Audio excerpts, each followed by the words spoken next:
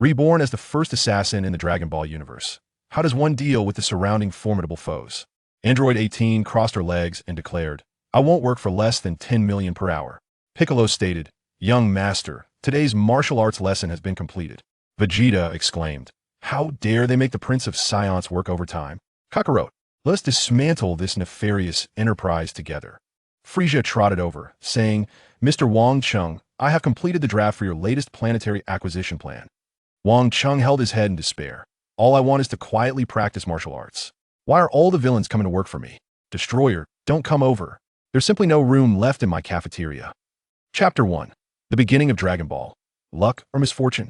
Wang Cheng awoke to find not his ceiling, but a landscape of rubble and desolation. What's going on? Was my house demolished? He instinctively tried to sit up, only to feel as if his entire body was in disarray.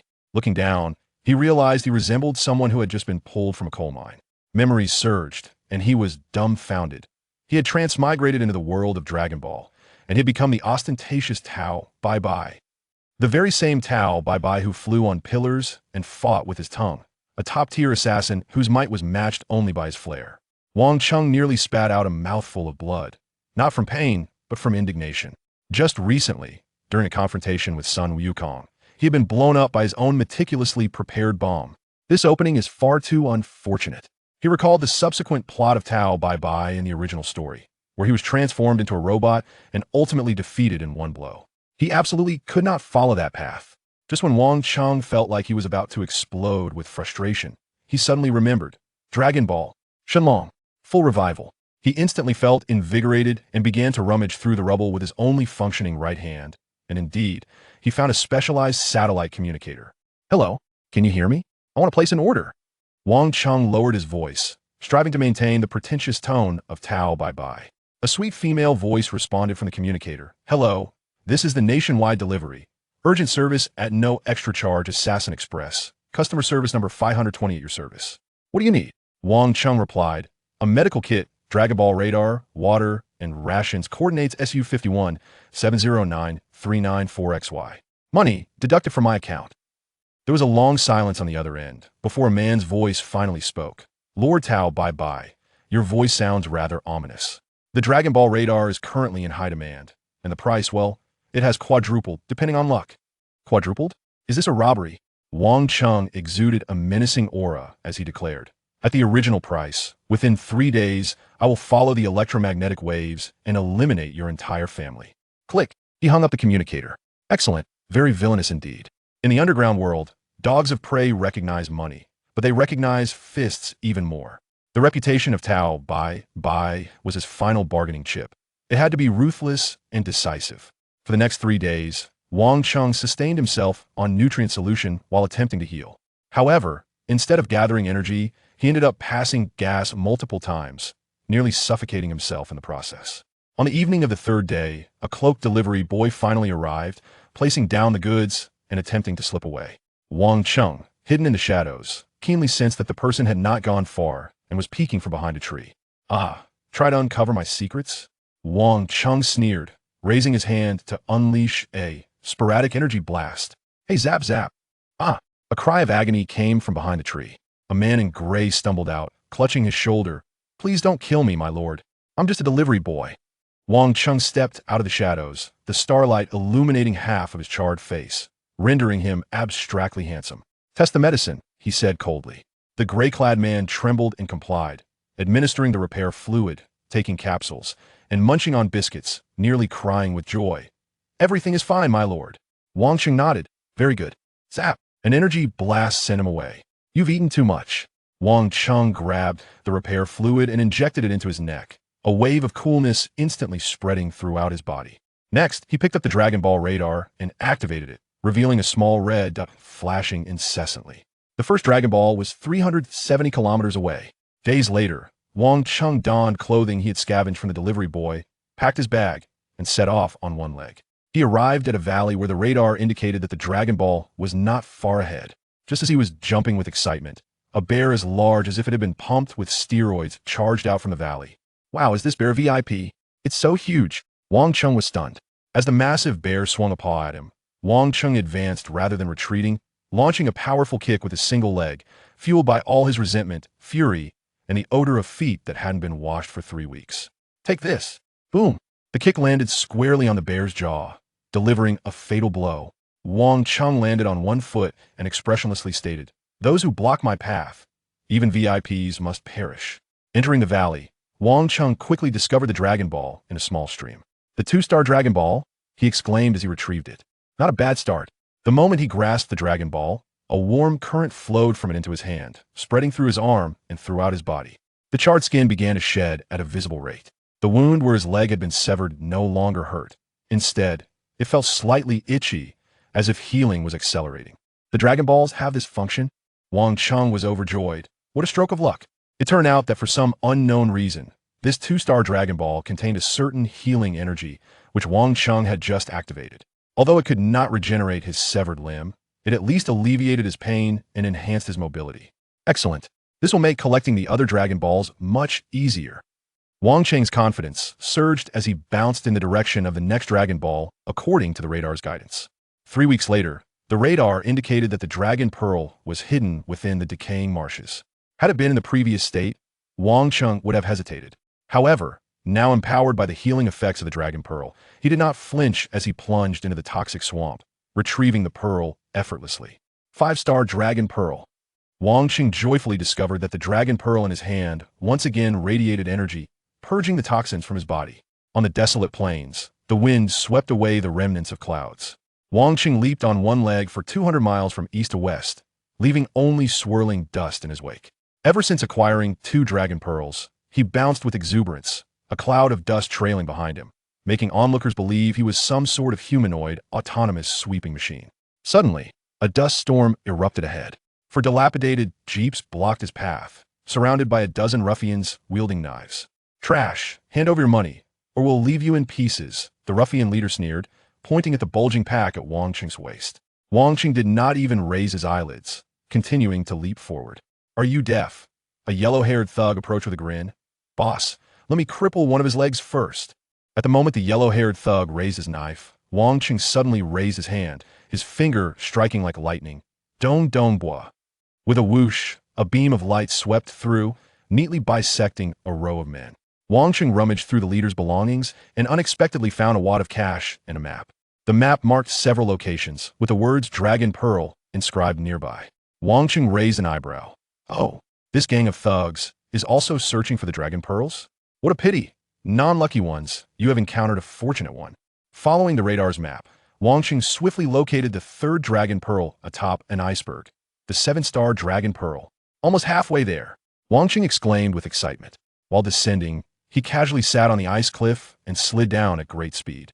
Wang Cheng arrived in a desert region. The 4th Dragon Pearl should be buried beneath the quicksand. Upon his arrival, he noticed a group of people excavating something. "Boss, the radar shows it's right below us," a subordinate shouted. "Hurry up and dig. I've heard that Tao Bai Bai is also collecting Dragon Pearls. We can't let him get there first." The leader was a one-eyed giant. Wang Cheng hid behind a sand dune, secretly amused. "I've already gotten there first." He quietly circled to the other side and discovered a desert motorcycle in the camp of these men. "Just borrowing it. You won't be needing it anymore." He started the motorcycle, deliberately creating noise to attract the group's attention, then swiftly charged towards the quicksand area. Wang Cheng drove into the quicksand zone, and at the moment he was about to be engulfed, he leaped from a vehicle, simultaneously firing the Dong Dong Bois at the center of the quicksand. With a loud boom, the quicksand exploded, revealing a glowing Dragon Pearl beneath. The very 4-star Dragon Pearl passed down from Sun Wukong. Wang Cheng reached out to grasp the Dragon Pearl, while using his other hand to throw out a grappling hook. Just as the quicksand was about to swallow him, the hook tightened suddenly, pulling him to safety.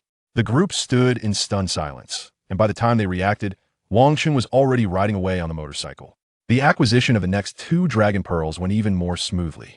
The 5th Dragon Pearl was venerated as a divine artifact by a tribe of primitive people in a cave. Wang Cheng simply used the Dong Dong Bois to create an opening above and seized the Dragon Pearl amidst the chaos. The 6th Dragon Pearl was discovered within a sunken ship on the seabed. 6 collected. Just 1 more to go. Wang Cheng arrived at an active volcano, according to the radar. Upon reaching the volcano's mouth, he discovered that others were already present, subordinates of Dr. Galois. It turned out Dr. Galois was also collecting Dragon Pearls, aiming to wish for an eternal source of energy from the dragon.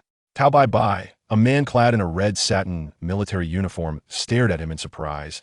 Aren't you supposed to be already dead? Wang Cheng chuckled. Sorry to disappoint your doctor. Another voice echoed from behind. Hand over the dragon pearl in your possession, and perhaps the doctor will consider transforming you into a robot.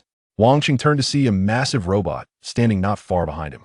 The robot charged forward with incredible speed, gradually forcing Wang Cheng to the edge of the volcano, with seething magma below. Last chance, Tao Bai Bai, surrender the dragon pearl, the robot proclaimed. Wang Cheng suddenly laughed. Want the dragon pearl? Let's see if you can handle it. Dong Jiang Bo.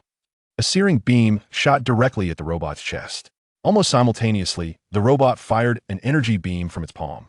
The two forces collided violently in midair, the energy wave consuming the robot while rebounding onto Wang Cheng, propelling him toward the edge of the volcano. In that critical moment, he spotted the seventh dragon pearl on the inner wall of the volcano.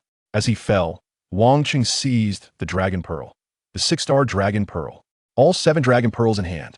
But he was about to plunge into the lava. Oh no, it's over. Wang Cheng thought in despair. At the brink of life and death, he struggled to gather the 7 dragon pearls together in midair, shouting, Come forth, Shenlong. Grant my wish.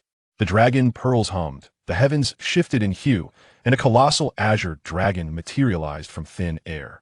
Wang Cheng reacted swiftly, desperately grasping one of the dragon's claws as he fell. Chapter 2. Notice, the West Capital Underground City version update. Returns swiftly. The heat waves at the edge of the volcanic crater have yet to dissipate.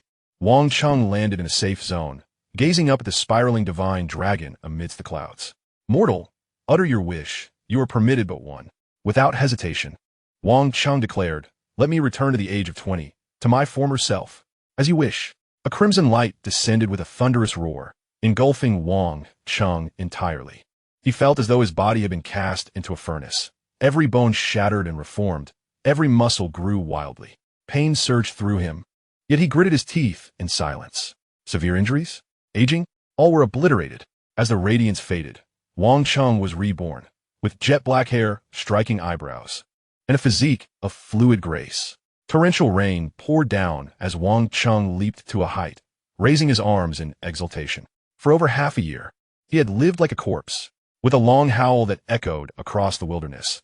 The very air trembled for 10 miles around, causing even the most ordinary creatures to take flight. Power. This was true power. The divine dragon transformed into 7 stones, soaring toward the corners of the earth. Wang Cheng resolved that none could hinder his ascent. After half a year of mere survival, he had finally attained rebirth. West Capital, here I come. With a flicker, he dashed across the wilderness, heading straight for West Capital. 3 days later, on the streets of West Capital, draped in a bear skin, Wang Cheng resembled a wild man, prompting passers-by to avoid him. He entered a clothing store, where a female attendant wrinkled her nose and shouted, Beg elsewhere. Wang Cheng promptly tossed a wad of cash. A black tactical jacket fitted. The attendant's demeanor shifted instantly. Sir, the fitting rooms are this way. After emerging from the clothing store, Wang Cheng turned into a barbershop. What a handsome fellow, remarked 3 rough-looking men lounging on the corner sofa. The leader, with red hair, reached out to slap Wang Cheng's face. Nice face. Mind if we have some fun? Wang Cheng retaliated with a swift backhand. The red-haired man was sent flying, crashing into a row of barber chairs. The remaining 2, startled, fumbled for spring-loaded knives. Wang Cheng unleashed a swift kick, incapacitating them both. The barbershop fell silent, save for the sound of breathing. Grabbing a pair of scissors, Wang Cheng snipped away, his long hair cascading to the floor, leaving him with a fresh, short hairstyle. He tossed some money down and, amidst the astonished gaze of the front desk attendant, vanished into the night. Deep within the underground of West Capital, in a dim alley, the rain had not ceased as Wang Cheng arrived. Before him stood an inconspicuous iron door, marked with a faint emblem of crossed daggers. This was the underground contact point from Tao Bai Bai's memories, the very nest where he had been ambushed and monitored during his prior injuries. He pushed the door open. Silence fell abruptly. 6 or 7 menacing gazes turned toward him. Behind the bar, a bald man with a cigar pinched between his fingers raised his head. Looking for fun? Before I lose my temper, you'd better cut off a hand and roll out. The bald man said. Wang Cheng scanned the room. 7 individuals. 6 henchmen alongside the bald man. Without a word, Wang Cheng swiftly eliminated the bald man and his lackeys. Approaching the bar, He opened the cabinet. Inside lay a ledger, stacks of cash, the self-cultivation of assassins, and 2 unopened packages of instant snail noodles. He picked up the communicator and pressed the channel. "I am Wang." His cold voice instantly reverberated through every shadowy corner of the West City. "Mr. K is dead. From this moment onward, you have but 2 choices, submission or demise." Silence enveloped the channel. The sound of a pin dropping could be heard. Their screens displayed inappropriate footage transmitted synchronously from Wang Cheng. No one dared to utter a word. The fate of the bald man and his henchmen served as a formidable warning. For 3 days, the underground of West City echoed with but one voice, my voice. Communication was severed. 3 days later, a bloody storm swept through the underground of West City. All dissenters became corpses, while the loyal knelt to offer their territories.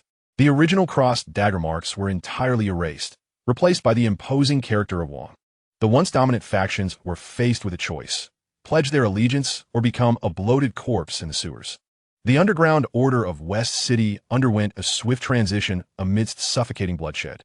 On the 5th day, at dawn, Wang Cheng stood atop the tower of West City. Clad in a black tactical jacket, he pressed a specially designed communicator, and a projection unfolded, revealing a map with countless flickering points of light. Each point represented his informants: the street punks, the socialites in bars, the homeless, and even ordinary citizens in pivotal locations. The entire city resembled a vast web of intelligence. The communicator vibrated. A voice, respectful to the point of servility, conveyed urgent news. "Boss, the daughter of the Universal Capsule Company is testing a new vehicle in East Canyon, and a group of bandits is preparing to kidnap her." Wang Cheng's gaze shifted to the east. He was confident that Bulma would be safe, yet a visit was warranted, for she was one of the protagonists. With his hands clasped behind his back, Wang stepped off the edge of the tower. Using the wind's momentum and the tower's wall, he descended silently to the ground. Without looking back, he vanished in a flash. The wind howled as Wang's figure swiftly darted across the desolate landscape. With a single leap, he covered dozens of meters, his fingertips harboring concealed sword energy. The renowned technique of cave wave from the Crane Immortal School was too conspicuous and could easily reveal his identity.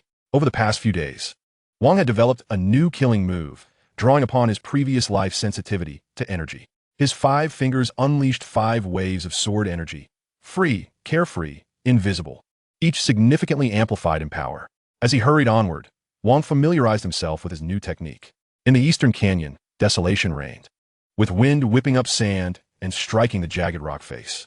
An exaggerated orange off-road vehicle drifted wildly at the canyon's bottom, its tail spinning gracefully, a spectacle of fluid motion. Inside the cockpit, Bulma's azure hair danced in the wind. "Ha! This performance is incredible. I am truly a genius." With a sharp turn of the steering wheel, the vehicle executed a beautiful drift in a ditch, kicking up a cloud of dust. Just then, a series of explosions erupted. Several modified armored vehicles surged forth from behind the rocks, encircling Bulma and blocking her escape route. The doors swung open, and a band of thugs armed with crude firearms leapt out. Leading them was a scar-faced brute with a face full of swagger, who sneered, Well, if it isn't Miss Bulma, today must be your lucky day."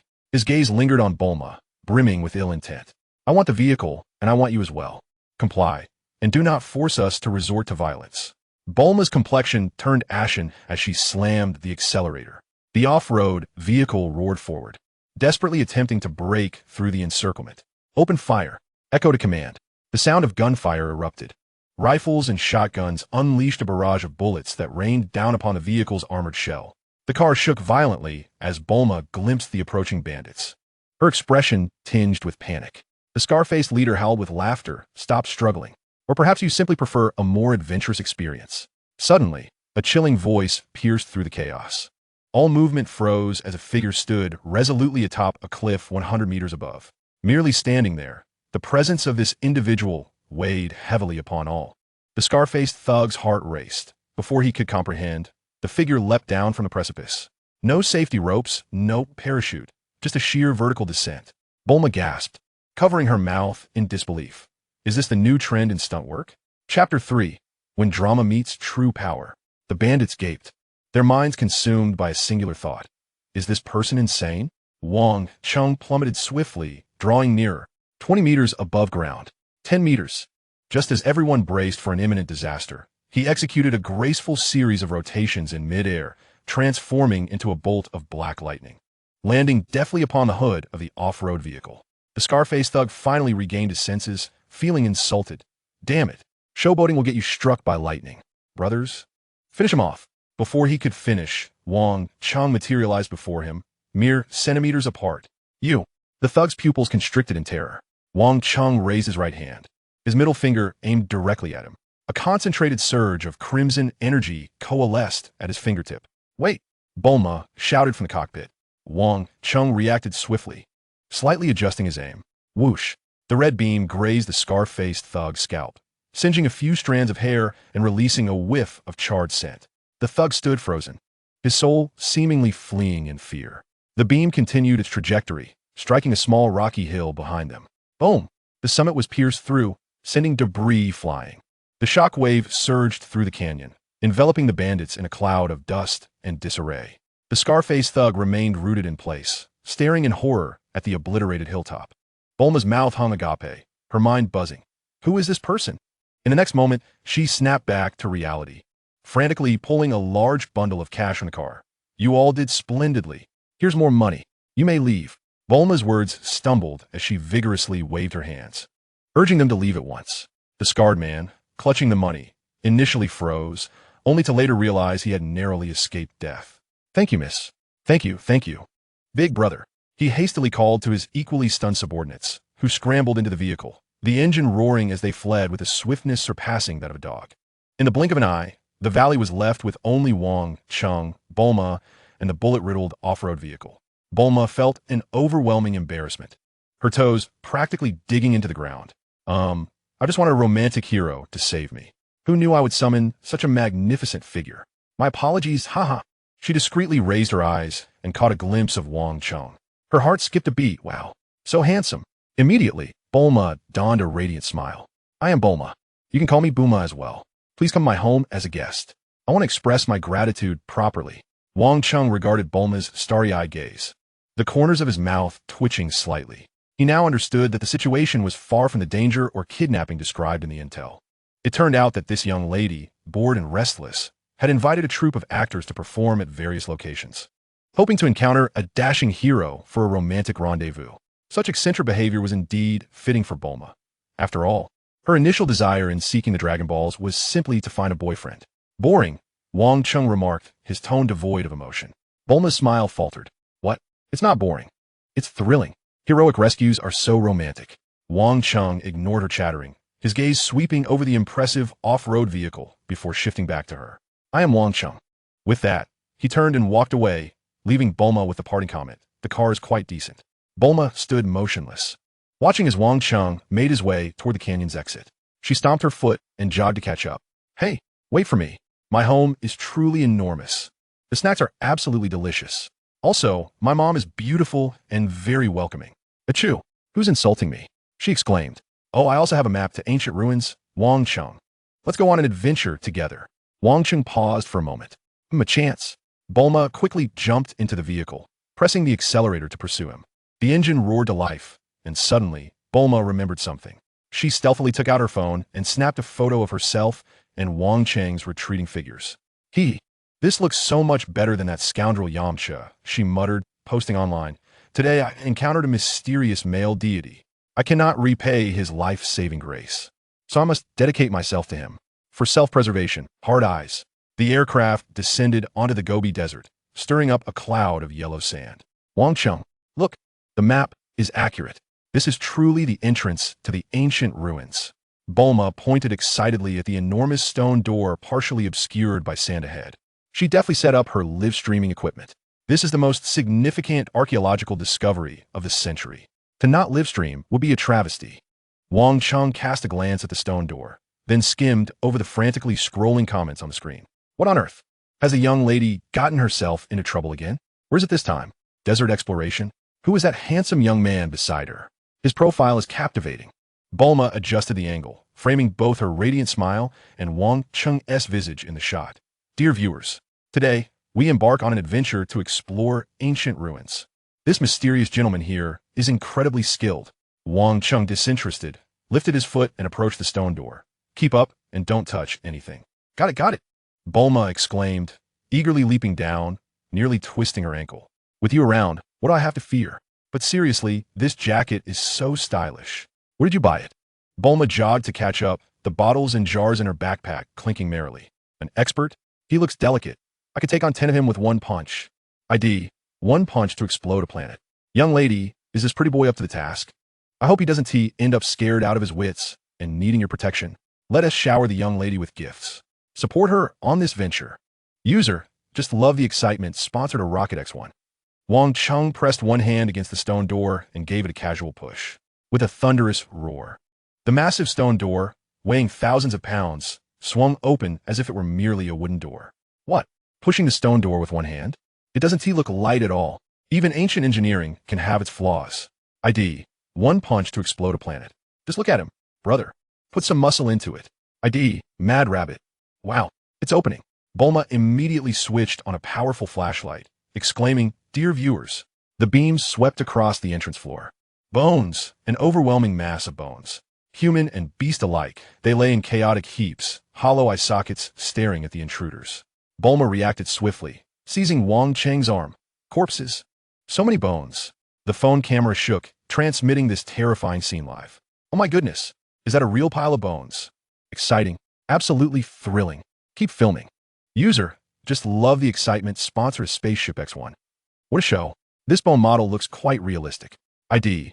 One punch to explode a planet. Wang Cheng paid no heed to the skeletons, stating, "If you're scared, you can go back." He stepped boldly into the darkness. Bulma stomped her foot, watching Wang Cheng's figure almost vanish into the shadows, stealing herself. Who's scared? I've seen far worse. Wait for me. The passage twisted and turned, echoing only their footsteps. A giant bat, the enormous kind. Bulma's heart raced, the flashlight wavering as she aimed it upwards. A dense swarm of massive bats hung from the ceiling, fangs bared. Ah, protect me with the comments. What on earth is that? It's over. The young lady and the pretty boy are about to become fodder.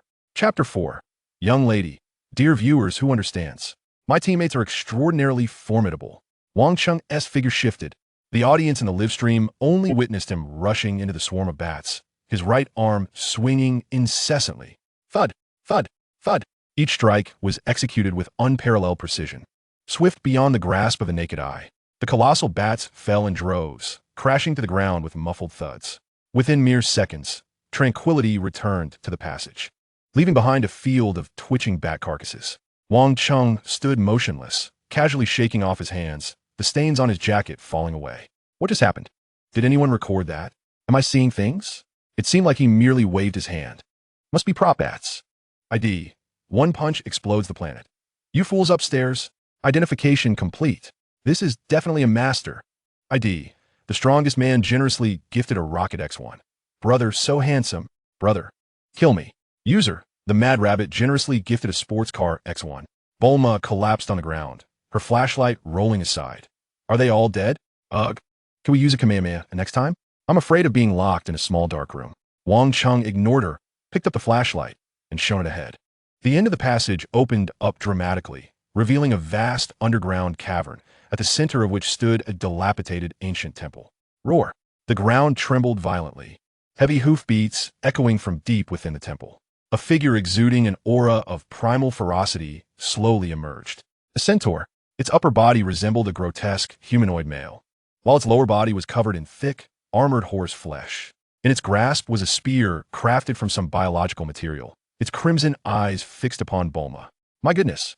A half-man, half-horse. Bulma scrambled behind Wang Cheng, daring only to peek her head and phone camera out. Is this creature even real? Dear viewers, this might be the last live stream from this lady. What the hell? What kind of creature is this? A failed human transmutation? This must be scripted. How much did these special effects cost? ID. One punch explodes the planet.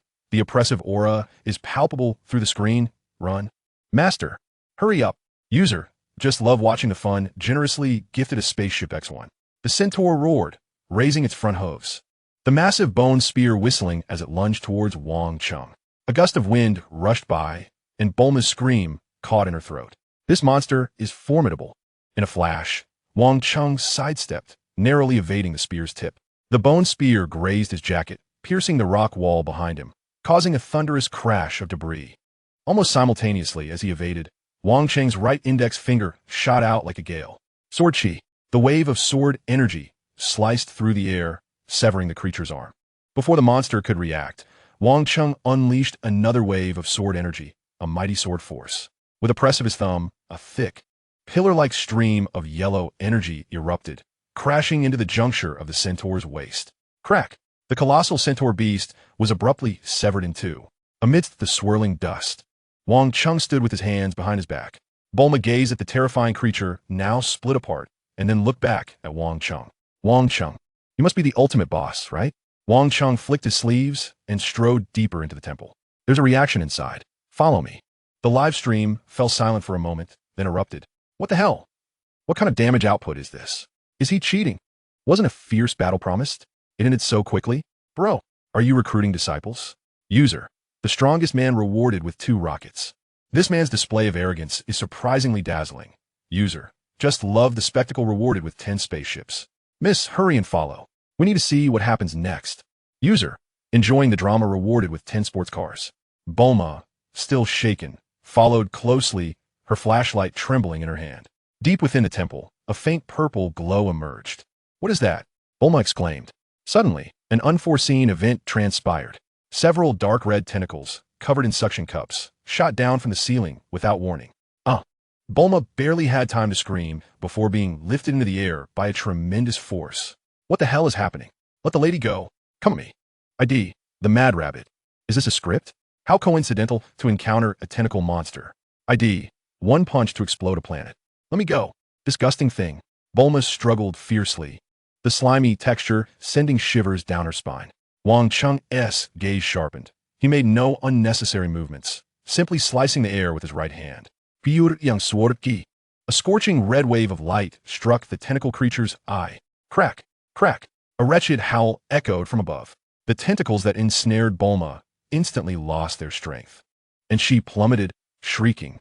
Wang Cheng stepped forward and caught her securely. Bulma, still trembling in shock, looked up at the ceiling and vaguely saw a monster, smoking and charred, helplessly descending to the ground with a muffled thud. Am I saved? She wondered, still in disbelief.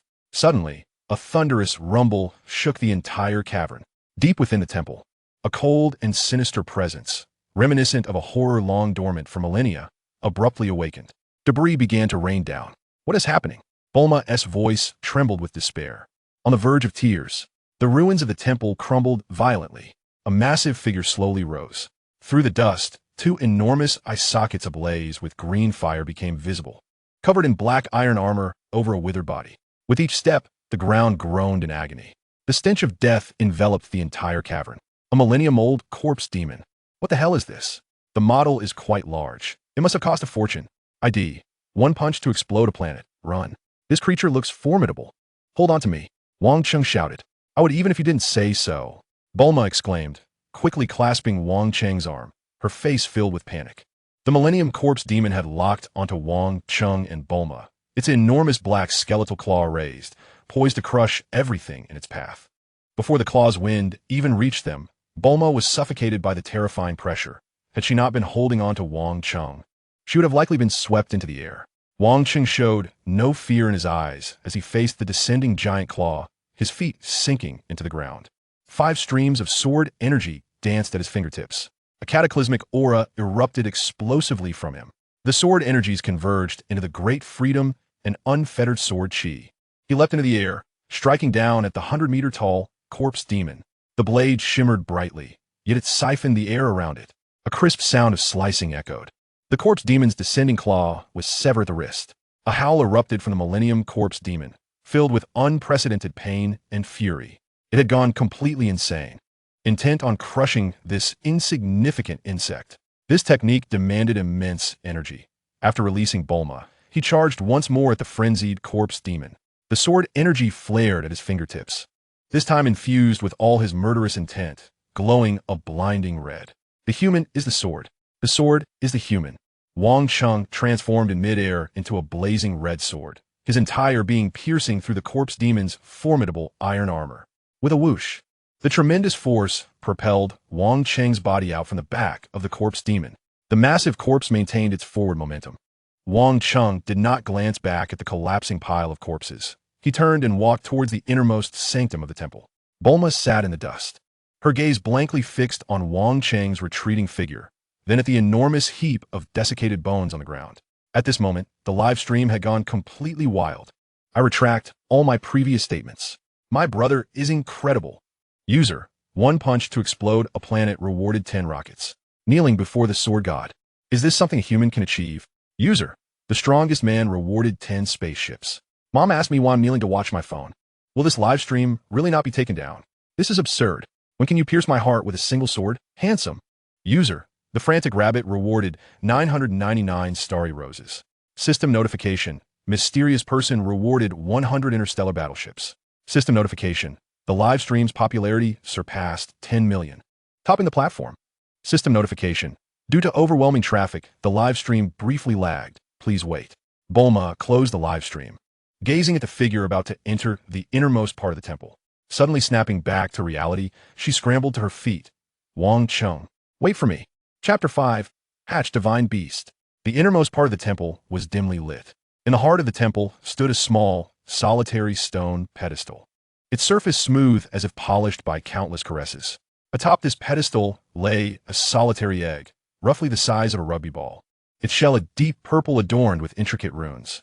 The entire cavern was illuminated by the purple radiance emanating from it. Wang Cheng approached the pedestal, his gaze sweeping over the egg. With a casual flick of his wrist, he tossed the rune-engraved egg towards Bulma, who was staggering forward. Startled back to reality from the shock of the fallen corpse demon, Bulma exclaimed in alarm as she scrambled to catch it. Upon grasping the egg, she found it surprisingly heavy, much more than she had anticipated.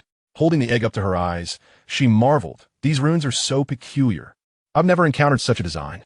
After pondering for a moment, she suddenly seemed to recall something and hurriedly handed the egg back to Wang Cheng, her tone a mixture of reluctance and resolve. Wang Cheng, you obtained this egg by defeating that formidable creature. It's far too precious for me to keep. Wang Cheng did not take the egg. Instead, he flipped his left hand, revealing a fist-sized crystal that was as dark as ink, its surface smooth and shimmering with faint red glimmers, pulsating with an energy wave. This is the core of the corpse demon. I extracted it while passing through earlier. This will suffice for me. Besides, keeping the egg serves no purpose. It might end up as nothing more than a fried egg. Bulma, taken aback by the core, froze at his final remark. A burst of laughter escaped her lips, ringing brightly through the temple. Fried egg? Wang Cheng, I never knew you could tell jokes. Her eyes curve into crescent moons. Don't always be so cold. While that S undeniably handsome, a little warmth now and then adds a touch of humanity. Humanity? Wang Cheng felt a pang in his heart.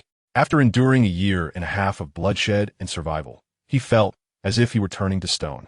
Indifference, decisiveness, and ruthless action had become his instincts. Laughter?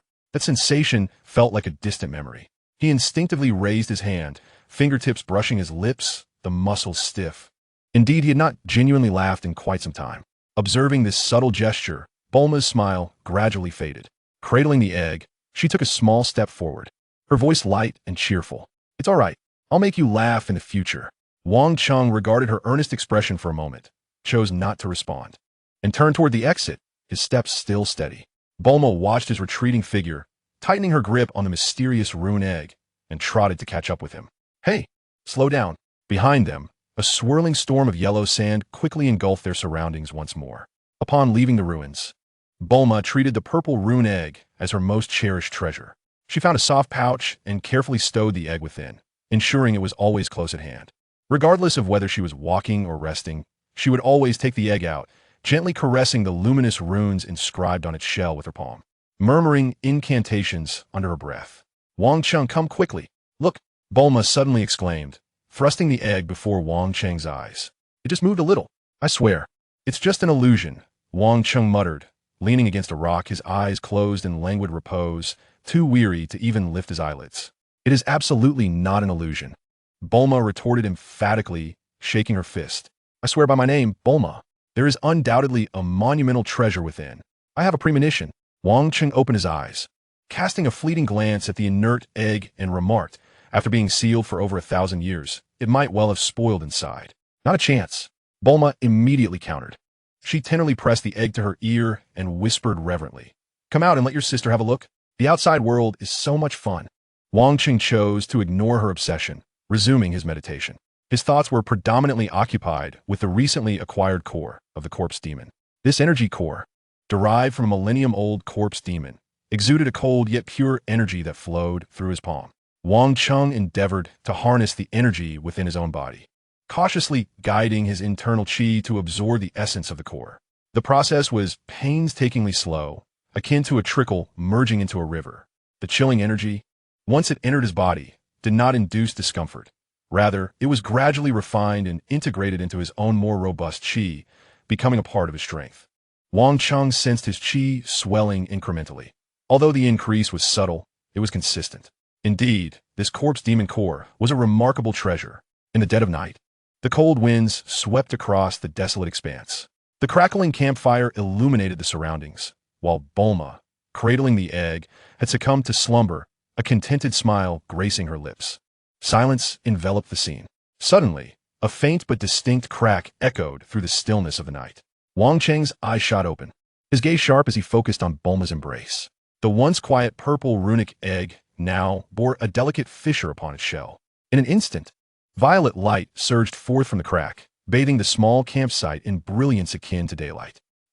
Bulma awoke in an instant, her voice rising in pitch with excitement. It's coming out. It's about to emerge. As if responding to her call, the sounds of the shell, fracturing, intensified.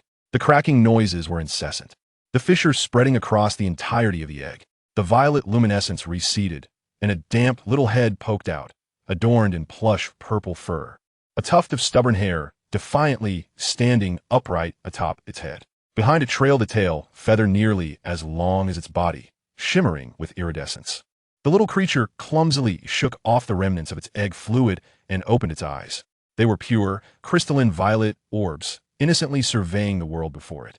Its gaze ultimately settled upon Bulma's astonished face, radiating joy. Beep! The little one emitted a soft, clear sound, tilting its head in curiosity. In that moment, Bulma's heart melted, her eyes sparkling with countless stars. She cautiously extended her hand, gently cradling the small creature from the shattered eggshell, disregarding the slime adorning its body, and embraced it tightly. Babbling in delight, "Oh my, it's utterly adorable. Fear not. Mom and Dad, Sister is right here. From now on, I shall protect you." Bulma was lost in the bliss of motherhood, her fingertips delicately caressing the soft feathers of the little bird, her smile wide and uncontainable. Wang Cheng's gaze fell upon the adorably naive bird. Deep within its amethyst eyes, ancient runes flickered momentarily. His instincts whispered that this seemingly harmless and somewhat goofy little creature was far from simple. Chapter 6. The divine water almost sent me away in one gulp. The towering Kalinta reached into the clouds, its structure enshrouded in an unyielding mist. Bulma felt a strain in her neck, exclaiming, "My goodness, is this really meant for climbing?" Wang Cheng looked up, his sight piercing through the cloud cover, locking onto a faint breath emanating from the tower's peak. He grasped Bulma firmly. "Hey, what are you doing?" Bulma's scream caught in her throat as Wang Cheng propelled himself upward like a black arrow shot into the sky. The howling wind rushed past her ears, and with her eyes shut tight, she felt as though her heart might leap from her throat. The sensation of weightlessness forced her to cling tightly to Wang Cheng's arm. After an indeterminate period, her body suddenly felt lighter. The sensation of her feet touching solid ground returned. Bulma's legs buckled, nearly collapsing. She opened her eyes to find herself on a platform at the summit of the clouds. A plump white cat, leaning on a wooden staff adorned with bells, lazily groomed its paws. A rare visitor. The cat sage's voice was aged yet resonant. Steadying herself with Wang Cheng's arm, Bulma eagerly presented the purple little bird. "God Saje, please take a look. This is a treasure we unearthed from ancient ruins. What is its origin?" The bird chirped inquisitively at the white cat. The cat sage's gaze swept over the bird, its grooming motion abruptly halting. "This," the cat sage's whiskers perked up, its voice trembling. "Amethyst eyes, flowing cloud tail. This is the amethyst phoenix, the legendary bird born alongside storms and the laws of space. Ancient texts contain merely half a page of records.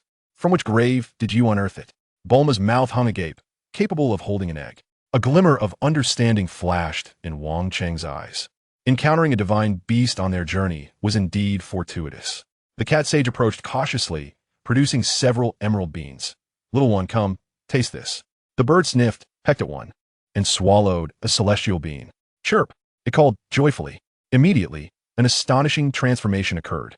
A radiant purple light erupted around it. The bird's body grew at an astonishing rate, its down shedding to reveal plumage resplendent as purple satin. Its wings unfurled, spanning over 8 meters in an instant. Bulma stood petrified, gazing at the extraordinary giant bird before her. The cat immortal inhaled sharply. The divine being can actually catalyze its growth directly? Truly, it is a divine bird.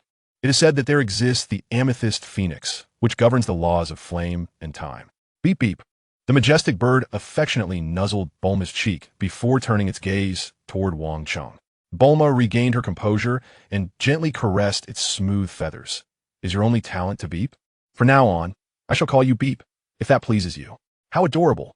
Wang Cheng, who was sipping water, nearly sputtered it out. Let us call it Little Purple instead. Bulma replied joyfully. From now on, your name shall be Little Purple. Beep beep.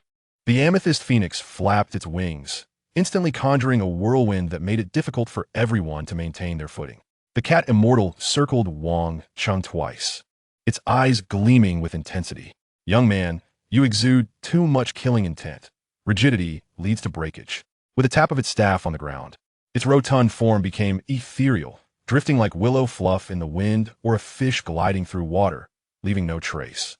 This technique, the flowing cloud step when mastered, brings tranquility to the mind, emphasizing the essence of transformation. Regardless of your immense strength, I am but a wisp of wind. The afterimages flickered atop the tower, their speed and slowness indistinguishable. Wang Cheng's gaze sharpened, locking onto every subtle shift of the cat immortal, every ebb and flow of its breath. His internal energy began to circulate, mimicking that unique rhythm. After demonstrating the technique, the cat immortal paused. Did you grasp any of it? It stroked its beard. Wang Cheng remained silent. He made his move. His steps began somewhat clumsily, yet after just a few strides, his form suddenly became indistinct. In the midst of his movements, a natural grace akin to flowing clouds and rushing water emerged, bearing a striking resemblance to the cat immortal's demonstration, albeit imbued with an additional sharpness and enigma characteristic of an assassin. The cat immortal halted, its beard stroking mid-motion, its small eyes widening in astonishment.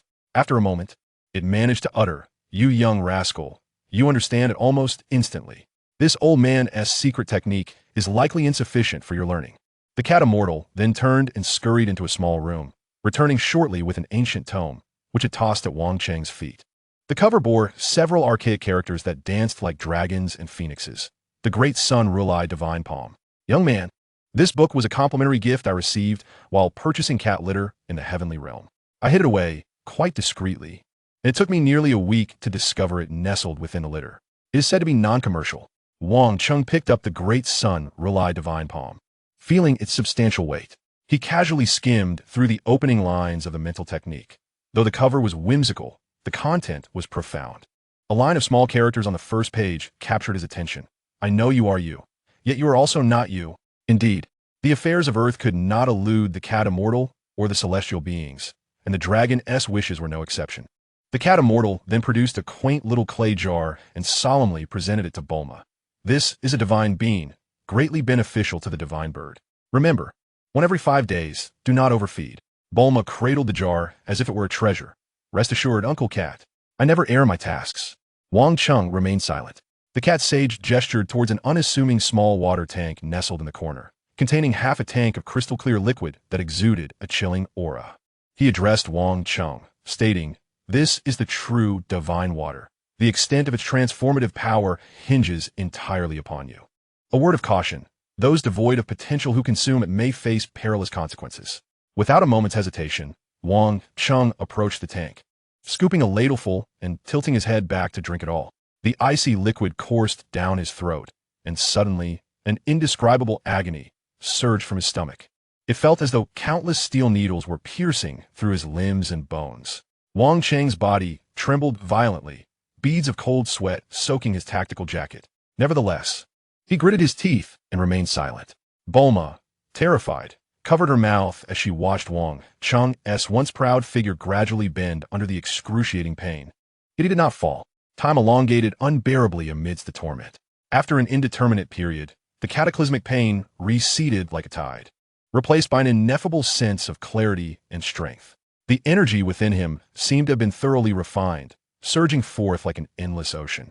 Wang Cheng straightened his back and took a deep breath. The clouds atop the tower appeared to shift slightly with his inhalation. The bloodshot veins in his eyes faded away, leaving behind an unfathomable tranquility, sharper than ever before. Bulma, frightened nearly to death, grasped Wang Cheng's arm, trembling with fear, acknowledging the newfound power coursing through him. Wang Cheng clasped his hands in gratitude towards the cat sage, saying, "Thank you for your guidance, cat sage." Congratulations. The cat sage waved farewell, inviting the two to return again. Beep. The purple giant bird emitted a clear, resonant call. It lowered its head and gently pecked Bulma before turning towards the vast sky. Bulma exclaimed in delight, "Wang Cheng, Little Purple says it can take us back." Chapter 7. I Conquer the Father-in-Law with Physics. Wang Cheng embraced Bulma, and in a swift motion, they landed upon the bird's back. "Hold on tight," Wang Cheng instructed. Before Bulma could fully process what was happening, she felt her body lurch backward. The divine phoenix flapped its wings vigorously, unleashing a sudden gust of wind. "Godbi, unklikat," Bulma waved. The giant bird darted through the clouds like a flash of purple lightning. The cat sage waved, watching Wang Cheng's receding figure, murmuring a monster. The divine phoenix soared through the clouds, landing on the helipad of the West City Capsule Corporation. Bulma instructed Little Purple to rest in the garden and, turning to Wang Cheng with her hands on her hips, declared, "This time, there will be no escape." "I meant it when I said I would make you laugh," Wang Cheng replied. "That is no small feat." He truly had no intention of leaving. Bulma's father, Dr. Brief, was the core architect of the gravity training chamber and later the interstellar spacecraft, and he had long wished to meet this scientific luminary. Moreover, spending time with this young lady always inexplicably put him at ease, relieving him from the constant tension. "Dad, Mom, I'm back," Bulma announced as she entered. The living room was spacious enough to host horse races, filled with a sense of technological elegance, while still exuding luxury. A middle-aged couple turned their attention towards her at the sound of her voice. Dr. Brief, adorned with spectacles and a distinctive nest-like hairstyle, welcomed warmly alongside his graceful and curious wife, Mrs. Brief, whose eyes sparkled with intrigue and a hint of gossip. "Welcome, welcome. Bulma rarely brings boys home." Dr. Brief adjusted his glasses. "Is this young man Wang Cheng?" Mrs. Brief's eyes lit up, surveying Wang Cheng with keen interest. Wang Cheng maintained a composed demeanor, addressing them respectfully. "Doctor, madam." Mrs. Brief beamed with delight, exclaiming, "Oh my, what a handsome young man, even more charming than a celebrity. Bulma has exquisite taste." She playfully squeezed Wang Cheng's arm, noting such solid muscles. Bulma's father was just like this in his youth. Dr. Brief scratched his head, reminiscing, "In my younger days, I was as thin as a bean sprout." Bulma blushed, stomping her foot. "Mom, stop it. How embarrassing." Several maids presented exquisite pastries. "Please take a seat." Dr. Brief warmly invited, brimming with curiosity. "Bulma mentioned that you were instrumental in her recent endeavors." Bulma transformed into her #1 fan, animatedly recounting their harrowing adventures in the canyon and tomb, emphasizing Wang Cheng's remarkable feats of piercing hills with a single finger and vanquishing ancient corpses, her enthusiasm evident. Wang Cheng remained non-committal regarding her exaggerated praises. When Bulma mentioned Wang Cheng's interest in technology, Dr. Brief perked up. "Oh, Mr. Wang Cheng also enjoys studying these matters?" With a casual tone, Wang Cheng set down his teacup and remarked, "The space compression technology of the universal capsule is quite ingenious, with energy efficiency nearing theoretical limits. If the issue of spatial oscillation during instantaneous expansion can be resolved, the load capacity might increase by over 30%. Dr. Brief's eyes widened in astonishment, as though he had stumbled upon a rare gem. "Spatial oscillation issue. How did you arrive at this direction?" "This is precisely the theoretical bottleneck I've been grappling with." "My goodness. Bulma, why didn't you mention that Mr. Wang Cheng is a peer?" He stood up excitedly, nearly toppling his teacup, and immediately engaged Wang Cheng in a discussion about complex spatial physics models and energy field equations. Wang Cheng navigated the conversation with ease, thanks to his prior research through underground intelligence networks, gathering insights on Dr. Brief's focal studies and various scientist perspectives, combined with his remarkable memory. His insightful remarks and forward-thinking concepts left Dr. Brief in awe, his gaze fervent as though he were admiring a goddess. "A genius. Simply a brilliant conception." Dr. Brief's face glowed with excitement, fully embracing Wang Cheng as a kindred spirit. Meanwhile, Mrs. Brief watched Wang Cheng with increasing satisfaction, elegantly sipping her tea. Bulma, you have exquisite taste. Mr. Wang Cheng is truly both handsome and capable. Are you two living together? In a moment of shock, Bulma sprayed her tea across the room. Her face flushed with embarrassment. Mom, what are you saying? Wang Cheng took a sip of tea, confirming Mrs. Brief's reputation for warmth. With an innocent expression, she replied, Oh dear, I'm just being concerned. What if such a wonderful young man slips away? Mom, Bulma, mortified and furious, wished for nothing more than to disappear into the ground. Wang Cheng set down his teacup and said, Doctor, may I share some thoughts regarding the gravity chamber? Would it be possible to visit your laboratory? Absolutely. It would be my pleasure. The doctor, elated, promptly set aside thoughts of his wife and daughter. He grasped Wang Cheng's arm and led him towards the expansive laboratory brimming with extraordinary devices. Mrs. Brief observed Wang Cheng's retreating figure and nodded with a smile, approvingly. Wang Cheng settled into the Brief mansion. Once the gravity chamber was completed, his abilities would experience a remarkable enhancement. He chose the most secluded room, adjacent to a state-of-the-art gym. Stripping to the waist, he exerted himself, beads of perspiration cascading down his sharply defined physique. He performed a handstand, supporting his entire body with just his index finger, executing one-finger push-ups. Beneath his fingertip, the alloy floor was indented under the pressure. The gym door was gently pushed open. Bulma entered, carrying a tray adorned with exquisite pastries and chilled fruit juice. Upon witnessing Wang Cheng's intense training, her eyes widened in astonishment. Wang Cheng, take a break. Try my freshly baked cranberry cookies and some orange juice. Before she could finish her sentence, bang! Distracted by her admiration for Wang Cheng, she tripped over a dumbbell and fell, sending the tray flying. In an instant, Wang Cheng executed a swift movement, catching the tumbling glass of juice with one hand while deftly securing each cookie in midair with the other. Bulma, still in shock, looked up to see the tray perfectly arranged with cookies stacked like a tower, every single one intact. Be careful. Wang Cheng's voice held no discernible emotion. Bulma gazed at him in awe. With such speed and dexterity, should he choose to turn it against me, it would be quite formidable. Wang Cheng noticed Bulma, lost in her thoughts, her imagination likely running wild. Embarrassed by her own daydreaming, she blushed and retreated, saying, I'll go review the designs. Wang Cheng grabbed a cookie that was barely palatable and tossed it into his mouth. It was rather bland, with a hint of burnt flavor. The texture was less than pleasant, even somewhat gritty, yet he chewed slowly before swallowing.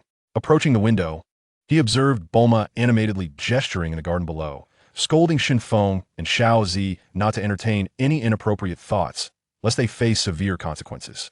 With a bemused smile, Wang Cheng couldn't help but find her antics endearing. Chapter 8. You doubt my capabilities? I'm ready to break through. Day after day, Wang Cheng immersed himself in training, occasionally discussing the construction of the gravity chamber with the doctor. Once completed, he planned to advance to the next phase. The intelligence organization continued to expand its reach around the outskirts of the western capital, while keeping a close eye on the main character's movements. Meanwhile, Bulma sought to amuse Wang Cheng daily with her antics, though regrettably, her efforts often ended in failure, leaving her exasperated.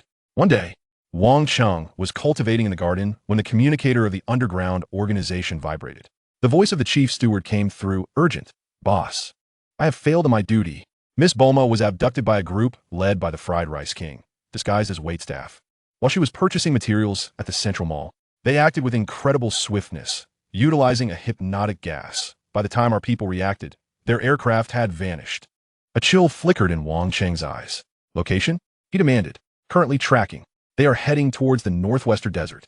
However, the signal has been severely disrupted and ultimately disappeared at an unrecorded coordinate. Suddenly, a cry erupted from the garden outside. Shanfeng Xiaoji, the magnificent bird, was agitated. Since its birth, it had maintained a tenuous telepathic connection with Bulma.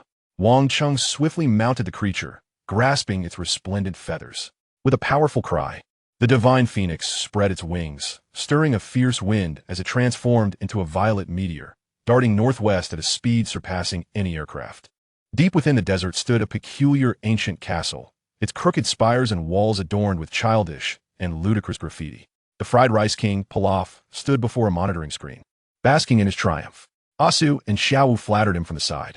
Your Highness Pilaf, your brilliance is unmatched. This abduction plan is flawless. As long as we use her as a hostage to coerce Dr. Brief into surrendering the Universal Capsule Company, the world will be ours. Wahaha! In the dungeon, Bulma's hands were bound behind her back, her mouth covered with an exaggerated piece of tape. She struggled relentlessly, her eyes blazing with fury. Pilaf waddled in, a smug grin on his diminutive face. The heiress of a universal capsule now realizes my might, does she? Bulma rolled her eyes, casting a scornful gaze. Pilaf leaned closer, pointing at his graffiti blueprint. Look, my grand design. Once I rule the world, I shall paint every city in this beautiful hue. Bulma responded with muffled protests. Pilaf, feeling insulted despite not understanding her, stomped in frustration. Lock her up properly. I shall interrogate her when I am in a better mood. Outside the castle, a violet streak descended from the heavens, crashing to the ground with a thunderous impact. Wang Cheng arrived on the bird, his windbreaker rustling in the breeze. He leapt down, his gaze sweeping over the ludicrous castle. Xiaoji screeched at the castle, confirming that Bulma was indeed trapped within. Just as Wang Cheng was about to advance, a figure emerged from the shadows beside the castle, a young man with black hair, clad in a vest and a red scarf, his demeanor exuding a blend of languor and indifference. The young man spoke. Hey, the one inside is my prey. Wang Cheng's eyes fell upon him. The young man's aura was formidable, surpassing that of ordinary individuals, even stronger than many martial artists. Moreover, this face, it was the work of Dr. Gero, the android, known as Number 17. Yet at this moment, he was still an unaltered, normal human. Noticing Wang Cheng's scrutiny, the young man's confident smirk deepened. I am called Lapis. It has come to my attention that a jester is wreaking havoc nearby, and I am here to stretch my limbs. He cast a glance at Wang Cheng and Shun Feng, his tone nonchalant. You need not intervene. I am sufficient on my own. Wang Cheng remained silent, standing with his hands clasped behind his back. How intriguing. Lapis chuckled softly, and in an instant, his figure became indistinct. Bang! The grand door of the castle burst open with a thunderous crash. Like a whirlwind, Lapis charged in. Inside, one could hear the piercing screams of Pilaf, the barking of Ashu's dog, and the muffled thuds of fists meeting flesh accompanied by explosive sounds. Wang Cheng stepped inside. Chaos reigned. The robotic minions lay sprawled in disarray, traps and mechanisms violently dismantled. Lapis moved swiftly through the corridor, and with each appearance, a subordinate of the Fried Rice King fell, swift and decisive. Soon, he grasped the bruised Pilaf and tossed him to the ground. Ashu and Xiao lay nearby, bubbling in disarray. Lapis waved his hand, done, easily vanquished. He turned to Wang Cheng, a taunting glint in his eyes. It seems you shall have no chance to display your prowess. At that moment, Xiaoji pecked open the prison door. Bulma dashed out, tearing off the tape from her mouth. Wang Cheng, she hid behind him, pointing at Lapis. Who is he? Surely not as formidable as you. Lapis's brow furrowed, his displeasure palpable. After all his efforts to breach the dungeon, this woman dared to disregard him and claim another was superior? Lapis snorted. I have vanquished all foes. What did he do? Merely stand by and watch. Bulma placed her hands on her hips. Wang Cheng need not lift a finger. Merely standing there makes him 1,000 times mightier than you. Lapis, amused yet infuriated, turned his gaze to Wang Cheng. It appears a confrontation is inevitable. Wang Cheng replied, You are incapable. What did you say? Fury ignited in Lapis's eyes as he unleashed his full speed, launching a punch at Wang Cheng. Wang Cheng sidestepped, elusive as flowing clouds. The cloud step learned from the cat sage had now reached its pinnacle in his mastery. Like a serpent emerging from its lair, he raised his hand and seized Lapis' wrist. Lapis felt his energy falter, his body propelled uncontrollably forward, nearly tumbling head first. In disbelief, he glanced back, only to find Wang Cheng standing there, as if he had not moved at all. I told you, you are incapable. Wang Cheng's expression remained impassive as he regarded him. Seeking death, Lapis intensified his assault. Clearly, he had undergone systematic combat training with innate talent. Yet to Wang Cheng, he appeared riddled with flaws. Amidst the tempest of Lapis' onslaught, Wang Cheng moved with the grace of a leisurely stroll. Every strike of his fingers, palms, and elbows targeted the most critical points, disrupting Lapis' rhythm and redirecting his force into the void. Wang Cheng didn't even need ki. With pure martial skill and footwork, he had already overwhelmed him.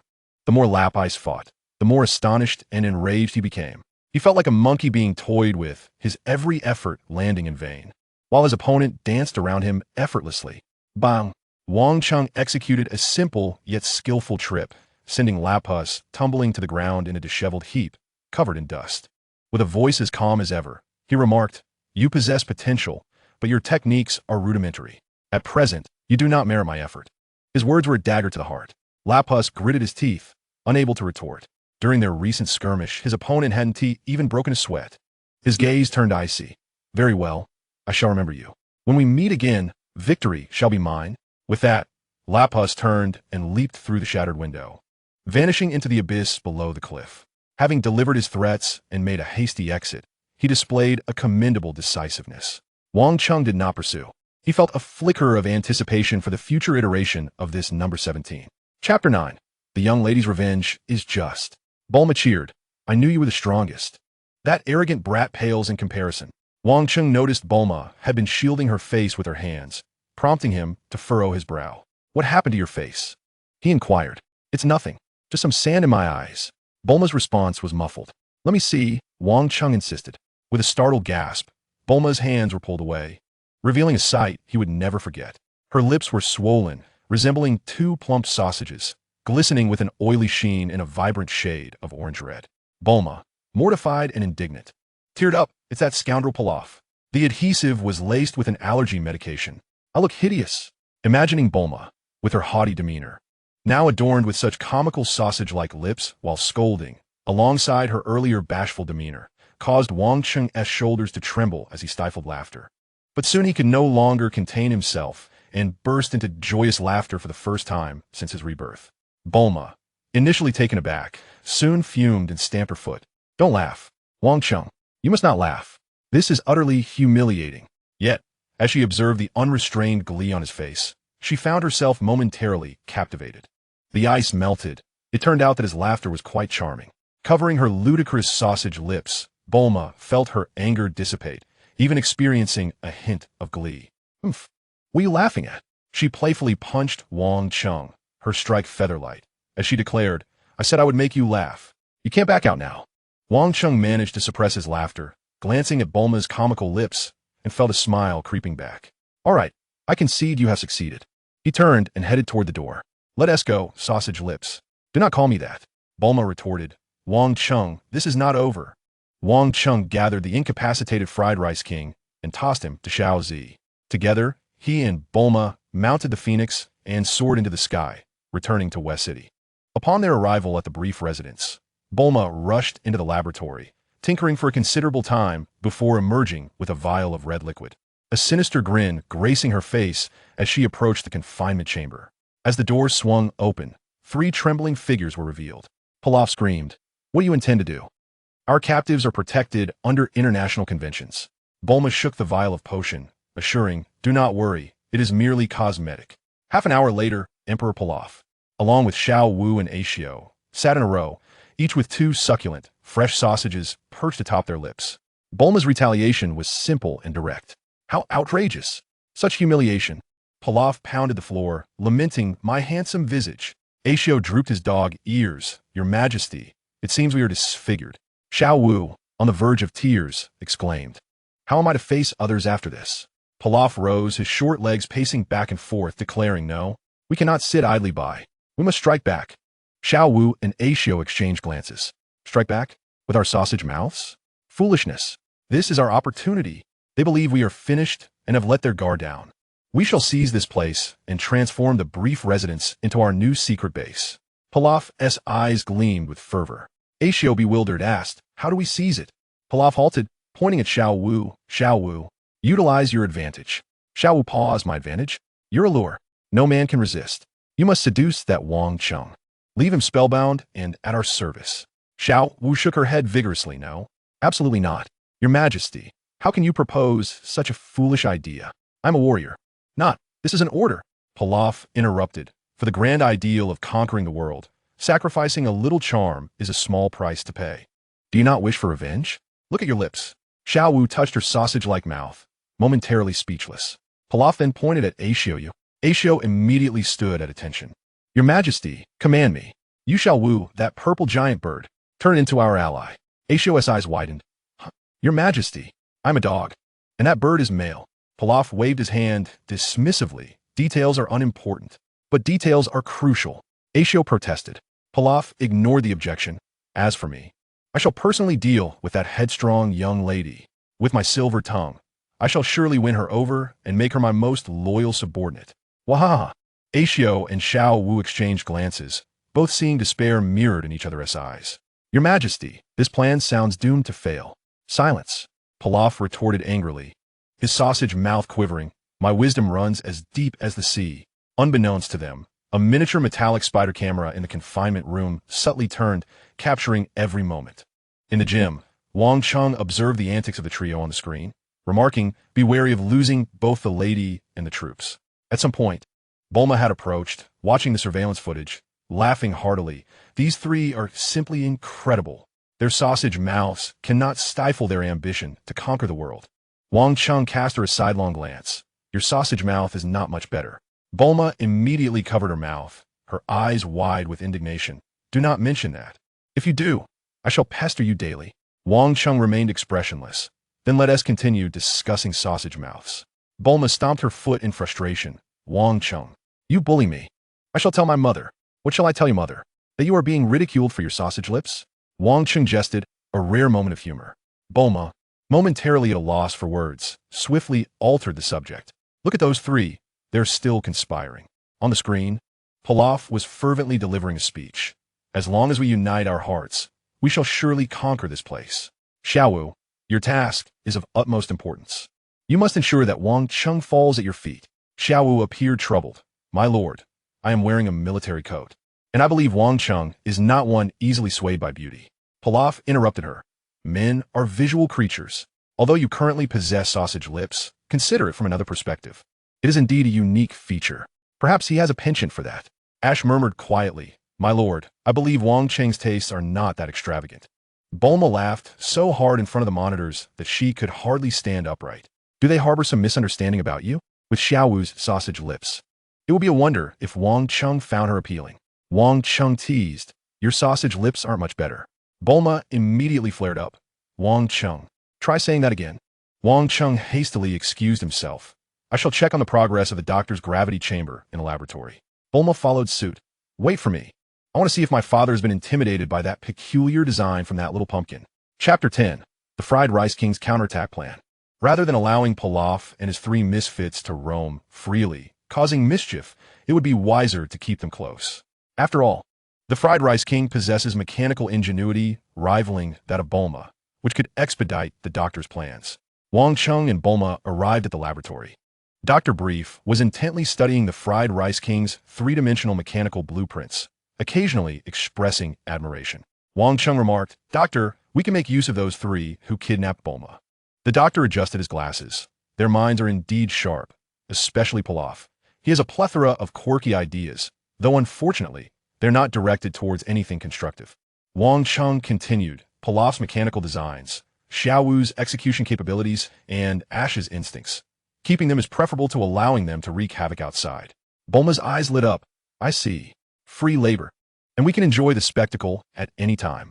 She excitedly rubbed her hands together and said, Perfect timing. I recently developed new memory collars and force feedback wristbands that will ensure they comply. As she dashed off to fetch them, Wang Cheng shook his head slightly. This girl has an uncanny ability to turn serious matters into a theatrical affair. Wang Cheng retrieved the seemingly lifeless Pilaf and his companions and brought them to the garden. A bucket of cold water was splashed down. Who dares to launch a surprise attack on this king? Pilaf, Xiaowu, and Ash jolted awake, stunned and bewildered, their sausage lips quivering. Upon recognizing Wang Cheng before them, they froze, cold sweat pouring down their brows. They faced two choices, whether restraining devices and work until they repay Bulma's emotional damages or feed the birds. The phoenix Xiaozi turned its head, its beak glinting sharply in the sunlight. The trio huddled together in fear, their sausage lips trembling even more. We will work. We will work. Pilaf exclaimed, Your Majesty, no. With my profound wisdom that runs as deep as the ocean, I shall surely atone for my sins. I shall serve the young lady with unwavering dedication until my last breath. Ashu nodded fervently. Woof. Me too. I am quite adept at guarding. Xiaowu sighed. I choose one. Wang Cheng gestured towards Bulma. Bulma approached with a cheerful smile, stating, This is a retractable collar. without my permission. Should you leave my premises or attempt to remove it forcibly, you shall face dire consequences. She made a comical expression. The three turned pale, allowing Bulma to fasten the collar around their necks, locking their wristbands as well, which would only separate during work hours. Wang Cheng instructed Pilaf, head to the laboratory and assist the doctor and Bulma, serving tea and testing parts. Pilaf wanted to protest, but immediately wilted under Wang Cheng's gaze, replying, yes. Xiao was primarily responsible for Wang Cheng's daily needs. Bulma added, be on standby at all times. Wang Cheng works hard and must always have towels and water ready. Xiao glanced at Wang Cheng and nodded earnestly. Bulma initially hesitated, but then thought, given that even she had not won over Wang Cheng. This Xiao had a long way to go. As for Ashu, he was assigned to the garden, responsible for watering, weeding, and cleaning up after the divine bird. The magnificent bird, Xiaoji, curiously approached, and Ashu, frightened by its enormous beak, scampered away, shouting, Your Majesty, help. It wants to eat me. Enough whispering. Workers, get moving. Bulma declared with her hands on her hips. The three, dispirited and sporting sausage-like pouts, trudged off to work. Bulma chuckled, perfectly aligns with their plans. Wang Cheng shook his head with a smile and turned towards the training ground. He needed to seize the time to enhance his strength. During a break, the three hid among the flowers. Pilaf remarked, Isn't this just perfect? We each approach our targets, and when the time is right, we shall level this place. Ashu, with a mournful expression, asked, Your Majesty, when will the time come? I think I stepped in something. Xiao and Pilaf instantly distanced themselves from Ashu. My cyberpunk dance seems ineffective against Wang Cheng, Xiao stated expressionlessly. Fool, he is merely feigning composure. Next time, don't wear the military coat. Instead, wear a maid outfit and keep mentioning charge my card, and I guarantee you will succeed. Pilaf declared, My offensive strategy has yet to fully unfold. That headstrong girl will eventually be subdued by me. Bulma, monitoring through the wristbands, overheard everything and collapsed on the sofa in laughter. Oh my, they're truly amusing. Mrs. Brief elegantly sipped her tea. It's nice to have a bit of liveliness at home. Wang Cheng sat in meditation at the training ground, with the air swirling gently around him. Pilaf, hiding at a distance, observed such pretentiousness. Suddenly, the airflow around Wang Cheng accelerated, and leaves formed a vortex around him. Pilaf, startled, took a step back and tripped over a water pipe, falling clumsily. Ashu hurried over. Your Majesty, are you all right? Pilaf, with a disheveled appearance, rose from the ground, stubbornly asserting, This king merely executed a tactical fall. Wang Cheng, concluding his training, observed the playful trio and shook his head. He calmed his thoughts, reflecting, the underground organization's rapid expansion has rendered the existing structure inefficient, leading to frequent failures in missions, such as the recent task of protecting Bulma. He required a manager capable of overseeing the entire operation, endowed with sufficient authority to instill fear. A name surfaced in his mind, Lan Chi, gentle and meticulous in thought, yet a fierce blonde firebrand when provoked. A dual personality, the perfect disguise. With a little nurturing, she would become the optimal candidate for the intelligence center. Wang Cheng pressed the communicator and instructed, locate an individual. Blue-haired, typically gentle and virtuous, but with a volatile temperament when roused. At this moment, she should be on Kame Island. Find her. Remember, observe from a distance. Do not set foot on the island. Yes, boss, came the respectful reply from the steward, who dared not inquire further.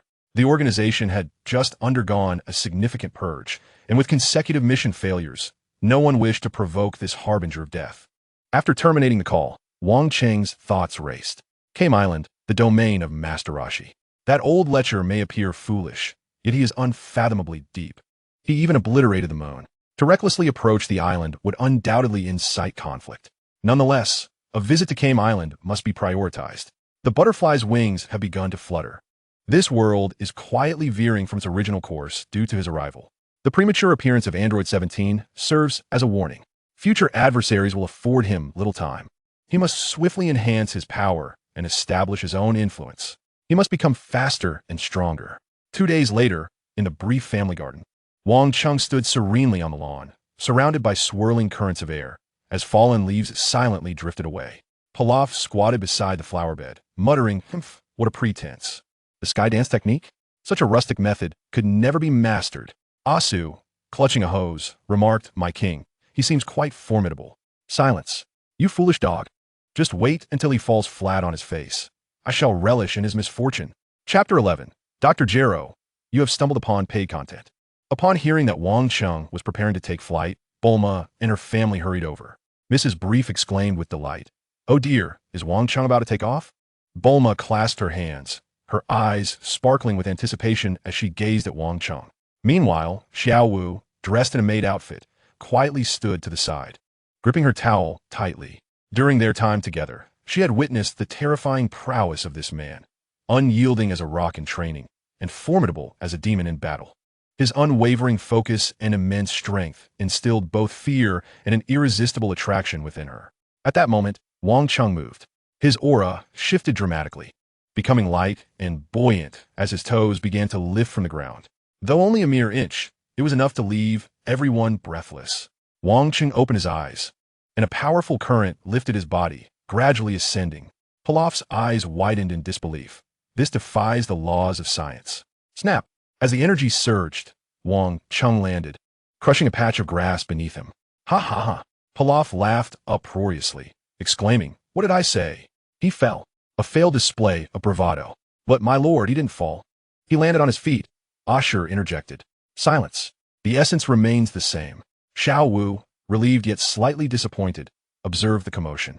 Ignoring the ruckus, Wang Cheng closed his eyes, savoring the flow of energy he had just experienced. The Cat Immortal's cloud step emphasized transformation, while the sky dance technique focused on elevation. Both were fundamentally connected, representing the pinnacle of energy manipulation. Once more, he concentrated. This time, the energy no longer surged violently upwards but flowed around him like a gentle cloud, lifting him effortlessly. With his feet now off the ground, 1 meter, 2 meters, he hovered steadily in the air.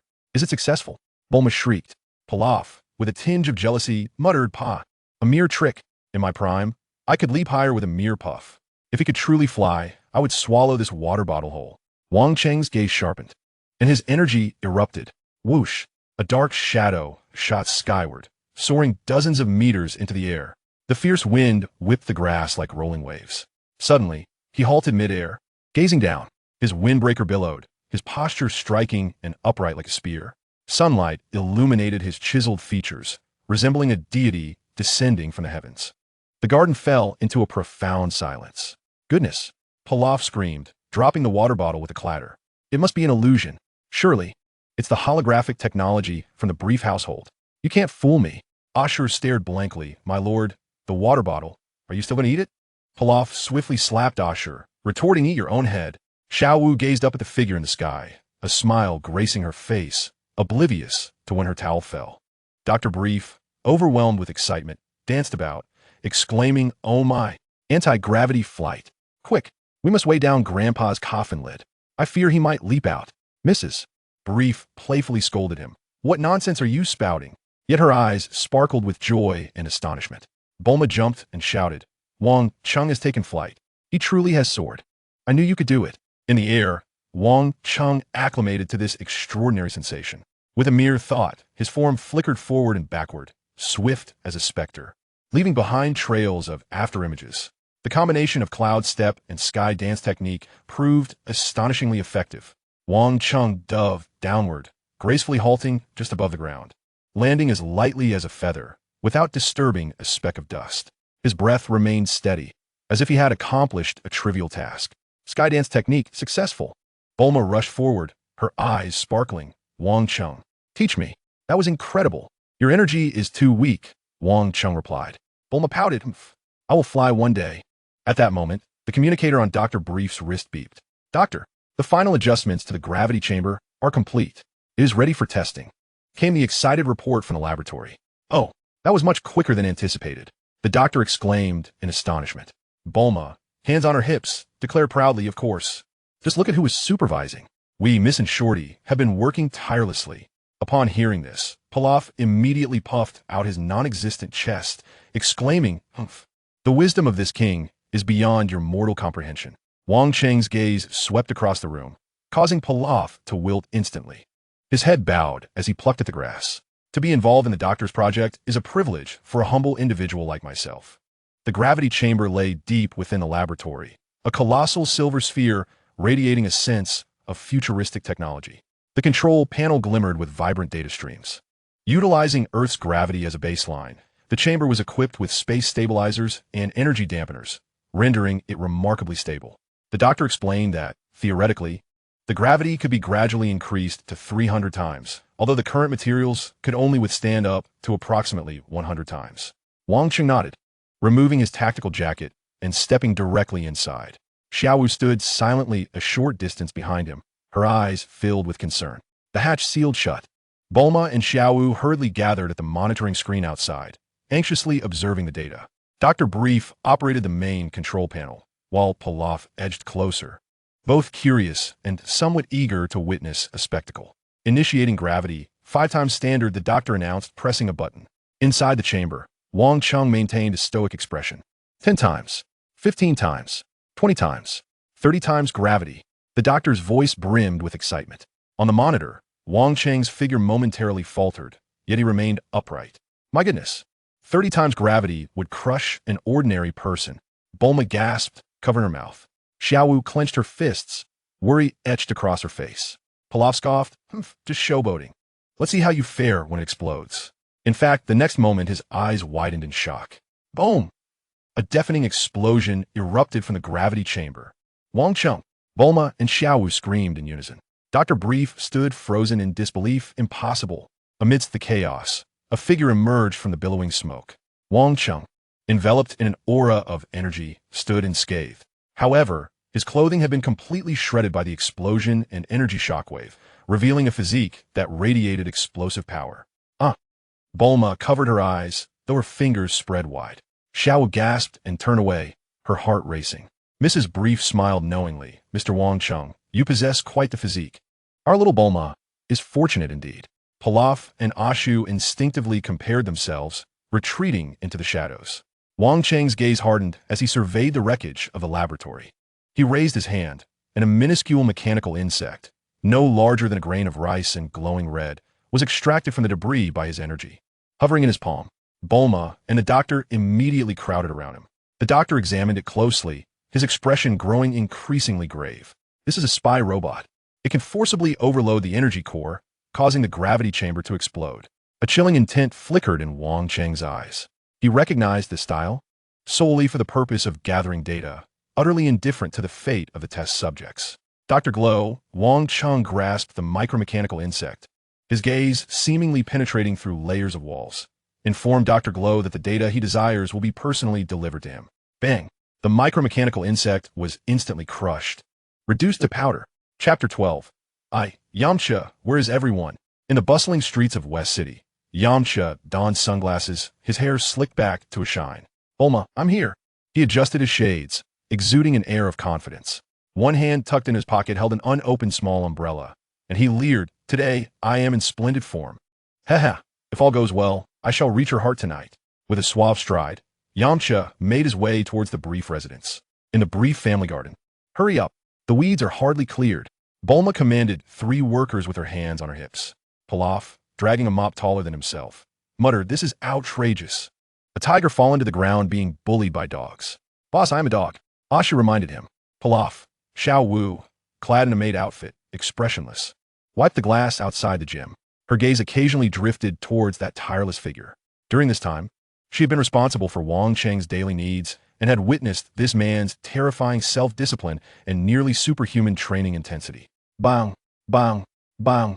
The heavy sounds of impact emanated from the gym, causing the alloy walls to tremble slightly. Pilaf shuddered.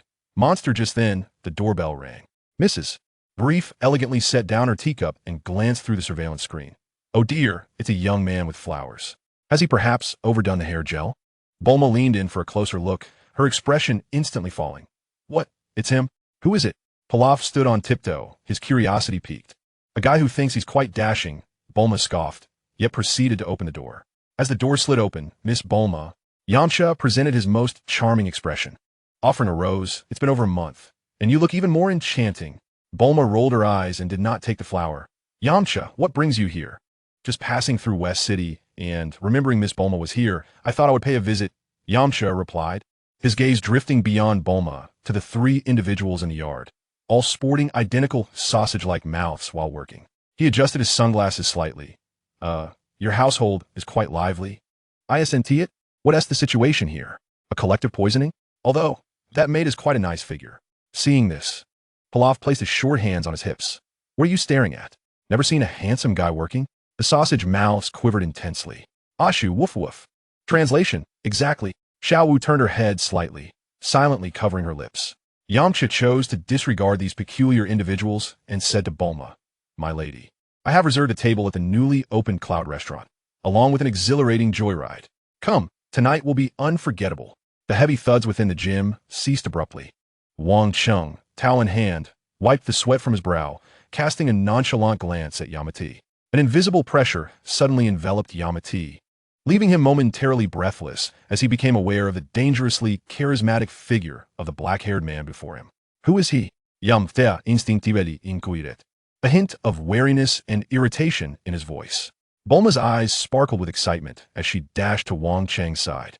His name is Wang Cheng, and he currently resides at my home. His martial prowess surpasses yours by a considerable margin. Martial prowess? What martial prowess? Yamati's expression darkened instantly. He removed his sunglasses, attempting to scrutinize Wang Cheng with the most disdainful gaze he could muster. He doesn't seem particularly special. Bulma, be cautious of being deceived by individuals of dubious origins. Wang Cheng remained silent, merely observing him with an air of indifference. This disregard infuriated Yamu more than any mockery could. He turned to glare at Wang Cheng, hostility and provocation radiating from his eyes. "Hey, kid, keep your distance from Bulma. Otherwise, the desert wolf Yamati will not be gentle." Wang Cheng ignored him, as though he were nothing more than a buzzing fly. Yamati's temper flared. "Bastard, I want to challenge you. Let's see who truly deserves Bulma." Just as Yamati was leaping and shouting, a communicator emitted a beam of blue light, projecting encrypted coordinates and data. Wang Cheng's gaze swept across the display. "Finally found it. The headquarters of the Red Satin Ribbon Corps, Dr. Gero.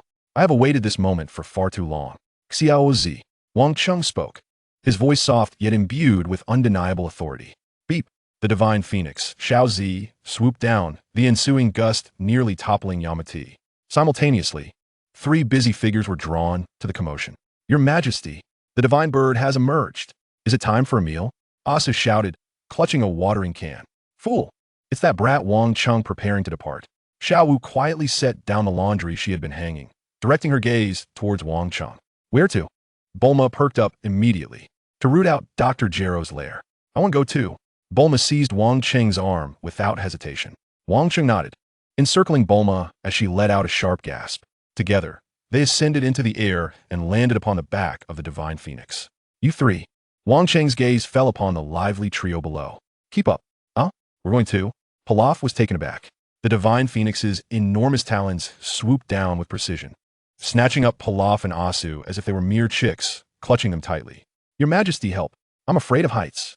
Asu cried out in despair. Xiao Wu, quick to react, took a running leap, seizing a feather from the phoenix's leg, using it to vault onto the bird's back, standing quietly not far behind Wang Cheng. "Let us depart." Wang Cheng commanded. "Wait." Yamati, irate and jumping in frustration, was unwilling to be disregarded. He dashed to the garage, leaping into his hovering sports car. "Bulma, watch this. I'm stronger than him. I'll prove it to you right now."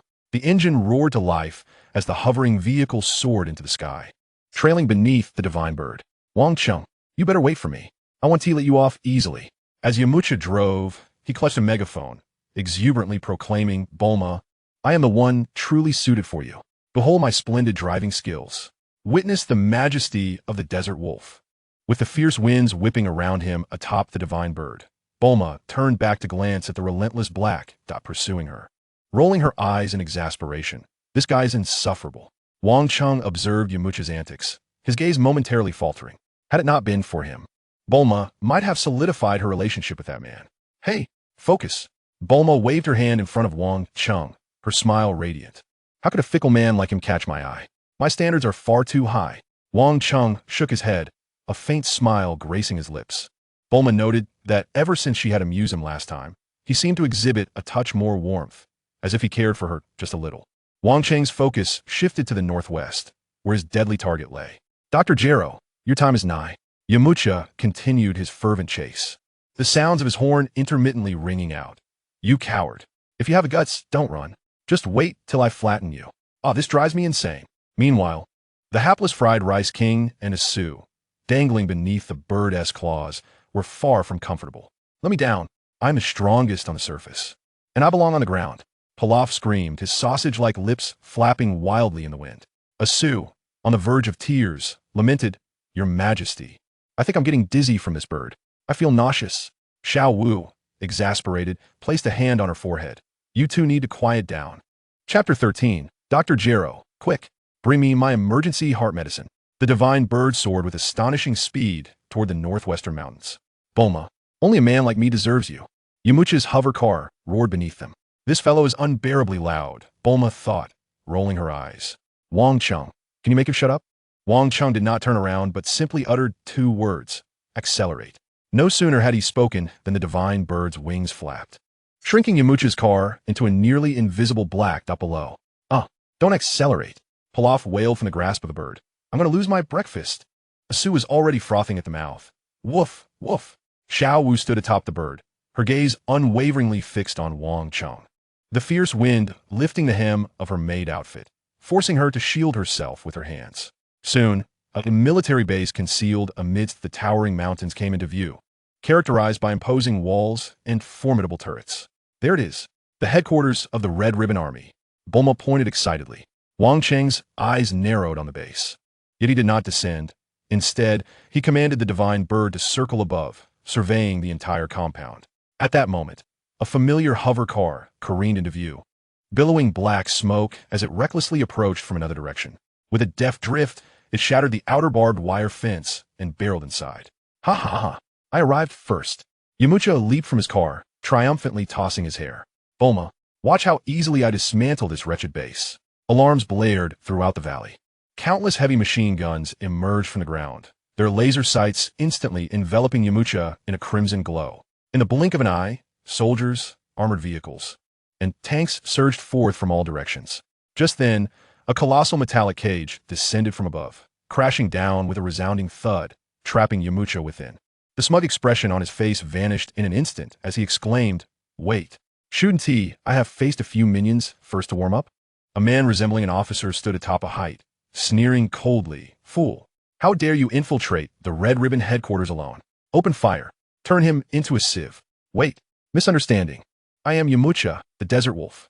I can explain. Yamucha frantically surveyed the multitude of gun barrels surrounding him, cold sweat trickling down his brow.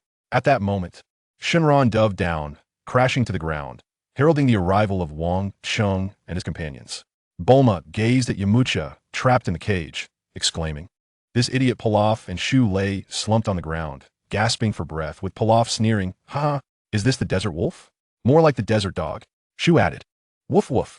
I suspect the king included me in that mockery. Xiao Wu, wielding an energy gun, stood guard at Wang Cheng's side. The officer, distracted by Wang Cheng and his allies, barked, Subdue them all. Wang Cheng's gaze sharpened, his movements a blur, almost imperceptible. He seemed to transform into a shadowy figure, seamlessly infiltrating the ranks of the army. With a slight flick of his fingers, waves of invisible sword energy erupted forth. Thud, thud, thud. With impeccable precision, he eliminated his targets. The commander, heavy weapons operators, and even the soldier who had just raised a rocket launcher all fell, blood oozing from the puncture wounds in their foreheads. Tank barrels were severed by the sword energy, and heavy machine guns disintegrated silently. Wang Cheng moved with fluid grace, showing no signs of hesitation. His overwhelming strength crushed all opposition. The soldiers began to crumble, unable to catch a glimpse of Wang Cheng's form, only witnessing their comrades collapsing around them, their weapons being annihilated. A monster! He is a monster! We can't hit him! It's impossible! Amidst the chaos and screams, Wang Cheng moved as if in a realm of his own. With a mere swipe of sword energy, the alloy cage imprisoning Yamucha crumpled like paper, collapsing in a resounding crash. Yamucha, still in a defensive posture, stared in astonishment as the army fell around him. Wang Cheng, not even sparing him a glance, remarked coolly, You're in the way. Yamucha's face flushed crimson, a mixture of shame and indignation washing over him, yet he found himself at a loss for words. The stark contrast between his earlier disarray and Wang Cheng's effortless composure was striking. Deep within the base, in the control room, Dr. Jero watched the unfolding scene on the screen, oblivious to the miniature chip that slipped from his grasp and clattered to the floor. Impossible. How can a human from Earth possess such power? He lunged at the control console, his eyes filled with a blend of terror and exhilaration. This is the perfect specimen for experimentation. Activate Metal Jack and Wind Vane. Capture Wang Cheng. Collect data. In the plaza of the base, the remaining soldiers retreated in panic. Suddenly, two hatch doors in the ground swung open, revealing two figures ascending slowly. One was tall and robust, clad in gleaming silver metal, its eyes glowing red, each step causing the ground to tremble. The other figure was slender, with a streamlined body, its limbs sharp like metallic blades, eyes shimmering blue, creating sonic booms with its movements. Pilaf screamed, "It's over. It's the Red Ribbon android. We must flee." Ashu hid behind Pilaf, exclaiming, "Your Majesty, we are truly doomed this time." Bulma also appeared anxious. Wang Cheng. Xiao Wu instinctively stepped forward, seeking to shield Wang Cheng, but he commanded her to retreat. Wang Cheng regarded the oddly shaped androids, pondering, defective products? I don't recall these two. Metal Jack emitted a synthesized electronic voice. Target locked, annihilation. Its massive metallic fist descended toward Wang Cheng, powerful enough to shatter mountains. Meanwhile, Gale Vane vanished in an instant, moving with a speed almost imperceptible to the naked eye. Circling behind Wang Cheng, her blade aimed directly at his back. Xiao Wu gasped, "Watch out behind you." Wang Cheng appeared to have anticipated this. He sidestepped, evading Metal Jack's colossal punch, while simultaneously flicking his finger to counter. Clang! Gale Vane's lightning-fast thrust was precisely met by Wang Cheng's fingertip. Unable to advance further, the blue light in her eyes flickered intensely, clearly bewildered by the scene. Too slow, Wang Cheng assessed, gently exhaling a surge of energy from his fingertip. Bang! A web of cracks instantly appeared along Gale Vane's entire arm, and she was violently propelled backward, crashing into a distant armored wall. Metal Jack roared again, charging forth. This time, Wang Cheng did not even flinch. He merely raised his hand and struck, palm meeting Metal Jack's formidable chest. Boom! That seemingly indestructible metallic chest caved in, leaving an unmistakable imprint of his hand. As the massive body was sent hurtling backward, crashing through three concrete structures before finally being buried beneath the rubble, motionless. Yamcha was utterly petrified. This must be a joke. Pilaf and Ashu clung to one another. We once thought we could oppose such monstrosities. A glimmer of intrigue danced in Xiao Wu's eyes. Wang Cheng directed his gaze toward the innermost building of the base, sensing the presence of Dr. Gero within. Dr. Gero, it is your turn. Chapter 14. Combined Mechanism? Better to dance. Deep within the base, the surveillance screens displayed Wang Cheng's overwhelming combat prowess, leaving Dr. Gero in shock. Useless. All of you are worthless. But do not underestimate my intellect. Dr. Gero shrieked hysterically, slamming a crimson button. Initiate forced fusion. Jack Vane. Crush him. In the square, the debris burying Metal Jack and the armored wall breached by Gale Vane erupted simultaneously, the two battered bodies being forcibly lifted into the air by an invisible force. Parts wildly disassembling, reconfiguring, and merging. Amidst sparks and flashes, an even larger combined android was born. It possesses the robust lower limbs of Metal Jack and half a torso, alongside the streamlined upper body and razor-sharp blades of Swift Wind Vane, from which an ominous green liquid oozes, evidently harboring some form of toxin. Target locked, destruction imminent. A strange synthetic electronic sound reverberates. Roar! Jack Vane emits an inhuman roar, merging speed and power into a singular, blinding flash as he lunges towards Wang Cheng. His strength vastly exceeds what came before, and his speed is so swift that it leaves afterimages in its wake, the poison blade slicing through the air, accompanied by a hissing sound of corrosion. My goodness, what a grotesque creature! Pilaf and Ashu huddle together in fear. Bulma, equally anxious, clutches the hem of her clothing. Wang Cheng, be careful. That green thing looks toxic. Yamcha, initially stunned, regains focus upon witnessing the monstrous apparition. Striking a pose for the Wolf Fang Fist. It seems I must take action after all. Bulma, watch closely. However, before he could finish his words, Wang Cheng had already made his move. Faced with the frenzied assault of Jack Vane, who had merged into a single entity, Wang Cheng advanced rather than retreating. He raised one hand, and a cerulean energy wave coalesced instantaneously. Though not colossal, it was remarkably solid. Jack Vane's massive alloy fist descended with a ferocious wind. Wang Cheng deftly turned his wrist, the energy wave meeting the oncoming strike with precision buzz. The collision of fists and energy did not result in an explosion, but rather, the energy wave cleverly redirected the force, causing it to crash into the ground, leaving a deep crater. In a critical moment, the poison blade was at his throat. Wang Cheng sidestepped, his body flowing like a cloud, narrowly evading the blade, the toxic gas failing to even graze the hem of his attire.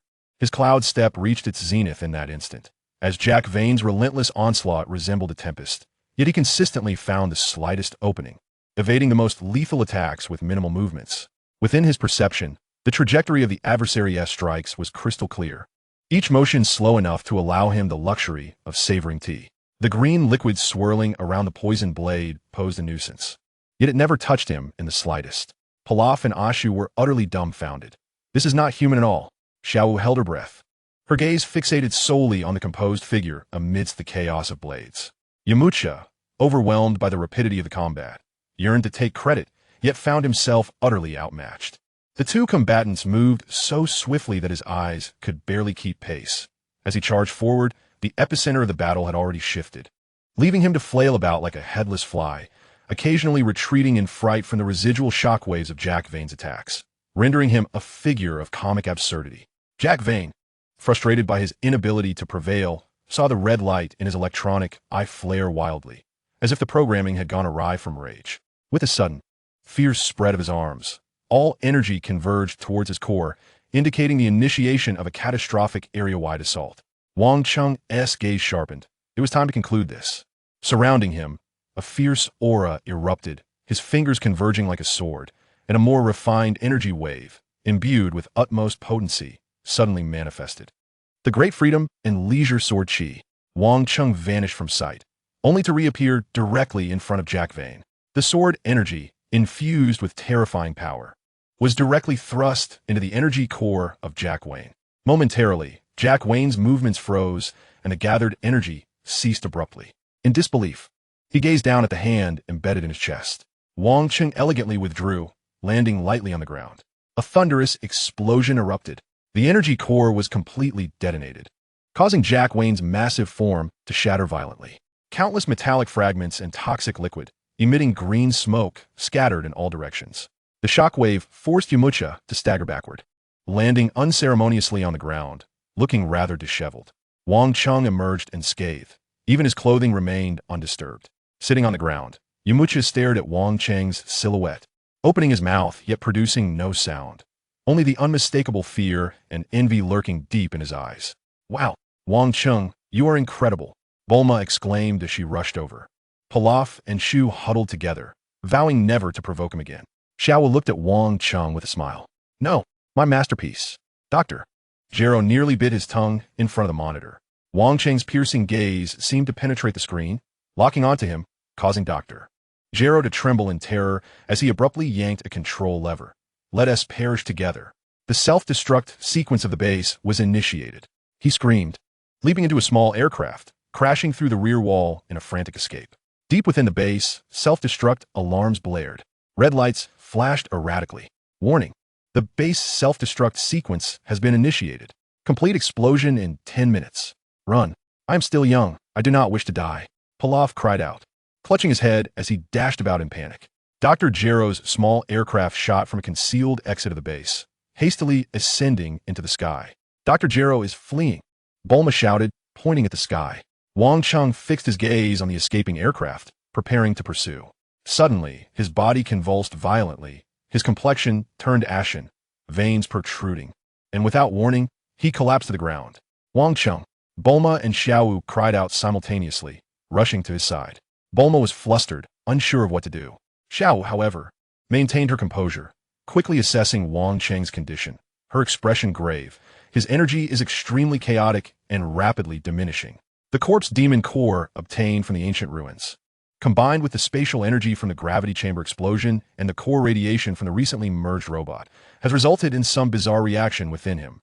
Erupting at this critical moment, Wang Cheng attempted to concentrate his will to regulate his energy, but the more he suppressed the turmoil, the stronger the backlash became.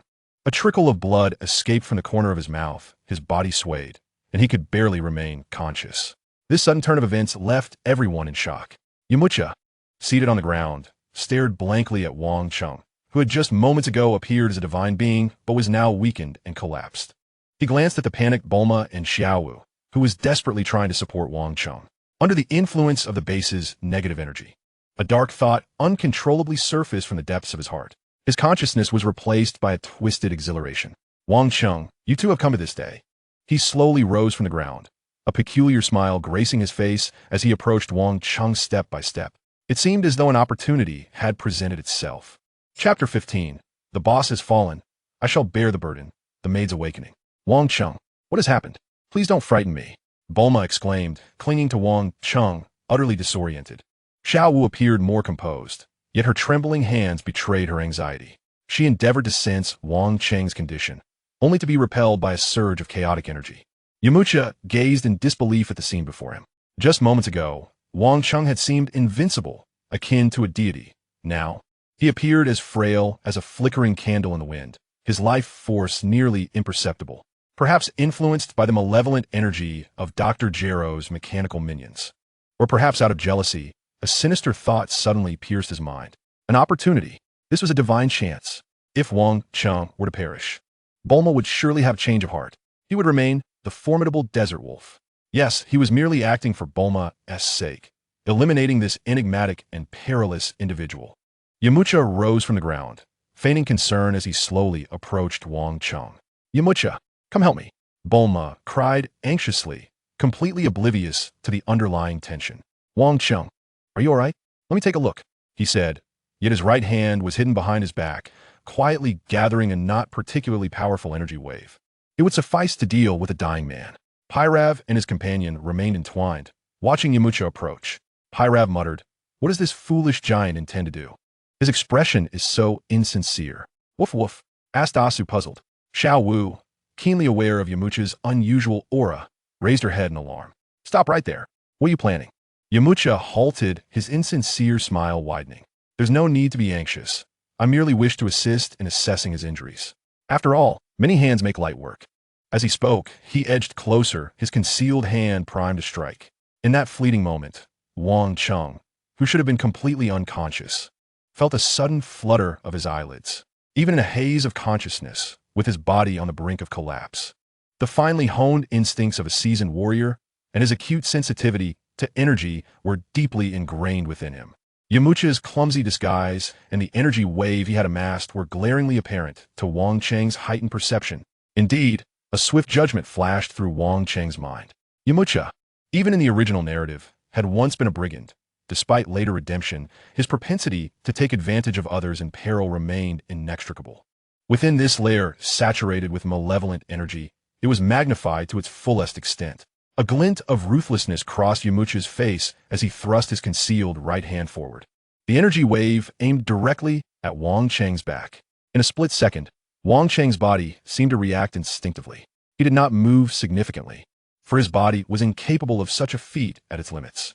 Instead, at the moment the energy wave was about to make contact, he executed an almost imperceptible adjustment of his body, a subtle shift that defied common comprehension. Simultaneously, his fingers, barely grazing the ground, made the slightest movement, unleashing a thread of exquisitely refined sword energy that struck precisely at the side of the energy wave. The energy wave was cunningly redirected by that slender blade of energy, rebounding back with even greater velocity. All of this transpired within a mere second. Yamcha's sinister grin had yet to fully form when he was horrified to witness his own energy wave hurtling back towards him at an accelerated pace. He could not muster any reaction in time. What? Bang! Yamcha's energy wave collided forcefully with himself. With a pained cry, he was blasted off the ground, soaring far into the dense jungle surrounding the base, the sounds of snapping branches echoing before silence reigned. Everything unfolded so rapidly that Bulma and Xiaowu stood in stunned disbelief. Palaf's mouth gaped in shock. What just happened? Did that oaf just blast himself away? Ashu barked inquisitively. Xiaowu was the first to regain her composure, her gaze towards Wang Cheng filled with astonishment. Even in a near-death state, he possessed such terrifying instincts and precision control down to the slightest margin. After making his final stand, Wang Cheng seemed to expend the last vestiges of his strength, his body collapsing as he lost consciousness, his breath growing fainter as if it might extinguish at any moment. Wang Cheng, Bulma snapped back to reality, tears streaming down her face. We must leave at once. The base is about to explode. Xiao Wu forced herself to steady, glancing at the trembling base and the increasingly urgent alarm blaring. In the distance, several remaining mechanical minions were approaching. You bastards! Get away! Bulma cried in fury, producing a capsule that transformed into a small energy blaster, firing wildly at the mechanical minions. Though her aim was poor, the display was intimidating. Xiao Wu, her expression steely, moved swiftly, dispatching several approaching minions with precision and using her energy weapon to repel distant foes. She hoisted the unconscious Wang Cheng onto her back and shouted to Bulma, "Hurry! Place Wang Cheng on the Phoenix." Xiao Zi, Bulma called to the sky. The Phoenix. Xiao Zi let a powerful cry and dove down. In a flurry, they managed to get the completely unconscious Wang Cheng onto the creature's back. Pilaf and Ashu, finally regaining their wits, scrambled to keep up. "Wait for us. Don't leave us behind." Xiao Zi swooped down and snatched Pilaf and Ashu in her claws. "Not again." Pilaf howled, clutching a mechanical beetle-shaped memory device tightly, whispering, "Hee, I've secured the core data from this base." The Phoenix let out a triumphant cry, soaring high into the sky, swiftly distancing itself from the impending destruction of the base. Shortly after their departure, a thunderous explosion erupted, engulfing the entire headquarters of the Red Ribbon Army in a fiery inferno. In the distant jungle, Yamcha emerged from the underbrush, clutching his agonized chest, a picture of disarray. He gazed at the distant flames soaring into the sky and the divine bird that had long since vanished, his eyes brimming with resentment. "Damn you, Wang Cheng! I will never let you off," he cursed, limping away from the jungle. At that moment, a serpentine robot, expertly camouflaged, silently emerged from the nearby grass. A glimmering needle he shot out abruptly, piercing Yamcha's nape with astonishing swiftness. Ugh! Yamcha's body stiffened before he collapsed limply to the ground. The serpentine robot dragged the unconscious Yamcha swiftly into the depths of the dense forest. In the sky, Bulma held the unconscious Wang Cheng tightly, tears streaming down her face. "Hang in there, Wang Cheng, you must hold on. We're almost home." Xiao Wu stood by, her expression grave, sensing the flickering flame of Wang Cheng's life rapidly fading. Pilaf and Ashu curled up beside the bird's claws, feeling the oppressive atmosphere. "My king, I am beginning to miss the garden's refuse." Chapter 16, Critical Condition Notification. Family members, please acknowledge. In West City, at the brief family medical room, Wang Cheng was placed into a sterile recuperation chamber, various life support systems connected to his body. A pale green nutrient solution and restorative beams continuously infused into him, sustaining his last vestiges of life. His complexion was as pale as parchment, and the life monitor's readings fluctuated feebly. Dr. Brief gazed at the screen, displaying a dizzyingly complex energy graph, shaking his head. This energy erosion is peculiar, infused with unknown radiation and some even more bizarre active substance. Existing medical technology can only barely sustain him. It cannot eliminate it. It continues to erode the very essence of Wang Cheng's life. What are we to do? Father, think of something, Bulma implored, her eyes red-rimmed. The Senzu bean. Bulma retrieved the canister of Senzu beans from Xiao Zi, extracting one for Wang Cheng to swallow. After a long while, there was no effect. Disappointment washed over the group. The Dragon Balls. Bulma suddenly recalled. We can use the Dragon Balls to save him. She rushed to the laboratory to fetch the Dragon Ball radar, only to find the screen utterly devoid of signals. How could this be? Bulma was taken aback, frantically pounding on the radar. It had been quite some time since its last use. The doctor inspected the device. The radar is functioning properly. This situation only indicates that the Dragon Balls are currently in a state of inactivity, essentially petrified. Petrified? It hasn't even been a year since the last wish was granted, Bulma questioned, perplexed. The doctor sighed. According to records, after each wish is fulfilled, the Dragon Balls transform into stone, scattering across the globe, with a cooling period of 1 year, making them undetectable by the radar. But calculating the time, the Dragon Balls should have restored by now. Who made a wish at such a critical time? Bulma fumed, nearly throwing the radar in frustration.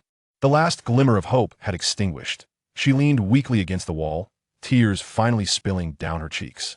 Xiao Wu silently stood by the recuperation chamber, watching the faintly breathing Wang Cheng, her fists quietly clenching. The news of Wang Cheng's severe injuries had somehow leaked. The calamity had befallen him. The once subdued entities, previously kept in check by Wang Cheng's formidable power, began to stir with restlessness. within the intelligence organization he had meticulously established. Several ambitious leaders could no longer contain their aspirations, coming under the guise of visits to gauge the situation, their eyes betraying an unmistakable greed and ambition. Additionally, other enterprises and clandestine organizations, eyeing the cutting-edge technology of the Universal Capsule Company, dispatched spies, attempting to seize the opportunity amidst the chaos. In an instant, the atmosphere surrounding the Breve estate became charged with tension and intrigue. The initial assault occurred in the dead of night, as masked gunmen attempted to infiltrate the main residence. "Get out!" Bulma, clad in her pajamas yet wielding a pulse cannon larger than herself, obliterated a decorative rock formation in the courtyard, sending the assailants fleeing in terror. "Who dares to touch him? I shall annihilate their entire family." Bulma erupted, tears wiped away, her eyes glimmering with a madness typically reserved for her scientific endeavors. She mobilized all resources and security forces of the Universal Capsule Company, even deploying some of the defensive weapons her father invented in his youth, which had never seen the light of day. Meanwhile, Xiao Wu exhibited a composure and decisiveness that transcended her role as a maid. She swiftly contacted loyal subordinates within Wang Cheng's intelligence organization, orchestrating resources, establishing defenses, and managing intelligence, embodying the demeanor of a competent minister. She even personally incapacitated a spy attempting to infiltrate through the ventilation system with a tranquilizer gun. Mrs. Breve maintained her elegance while sipping red tea. Yet the home's defense system had quietly escalated to its highest level of alert as she monitored the unfolding events. The doctor immersed himself in enhancing weaponry, upgrading Bulma's arsenal. Pilaf and Shu were also kept busy, albeit reluctantly. "This is absurd. I am a man destined to conquer the world. Now I must assist my enemies in guarding their abode." Pilaf grumbled as Bulma directed him to adjust the corridor's laser grid. Shu, wielding a broom taller than himself, patrolled. "My lord, guarding the house seems to be the primary duty of our dog-headed tribe." "Silence. Speak another word, and you shall feast on dog meat hot pot tonight." Though outwardly unwilling, Pilaf's quirky mechanical talents proved somewhat useful, as the traps he devised inadvertently incapacitated several waves of intruders. During a sabotage operation targeting the energy core, Bulma and Xiao Wu fought back-to-back. Bulma unleashed a barrage of bizarre inventions, while Xiao Wu executed precise shots with agility, the two displaying an unexpected synergy. "How about the left side?" Bulma shouted. "Understood." Xiao Wu performed a sliding maneuver to evade an energy beam, turning to dispatch the enemies on the right. After repelling the assailants, they leaned against the wall, panting and exchanging glances, each recognizing the fatigue and determination in the other's eyes. The shared sentiment of protecting someone drew them closer together. "This cannot continue. The target is too obvious," Xiao Wu assessed calmly. Bulma nodded in agreement. "We must relocate." She understood that this was not a sustainable strategy. She decisively resolved to secretly relocate Wang Cheng to the early-built, top-secret base of the Breve family. Hidden deep within the lake, this facility was well-equipped and even more concealed. The transfer occurred without a sound. Life in the underground base was monotonous and stifling, with the focal point remaining the therapeutic pod that sustained Wang Cheng's life. Bulma and Xiao Wu were almost inseparable as they watched over him. Bulma had grown noticeably quiet, spending most of her time seated at the control panel, monitoring Wang Cheng's vital signs while frantically searching through ancient texts and extraterrestrial data in a desperate attempt to discover a remedy. When fatigue overcame her, she would rest her head on the console for a brief nap. Xiao Wu, on the other hand, silently took on the responsibility of caring for everyone's daily needs. She carefully polished the glass covering of Wang Cheng's therapeutic pod, her expression of concern deepening with each passing day. Their shared anxiety and guardianship forged a subtle yet soothing bond between Bulma and Xiao Wu, nurturing a sense of camaraderie born from mutual suffering. "He will wake up. One tee?" Bulma gazed at Wang Cheng's tranquil yet pallid face within the pod, murmuring her question. "He certainly will." Xiao Wu's replies were always succinct yet imbued with an unwavering conviction. However, a month later, Wang Cheng's condition deteriorated once more. The therapeutic pod's alarms blared sharply, and the vital signs on the screen plummeted dangerously. "What is happening?" Bulma cried out in panic to her father. The doctor replied anxiously, "This is bad. The corrosive energy seems to have adapted and is beginning to breach the pod's suppressive effects. At this rate, he won't last 3 days." Bulma and Xiao Wu's hearts tightened in fear. After a prolonged silence, Xiao Wu suddenly spoke, her tone calm yet resolute. "Let me in." "What? Where?" Bulma was taken aback. Into the therapeutic pod, to be with him.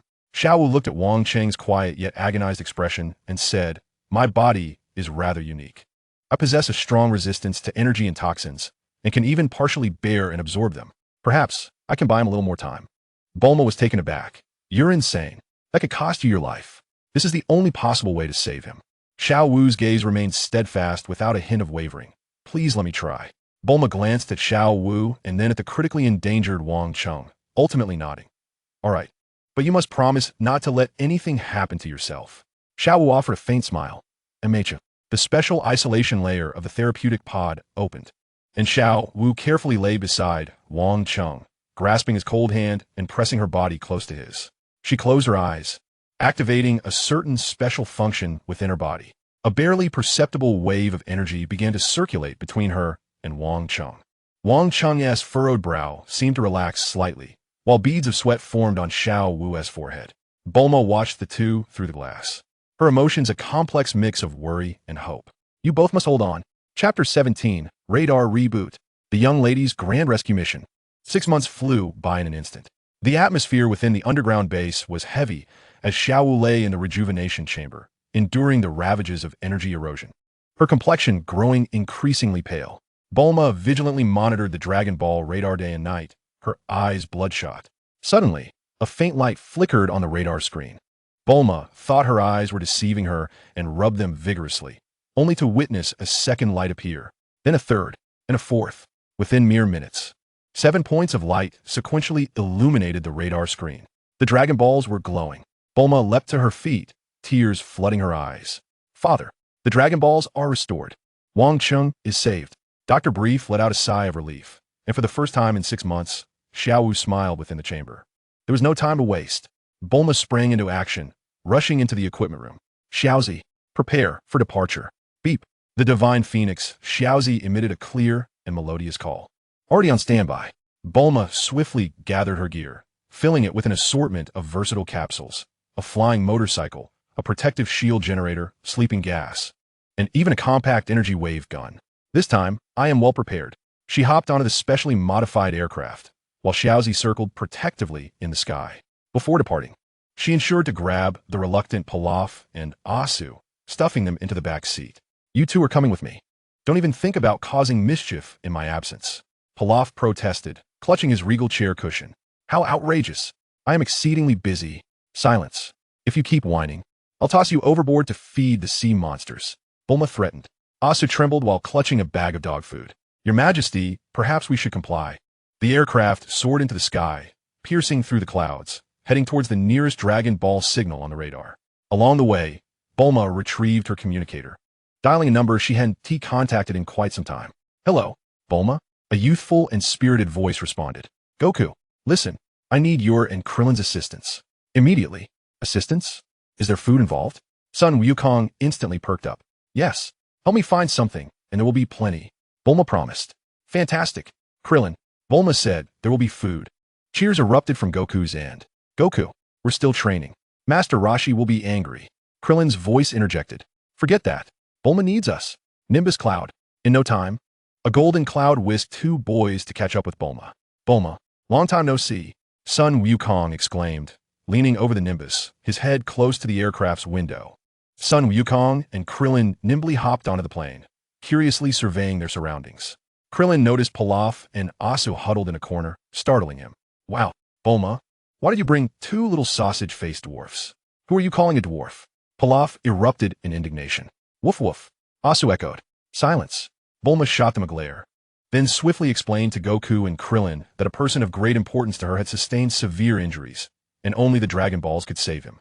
"I need your help to gather all 7 Dragon Balls as quickly as possible." "Not a problem. Count on us," Goku declared, thumping his chest, ever eager to lend a hand in saving lives. Krillin nodded in agreement, then quietly inquired of Goku, "Do you know this important person?" Goku, looking perplexed, replied, "Not at all, but if Bulma says they're important, then they must be." Bulma, too preoccupied to heed their murmurs, followed the radar's guidance and sped towards the location of the first Dragon Ball. The journey to collect the Dragon Balls was far from smooth. The first Dragon Ball was enshrined as a sacred object within an ancient tribe in a tropical rainforest. As soon as Bulma explained her intentions, She was surrounded by a group of natives wielding spears. Outsider, coveting the sacred object. Seize her, the chief bellowed. Bulma attempted to barter with jewels and technological gadgets, but they were met with utter indifference. Just as a conflict seemed imminent, Goku and Krillin leaped into action. Don't bully Bulma. Goku descended from the sky, effortlessly disarming the natives. Krillin employed his afterimage technique, leaving the natives dazed and confused. Seizing the opportunity, Bulma produced a powerful loudspeaker, proclaiming it the wrath of the gods, which frightened the natives into submission, prompting them to surrender the Dragon Ball. The second Dragon Ball lay in a deep-sea trench. Bulma deployed a submarine, only to encounter a giant sea monster. Krillin bravely volunteered to dive into the water, using the Kamehameha wave to frighten the creature away and successfully retrieve the Dragon Ball. The third Dragon Ball was located in the heart of a desert, where they faced a sandstorm. Bulma's aircraft nearly crashed, and it was only thanks to the intervention of launch that they managed to escape the tempest. The collection process was fraught with challenges, with the most significant trouble arising during the search for the final Dragon Ball. A monstrous group comprised of werewolves, bat demons, and mountain trolls was also on the hunt for the Dragon Balls, leading to a confrontation in a narrow canyon. Hand over the Dragon Ball, or face our wrath. The werewolf leader growled, baring its fangs. Who is afraid of whom? Goku retorted, charging forward, with Krillin close behind. A fierce melee ensued. Goku and Krillin, both masters of martial arts, unleashed a flurry of punches, kicks, and energy blasts, leaving the monsters in disarray. However, the sheer number of foes, coupled with their tough hides, made it difficult to vanquish them swiftly. Meanwhile, Pilaf and Shu cowered inside their aircraft, trembling. Should we help, my lord? Shu whispered. Help? Are you out of your mind? Do you want to deliver our heads on a platter? Bulma anxiously observed the battle while glancing at the radar, which indicated that the signal for the last Dragon Ball was rapidly fading away. A bat demon was stealthily making off with it. Not on my watch, Bulma exclaimed, leaping onto her flying motorcycle. She revved the engine and shot out of the cockpit, pursuing the bat demon. Launch let out a sharp cry and dove down to escort her. The bat demon was incredibly swift, but Bulma relentlessly followed, brandishing a wave cannon and firing repeatedly. The bat demon nimbly dodged, retaliating with sonic waves. Bulma was momentarily dazed by the sonic assault, nearly losing her balance. With a sudden surge of speed, Little Purple flapped her wings, sending the bat demon spinning in confusion, causing the Dragon Ball to slip from its grasp. Seizing the opportunity, Bulma executed a graceful drift on her motorcycle, extending her hand to catch the Dragon Ball. The seventh one, it's complete, she exclaimed with excitement. Meanwhile, Sun Wukong and Krillin had finally vanquished all the monsters. Sun Wukong, still craving more action, exclaimed, What? It's over? I haven't even exerted myself yet. Krillin, panting heavily, replied, Wukong, could you not rush so fast next time? Bulma safely returned to the aircraft with all 7 Dragon Balls, carefully placing them together. The 7 orange orbs radiated a luminous glow. Wonderful. Let us hurry back to summon the Eternal Dragon, she declared. Wang Cheng, hold on. I'm back. Chapter 18, Wukong. Don't drag me into your reckless adventures. At the base beneath the lake, as soon as the aircraft hatch opened, Bulma rushed out, clutching a box filled with Dragon Balls, her hair tousled by the wind, yet she paid it no mind. The Dragon Balls are complete. She almost gasped in excitement. Xiao was already waiting at the base entrance. Upon seeing the box in Bulma's hands, her normally composed demeanor faltered, and her eyes glistened with unshed tears. Over the past 6 months, she had lain beside Wang Cheng, sharing in his agony, painfully aware of each fleeting moment of his vitality.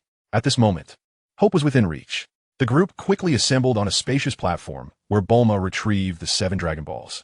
Sun Wukong and Krillin leaned in with curiosity, while Pilaf and Ashu huddled in a corner, both eager yet fearful. Come fort, Eternal Dragon. Grant my wish. Bulma took a deep breath, raising her hands high as per legend. In an instant, the base was engulfed in darkness, and the 7 Dragon Balls erupted with dazzling brilliance, shooting towards the heavens. A tempest swirled, and the golden light coalesced into a magnificent, imposing azure dragon with red eyes that sparkled like stars. Those who have gathered the 7 Dragon Balls, speak your wish. I can grant any one wish, but only one, it proclaimed, its overwhelming presence causing Pilaf and Ashu to tremble in fear, clutching each other. It has appeared, still as terrifying as ever. Bulma, suppressing her excitement, shouted, Eternal Dragon, please restore the person in the healing pod, Let Wang Cheng fully recover. Simple. The dragon replied, its eyes flashing red. A golden beam of immense energy descended from the heavens, enveloping the healing pod and completely surrounding Wang Cheng's body. Inside the pod, the chaotic energies within Wang Cheng swiftly calmed. His pallid complexion visibly regained its rosy hue at an astonishing pace, and his faint breath transformed into a strong and steady rhythm, even more profound than before his injury. The monitoring equipment in the healing pod registered a frenzied spike in all metrics, even surpassing previous limits, reaching an alarming height. The glass casing of the healing pod was riddled with cracks. An indescribable, powerful aura erupted uncontrollably from Wang Cheng's body.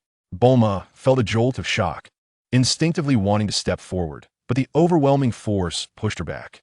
Xiao gazed at Wang Cheng, silently praying it must succeed. Boom! The entire secret base trembled violently. The instrument screen flickered wildly, the lights fluctuating erratically. Flames encircled Wang Cheng, intricate patterns shimmering beneath his skin, exuding a heart-stirring power. Sun Wukong's eyes widened in astonishment. His tail erect. His aura has become immensely powerful. Super strong. Krillin took a step back in fright. It seems he is considerably stronger than Master. Pilaf and Ashu were paralyzed with fear on the ground, their minds consumed by one thought. The monster has leveled up again. The healing pod could no longer withstand this force, and erupted with a loud bang. Wang Cheng floated in midair, a fleeting golden glint in his eyes. The surging waves of energy gradually receded, yet the unfathomable strength resonated with every person present. On the surface of his body, complex and mysterious energy imprints emerged, flowing like living entities, and unlike before, they did not fade away. Instead, they continued to manifest. He gently clenched his fist, producing a thunderous blast in the air. Power! An unprecedented surge of strength coursed through him endlessly. Not only had his injuries healed, but his abilities had ascended to an entirely new level. Wang Cheng. Bulma was the first to react, running towards him with tears of joy and laughter, delivering a playful punch to his chest. You scoundrel! You scare me to death. Wang Cheng was momentarily taken aback, then raised his hand and awkwardly patted her back. Xiao stood by, her eyes reddening as she gazed at the fully recovered Wang Cheng. At that moment, the divine dragon in the sky spoke. Your wish has been fulfilled. Farewell. The dragon soared into the heavens, transforming into 7 shooting stars that scattered across the globe. Sun Wukong dashed forward, circling Wang Cheng in excitement. Are you really Wang Cheng? Incredible. Your aura was so powerful just now. Let's have a spar. Krillin hurriedly pulled him back. Wukong, don't be foolish. He has just recovered. Wang Cheng looked at Sun Wukong and Krillin, nodding appreciatively. Thank you for helping gather the Dragon Balls. No need to thank us. Bulma promised to treat me to 100 feasts. Sun Wukong scratched his head, grinning. Bulma wiped away her tears. Rest assured, you won't miss out. She turned to Wang Cheng and inquired, how do you feel? Is there any discomfort? I'm fine, Wang Cheng replied, feeling the tremendous power within him. The dragon not only healed him, but also integrated the previous energy radiation into his being. Pilaf gazed at the direction where the Dragon Balls had vanished, murmuring, my dreams have flown away again. Ashu replied, Your Majesty, you'll get used to it. Sun Wukong persisted with Wang Cheng. Come on, let us fight. Just for a bit. I can feel that you're incredibly strong now.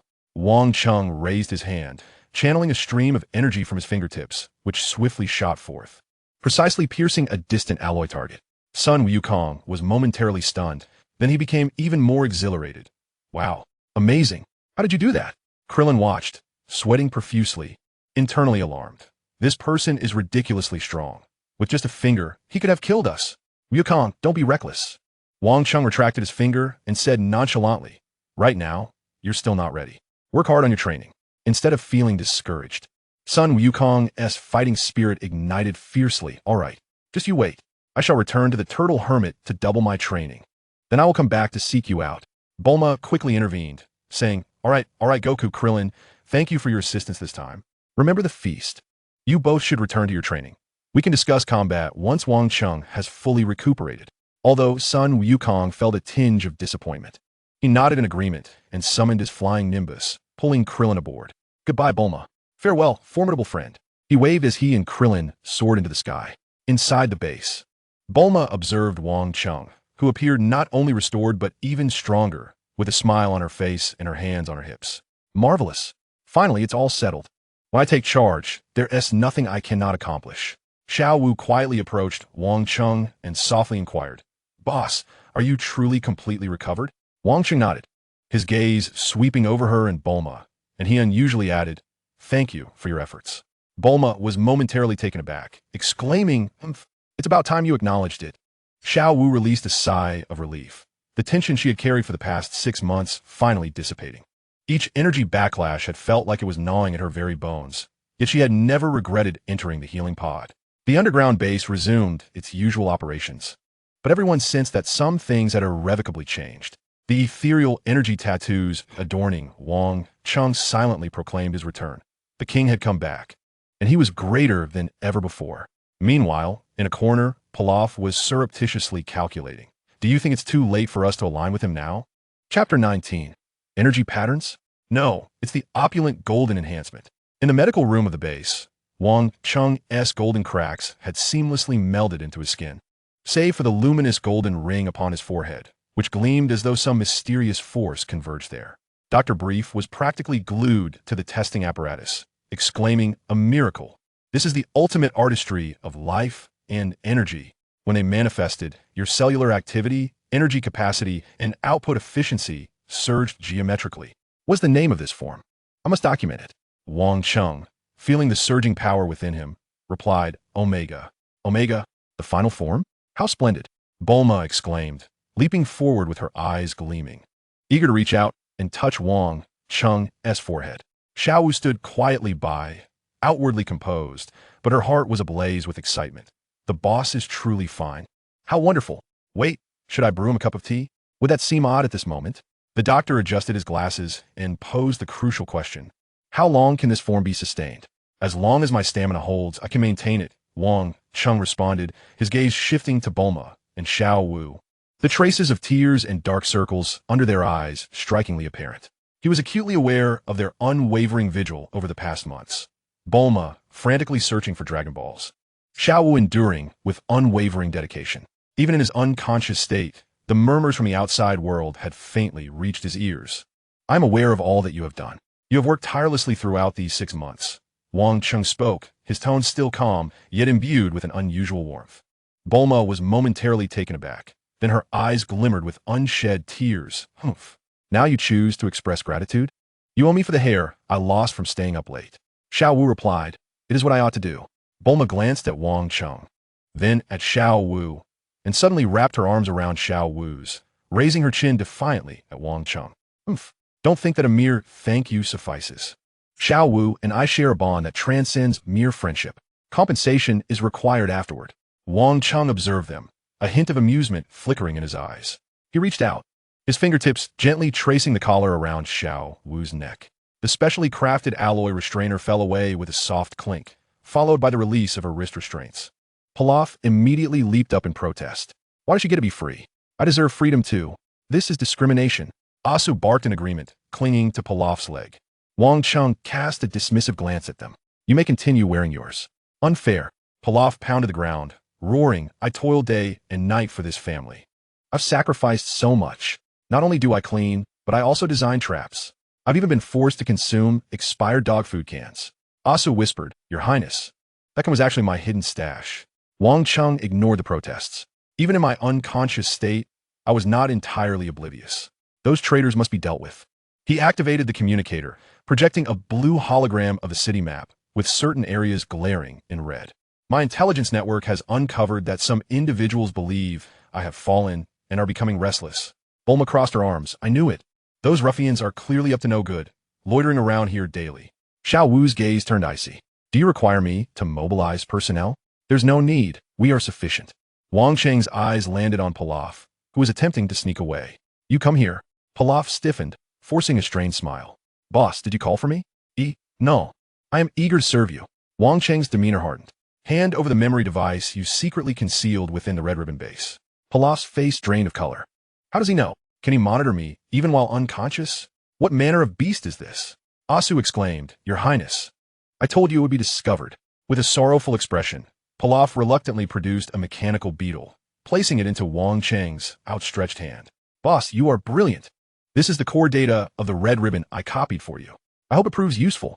Wang Cheng accepted it without a glance, passing it to Brief. Doctor, see what's inside. Grollo's lair may contain some intriguing items. The doctor's eyes sparkled with excitement. Leave it to me. Perhaps I will uncover something valuable. Wang Cheng instructed, Xiao Wu, prepare yourself. We will set out tomorrow to eliminate pests.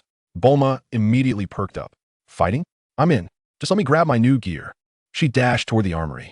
Xiao Wu stood resolutely by Wang Cheng's side, her determination unwavering. Wherever he went, she would follow. Pilaf muttered under his breath. This is splendid. The calamity is heading out. My joyous times have arrived.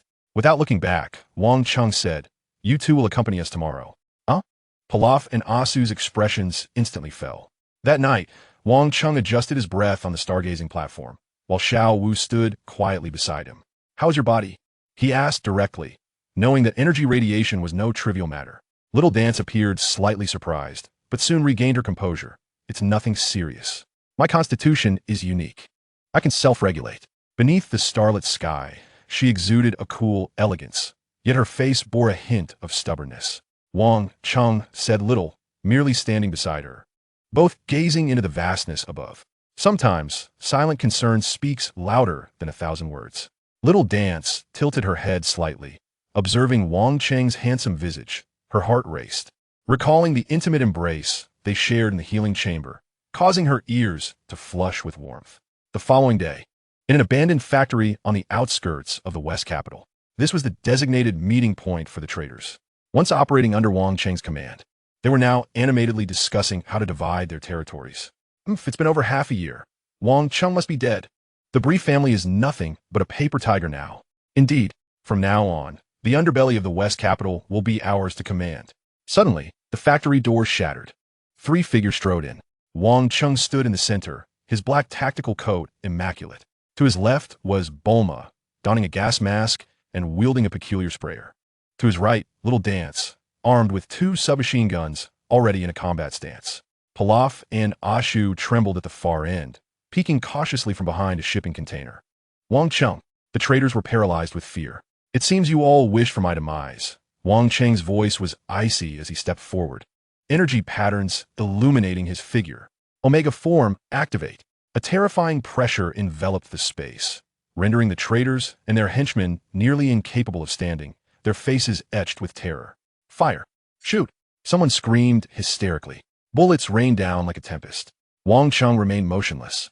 A subtle surge of energy caused all the bullets to disintegrate into dust mere inches from him.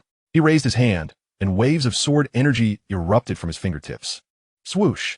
Swoosh! Swoosh!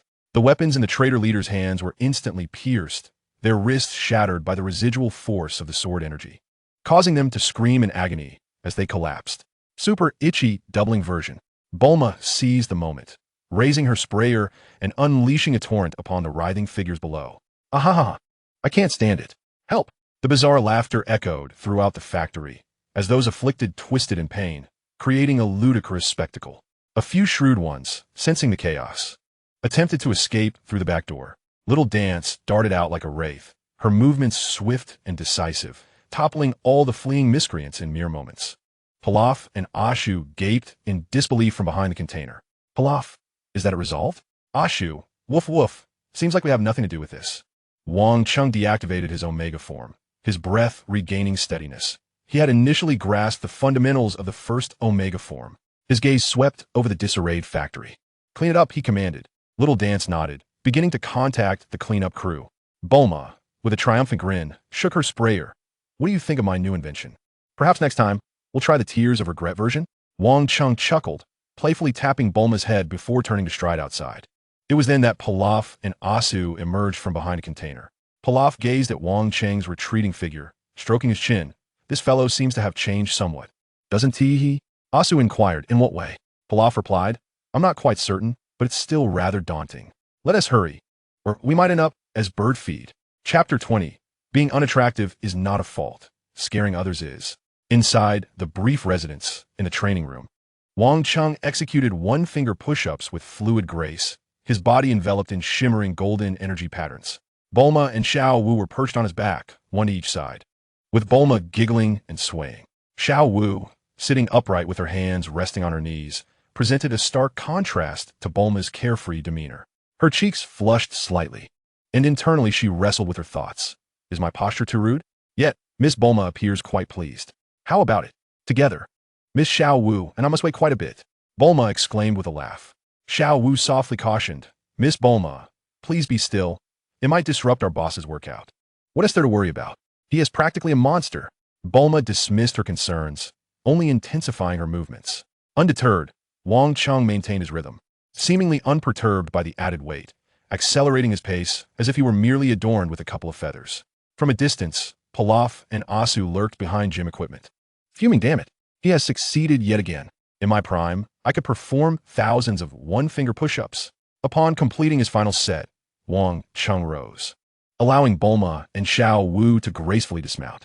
Bulma stretched languidly. How dull. The intelligence organization has been reorganized. What next? I wonder where that Dr. Gero has hidden himself. Wang Cheng wiped the sweat from his brow. Let us set that aside for now. There is someone I need to recruit. Who? Bulma asked, intrigued. Came Island, Launch. Bulma's eyes widened. Sister Launch? The one who changes personalities with a sneeze. Sweet blue hair and a fiery gold? I know her. She once stole my motorcycle. But you wish to recruit her? That is a daunting task. The blue-haired Launch is timid and home-loving, while the gold-haired version is fierce, but utterly unmanageable. Wang Cheng smiled calmly. The gold-haired Launch will do just fine. She is an excellent candidate to manage the intelligence organization. Her dual personalities make her the perfect choice. Xiao Wu pondered. Are you considering utilizing her personality traits to handle various situations? Precisely, Wang Cheng nodded in approval. The blue-haired version for daily management, and the gold-haired for conflict resolution. Bulma, intrigued, declared, then I shall join. It's been ages since I've seen Master Roshi and those two little brats. I must treat them to a grand feast and tease the old turtle. I'll prepare the yacht, the latest remodel, ensuring it's both swift and comfortable. Upon hearing of the impending outing, Pilaf and Asu attempted to slip away. Wang Cheng commanded, Pilaf, Asu, fall in line. Carry the luggage. Instantly, Pilaf froze, his face a mask of despair as he turned, Boss, why must I personally attend to such trivial matters? There are numerous important tasks awaiting my decisions at the base. Asa nodded, exclaiming woof woof. For instance, picking up dung and sneaking bites of pudding. Bulma, hands on her hips, retorted, enough of your nonsense. You two are merely laborers and comic relief. In the face of perilous journeys, how could we possibly do without your antics?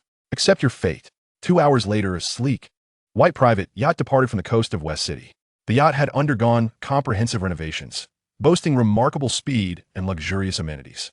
Pilaf and Asu, clad in ill-fitting crew uniforms, grimaced as they scrubbed the deck with rags.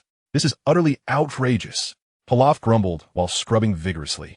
I have barely drafted the beginning of my grand plan for world domination.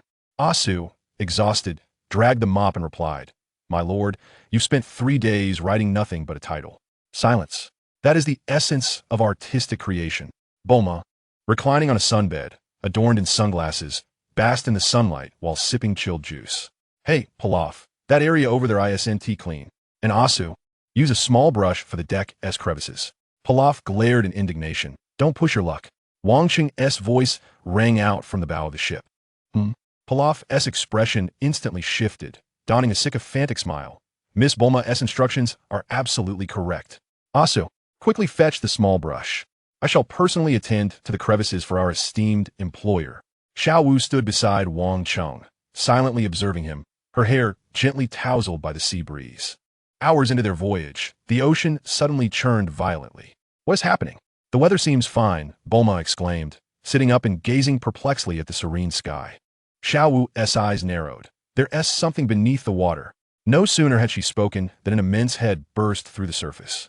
It possessed bulbous eyes, nostrils flaring upwards, thick lips, and a few sparse, absurd tufts atop its head, a comical yet terrifying sight. It's the deep-sea giant monster. Bulma gasped. They say this creature has a terrible temper and cannot abide mockery. The deep-sea giant monster appeared to comprehend, letting out an enraged roar, spewing a foul mist of seawater, its massive claws slamming down towards the yacht. Yuck! How repulsive! Bulma exclaimed, pinching her nose in distaste. Pilaf and Asu tumbled over each other in disarray. Bulma hastily activated the protective shield, a blue energy barrier illuminating around the yacht. Tentacles struck heavily against the shield, producing a resounding thud while the barrier flickered violently. More tentacles emerged from the depths, encircling the yacht entirely. Damn it! How dare interrupt my cleaning? Pilaf fumed, hiding behind a chair. Eliminated boss. Wang Cheng approached the bow, golden patterns shimmering across his form. Bulma, lower the shield. In the instant the shield vanished, multiple tentacles descended simultaneously.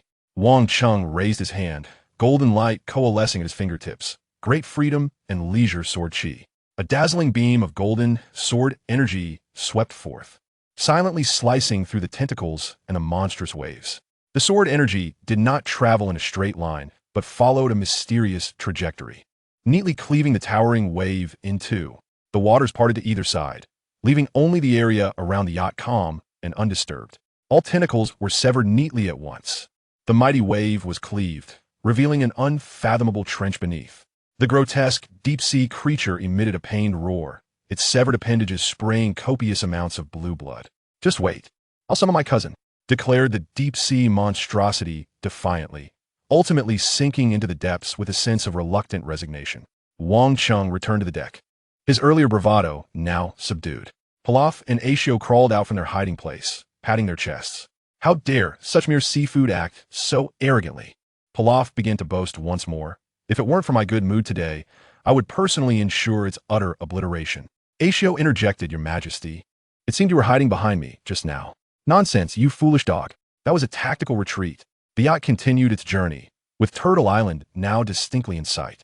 At that moment, Wang Cheng suddenly looked up towards the island, his brow furrowing slightly. There was a formidable clash of two powerful energies. Bulma curiously took out the energy detector, designed based on Wang Cheng's clues. Let me see. The readings are extraordinarily high. One must be Master Roshi, but the other is unfamiliar, yet exudes an overwhelming presence. Xiao Wu immediately entered a state of alert. Boss, should we alter our plans? Wang Cheng fixed his gaze upon the island. No, it's the perfect opportunity to witness who dares to stir chaos on Turtle Island. As the yacht slowly approached, sounds of battle and the explosive clash of energy waves faintly echoed from the shore.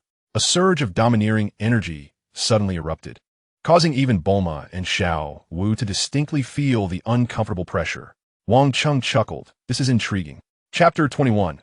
Concerning my recruitment of a dual-personality teammate.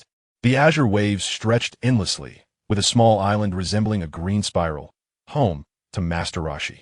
However, the beach was far from its usual tranquil scene, as sand swirled and shouts filled the air. As the yacht docked, Bulma rushed to the bow first, exclaiming, Wow, this is quite the ruckus. Now, this is a spectacle to behold. On the sandy shore, chaos reigned. Tien Shinhan stood with an air of arrogance in his dark robe adorned with a white crane pattern, flanked by his disciples, Kairatsu and Krillin. On the other side, Krillin was panting heavily, evidently at a disadvantage. Master Roshi, usually jovial, now bore a serious expression. Herb, you've gone too far, bringing your disciples to disrupt my training and injuring Krillin, he admonished. Herb coldly retorted with a sharp laugh. How dare you speak? The martial arts essence left by Master Mateto has been tarnished by your lecherous ways. You can't even teach a decent disciple. Look to my disciple Tien Shinhan. Now that's a true genius. Hand over the Turtle School's energy techniques, and then disband your own martial prowess. Master Roshi, infuriated, had his whiskers bristling. Nonsense. Herb, you were expelled from the school long ago. How dare you return? Krillin also boldly proclaimed, If it's a fight you want, then let us fight. Enough with the chatter. Stubborn fool. Herb bellowed, Tien Shinhan. Kaiatsu, show them the might of the Crane School. Tien Shinhan stepped forward, gathering a formidable energy in his hands. I can't defy my master's orders. Prepare yourselves. Dodon Ray. Kaiatsu also unleashed his energy attack. Dodon Ray. Master Roshi and Krillin did not dare to be negligent. They simultaneously brought their hands together, invoking the Kamehameha wave. For powerful energy blasts erupted with ferocious intensity, illuminating the surroundings, causing the sand on the beach to rise half a meter. At this tense moment, a blue-haired woman rushed out from the house, carrying a tray of tea. We're all good friends. Let's have a cup of tea to calm down. Ashu. As she sneezed, her hair instantly transformed into a golden hue, her expression turning fierce. You're too loud. All of you cease this at once, or else I shall unleash my wrath upon you. Out of nowhere, she produced 2 submachine guns and unleashed a barrage into the sky. The bullets whizzed past, causing Master Crane to withdraw his neck in fright, while Master Roshi nearly strained his back, and Krillin and Tien's energy blast trembled. Lan Ki, stop causing trouble. Both Master Roshi and Krillin exclaimed in unison. Master Crane jumped up in anger, cursing. Where did this madwoman come from?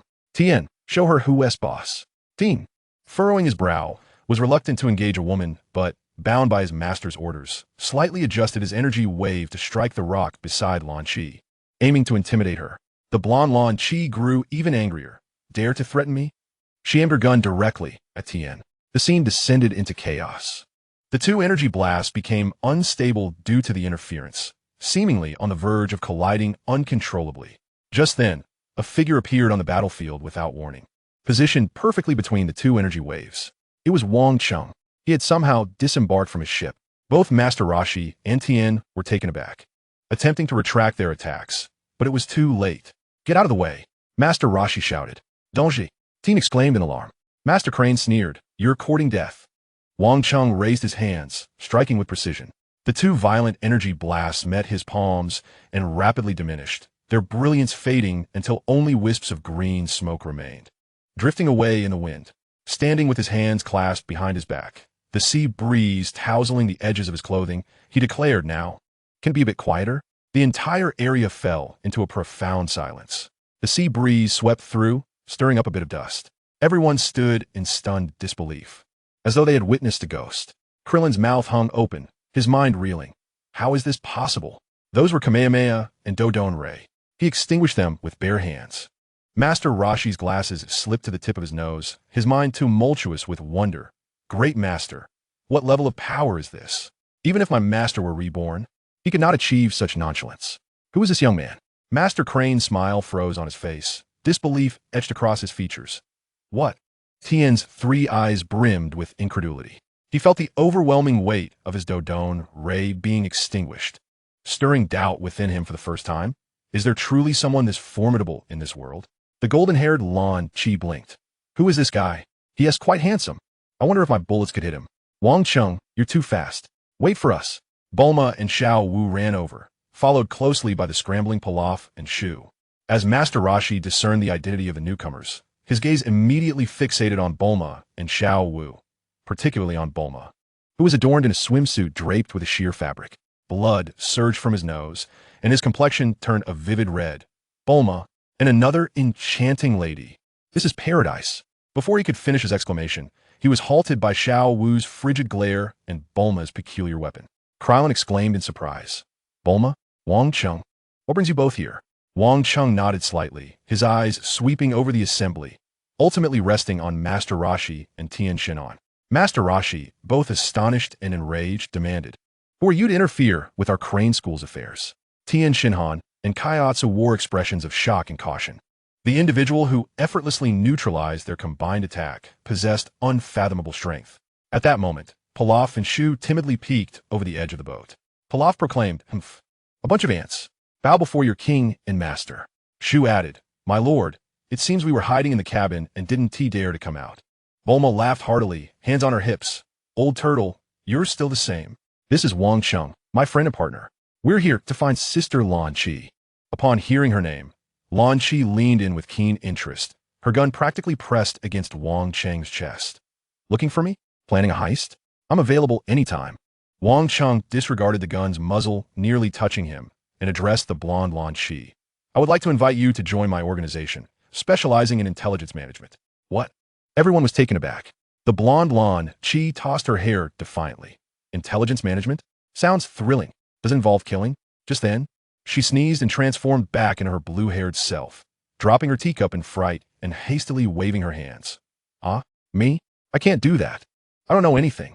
Master Roshi impatiently interrupted. Enough. Who is this arrogant brat, daring to disregard me? Master Roshi. Tien Shinhan. Kaiatsu.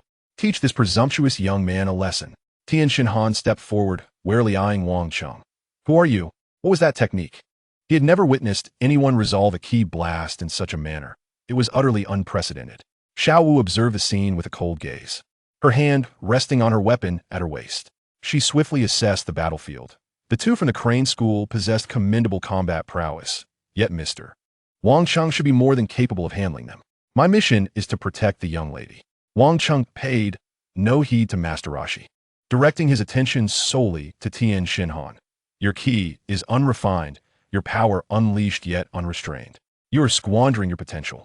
Tien Shinhan trembled at these words, as they directly exposed the flaws in his cultivation. Master Roshi, infuriated, shouted, "You insolent brat! How dare you reprimand my disciple? Tien Shinhan, Kaiatsu, attack him!" Chapter 22. The Crane's Wing Broken? Food returns to the true master. Tien Shinhan furrowed his brow, hesitating to strike.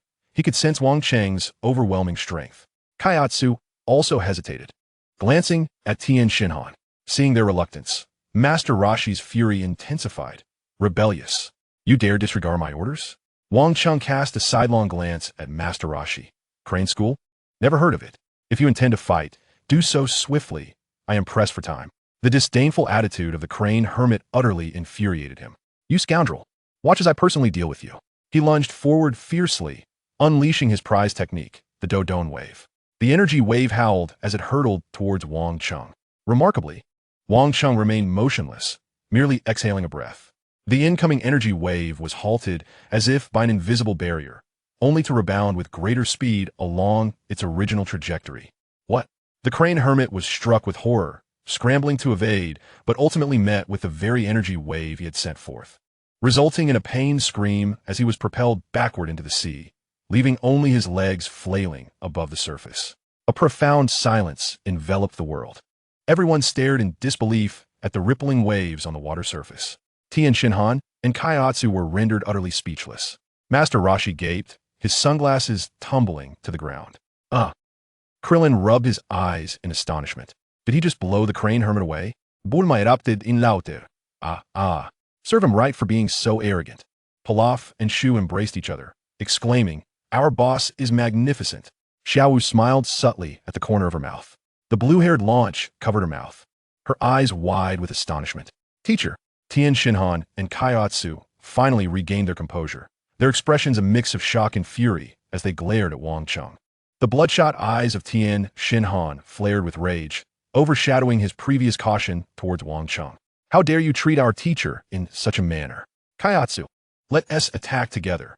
This time, Tien Shinhan held nothing back, unleashing his full power.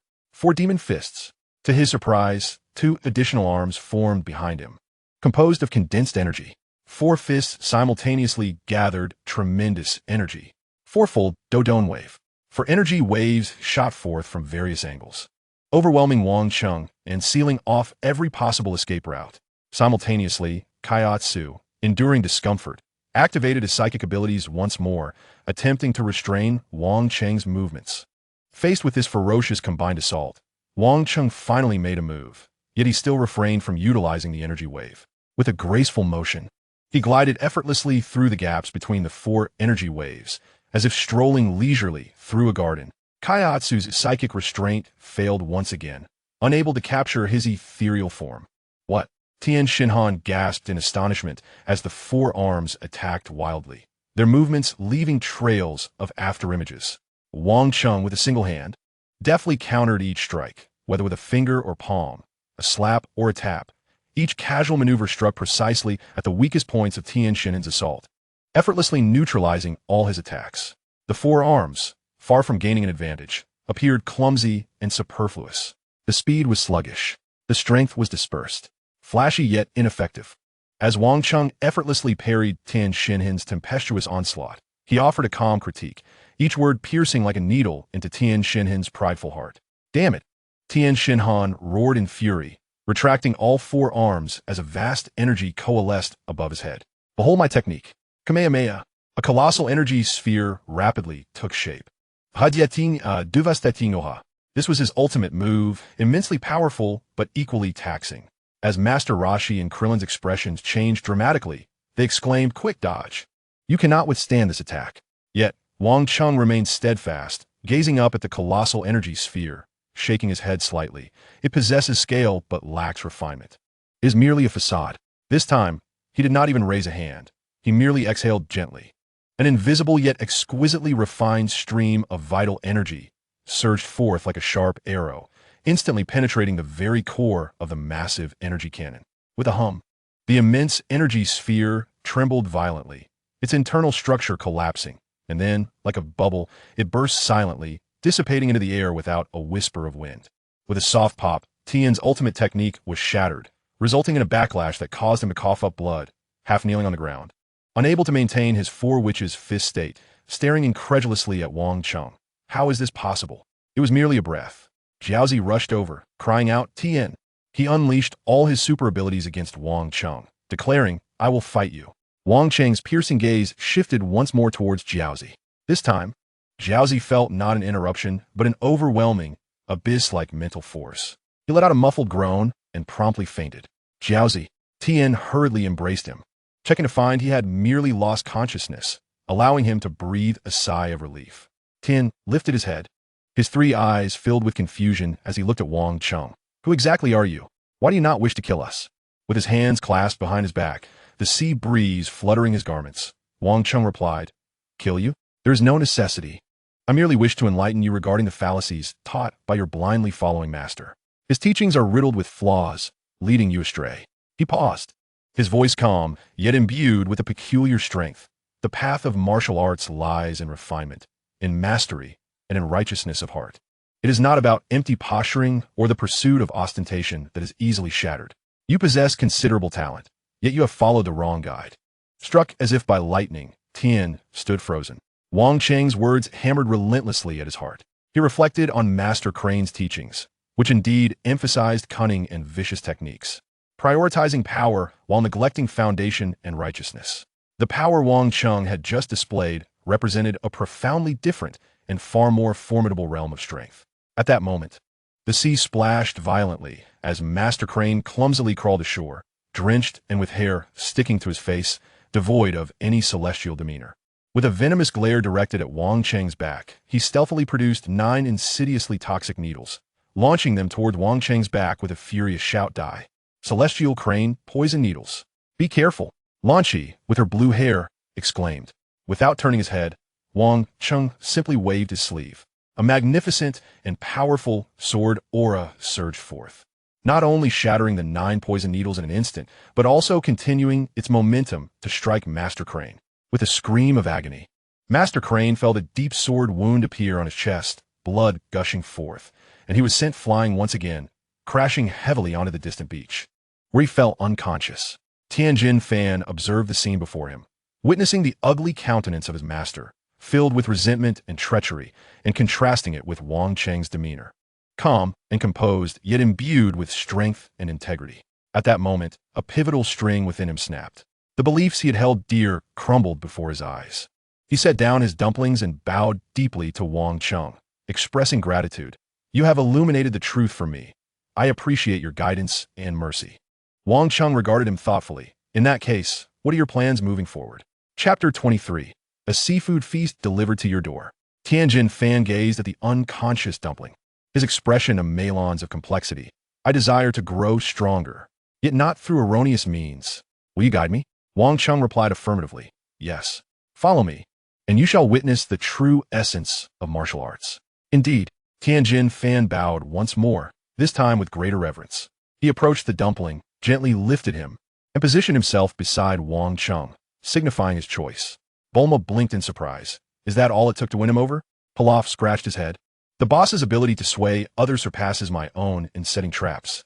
Ashi remarked, it seems we have acquired 2 more mouths to feed, Your Majesty.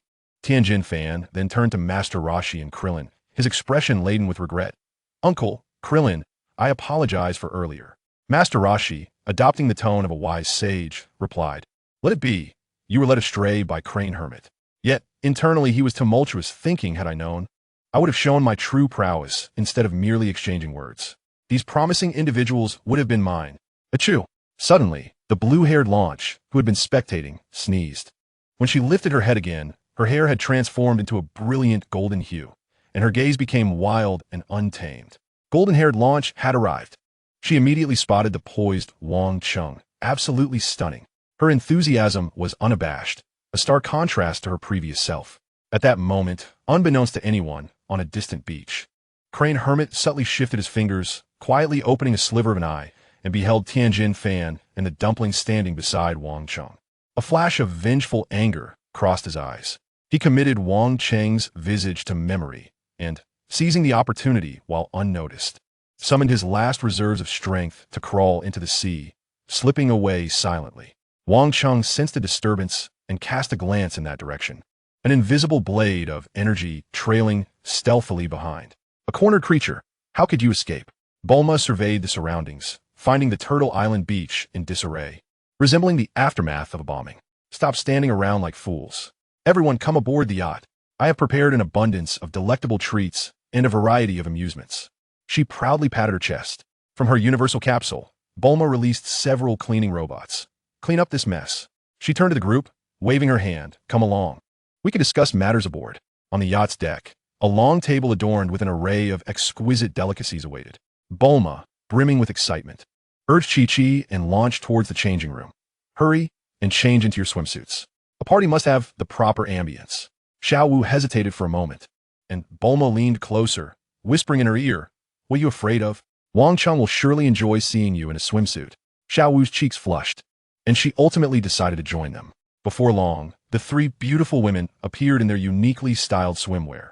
Bulma in a fashionable bikini, Xiao Wu in a refreshing floral swimsuit, and Lan Qi in a blue one-piece, shyly covering herself with her hands. Master Roshi's eyes widened in astonishment, and he exclaimed, I can't take it anymore. Call an ambulance. He fell back, convulsing on the deck. Krillin sighed helplessly. Master Roshi, you haven't changed a bit. Tianjin Fan and Dumpling helped drag Master Roshi to a chair, pouring him several cups of ice water to help him recover.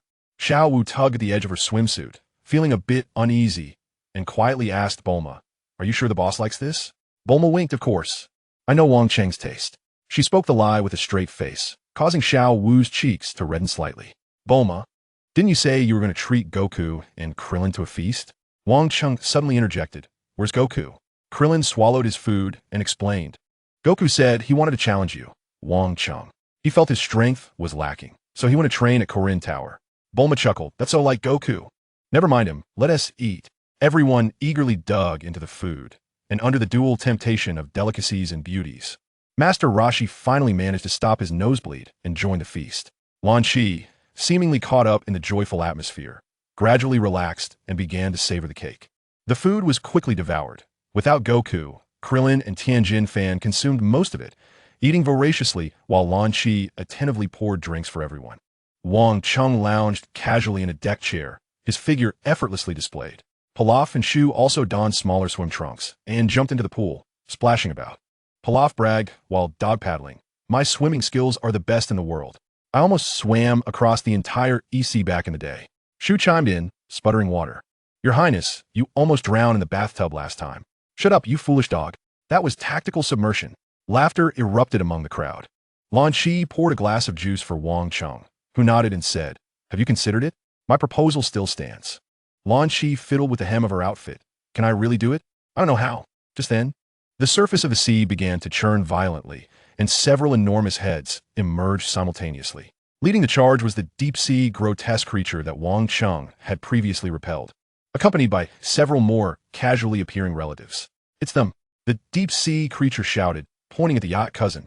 Auntie, that guy with the tattoo on his forehead injured me. A larger grotesque creature boomed.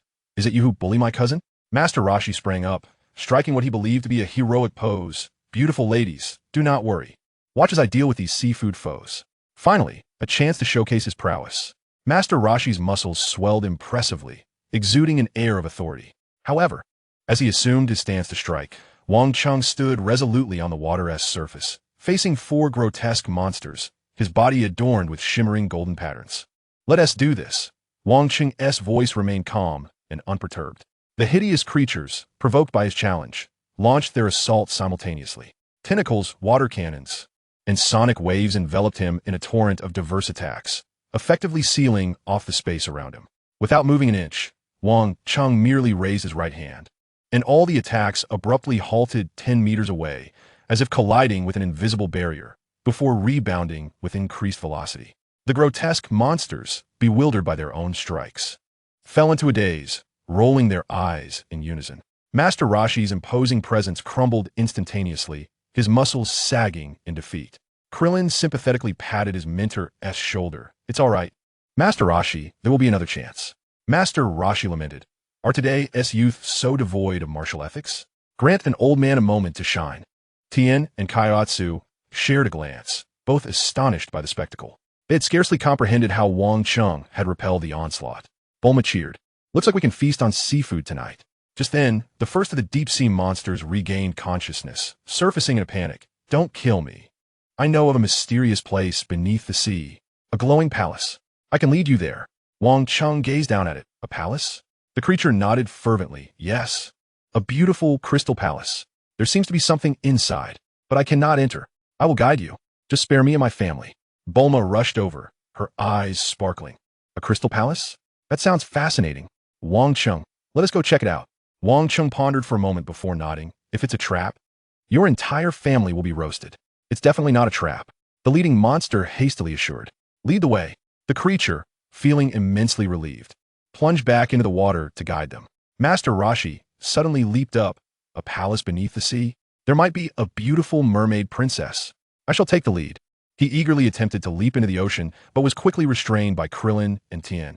Bulma's eyes sparkled with excitement. Another adventure? How thrilling. Wait for me to grab my underwater gear.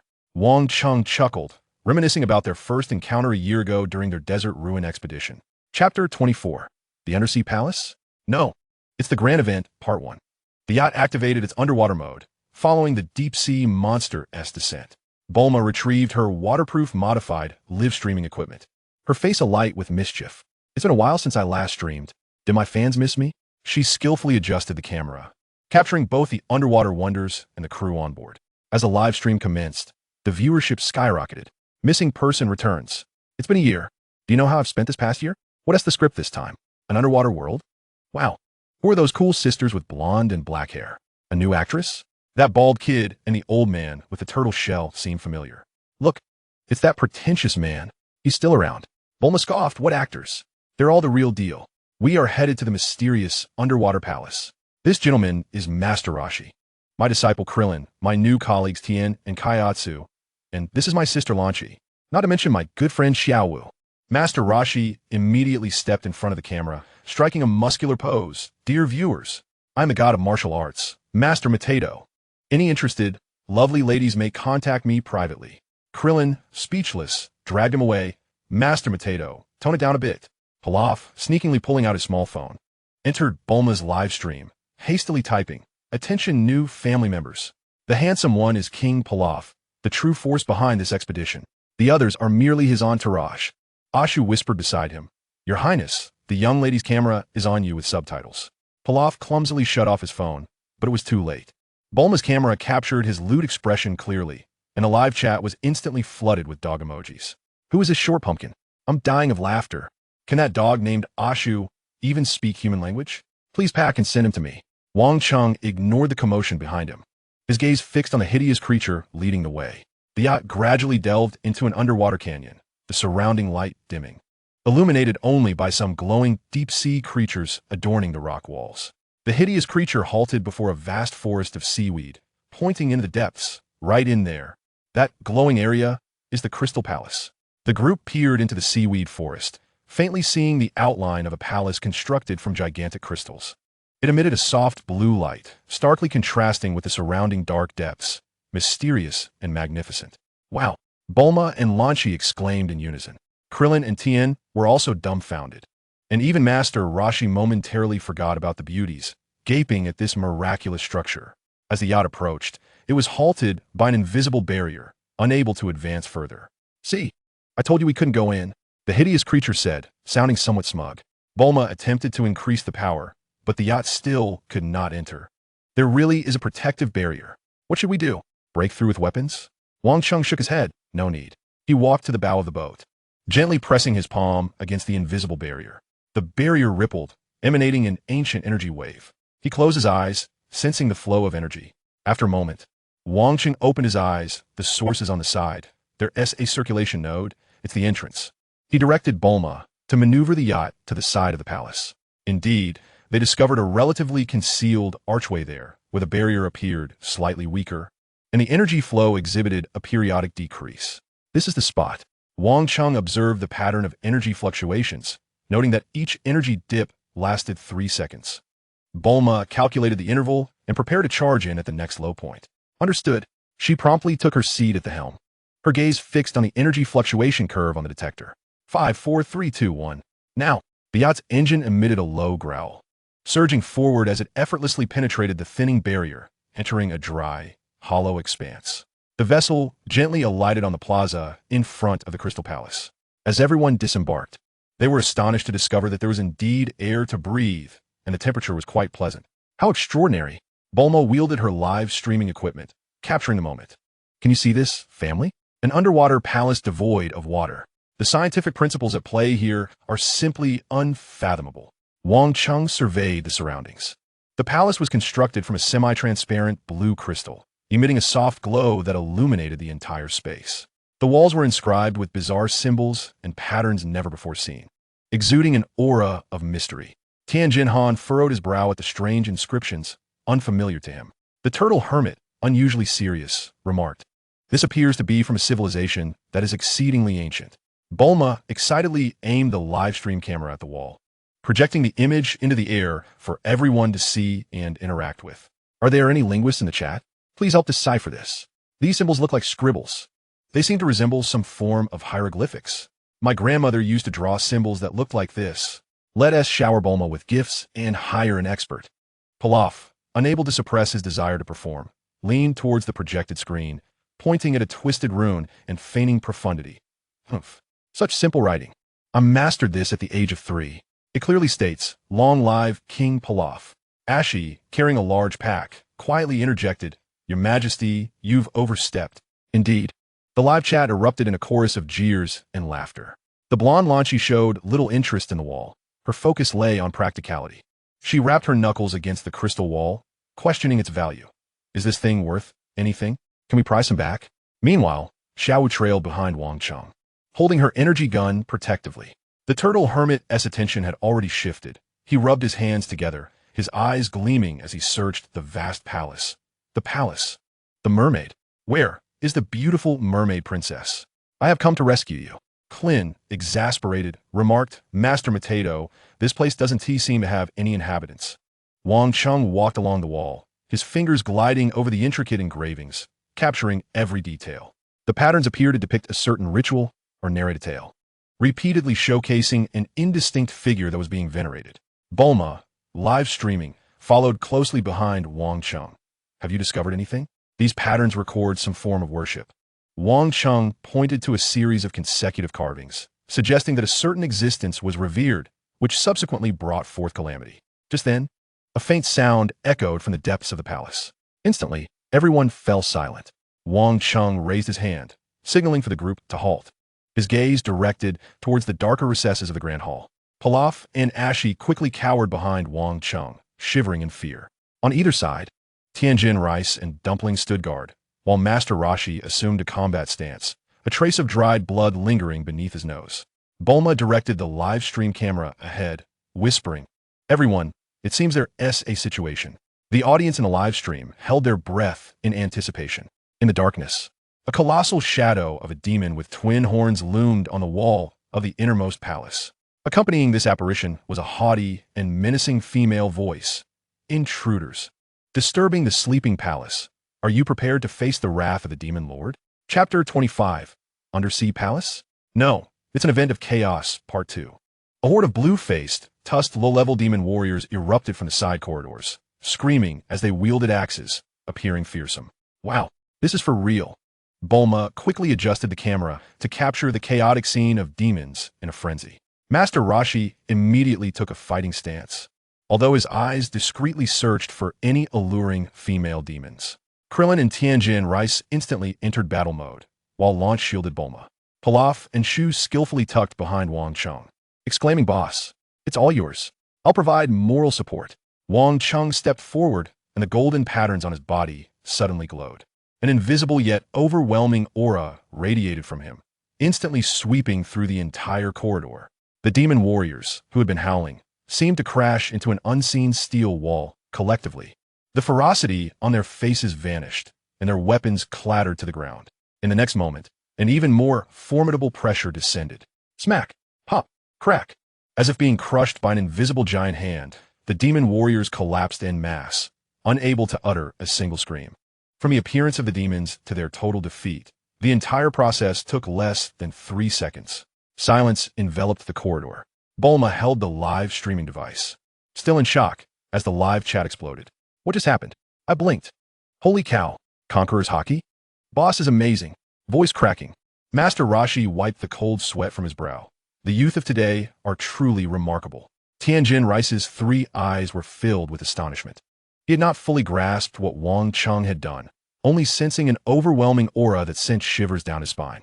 Pilaf immediately jumped out from behind Wang Cheng, arrogantly kicking the flattened demon beside him, easily defeated. In the presence of my might. Before he could finish, a frantic scream echoed from behind a pillar. A bunch of useless fools. Does the great Lilith herself need to intervene? Everyone turned towards a voice, only to see a palm-sized female demon with twin horns and a pair of small bat wings, angrily flying out from behind the pillar. She attempted to strike a fierce pose, hands on her hips, trying to appear intimidating. The crowd fell silent once more. Pilaf blinked, leaning in closer. This is the one who was talking tough just now?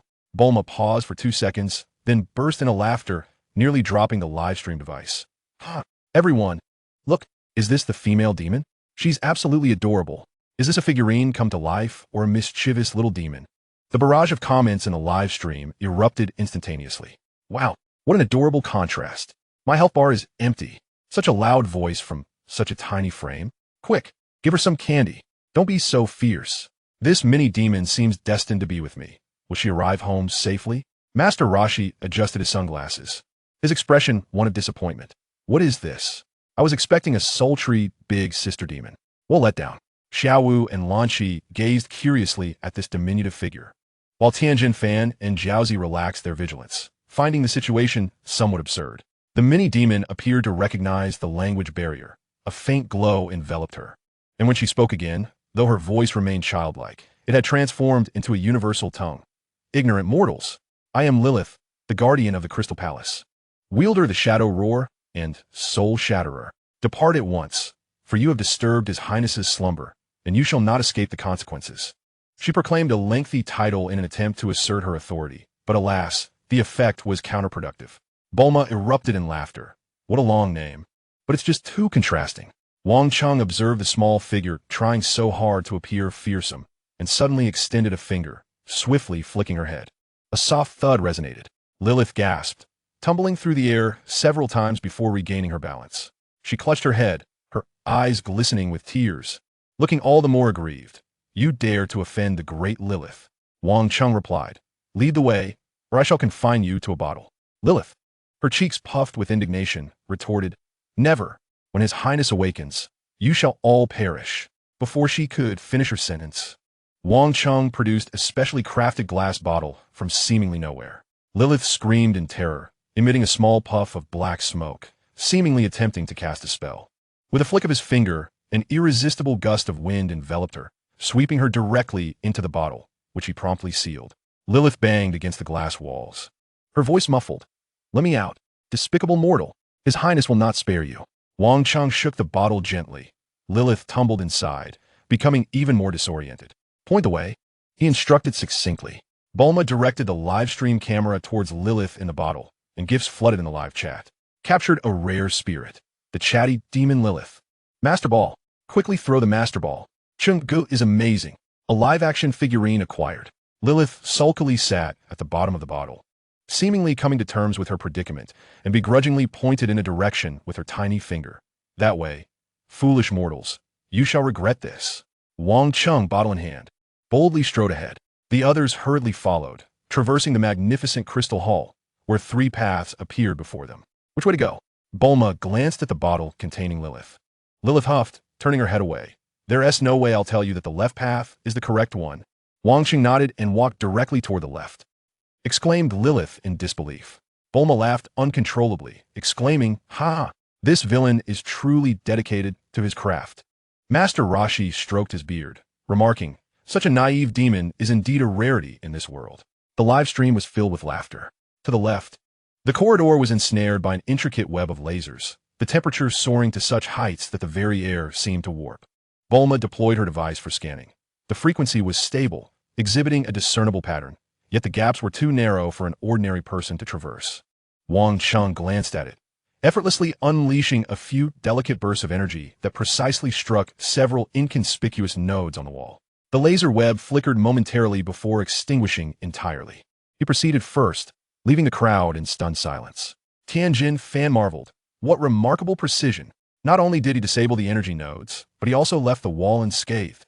Lilith, confined in her bottle, momentarily forgot her irritation, her mouth agape in disbelief. How is this possible? The traps set by His Highness. The journey ahead was fraught with an array of traps. A colossal hammer suddenly descended, which Wang Cheng shattered with a mere punch without even glancing. A vent spewing toxic gas was swiftly sealed by his energy. He effortlessly glided over a pit bristling with sharp spikes. His movements flowed like water, exhibiting no hesitation, as if he were merely strolling through his backyard rather than navigating perilous traps. Pilaf and Ashu transitioned from anxiety to numbness, even beginning to comment. Boss, that mechanism on the left appears quite dangerous, doesn't it? You just stepped right over it? The live stream's popularity surged. Is this even human? Trap. I was utterly terrified at that moment. Only Lilith in her bottle grew increasingly anxious, her little face drooping. Oh no. If His Highness discovers our home has been dismantled like this, woe is us. At long last, the group emerged from the trap-laden area into a more expansive hall. In the center stood an elevated platform, seemingly dedicated to some offering, enveloped by a luminous shield. Surrounding the platform were scattered crystalline statues and inscrutable devices. Upon seeing the glittering crystalline apparatus, Pilaf's professional instincts kicked in. These devices appear quite technological. Perhaps they hold some treasures. Seizing the opportunity, while everyone's attention was fixed on the platform, he stealthily approached, examining this and that. Ashu trailed behind, softly cautioning, "My lord, be careful not to touch anything. What is there to fear? I am well versed in various mechanics."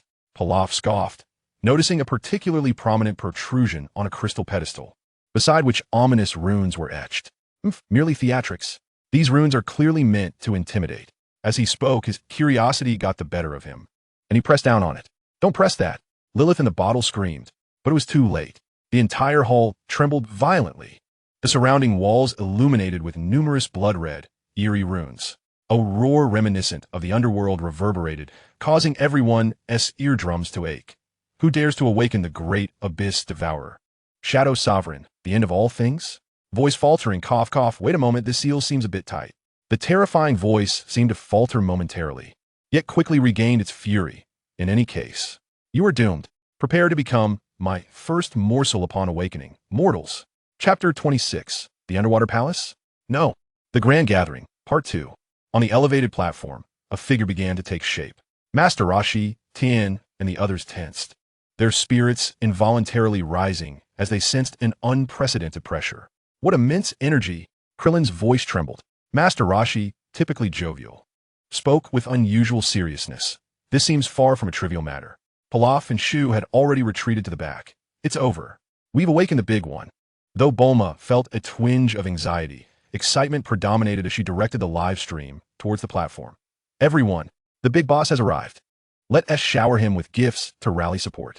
The live chat erupted. Here comes the ultimate villain. What a spectacle. The sound effects. The budget is on fire. The energy is overwhelming.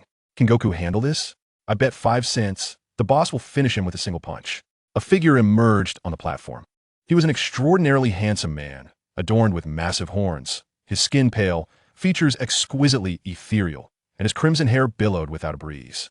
However, his movements appeared somewhat awkward, as if he were striving to break free from some invisible restraint. The earlier raspy cough had marred much of his mystique. You.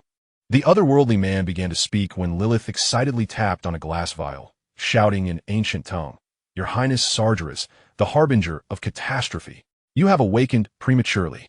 Your power is not yet fully restored." Sargeras paused, his molten golden pupils constricting as he swiftly assessed his own state, declaring, "No matter. To deal with these insects that disturb my slumber, I require only 70 to 80% of my strength to crush them 1,000 times over." Suspended above the ground, he began to emanate dark crimson energy. "Feel the force of calamity. I shall extract your souls and roast them in the fires of hell for eternity." Sargeras' golden gaze swept over the assembly, and upon noticing Bulma, Xiaowu, and Lan Shi, especially the blonde Lan Shi, a wicked smile curled at his lips. As for these ladies, perhaps before I slay you, I might indulge my desires. This shall be your supreme honor. The dark crimson energy suddenly surged, radiating an aura of terror and destruction, causing the temperature in the hall to spike dramatically. Master Roshi was taken aback. This is bad.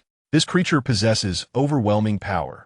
Krillin and Tien braced themselves for a fight to the death. In this critical moment, Wang Cheng stepped forward, delivering a simple yet direct punch. There was no roar, no build-up. It was an unremarkable blow. The golden fist moved with the speed of teleportation, appearing before the Demon Prince. Sargeras' wicked smile vanished. This individual was unbelievably fast. Wait, did you not see me charging up? This is unfair. His ultimate move had yet to be unleashed, and in a state of sheer terror, he cried out, attempting to defend or evade. However, Wang Cheng's fist showed no signs of hesitation. Bang! The golden punch struck Sargeras in the abdomen, the self-proclaimed Lord of Calamity, who claimed to have regained 70 to 80% of his strength, intending to scorch all for 10,000 years while indulging in bestial desires, burst apart like a balloon from within, exploding into a mist of blood, leaving not a single remnant. Only a few strands of dark red energy lingered momentarily in the air before vanishing without a trace. The entire arena fell into a state of petrification. Klin's bald head seemed to shine even brighter. A dumpling fell with a soft thud to the ground. Golden-haired Lan Chi let out a whistling sound that betrayed her astonishment. Pilaf and his companion looked around in confusion. Is it over? The live stream experienced a brief moment of silence, quickly followed by a tsunami of comments flooding the screen. What did I just witness? One punch? Just one punch? What happened to the promised 300 rounds? Sargeras, director, the script is incorrect. Could donations bring him back? Your Highness, let us do it again. User donated 10 spaceships for the one-punch obliteration of the planet. Haha, I can't breathe from laughing. Is this Demon Lord just here for a cameo? Lilith in the bottle was left dumbfounded, her little face pressed against the glass, her eyes devoid of light, as if her entire worldview had been shattered by that single punch. Wang Cheng nonchalantly retracted his fist, as if he had merely swatted a mosquito. He glanced over the empty high platform, his tone indifferent. It seems he truly possesses 70 to 80% of his strength. The crowd was left speechless. Master Roshi lowered his stance, wiping the cold sweat from his brow. The youth of today, truly. He struggled for an appropriate word to express his sentiments. Bulma finally regained her composure and exclaimed excitedly into the live stream. Family, did you see that? This is power, in the face of absolute strength. Any evil is but paper. Let us shower the gifts. Celebrate the swift defeat of the boss. The live stream was instantly bombarded with various rocket emojis. One punch. Surpassing the demon. Wang Cheng. Flashy displays are not my style. Boss is incredible. Voice cracking. I shall call you the strongest. The ensuing moments transformed into a joyous scavenging session. Quickly, let us search. In such a grand palace, there must be treasures. Bulma eagerly urged everyone on. Pilaf and Ashura also perked up, beginning to rummage about. Master Roshi was filled with anticipation for the potential treasures of mermaids. However, they scoured the entire Crystal Palace, its side chambers, and even a few doghouses at the back, finding nothing but the immovable crystal walls and incomprehensible peculiar instruments. Not even a single energy ore. It was as pristine as if it had been licked clean. No way. Are they this poor? Bulma kicked a crystal pillar in disappointment, lamenting the grandiosity of the Crystal Palace. Pilaf, heartbroken, exclaimed, penniless, even poorer than I am. What a waste of my expectations. The turtle sage sighed deeply, lamenting the absence of his mermaid. Tianjin Fan and Klin exchanged glances, bewildered by the grand spectacle that culminated in the revelation of a penniless demon. Lilith, confined within a bottle, meekly defended herself, stating, Your Highness, I was merely preoccupied with my training and slumber. The journey away from the Crystal Palace proved remarkably smooth, as the traps seemed to have become ineffective with the Demon Prince's disappearance. The grotesque family had long since vanished without a trace. Upon returning to the yacht, Wang Cheng unscrewed the bottle and gently released Lilith. You made a part now, he said. Lilith sat dazed on the railing, gazing into the azure waters below. Then turning her eyes to the majestic yet desolate Crystal Palace, her expression a canvas of confusion and despair. With the prince deceased and her home lost, what purpose did her presence in the Crystal Palace hold? Suddenly, as if resolute, she ascended into the air, uttering an ancient, cryptic incantation directed toward the palace. To the astonishment of onlookers, the grand crystal palace radiated a blinding light before rapidly shrinking, diminishing in size until it resembled a mere ping-pong ball, which then floated into Lilith's hands. Cradling the miniature palace, she approached Wang Cheng and offered it to him. Here, take it. It can accommodate approximately 80,000 individuals, and it can be resized with a spell. I have nowhere else to go. May I accompany you? I require so little sustenance. The scene left everyone in awe once more. Bulma exclaimed, Is that even possible? It's like a portable mansion, and it can house people. Pilaf, consumed by jealousy, lamented, If only I had known, I would have taken a piece of crystal earlier. The turtle sage lamented, The miniature mermaid palace.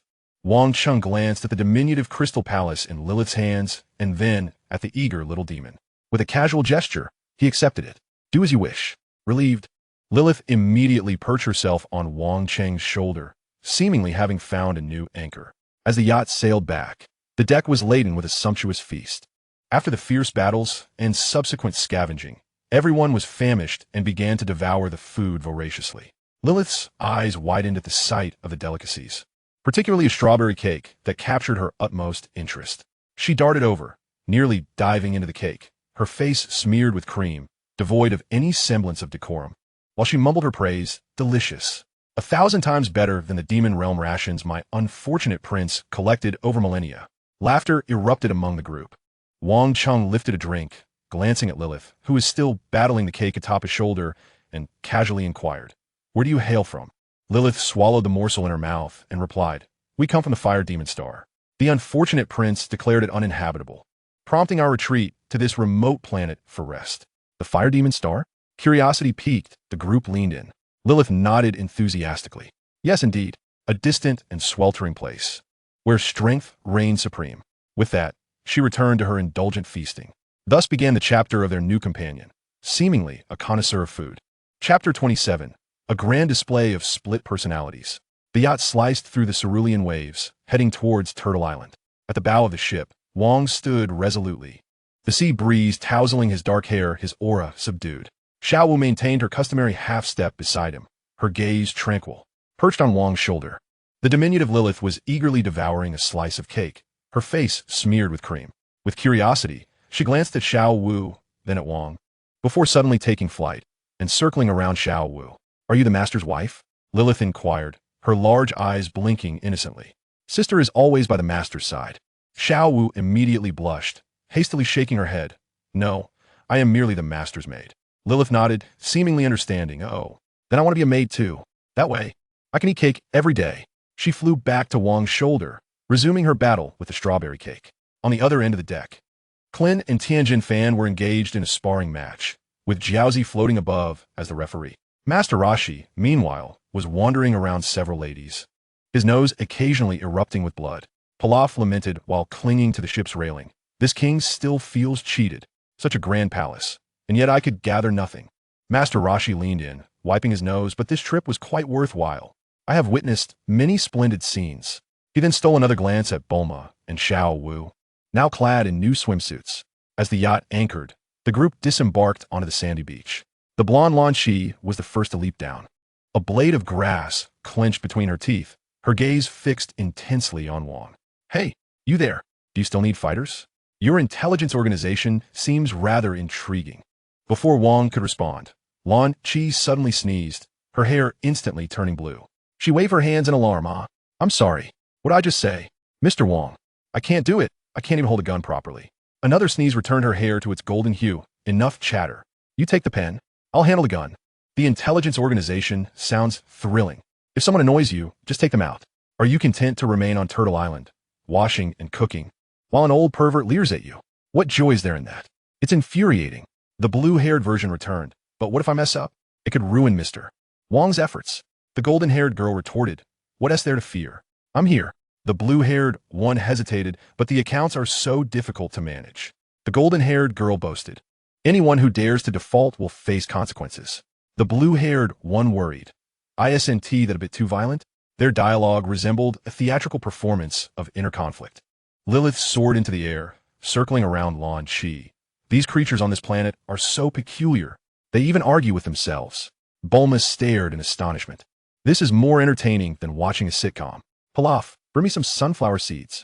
Reluctantly, Pilaf handed over a packet of seeds. I think the blonde has more potential. She would make a great enforcer for our organization. Asa barked. Wang, observing the self-debating Lan Chi, interjected, enough of the bickering, I want both of you. The argument ceased abruptly. The blue-haired Lan Chi timidly looked at Wang. Is that really okay? I'm afraid I won't perform well. Wang replied in a calm tone.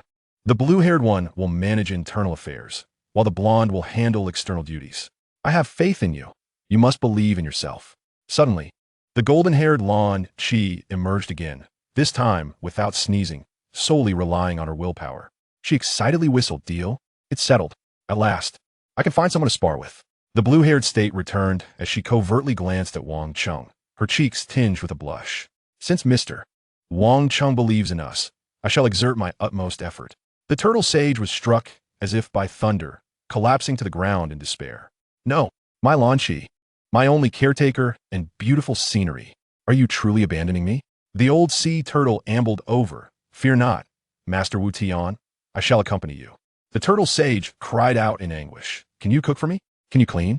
Can you transform into a beautiful lady? The crowd was left speechless. Bulma chuckled, producing 2 universal capsules. Old turtle, I prepared something for you. With a bang, a sleekly designed robot materialized. This was a domestic robot, proficient in laundry, cooking, and cleaning. She then pressed another capsule into the turtle sage's hands. In a hushed tone, Bulma added, this is the latest model, a highly realistic, custom companion robot. The turtle sage sprang back to life, his eyes nearly turning into hearts. Really? Is it true? Bulma, you are truly an angel. Mr. Wang Cheng, you must leave immediately. Do not delay my research on new technology. And Krillin, hurry to Korin Tower and train with Goku. You've been rather lackadaisical lately. I train from dawn till dusk every day. How can I be lazy? Krillin scratched his head. By the way, Bulma, have you seen Yamcha? He hasn't been heard from in over half a year. Wang Cheng replied. When I was gravely injured, he ambushed me and I sent him flying. Bulma scoffed. He must be too ashamed to show his face, taking advantage of someone else's weakness. Krillin sighed. Although Yamcha has done some petty theft, he doesn't strike me as the kind to ambush. Wang Cheng remarked. He must have been affected by the negative energy from the Red Ribbon base. Bulma indignantly retorted. Neither I nor Sister Xiao Wu have been affected. That fool. A flicker of doubt crossed Wang Cheng's eyes, but he chose not to delve deeper. The group boarded the yacht, preparing to depart. Lan Chi glanced back at the island she had called home for many years, her eyes reflecting both unease and a hint of anticipation. She waved goodbye to the turtle sage and Krillin, saying, I will return to see you. The turtle sage, already engrossed in studying his new robot, merely waved from a distance. As the yacht sailed away from Turtle Island, gradually fading from view, Krillin departed as well. Heading towards Korin Tower, inside the turtle house, the turtle sage was frantically engaged in research on the new robot. The old sea turtle shook his head in resignation outside the window. Master Wu Tian, maintain your dignity. It's broad daylight. The turtle sage's voice echoed from within. This is art. It is a pursuit of beauty. You and T understand. The old sea turtle sighed. I may not understand, but I certainly have a splinter in my eye. On the yacht, Lilith soared through the air, showcasing her crystal palace. Look, it could be even smaller. A marble-sized palace spun in the palm of her hand. Pilaf's eyes turned crimson with jealousy. Why didn't I snatch a few more crystals back then? Bulma embraced Launch's shoulders. Sister Launch, welcome aboard. From now on, we shall be colleagues. By the way, how will your salaries be calculated? 1 share or 2? Launch sneezed, her golden-haired demeanor brimming with arrogance. Naturally, it should be 2 shares. Otherwise, I shall go on strike. Another sneeze, and the blue-haired one hastily waved her hands. No. 1 share is sufficient. I don't eat much. The others were taken aback. Wang Cheng chuckled, noting that the team had gained another member, or rather, 2. Chapter 28. For the first time after rebirth, reversed? At the West Capitol dock, the waves rippled gently. Wang Cheng returned with the group, and as soon as they set foot on land, they spotted Mrs. Brief beaming at the dock. This delightful lady was always a charming presence, dressed in a beige skirt and cradling a Persian cat. Upon seeing the newcomers disembark, she smiled before speaking. Ah, what a lively gathering this is. How can we brought back so many new faces? Bulma jumped down, linking arms with her mother. Mom, this is Tianjin Fan and Dumpling, our new recruits.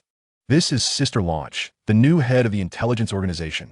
Tianjin Fan blinked his 3 eyes in unison, while Dumpling appeared a bit shy. Excuse us. Mrs. Brief replied warmly, welcome, welcome. You are all youthful heroes, truly remarkable talents.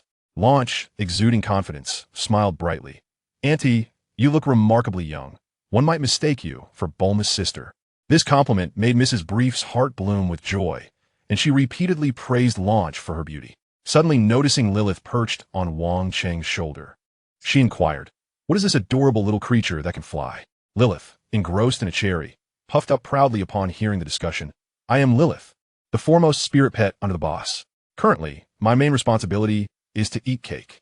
She had jam smeared on her face. Mrs. Brief was amused. How delightful. I shall fetch you some strawberry cake later. Lilith gleefully somersaulted in the air, nearly launching a cherry pit towards Pilaf's face. Wang Cheng refrained from joining the light-hearted banter and led the group back to the Brief mansion, addressing Tianjin Fan and Dumpling. Follow me. The two, not daring to lag behind, trailed closely. Upon reaching a grand door, Wang Cheng activated a mechanism, revealing the gravity training room within. The room was equipped with various advanced devices, and Wang Cheng set the parameters, starting with 10 times the gravity for adaptation. Tianjin Fan immediately felt as though he were bearing a 1,000-pound burden, gritting his teeth. How many times the gravity does Brother Wang Cheng usually train under? Bulma, standing nearby, chuckled. Wang Cheng? 100 times the gravity feels as light as a stroll. Unfortunately, we currently have limited materials, so the maximum is only 100 times. Tianjin Fan and Dumpling both gasped in astonishment. Wang Cheng instructed, train diligently, focus your mind, and channel your energy to resist the gravity. He then turned to leave, informing Bulma, I will take Launch to the intelligence center. Bulma nodded and swiftly caught Pilaf, who was sneaking a snack. You little rascal, stealing again. Pay up. Pilaf retorted defensively. One must always be cautious. I was merely testing for poison on behalf of everyone. In the subterranean realm of Shidu, the core base of the intelligence organization lies 50 meters beneath the surface. The two entered a stronghold fortified with iron walls and intricate traps. After traversing 3 alloy gates, they finally arrived at a grand hall.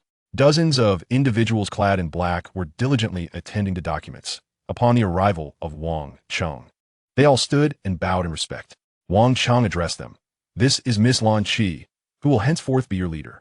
The crowd exchanged furtive glances, observing the timid, blue-haired woman standing before them, her slender waist seemingly fragile enough to snap with a mere touch. They couldn't help but murmur amongst themselves, why has the boss appointed such a delicate woman to lead us? The cadre members exchanged looks, questioning the capability of this new chief, who appeared as though a gust of wind could easily topple her. However, before their thoughts could settle, Lan Chi suddenly sneezed, her hair transforming to a golden hue. She then boldly stepped onto the conference table, exclaiming, what are you all staring at? From now on, anyone who disobeys will face my wrath. The assembly of men and women stood in stunned silence, only to witness her sneeze once more, reverting to her blue-haired appearance. As she bowed repeatedly, apologizing, I'm sorry, I will work hard. The crowd pondered, where did the boss find this eccentric leader? Wang Cheng dismissed the spectacle, swiftly issuing commands. Continue the search for Dr. Jero and Yamucha. Pay particular attention to any fluctuations in energy levels. Report immediately if anything unusual arises. The group nodded vigorously, the golden-haired Lan Chi still tapping her weapon on the table. Wang Cheng reflected on the significant negative energy corrosion emanating from the red satin ribbon base. With Yamucha missing for over half a year, he suspected that his disappearance was not merely a retreat, but perhaps a consequence of being captured or even transformed by Dr. Gero. Lan Chi banged the table. Haven't you eaten? Speak louder. Unbeknownst to them, she produced 2 submachine guns, slamming them onto the table. Anyone attempting to be sly will find themselves on the receiving end of my bullets. The assembly flinched at her ferocity, their movements quickening tenfold. Yes, boss. Wang Cheng nodded, thinking to himself, Lan Chi may indeed prove to be an excellent leader. Her blend of gentleness and fierceness is akin to a whip followed by a sweet date. While he contemplated this, he noticed Lan Chi had transformed back in her timid blue-haired self, tugging at his sleeve. Mr. Wang Cheng, I feel a bit scared. Wang Cheng, rarely smiling, whispered, fear not. A dual nature is a gift for leadership. Fierce when necessary, yet gentle enough to garner loyalty. Such qualities are not easily feigned. His words brought a smile to Lan Chi's face. He led her into a specially designed room, spacious and fortified with high-density alloy walls, impervious even to armor-piercing rounds. The interior was equipped with cutting-edge computer systems, a global surveillance network, and various intelligence analysis devices. In one corner stood a large bed, adjacent to a fully equipped bathroom, while one wall was adorned with an array of weaponry, ranging from antique firearms to the latest energy weapons. This will be your room and office. Should you require anything, simply instruct those outside, Wang Cheng stated. The golden-haired Lan Chi excitedly whistled and rushed to the weapons wall, caressing the arms. This is fantastic. All these treasures belong to me? Indeed, they are yours, he replied. Lan Chi sneezed and transformed back to her blue-haired self. She gazed at the weapons, retreating a step in fear. I cannot wield these. Wang Cheng spoke succinctly, taking a seat. Obediently, the blue-haired Lan Chi approached the edge of the bed and sat down, feeling somewhat anxious. Wang Cheng instructed her to turn around, presenting her back to him. Clad in a thin tank top, she could feel the warmth of Wang Cheng's palm pressing against her skin. A pure and gentle stream of vital energy gradually flowed into Lan Chi's body, guiding her to perceive the latent energy within. She shuddered slightly, sensing a warm current coursing through her limbs, as if a gateway to a new world had been unveiled. Remember this sensation. This is Qi. You are exceptionally gifted. Your potential extends beyond this. Wang Cheng's voice resonated behind her. Attempt to control it, to guide it. You possess dual energies. Try to switch between them with your will, rather than relying on sneezing. Under Wang Cheng's guidance, Lan Chi closed her eyes, striving to attune herself. Gradually, her hair color began to shift freely between gold and blue, dictated by her own will. Although still inexperienced, she no longer depended on sneezing. Wang Cheng withdrew his hand and nodded. The foundational techniques of Qi have been imparted to you. I shall return to guide you when time allows. Practice diligently. You have a natural aptitude. Should you encounter formidable challenges, contact me. Do not act recklessly. With that, Wang Cheng turned to leave. Wait, Lan Chi called out. Her hair, now golden. She fixed her gaze intently on Wang Cheng. Are you leaving just like that? Wang Cheng glanced back, a hint of confusion in his eyes. The golden-haired Lan Chi leaped off the bed, approached him, and looked up, her admiration and desire unmistakable. I like you. You are strong and domineering, precisely my type. When I take a liking to someone, I must act. Her words were as direct as a bullet. Wang Cheng regarded her in silence. Suddenly, Lan Chi's hair shifted back to blue. Her face flushed as she waved her hands in panic. Soda. What did I just say? Before she could finish, her hair turned golden again. She shook her head, seemingly suppressing her timid self, and looked back at Wang Cheng with a raised eyebrow and a smile. Are you afraid? Wang Cheng leaned closer to Lan Chi. I accept this provocation. The golden-haired Lan Chi's eyes sparkled, and she boldly approached Wang Cheng, initiating an awkward yet fervent kiss. In the midst of her emotional turmoil, her hair color fluctuated wildly. Wait, this isn't right, she thought, feeling shy in her blue-haired state and wanting to escape. Enough chatter. If I say it's fine, it's fine. The golden-haired version regained control, growing bolder. Wang Cheng allowed her initiative, occasionally reversing roles, finding this experience quite novel. After a lengthy while, the golden-haired Lan Chi paused, breathless, her face reflecting satisfaction and a hint of fatigue, yet her eyes shone brightly. She approached the wall of weapons and, without looking back, declared, This is done. You may leave. I need to familiarize myself with my new domain and these treasures. Wang Cheng adjusted his attire and walked toward the door. As he neared the exit, the golden-haired Lan Chi's voice rang out again, unusually solemn. Hey, Wang Cheng. He halted, but did not turn back. Remember, I like the you of now, strong and domineering. If there comes a day when you change, becoming weak and unlikable to me, I shall depart without hesitation, for I am a person of my word. Wang Cheng remarked. You will not have the opportunity. Chapter 29.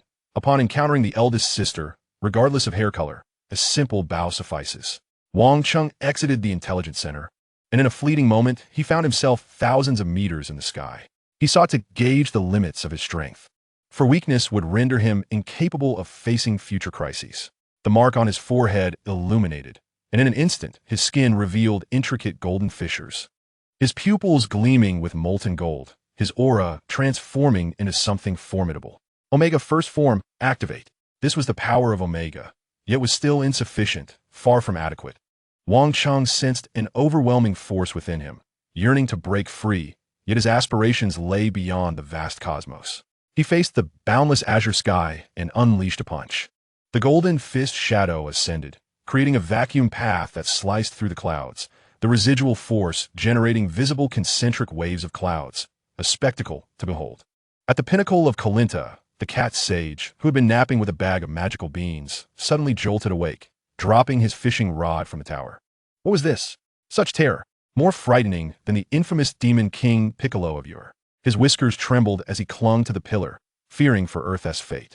No, wait, it seemed to be that person, yet it had only been a year, and he had grown this powerful. In the temple, the deity dropped a water jug, spilling the sacred nectar across the ground. Mr. Bobo, with a stoic expression, remarked, "Deity, you have lost your composure." The deity, perspiration beading on his forehead, gazed down at the mortal realm. This aura is laden with destruction, yet it is remarkably contained. Who could it be? Since when did Earth harbor such a being? Mr. Bobo inquired, "Shall we descend to investigate?" The deity shook his head. The cat sage mentioned a particular individual. It may be him. Let us observe further. In the lofty sky, Wang Cheng reigned in his aura, reverting to his normal state. His foundational destructive capability had met the standard, yet his control was lacking. He required a more extreme environment to hone his skills, to compel the true potential of this form. His standards for himself were harsh to the point of obsession. The gravity chamber must be upgraded without delay. Against a creature like Frieza, this level of power was woefully inadequate. He vividly recalled the foes from the future capable of annihilating planets. In a flash, he vanished from the sky, returning to West City. In the underground intelligence center, within the leader's chamber, the blue-haired Lan Chi sat at the bedside, delicately wielding a pair of ornate scissors, scrutinizing a suspicious spot on the bedsheet. After much deliberation, her cheeks flushed, she carefully snipped away a small piece of fabric. Holding it as if it were a rare treasure, she placed it in a lovely little wooden box. With a hint of anxiety, Lan Chi pondered, is this considered a token of affection? Things are progressing too quickly. At the very least, we should go on dates, enjoy meals and movies together, and then perhaps hold hands or share a kiss on the forehead. Her hair transformed, gold replacing blue. Her expression shifting to one of exasperation. Why are you crying? It's so annoying. Can't you show some ambition? If you like someone, just say it. Stop dawdling. A kiss on the forehead? Her hair reverted to blue. But this makes me seem rather unreserved. Blonde. Can restraint be a substitute for sustenance? Can it serve as a weapon? I ask you, does it not bring you delight? The blue-haired one blushed fiercely, her voice barely audible. Well, it's acceptable. The blonde, brimming with confidence, declared, then that settles it. Should he come again, I shall refrain from appearing, leaving the entire affair to you. Let us see how long you can maintain your composure. No more of your whimpering about me, stealing your man. The blue-haired one gasped in horror. Please no. I cannot handle it alone. I would faint. The blonde snapped, silence. If I say it shall be done, then it shall. Keep talking, and I shall take matters into my own hands. The blue-haired one murmured. Oh, day after day, Wang Cheng devoted himself to personal cultivation and guiding others. Tianjin rice and dumplings were drenched in sweat within the tenfold gravity chamber. His four-demon fist gradually solidified, while the power of his key cannon grew immensely. Dumpling was becoming increasingly adept at controlling his superpowers. Dumpling, pay attention to the flow of ki within your body and its integration with your abilities.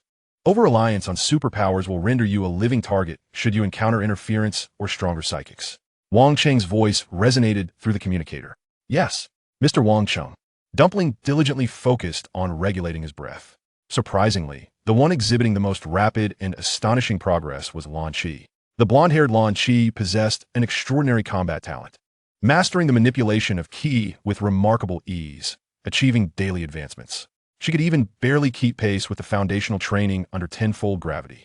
The blue-haired Lan Chi, although lacking in combat skills, displayed an astonishing aptitude for information processing, organizing vast streams of data with meticulous precision. The initial despair and amusement of the organization members towards their eccentric leader gradually transformed into genuine respect. The blonde Lan Chi wielded her fists and firearms to command all unruly field personnel, her approach resolute and highly efficient. Conversely, the blue-haired Lan Chi employed her remarkable attention to detail and patience to manage internal affairs flawlessly, maintaining clear distinctions between reward and punishment, and even remembering each member's birthday to present small gifts. When Wang Cheng next arrived at the intelligence center, the sight before him, even with his usual composure, left him momentarily astonished. All the officials stood in reverence upon seeing Lan Qi, regardless of her hair color, immediately rising to pay their respects. Big sister. At that moment, the blonde Lan Qi stood with one foot on the conference table, directing an operation to seize information while pointing at a map. Do they dare withhold this shipment? Do they show us no respect? Very well. Gather the tools. Tonight, we shall raise their pitiful stronghold. Suddenly, she clasped her head, and her hair shifted to blue. The blue-haired Lan Qi examined the map, her voice gentle yet articulate. I believe that a forced assault might incur significant casualties. Their sewer system is outdated. The map indicates that we could deploy a small team to infiltrate from here, first sabotaging their power supply and main server, and then creating a bit of chaos at the front entrance, perhaps deploying some smoke to divert attention. This way, our people can retrieve the information more safely, minimizing direct confrontation. Before she could finish, her hair reverted to blonde. The blonde Lan Qi slammed her hand on the table. Let us proceed with, that timid yet seemingly reasonable plan. Hurry. The cadre members appear to have become accustomed to this seamless transition, responding without hesitation. Yes. Chief sister. They then efficiently dispersed to execute their tasks. Wang Cheng observed this with astonishment for a brief moment. He had tossed a troublesome dual personality issue their way, only to find it managed with remarkable orderliness, far exceeding his expectations. Wang Cheng chuckled. Indeed, I did not choose the wrong individuals. Days later, in the backyard of Dr. Brief's residence, the doctor successfully gathered advanced materials and crafted an entirely new gravity chamber, surpassing the previous model with a staggering maximum gravity of 200 times. Wang Cheng promptly entered the gravity chamber. Bulma and Xiao Wu stood nearby, deeply concerned, recalling the last incident where Wang Cheng encountered trouble within the chamber. Youngsters are so reckless, the doctor remarked, pipe in mouth, gazing at the control panel in astonishment. This gravity is sufficient to crush the latest model tank into a pancake. Pilaf pressed his face against the observation window, eagerly exclaiming, hurry up and start. I want to see him get flattened. Bet a bag of dog food that the boss will be fine, Ash said. Lilith, munching on chips, added, if the master gets squished, will the sparkling water still fizz? Inside the gravity chamber, Wang Cheng initiated the 200-fold gravity. A terrifying pressure descended instantly. Wang Cheng's body sank, each step feeling as heavy as 1,000 pounds. His expression remained unchanged as he began to throw slow punches, his energy rapidly circulating within him, adapting to the immense gravity. This was precisely the exhilarating sensation he sought, teetering on the edge of limits. Through this frenzied training, Wang Cheng's aura deepened, and the power of his Omega form continuously refined and enhanced, aligning with his physique. One day, just as Wang Cheng emerged from the gravity chamber, steam swirling around him, he hadn't even had a chance to drink water when the internal communicator blared with Lan Qi's panicked voice. Mr. Wang Cheng, please come quickly. My body seems to be malfunctioning. Chapter 30. Mr. Wang Cheng, something seems to be wrong with my body? In the communicator, Lan Qi's voice was uncharacteristically frantic. Wang Cheng's figure flickered, disappearing in an instant, leaving Xiao Wu and Lilith momentarily stunned. Lan Qi, what is happening? He found Lan Qi, her blue hair standing in stark contrast to her terrified expression, surrounded by red fissures. Papers in the room swirled chaotically, disturbed by the powerful and unstable energy. Mr. Wang Cheng, what is happening to me? It's so hot, so unbearable, she cried, her hair flashing between gold and blue in a tumult of emotions, resembling a prelude to an explosion. Wang Cheng's gaze sharpened as he swiftly approached. Ignoring the scorching heat, he pressed his hand against Lan Qi's forehead, a pure essence flowing into her being. He discovered that the energy was surging uncontrollably, not from an external force, but emanating from Lan Qi herself, and was connected to him. Lan Qi had inherited his Omega form, albeit an incomplete version. Stay calm, guide it, do not resist, Wang Cheng spoke steadily, his palms still resting on her forehead, directing her rampaging energy to coalesce. Lan Qi's hair finally stabilized to a deep blue, and the red fissures on her skin gradually faded. She weakened, collapsing slightly, but was caught by Wang Cheng's steady grip. Am I going to die? Lan Qi, with her azure hair, was on the verge of tears. With me here, you shall not perish. Wang Cheng gently guided her to the edge of the bed. You have acquired a fragment of my power, albeit not entirely.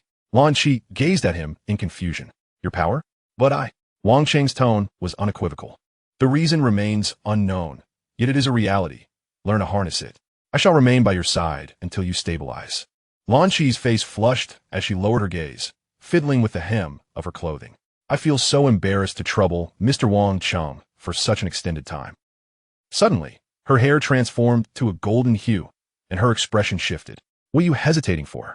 This is a tremendous opportunity. Hurry and learn. Once mastered, I could defeat 10 foes single-handedly. Her hair reverted to blue as she hurriedly waved her hands. No fighting. Absolutely not. The golden-haired version of herself retorted, silence. It's not you who will fight. If I say it's permissible, then it is. Wang Cheng disregarded her debate. From this moment forth, we shall train. In the subsequent days, Wang Cheng remained at the intelligence center. The organization members noticed their boss was personally overseeing matters, resulting in a remarkable surge in efficiency. None dare to slack off. Focus. You must govern your power, not the other way around. Wang Cheng's voice was cold. Lan Shi struggled to control a small cluster of flickering red arcs in her palm, beads of sweat dotting her forehead. I'm trying, but it's rather unruly. The golden-haired Lan Shi appeared, observing the arc in her hands with excitement as she whistled. Watch me shape it. She attempted to mold the energy into a small sphere, but it surged uncontrollably, leaving her with a soot-blackened face. Cough, cough. A mistake. I was careless. She lamented, wiping her face in annoyance. Days later, Lan Shi finally began to stabilize the sudden surge of power. The blue-haired Lan Shi believed this Omega form originated from Wang Cheng, and each time she looked at him, her cheeks flushed. Wang Cheng decided it was time for a practical test. In the training arena, the golden-haired Lan Shi flexed her wrists, eager to try her newfound abilities. Come on, let me test this new skill, this new power. She initiated the attack. Her speed significantly enhanced, her fists and feet trailing scorching red energy, launching a ferocious assault. Too scattered. Concentrate the power to a single point. Oomph. Take this. The golden-haired Lan Shi clasped her fists and struck downwards with force, unleashing a burst of red energy. Wang Cheng raised a single hand to intercept the blow, the shock wave radiating outward. Is this all you can muster? Gasping for breath, the golden-haired Lan Shi retreated, her hair swiftly turning blue as she bowed apologetically. I'm so sorry. Did I hurt you? Wang Cheng replied, it's nothing. The golden-haired Lan Shi returned, grumbling, what a disappointment. You apologize even after striking. It infuriates me. She charged forward once more. In the midst of battle, Wang Cheng observed an intriguing phenomenon. When the golden-haired Lan Shi took the lead, the activated Omega form became more profound, with energy that was increasingly aggressive and explosive.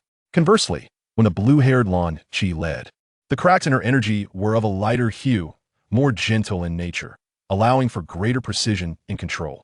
Regardless of her state, a portion of her hair would always transform into a blazing red, intertwining with either gold or blue, resulting in a strikingly unique coloration. Furthermore, the energy mark was not located on her forehead, but rather on her chest. As the power awakened, a distinctive vortex pattern emerged. Wang Cheng pondered. It seems that personality differences also influence the manifestation of power. The golden-haired is aggressive, while the blue-haired is controlling. Lan Ki, Han, commanded Wang Cheng. The golden-haired Lan Shi abruptly stopped. What? I haven't had enough fun yet. Wang Cheng pointed to her chest. Your core of power resides here. Feel it, rather than unleashing it blindly. Channel it, then strike me. Lan Shi's eyes sparkled with excitement. I've been waiting for that. She directed her energy, red fissures shimmering, and launched a punch towards Wang Cheng. He effortlessly caught the blow, sensing its force, adequate power, but lacking control. Don't underestimate me. Lan Shi protested, attacking in rapid succession, each strike radiating intense energy, yet all were easily neutralized by Wang Cheng. When she switched to her blue-haired form, her attacks became cautious and methodical, yet their potency was noticeably diminished. Unfair. Why is it that when she strikes, you merely touch, but when I do, you hit me hard? Protested the golden-haired Lan Shi. Mr. Wang Cheng did not merely touch. The blue-haired one quietly defended. Wang Cheng frowned at this. It was clear they required a technique more suited to their styles, one that could maximize the golden-haired Lan Shi's offensive instincts while incorporating the blue-haired Lan Shi's control. He recalled the golden-haired Lan Shi's fondness for firearms. Let us try a different approach, Wang Cheng suggested. Imagine your most familiar weapon. A gun. The golden-haired Lan Shi replied without hesitation. She concentrated her energy at her fingertips, releasing it in a shooting manner, solid and unyielding, seeking penetration rather than explosion. The golden-haired Lan Chi's eyes lit up as she immediately attempted it. She extended her thumb and index fingers, forming a pistol gesture, gathering the restless red energy at her fingertips. A spark of crimson glowed there, growing ever more brilliant. That's it, affirmed Wang Cheng. Continue to compress, then fire. Whoosh!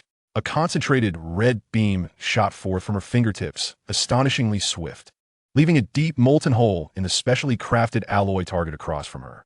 The golden-haired Lan Chi gazed at her fingers and then at the hole, excitedly whistling.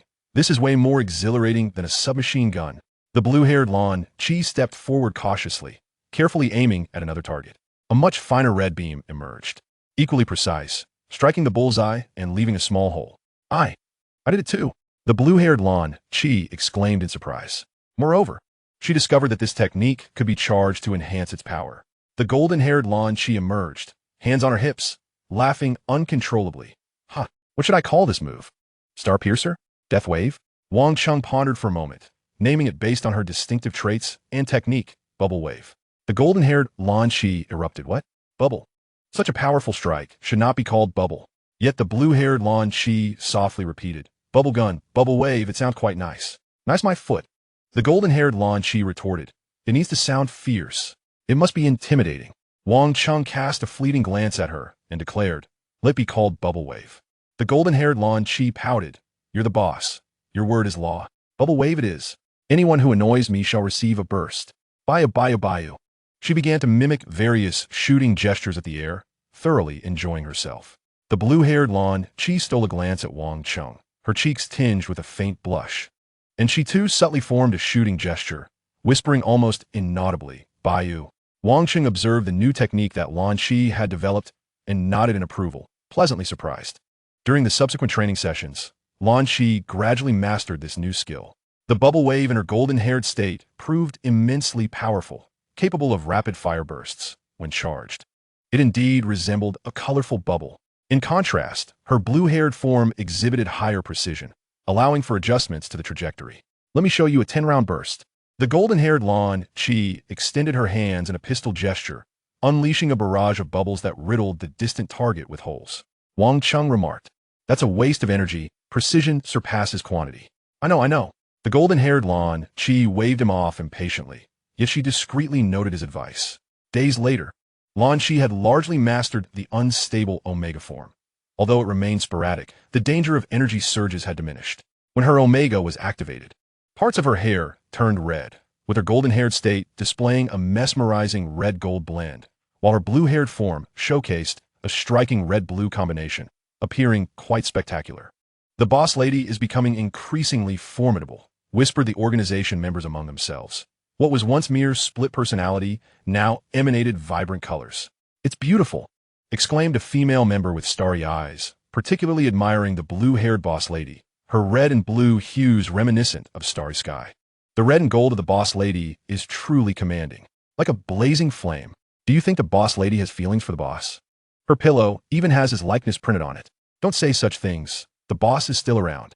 After confirming Lan Chi's condition, Wang Cheng prepared to depart. Before leaving, he instructed, in case of uncontrollable situations, contact me immediately. I won't let you come harm. The blue-haired Lan Chi nodded obediently. I will strive to not cause Mr. Wang Cheng any trouble. Suddenly, the golden-haired Lan Chi chimed in, Don't worry. With me around, no trouble is insurmountable. As Wang Cheng turned to leave, a question arose in his mind. Was Lan Chi's Omega form a consequence of the previous energy transmission incident? Or was it a result of that intimate encounter? Perhaps only time would unveil the answers. Chapter 31. The training camp of the Overlord guaranteed mastery. Wang Cheng's standards for training were consistently stringent, both for others and himself. Tianjin Fan and Jiao Zi trained under tenfold gravity, acutely aware that without relentless effort, even Wang Cheng's silhouette would remain elusive. Occasionally, Lan Chi would sneak back from the intelligence center. The blue-hair version claimed to seek training methods, while the golden-hair version would kick down the door, demanding additional practice in the gravity chamber with Wang Cheng. Regardless of her hair color, her gaze invariably drifted toward Wang Cheng. Xiao Wu stood outside the training room, silently observing the determined efforts of the group within. She had always been composed and self-restrained. Yet at this moment, a flicker of anxiety coursed through her. while Bulma continued her scientific endeavors and equipment production, and Lanchi led the intelligence center. Even Pilaf and Shu managed to form a comical duo. She found herself lagging behind. Aside from her proficiency with firearms and a modicum of combat skills, she felt utterly out her depth. She did not wish to be left behind, nor did she want to be eternally relegated to the role of a mere maid or secretary in need of protection. She yearned to grow stronger, to keep pace with that individual, even if it were just by a fraction. In the dead of night, within the tool shed of the brief household's backyard, Pilaf and Shu stealthily slipped inside, followed shortly by Xiaowu, who gently closed the door. Pilaf switched on an old flashlight, its dim beam illuminating the trio. "Keep it down," he whispered, barely containing his glee. "Xiaowu, splendid work." We successfully infiltrated Bulma's household and gained the trust of Wang Cheng. "Our next move is to seize the core technology of the Universal Capsule and obtain Wang Cheng's training data." Shu chimed in quietly. "The Great King is astute." However, Xiaowu shook her head. "Great King, I am not merely acting." Pilaf was taken aback, letting out a hollow laugh.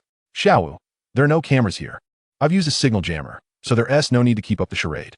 "I'm not acting," Xiaowu interrupted him, her expression grave. "I genuinely care for Miss Bulma and Mr. Wang Cheng. I will continue to obey your commands, but I refuse to carry out any orders targeting Bulma or Mr. Wang Cheng." With that, she turned and left into the night, leaving Pilaf and Shu in disarray amidst the darkness. Pilaf stood with his mouth agape, the flashlight casting an erratic glow on his stunned face. After a moment, realization dawned upon him. "It's over. I've truly lost both the lady and my men."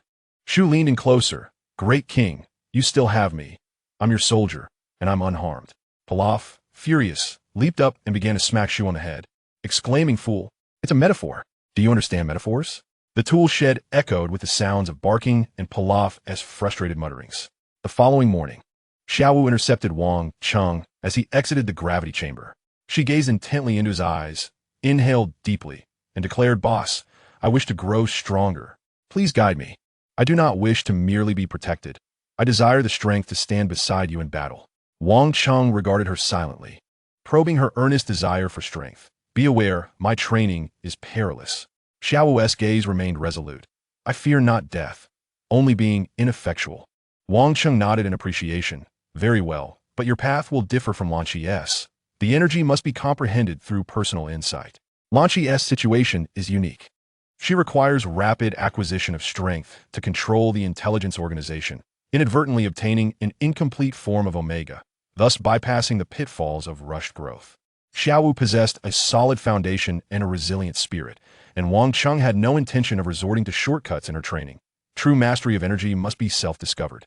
"Keep up," he simply instructed. Upon hearing that Wang Cheng was to provide Xiaowu with specialized training, Bulma rushed over, exclaiming, "That's unfair. I want to join too." "Wang Cheng, you are so biased. You only teach them and not me." Wang Cheng, filled with curiosity, inquired, "Are you not afraid of becoming muscular?" Bulma, with a pointed finger, replied, "I only wish to learn the art of flight, the ability to soar. Once I master that, everything will be splendid. Just imagine. We could fly together in the skies." Wang Cheng chuckled and shook his head, summoning the divine phoenix, Xiao Zi, to carry the three of them toward a distant, primeval forest. Deep within the woods, ancient trees towered majestically, teeming with life. Standing in a clearing, Wang Cheng proclaimed, "Qi is the foundation of all existence.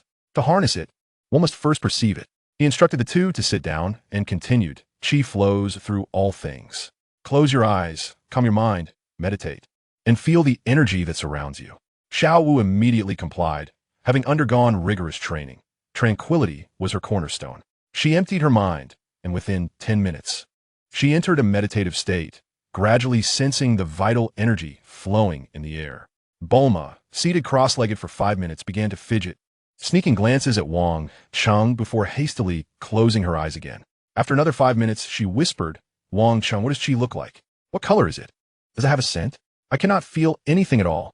Wang Cheng gently pressed a finger to her forehead, urging her, "Close your eyes, calm your mind, and attune yourself to nature." With that, Bulma fell silent once more. Half an hour later, a faint glow emanated from Xiaowu, signaling her successful invocation of a subtle flow of qi. Although still inexperienced, she had indeed made progress. Opening her eyes, she gazed in disbelief at the delicate halo forming in her palm. Wang Cheng nodded in approval. Well done, Xiao Wu. Now, try to condense it and imbue it into your attacks. He demonstrated, as Qi formed a thin, sharp blade along the edge of his palm. Xiao Wu, her focus unwavering, attempted again. Meanwhile, Bulma had spent the entire afternoon in vain, exhausted and collapsing onto the grass in defeat. I give up. This is harder than deciphering alien codes. Wang Cheng observed her with an unperturbed demeanor, finding it somewhat expected. Bulma's brilliance was solely directed toward technological pursuits in the realm of martial arts, which required a harmonious mind-body connection. She was utterly inept. As hours passed, Xiao Wu became enveloped in flowing qi. Suddenly, she pointed her fingers like a blade and swiped forward, producing an almost invisible qi blade that sliced through several fallen leaves ahead. Bulma, sprawled out on the grass, had drifted into slumber, drooling slightly. Wang Cheng approached and gently prodded her nose with a blade of grass. Startled awake, Bulma wiped her mouth and looked around in confusion. Huh, is it time to eat? No, wait, Qi. I felt it. It seemed to pass by just now. Wang Cheng refrained from commenting.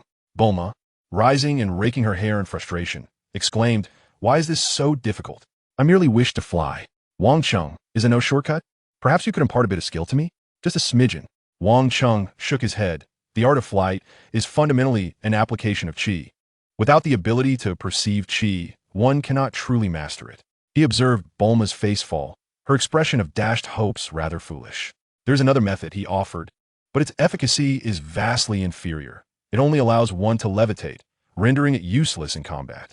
As long as I can fly, Bulma exclaimed, her spirits revived. Wang Cheng's fingertip lightly touched her forehead, transmitting a delicate stream of energy that forcibly unblocked several of her stiff meridians. Bulma, startled, shrieked, Am I going to turn into a muscular woman? Like Tianjin Fan, with 3 eyes? I don't want that. Wang Cheng, at a loss for words, replied, I'm merely helping you open your meridians. Mastering the void technique will suffice. As Bulma sensed the warmth flowing within her, she instantly became exhilarated. Really? Then teach me to fly. Wang Cheng withdrew his hand, instructing her to remember this sensation and use it to counteract gravity. But this energy is finite and one T replenish on its own. With an excited squeal, Bulma jumped up, feeling a slight lightness in her body. She desperately recalled that sensation. Her face flushed as her toes slowly lifted off the ground, only to come crashing down with a thud. I floated. Ha! Wang Cheng, did you see that? She forgot the pain, exclaiming in delight. In the following days, chaos erupted in the forest. Under Wang Cheng's relentless guidance, Bulma, despite her erratic flights resembling a deflating balloon, finally managed to hover. Wang Cheng mused that it hardly seemed reasonable. Even a pig would have achieved greater heights after such prolonged training. Bulma appeared to be a cosmic-level martial arts novice. He averted his gaze, unable to bear watching further. Meanwhile, Xiao Wu made remarkable progress, skillfully enveloping her palm with energy to form a razor-sharp energy blade. With Wang Cheng's instruction in the flowing cloud step, she moved through the woods like a silent shadow, delivering precise and fierce strikes. Bulma, still grappling with the foreign energy, fluctuated between success and failure, her flights often leading her to crash into trees. Yet, she remained undeterred, cheering for every slight ascent. Wang Cheng also confirmed that Lan Qi had not mastered the Omega form due to his energy infusion, but rather, it had emerged after their intimate encounter. Chapter 32. Flight Experience Card, A Mishap. Above the forest, a graceful figure danced like a sprite. Her aura flowed seamlessly, devoid of any stagnation. She soared upwards and dove down, embodying the essence of the void technique with exquisite finesse, evidently having mastered it. Boss, look, I did it. Xiao Wu rarely displayed such joy, spinning gracefully in the air, seemingly merging with the wind, her long black hair billowing. Wang Cheng stood with his hands clasped behind his back, his expression calm and unperturbed. Xiao Wu's progress was entirely within his expectations. Her resolute spirit and keen insight, coupled with a fierceness rivaling that of men, had allowed her to endure the nearly grueling training without a single complaint. Such an achievement was well-deserved. On the ground, Bulma lay sprawled on the grass, gazing up at Xiao Wu soaring freely in the sky, nearly chewing through the dogtail grass she held in her mouth. It's not fair. So unfair. She suddenly sat up, addressing Wang Cheng. You're biased. Why can Xiao Wu fly so well while I bounce around like a deflated ball? I want to cultivate my own energy, not this disposable experience card. The energy within her, forcibly instilled by Wang Cheng, which was meant to propel the sky dance technique, was sporadic at best. Her highest record barely reached half a meter off the ground, and she promptly tumbled headfirst into a bed of flowers after a mere 10 seconds. Your talent does not lie in this, Wang Cheng remarked. I don't care. I want to learn. Bulma began to throw a tantrum, rolling on the ground. I am the genius beauty, Bulma. There's nothing I cannot achieve. I just want to fly for a moment. This is harder than constructing an antimatter engine. Lilith approached, clutching a cookie larger than her own head, and landed on Wang Cheng's other shoulder. Nibbling on the cookie, she offered a muffled suggestion. Miss, why not learn to grow a pair of wings like I did? Bulma scowled. Wang Cheng observed Bulma's pouting demeanor, her blue eyes, typically shimmering with brilliance, now filled with frustration and discontent. He suddenly recalled her tireless vigil over the Dragon Ball radar, her fearless plunge into storms to pursue the Dragon Balls for her own wishes and restoration. Her perseverance and courage were never manifested through brute strength. He approached her and said, "Get up." "I won't get up. Not until I learn." Bulma turned her head defiantly. Wang Cheng extended his hand. Bulma hesitated for a moment, instinctively placing her hand in his. With a slight pull, he lifted her from the ground, looking deeply into her eyes, as if seeking to penetrate her very soul. He proclaimed, "Your battlefield is not here. Technology is your domain. Weaponry is your extension. Why cling to a method of flight that does not suit you?" Bulma was taken aback. It was rare for Wang Cheng to express so many words in one breath. "But I also want to," her voice softened. "I also want to fly with you." This statement was scarcely a whisper, yet Wang Cheng, with his keen perception, heard her clearly. After a moment of silence, he reflected on his journey thus far, driven by a singular pursuit of strength to confront impending crises. Emotions had once been alien and extraneous variables to him. Yet Bulma's presence pierced through the meticulously charted course of his life. She was boisterous yet exceptionally astute, sometimes fearful, yet at other times audaciously brave. Wang Cheng contemplated the prospect of having such a person by his side on the path to strength. Perhaps it wouldn't be so bad after all. "You wish to fly?" he inquired. Bulma nodded vigorously, suddenly feeling a tightening around her waist as Wang Cheng lifted her into his arms. Under Lilith's astonished gaze, they soared into the sky. "Wow!" Bulma screamed in fright, clinging to Wang Cheng like a koala. The rushing wind roared past her ears, and the ground beneath them receded at a heart-stopping pace. Wang Cheng flew with remarkable steadiness, yet his speed was astonishing, and in the blink of an eye, they broke through layers of white clouds, arriving in a brand new realm. The sunset bathed the sea of clouds in golden-red hues, magnificent and boundless. Bulma slowly opened her eyes, awestruck by the breathtaking scenery before her. "How beautiful!" she exclaimed. "Look below," Wang Cheng instructed. Bulma lowered her gaze, peering through the thin fissures in the clouds, where she glimpsed the world below, the outlines of West City, the futuristic dome of the Capsule Corporation, and even the expansive luxury estate where she resided. Wang Cheng spoke calmly, urging her to utilize her intellect and inventions to transform the world rather than forcing herself to master any form of energy. He guided her as they glided above the clouds, proclaiming, "If you wish to fly, I can take you at any moment." Bulma's heart raced, uncertain whether it was due to the altitude or Wang Cheng's words. "Wang Cheng, are you comforting me?" she inquired softly. "It is merely a statement of fact," he replied, gazing down at her. "Bulma, you need not become someone else. You are perfectly fine just as you are." Those simple words brought a sting to Bulma's nose, and she buried her face in Wang Cheng's shoulder. "You rascal, Wang Cheng, how can you suddenly say such sweet things?" After a moment, her voice, as faint as a whisper, broke the silence. "So, what do we define our relationship as now?" Wang Cheng chuckled. "What do you think it is?" "How would I know? You won't say it plainly." Bulma shot him a glare, her cheeks flushed. Wang Cheng regarded her for a moment before leaning down to place a gentle kiss on her forehead. Bulma froze, her entire being feeling as though it had been cooked, her head nearly smoking. "Is this it?" she stammered, torn between disappointment and shyness. A glimmer of amusement danced in Wang Cheng's eyes. "The rest we'll discuss upon our return." Wang Cheng, "Bulma, where are we returning to?" Just then, a sinister voice echoed ominously. Wang Cheng's expression hardened, and he swiftly moved them 100 meters away. A silent energy beam sliced through the space they had just occupied, vaporizing a large hole in the clouds. "Who is it?" Bulma cried out. Wang Cheng remained silent, his gaze fixed on a particular spot within the clouds. He sensed a chaotic yet formidable presence rapidly approaching. The clouds parted, revealing a figure suspended in midair. blocking their path. Half of his brain was exposed, and a silver tail writhed behind him, emanating an inhuman aura of malevolence. It was Yamcha, but he had been transformed beyond recognition. Yamcha? Bulma gasped in disbelief. What happened to you? Yamcha grinned wickedly. Surprised, are you? Wang Cheng Bulma. Before he could finish, the attack commenced. Without hesitation, a massive energy net shot forth from Yamcha, ensnaring Wang Cheng. Simultaneously, dozens of floating cannons deployed from behind Yamcha, unleashing a barrage of high-speed beams that sealed off all escape routes. Wang Cheng shielded Bulma, his aura erupting in a fierce display that shattered the energy net. In a flash, Wang Cheng discerned Yamcha's condition.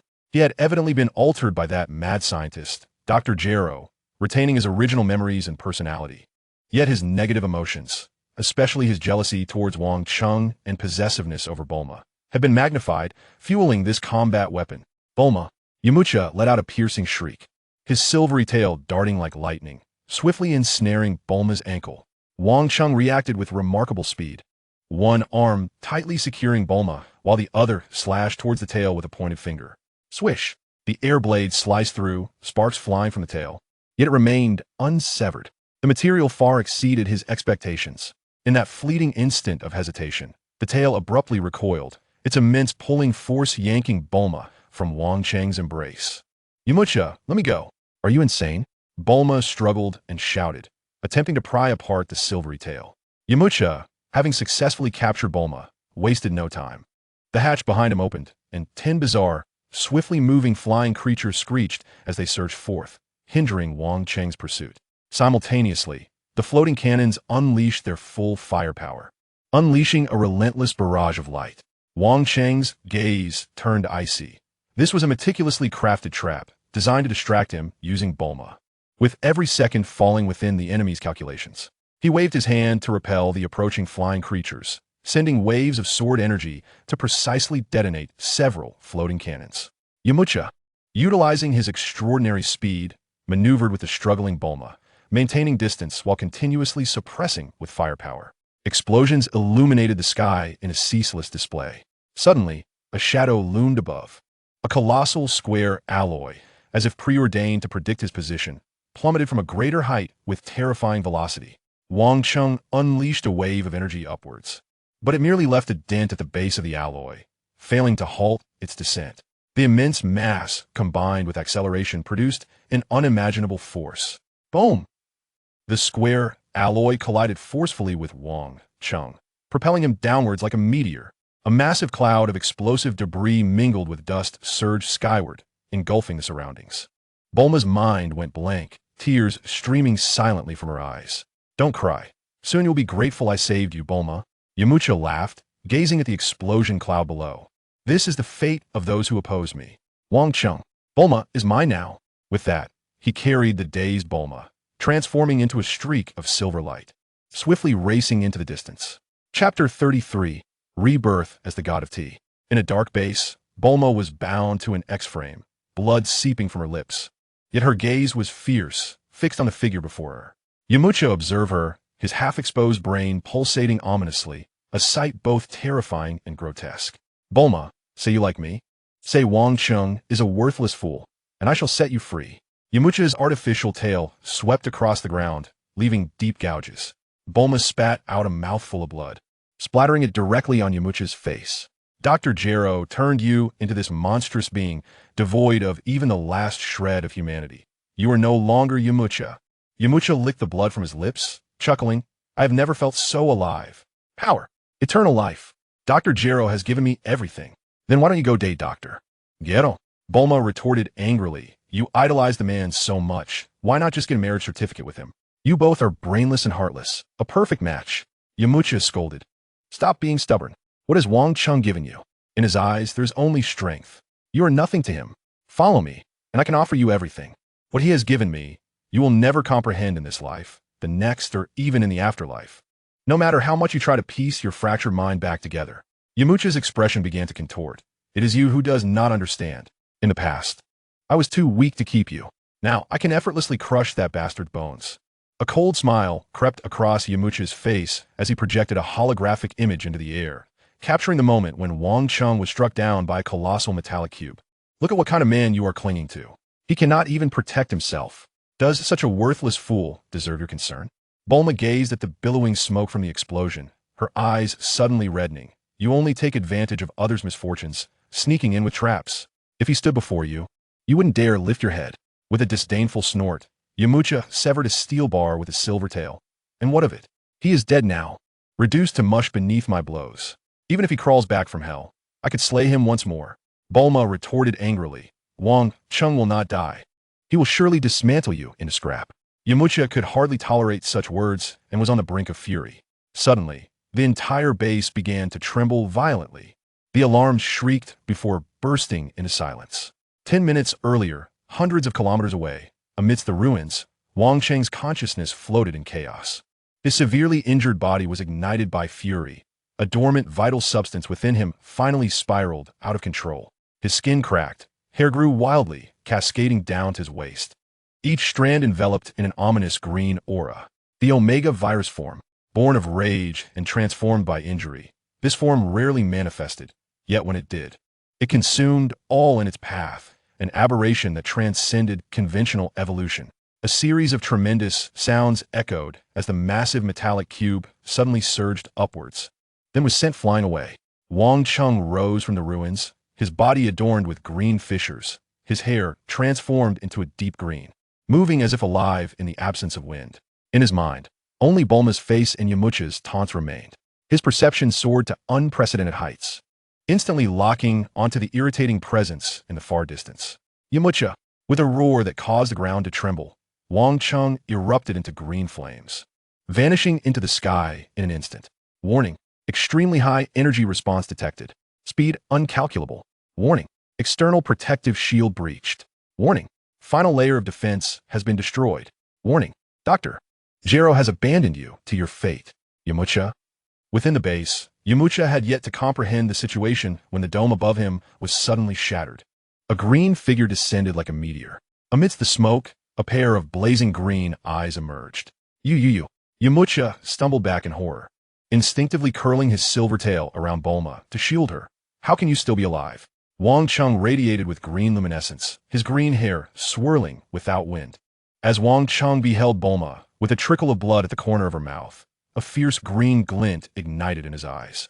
A menacing aura enveloped him, rendering Yamcha's legs weak with trepidation. What monster? Yamcha exclaimed, retreating in horror, his silver tail agitatedly swaying. With deliberate strides, Wang Cheng advanced, each step leaving a trail of burning green footprints upon the ground. In his viral form, he radiated brutality and a thirst for bloodshed, with his remaining sanity tethered solely to the thought of Bulma. Yamcha, feigning composure, pressed the control button. Then let us perish together. The surrounding gates swung open, unleashing 3 monstrous bioweapons engineered by Dr. Gero: the lava rhinoceros, the electric winged bat king, and the alloy centipede. The lava rhinoceros charged forth first, the intense heat distorting the air around it. Wang Cheng stood resolute, grasping the horn with one hand as green energy surged through his arm. The beast let out a mournful cry before exploding from within, its molten core consumed entirely by the green radiance. The electric winged bat king swooped in to unleash a torrent of high-voltage electricity. Wang Cheng leapt into the air, his green hair slicing through its wings like a blade, delivering a devastating punch that pierced its core circuitry. Seizing the moment, the alloy centipede coiled around him, its venomous jaws lunging for his neck, only to be met with a counterattack of green fissures that dismantled it piece by piece. This entire sequence transpired in a mere 3 seconds. As Wang Cheng strode over the carcasses of the beasts, each step continued to leave behind burning green imprints. Yamcha, still in disbelief, suddenly found another figure before him. Monster! He quaked, drawing his energy blade and wildly swinging it. Stay away! The silver tail cast Bulma into the corner, while Yamcha exerted all his strength in a desperate attempt to strike down Wang Cheng. With 2 fingers, Wang Cheng pinched the blade's edge, exerting a slight force that shattered the weapon. Before the fragments could touch the ground, he seized Yamcha by the throat, lifting him effortlessly. You will kill me, but you shall not survive. Yamcha gasped, struggling in vain. I possess a self-destruct device within me, linked to her shackles. Wang Cheng's pupils flared with an intense green light as he tightened his grip. The sound of Yamcha's neck cracking echoed, and his half-exposed brain was invaded by the green energy. His body convulsed violently, his eyes wide with disbelief and terror. "No, don't kill me. I will serve you. I will give you Bulma." Yamcha shrieked in desperation. Wang Cheng remained impassive, as green fissures coursed down his arm and invaded Yamcha's body, dismantling every mechanical structure within him, ultimately unlocking Bulma's restraints. With a final, anguished scream, Yamcha disintegrated into a multitude of pieces, scattering across the ground. Wang Cheng turned to Bulma, a flicker of struggle evident in his green eyes. The murderous urge in his viral form clashed violently with his reason. He feared he might harm the one person who mattered most to him. Bulma, wrestling to approach him, was repelled by the chaotic energy radiating from his body. "Wang Cheng, let us go back," she choked out. He clung desperately to his last vestige of sanity. "Stay back." Bulma attempted to draw nearer, but Wang Cheng suddenly swung his hand, shattering the metallic wall beside him. His roar reverberated with an inhuman tremor. "Get lost." The force of his fury sent Bulma crashing against the wall. Through tear-blurred eyes, she witnessed Wang Cheng tear through the ceiling and ascend skyward, leaving behind a solitary phrase that dissipated in the wind. "Do not follow me." Wang Cheng soared through the air until he landed in a desolate wasteland where green beams of light erupted continuously amidst the barren expanse. Wang Cheng clutched his head, howling in agony as he struggled to suppress the rampant desire for bloodshed within him, yet found it nearly impossible to quell the murderous intent surging in his heart. The backlash of the Omega virus was far more intense than he had ever imagined. This virus relentlessly corroded his sanity, causing him to witness grotesque and bloody illusions. He pounded the ground with his fists, causing fissures to crack open beneath him. If this continued, he feared he would truly become a monster driven solely by destruction. He retrieved his communicator, his nails sharpened to a claw-like point. Beep crackle. The moment the connection was established, he could barely maintain control over his consciousness. "Lan Chi, based on this coordinate, bring Bulma back." "Mr. Wang Cheng?" Lan Chi detected something was amiss. "I am in a dire state. Remember, do not seek me." With that, he severed the communication, crushing the device in his grasp. Alone beneath the heavens, his green hair whipped about like a tempest. Chapter 34. Omega Virus? Let's try physical cooling. Above the ruins, the dark clouds loomed low. Dr. Gero appeared at the edge of a deep pit where an alloy block had fallen. He kicked aside the debris at his feet, his expression grim. Yamcha, that fool, acting without completing the modifications. To think he could defeat Wang Cheng is laughable. He deserved to be killed. His gaze fell upon the alloy block, which bore a horrific fist imprint, marred by cracks but not penetrated. The Mendez alloy was indeed as formidable as its reputation suggested. Even in that state, Wang Cheng could not breach it. A flicker of fervor crossed Dr. Gero's eyes. What is even more precious is the data he left behind. He produced a miniature device and pointed it at the alloy. A blue beam swept over it, causing the hill-sized block to rapidly shrink until it was no larger than a palm, landing gently in his hand. Dr. Gero carefully stowed it away, as if it were a priceless treasure. He then began a more meticulous search, his instruments flickering as they collected blood, hair, and skin samples scattered across the scorched earth, all biological samples belonging to Wang Cheng. The perfect samples, the cellular activity in the viral form exceeded expectations. And he murmured to himself, a near-manic smile creeping across his withered face. In a flash of blue light, Dr. Gero's figure vanished from the ruins, as if he had never been there. Far away at the West City Intelligence Center, Lan Chi gazed at the communicator, her expression grave. The blonde Lan Chi slammed her fist onto the console. "All units mobilize. Highest combat readiness. You all go with Tianjin Fan and Jiaozi to retrieve the young lady. And I will go to assist the boss." Tianjin Fan and Jiaozi had already arrived at the intelligence center. Tianjin Fan spoke. "Lan Qi." The boss instructed that in the event of an uncontrollable situation, we must not act rashly. Moreover, he told me not to seek him. He is in an uncontrollable situation right now. The blonde Lan Chi shouted, her hair shimmering slightly with her agitation. Who knows what might happen to him alone? We must find him. Her hair shifted to blue as she addressed everyone. "Please, you all go and fetch Miss Bulma. Mr. Wang Cheng is our responsibility." The group exchanged glances, ultimately nodding in resignation. Without further ado, the blonde Lan Chi unleashed a surge of red energy from the vortex mark on her chest, soaring into the sky like a streak of crimson light into the distance. "Wang Cheng, let us see where you can hide." The power of Omega was bestowed by Wang Cheng, a gift derived from their shared essence. As long as the distance was not insurmountable, she could vaguely sense his direction. She soared through the skies, her hair shifting between golden and blue, a manifestation of their intertwined fates. For 3 days and nights, she persisted without rest.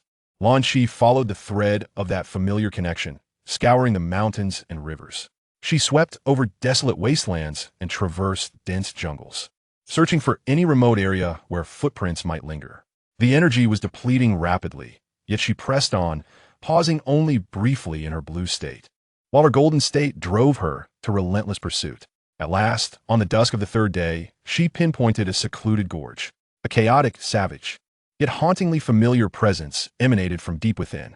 Lan Shi descended before the entrance of a cave. A nauseating stench of blood assaulted her senses. Outside lay the scattered remains of large animals, some bearing the marks of vicious attacks, a true mountain of corpses and a sea of blood. With her blue hair, Lan Shi covered her mouth, her eyes filled with terror. But what was there to fear? Forcing her golden state to resurface, she inhaled deeply, red energy swirling around her as she cautiously stepped into the dark cave. Deep within, a hunched figure could be faintly discerned, curled in a corner. Thorny green hair cloaked its form, obscuring any semblance of humanity. Only when it turned slightly did a murky green eye become visible. The cave walls were marred with scratch marks, and the ground was a chaotic mess. Mr. Wang Cheng? Lan Shi approached slowly, her heart heavy with uncertainty. She compelled herself to suppress her fear. Is that you, Mr. Wang Cheng? The figure suddenly stirred, long hair moving as if caught in a breeze. In an instant, the golden-haired Lan Shi appeared, exclaiming, Wang Cheng, I'll come to see you. No sooner had she spoken than the hunched figure vanished in a blink. The next moment, a rush of air bore down on Lan Shi's face. A sharp, clawed hand covered in green fur lunged towards her chest. In that life-threatening moment, her instincts kicked in. With a startled cry, the golden-haired Lan Shi activated her Omega form. Without hesitation, she spread her thumb and index finger, mimicking a gun gesture. Bubble wave. The crimson energy blast struck Wang Cheng's arm. His trajectory veered off, the sharp claws grazing her ribs before embedding themselves into the cave wall. Wang Cheng's movements abruptly halted, his murky green eyes fixated on the swirling mark on Lan Shi's chest, a testament to their shared power that sowed doubt within him. He murmured, Bubble. Wave? Bubble my foot. You don't even recognize it anymore? I certainly remember this move. The golden-haired Lan Shi kicked him in the chest, tears welling in her eyes. That ridiculous name was your creation. Switching back to her blue state, she gazed at Wang Cheng's current form, tears streaming down her cheeks. Mr. Wang Cheng, it's me, Lan Shi, the one who sneezes and becomes fierce. His eyes glazed over, repeating Lan Shi. He raised his claw, gently brushing her intertwined red and blue hair. His green pupils gradually focused. Lan Shi, he finally recognized her. The blue-haired Lan Shi was instantly overcome with emotion. Rushing forward to embrace his hunched form, disregarding the way his green hair pricked her skin. How could you have become like this? How could it be? The golden-haired Lan Shi appeared, delivering a punch to his chest. You scoundrel, she exclaimed, wiping away her own tears. Wang Cheng led Lan Shi out of the cave. In the sunlight, his figure appeared even more terrifying. His green hair moved as if alive, and his nails resembled cruel hooks. He severed his sharp nails and splashed his face with clear water, the droplets hissing as they met his skin. Wang Cheng seemed to regain a semblance of clarity. This is the backlash of the Omega virus, awakened by rage and altered by pain. It devours my sanity. I am merely a machine of slaughter now. During the day, I can barely suppress the power of 999. Otherwise, that blow just now would have been impossible for you to withstand. He looked at Lan Shi. You inherit a part of my power. In the future, you may face the same peril. The golden-haired Lan Shi laughed heartily, hands on her hips. Peril? I can take on 10 Tianjin rice now. It feels exhilarating. Wang Cheng commanded. We must leave this place swiftly. During the day, I can maintain a shred of lucidity, but once night falls, the urge to kill will completely consume me. If you find me at night, you'll already be dead. The golden-haired Lan Shi retorted angrily. I refuse to leave. Do you think I grew up easily? The blue-haired Lan Shi stepped forward, nodding vigorously, resolutely stating, we will not abandon you. Suddenly, she recalled something and asked, can't the dragon god help you recover? Wang Cheng shook his head. This transformation stems from my own power, exceeding the dragon god's capabilities. The golden-haired Lan Shi huffed. Is it merely being consumed by desire? Take it out on me. It's better than going mad alone. Wang Cheng shook his head again. It's not the same. This is a pure desire for slaughter, an impulse to destroy all living beings. The sun rapidly descended below the horizon, the last vestiges of light staining the sky a bloody red. Wang Cheng sighed, seemingly wishing to push them away. Leave me be. Don't concern yourselves with me. The golden-haired Lan Chi suddenly protested, listen, if you dare to knock me out and flee alone, I will die right here for you. The blue-haired Lan Chi appeared, unusually nodding in agreement. We mean what we say? Wang Cheng gazed at Lan Chi, and ultimately, the hand he had tried to raise slowly fell. As the last ray of sunlight vanished beyond the horizon, the green light in his eyes surged violently. His body once again hunched, a low growl emanating from his throat. The crimson fissures across the golden-haired Lan Chi glowed intensely as her Omega form fully awakened. How can one know unless they try? She lunged at Wang Cheng with reckless abandon. The blue-haired Lan Chi did not retreat. Instead, she was inspired by that resolve. Energy surging within her, for the first time actively aligning with the personality of the golden-haired one, unleashing a wild side. Atop the mountain, light intertwined. Breaths and growls echoed, the canyon trembling, causing loose stones to tumble down. The shared power of Omega resonated, temporarily overwhelming the virus's ferocity. The stars shone brightly, red and green lights intertwining, unceasing throughout the night. Chapter 35. A month of survival in the wilderness, and you've dyed your hair an unconventional color? At dawn, the horizon was kissed by the first light of day. The emerald glow in Wang Cheng's eyes began to fade as he gazed at the slumbering Lan Chi in his arms, her hair shifting between hues of golden red and blue red, her energy radiating with a steady rhythm. This girl, it is fortunate she remains unscathed. He gently stroked her hair, sensing that although the virus within her had not been eradicated, it could coexist with her rational mind, a result he had not anticipated. The fusion of these two inherent powers had temporarily balanced the backlash of the viral form. Before long, the golden-haired Lan Chi was the first to awaken. Feeling the surge of power within her, she exclaimed with glee, I truly am a genius. The blue-haired Lan Chi emerged, her cheeks flushed. Mr. Wang Cheng, it seems I have returned to normal? Only a temporary suppression, Wang Cheng replied with a shake of his head. He approached the cliff's edge to behold the rising sun. His green hair, not entirely faded, but his claws had returned to their natural state. The golden-haired Lan Chi walked up beside him, her gun pressed against his back. Then let us continue the treatment. We shall not cease until you are healed. The blue-haired Lan Chi added softly, we can assist. You need not worry about us. Wang Cheng gazed into the distant sea of clouds, his heart stirred by subtle emotions. Since his arrival in this realm, he had pursued power with unwavering intent, yet the appearances of Bulma, Lan Chi, and Xiao Wu shattered this singular focus, each of them intruding upon his world in profoundly different manners. For the following days, Wang Cheng and Lan Chi made their abode in this desolate valley. He noticed her strength steadily increasing, a consequence of their fusion. To prevent any residual effects on Lan Chi, he instructed her on how to control her newfound abilities. Her hair transformed with increasing fluidity. Golden hair exuded exuberance, while blue hair displayed resilience, both adeptly wielding the Omega power with remarkable finesse. Wang Cheng realized that when he was in Lan Chi's presence, the backlash of the Omega virus diminished significantly. The mutual harmonization of these two inherent forces created a wondrous equilibrium. In their leisure moments, Wang Cheng would hunt for game in the wilderness. The golden-haired Lan Chi was always eager to demonstrate her hunting prowess, while the blue-haired Lan Chi diligently gathered firewood and prepared the meat. As the sun set, they often sat at the cliff's edge, sharing roasted game. The golden-haired Lan Chi would insist on cooking, often resulting in charred meat, whereas the blue-haired Lan Chi would meticulously ensure the food was cooked to perfection, presenting the tenderest portions to Wang Cheng. As the golden-haired Lan Chi devoured her share, she boasted incoherently about her daytime exploits. Wang Cheng, captivated by the glow of the fire illuminating her profile, felt a stirring in his heart. Since his rebirth, such tranquil moments had been rare, and he found the experience quite pleasant. When night descended, they would occasionally sit atop the cliff, gazing at the stars. Lan Chi's hair shone even more vibrantly under the night sky, the red gold and red blue hues occasionally flickering with hints of green.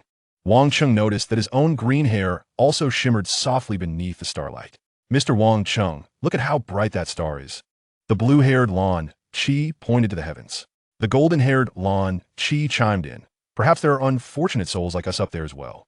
Wang Cheng chuckled softly. allowing Lan Chi to lean gently against his shoulder as he shared the mysteries of the night sky.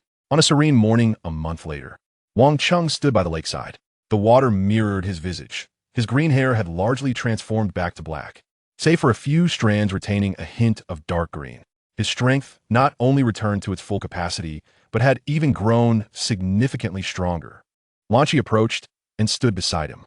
Her hair had also changed. Strands of emerald were interwoven with her golden locks, and her blue hair now shimmered with hints of aquamarine. "It seems we have all adopted your colors," remarked golden-haired Lan Chi, twirling a lock of hair. "If I take on a few more forms, my hair will turn into a rainbow. At that point, I shall rename my ultimate technique as Rainbow Bubble Wave." Blue-haired Lan Chi internally rejoiced, finding this new hue quite charming. Wang Cheng gazed into the distance, saying, "Lan Chi, it is time for us to return." After a moment of silence, blue-haired Lan Chi confessed, "I am reluctant to go back." Golden-haired Lan Chi interjected, "Don't be foolish. Bulma and the others are worried sick." Blue-haired Lan Chi nodded, "Indeed, I cannot be so selfish." Wang Cheng understood her reluctance to part with this serene time together, and with their journey set for the next day, he made a decision. That night, he was especially gentle, and Lan Chi found herself enchanted by his tenderness. Before embarking the following day, Wang Cheng plucked a pair of twin flowers from a rocky wall, yellow and blue intertwined, and presented them to Lan Chi. She accepted them with delight, tucking them behind her ear, her smile radiant. Golden-haired Lan Chi chimed in with a playful critique. Mediocre, yet couldn't help but shake her head, allowing the petals to dance in the breeze. 2 days later, the villa in West City was bustling with activity. Wang Cheng surveyed the crowd and smiled. "I'm back." Bulma was the first to rush out, her eyes red-rimmed. "Wang Cheng, you rascal, you've finally returned." He embraced her tightly, saying, "I'm sorry for worrying you." Bulma's sobs grew louder in response. Lilith fluttered her wings, almost colliding with Wang Cheng's face. "Master, I save you a cake." Mrs. Brief smiled as she served red tea. Young people love to go missing. The doctor puffed on his pipe. "It's good to have you back." Tianjin Fan and Dumpling nodded in acknowledgement. Among men, words were often superfluous. Pilaf peered cautiously from behind a stone pillar. "You actually survived." Xiao approached Wang Cheng, tears glistening in her eyes. "Boss, welcome back." He gently patted her head and wiped her tears away. Observing the concern of those around him, something cold within Wang Cheng began to thaw. Arriving in this world with nothing, he now had people and places to protect. Perhaps this was the true essence of becoming stronger. Bulma scrutinized Wang Cheng carefully, circling him to ensure he was unharmed, then linked her arm with his, recounting the events that had transpired during his absence. Suddenly, she noticed Lan Chi's hair color and inquired, "Sister Lan Chi, what happened to your hair?" Golden-haired Lan Chi proudly tossed her head. "What do you think? It's the latest trend, dyed by Wang Cheng himself." Blue-haired Lan Chi quickly interjected, "Miss Bulma, don't listen to her nonsense. It's just a regular dye." Bulma did not press further and entered the house with everyone else. The lights in West City sparkled brilliantly that night. The Brief family's long table was adorned with a feast. Mrs. Brief, in celebration of Wang Cheng's return, personally took to the kitchen to prepare a splendid feast featuring a whole roasted lamb, a seafood platter, and an array of exquisite desserts. The gathering was lively, with everyone seated together. Bulma sat closely beside Wang Cheng, her hands gripping the chopsticks yet not reaching for any food, her eyes shimmering like rippling water, fixated on Wang Cheng's chiseled features. Wang Cheng ate little, surveying the faces around the table. These visages were now intertwined with his fate. Having traversed through trials of life and death, he experienced an uncanny sensation of being in another world. He vividly recalled the solitude and vigilance he felt upon first entering the Dragon Ball universe. Yet now he had bonds worth protecting. This unexpected transformation was not unwelcome. After the banquet, Wang Cheng returned to his room. As the water cascaded over his body, he closed his eyes, attuning himself to the flow of power within. The Omega virus had been temporarily subdued, and his once green hair had returned to its inky blackness. Yet his strength appeared even more refined. This serendipitous advancement pleased him, clarifying his future plans. A gentle knock resonated at the door. "Come in," he beckoned. Bulma entered, clad in silk pajamas, her blue hair cascading naturally. She fidgeted with the hem of her garment, her gaze wandering before settling on Wang Cheng's face. I fear that upon waking, I might discover your return was merely a dream. May I sleep here tonight?" Bulma's voice was barely above a whisper. Wang Cheng nodded, of course. Bulma climbed onto the bed, swiftly burrowing under the covers, revealing only her striking blue eyes as they gazed at him. He turned off the light, and outside the glass window, the stars twinkled. The moon is truly beautiful. Oh, but that bastard Master Roshi blew it up, Bulma exclaimed, her embarrassment palpable. After a prolonged silence, Bulma ventured, that day in the sky, you said you would always accompany me to soar above the heavens. Is that promise still true? My word is my bond, Wang Cheng replied without hesitation. Seemingly resolute, Bulma took the initiative. Tonight I want you.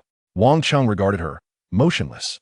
He understood Bulma's energy was feeble. Should he truly take her, the surge of Omega power would overwhelm her, leading to her untimely demise. That would mean he had unwittingly brought about her end. Your energy is too weak. It would be fatal, he cautioned. Bulma stiffened, the light in her eyes dimming. A disappointment evident. Wang Cheng continued, once you grow strong enough, everything will fall into place. After a lengthy pause, Bulma suddenly lifted her head. What about Sister Lan Chi? Have you too? The unspoken implications lingered in the air. Wang Cheng nodded. By a twist of fate, she has inherited a portion of my power. To his surprise, Bulma did not react with anger. In the past, she might have lashed out, but now she simply sighed softly. Actually, I had my suspicions. Sister Lan Chi saved you. I should be grateful to her. And then there's Xiao Wu. She cares for you as well. Do not let them down. Wang Cheng was taken aback by Bulma's words. He reached out to tousle her hair, proclaiming, I shall not betray any soul who treats me with sincerity. Bulma finally broke into a smile, leaning into his embrace. You must fulfill your promise. A night of silence ensued, as Bulma drifted into slumber within Wang Cheng's arms. From that day forth, Bulma devoted herself not only to technological pursuits, but also to rigorous training. Time and again, she stumbled in the gravity chamber. Yet her determination never wavered. Wang Cheng personally guided her, teaching her to harness her energy and control its flow. Although Bulma's talent did not lie in martial arts, her resolute spirit allowed her to progress steadily, albeit slowly. 2 months later, in the training arena, Bulma closed her eyes, focusing intently as the air around her began to coalesce. Suddenly, she opened her eyes, her feet lifting off the ground as she ascended gently into the air. This time, it was not the external energy imparted by Wang Cheng that enabled her flight, but rather the fruits of her own rigorous training. She swayed in the air for a moment before finally stabilizing her form. I did it. Wang Cheng, look, Bulma exclaimed joyfully, twirling in the air, her azure hair flowing elegantly. Wang Cheng nodded appreciatively, rising to hover beside her. Do you wish to ascend even higher? He inquired. Bulma nodded vigorously, grasping his hand. Together, they soared into the sky, breaking through the clouds and basking in the warm glow of the setting sun. Bulma's laughter rang out, clear and melodious, echoing through the heavens. In that moment, she finally touched the sky she had long yearned for, empowered by her own strength. That night, Bulma once again approached Wang Cheng's room, her gaze devoid of hesitation, filled only with resolve. Am I strong enough now? She asked nervously. Wang Cheng sensed the energy flowing within her, though not overwhelmingly powerful. It was indeed stable. This time he did not refuse. Their relationship blossomed naturally, as if destined. In the following days, Wang Cheng remained by Bulma's side, ever vigilant as the Omega power threatened a backlash. Though Bulma remained unaware of the looming danger, she relished Wang Cheng's companionship. On the 7th day, at dusk, an unexpected change occurred. As Bulma calibrated her instruments, she suddenly felt an intense heat enveloping her. Her azure locks danced without wind, and blue cracks emerged upon her skin. These fissures were neither as violent as Wang Cheng's nor as fiery as Lan Chi's. They resembled a logical circuit, orderly and precise. Bulma's long hair and eyes gleamed with an even more profound blue, shimmering with energy. Wang Cheng gently guided energy into her, and though she trembled, she withstood it. Concentrating her thoughts, she directed the energy flow. Your constitution is unique, Wang Cheng explained steadily. The Omega power fuses with your innate talent, creating a distinctive form. He continued to guide her, assisting her in mastering this new manifestation. Try to condense the energy in your palm. Bulma complied, channeling the energy to her hand. And in an instant, she formed a blue energy sphere that flickered like data streams. What a fascinating sensation, as if I have a reactor within me, she mused, pushing the blue energy sphere forward. Upon contact with a nearby metallic sphere, the orb astonishingly decomposed it into elements such as iron, carbon, manganese, nickel, phosphorus, silicon, sulfur, chromium, molybdenum, and vanadium, all arranged in perfect order. Wang Cheng gasped in awe, realizing the magnitude of material decomposition.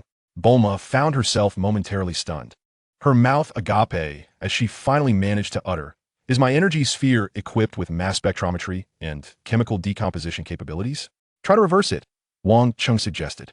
Bulma concentrated once more, enveloping the elements in light waves, attempting to reassemble them into a sphere. However, due to her novice skills, the resulting shape was askew and far from the original spherical form, yet it had indeed recombined. The success rate stood at 79.3%, with a shape control failure and a compositional ratio error of 6.2%. Instinctively, Bulma reported a string of data, momentarily taken aback by her own rapid calculation speed, which had significantly improved. In the following days, they conducted further tests. Bulma's abilities proved ineffective in decomposing active organic matter, such as cells, plants, or animal tissues. The complexity of the target structure directly correlated with the mental fortitude required for decomposition. For instance, breaking down a piece of the latest composite armor demanded tenfold the effort compared to an equivalent volume of ordinary steel. Wang Cheng sensed her physical condition. Bulma's foundational strength increase paled in comparison to Lan Chi's, yet her cognitive domain exhibited exponential growth, propelling her intelligence to an unfathomable level. It appeared that each individual's awakened abilities were intrinsically linked to their unique characteristics. Wang Cheng had begun to reassess the Omega form. In the subsequent days, Wang Cheng guided Bulma as she acclimated to this new state. Though her physical power grew only marginally, her intellect surged remarkably. The ability to retain information at a glance became mere child's play, and problems that previously required days of calculation were now solved in the blink of an eye. The laboratory instruments were effortlessly modified by her, doubling their efficiency. An unexpected transformation occurred a week later. While Bulma and Wang Cheng were discussing the upgrade plan for the gravity chamber, her speech faltered, her gaze turned vacant as she murmured, "Dongdu." In the ocean, 700 kilometers away, a magnitude 8.2 earthquake will occur in 36 hours, triggering a tsunami with insufficient warning time for coastal cities, resulting in significant casualties. After uttering this, she suddenly snapped back to reality, her expression bewildered. "What did I just say?" Wang Cheng looked at her. "You predicted the earthquake." Bulma was taken aback. "Huh, I didn't wait. Some images and data did flash through my mind just now." 36 hours later, a tsunami indeed struck the coast of Dongdu. Fortunately, thanks to the doctor's reputation, the local authorities were informed in advance, attributing the warning to a newly invented device. To substantiate this fabrication, Bulma, relying on her enhanced intellect, actually invented a seismic detection instrument. The doctor was left in astonishment. This device could detect earthquakes with unprecedented accuracy.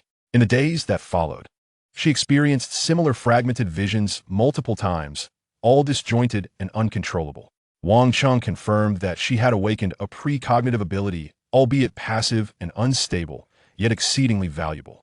He urged Bulma to document every detail, particularly those related to future crises.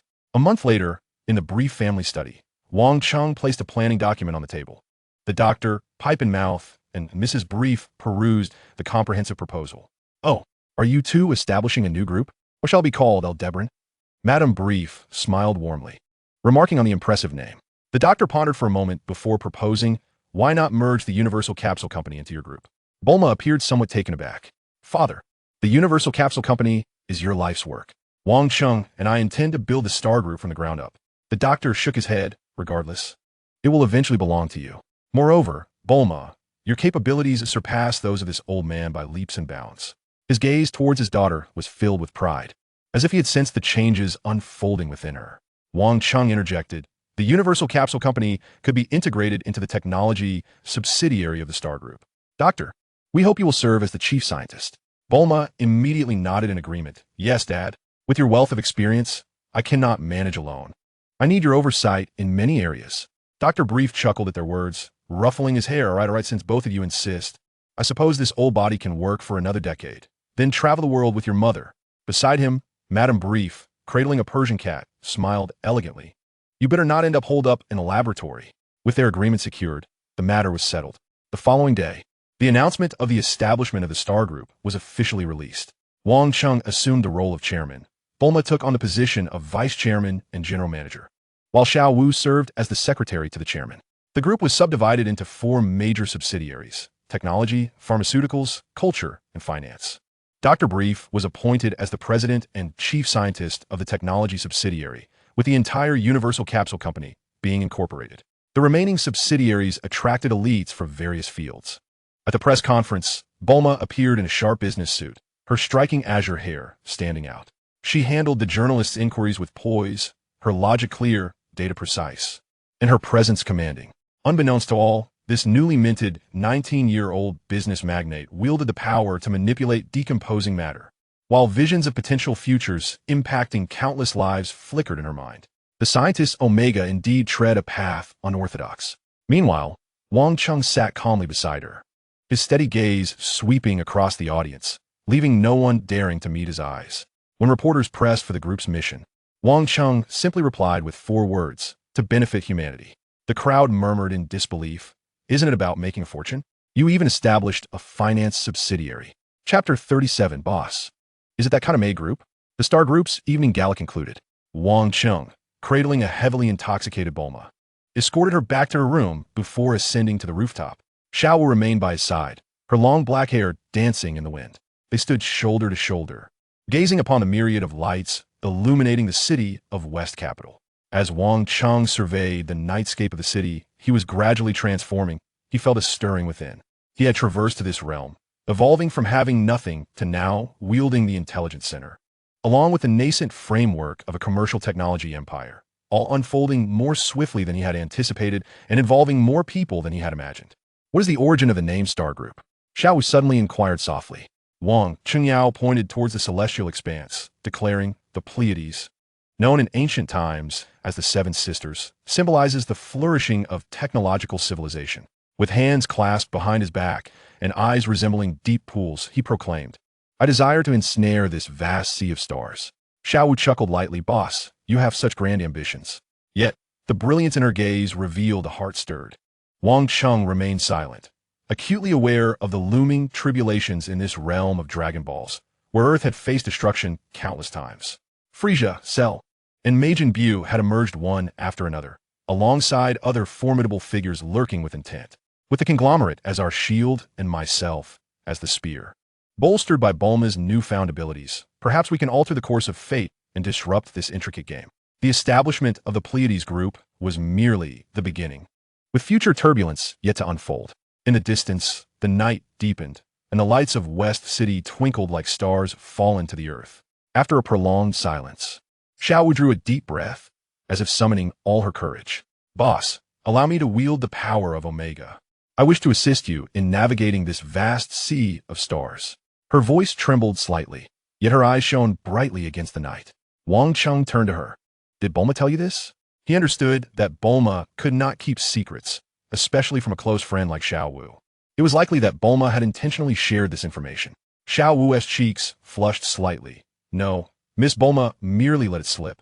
I pressed her for details. Wang Cheng averted his gaze, casting it once more upon the profound starry sky, refraining from directly addressing her plea. Instead, he posed an apparently unrelated question. Do you know why I must establish a pharmaceutical company? Xiao Wu hesitated for a moment before tentatively responding. To benefit humanity?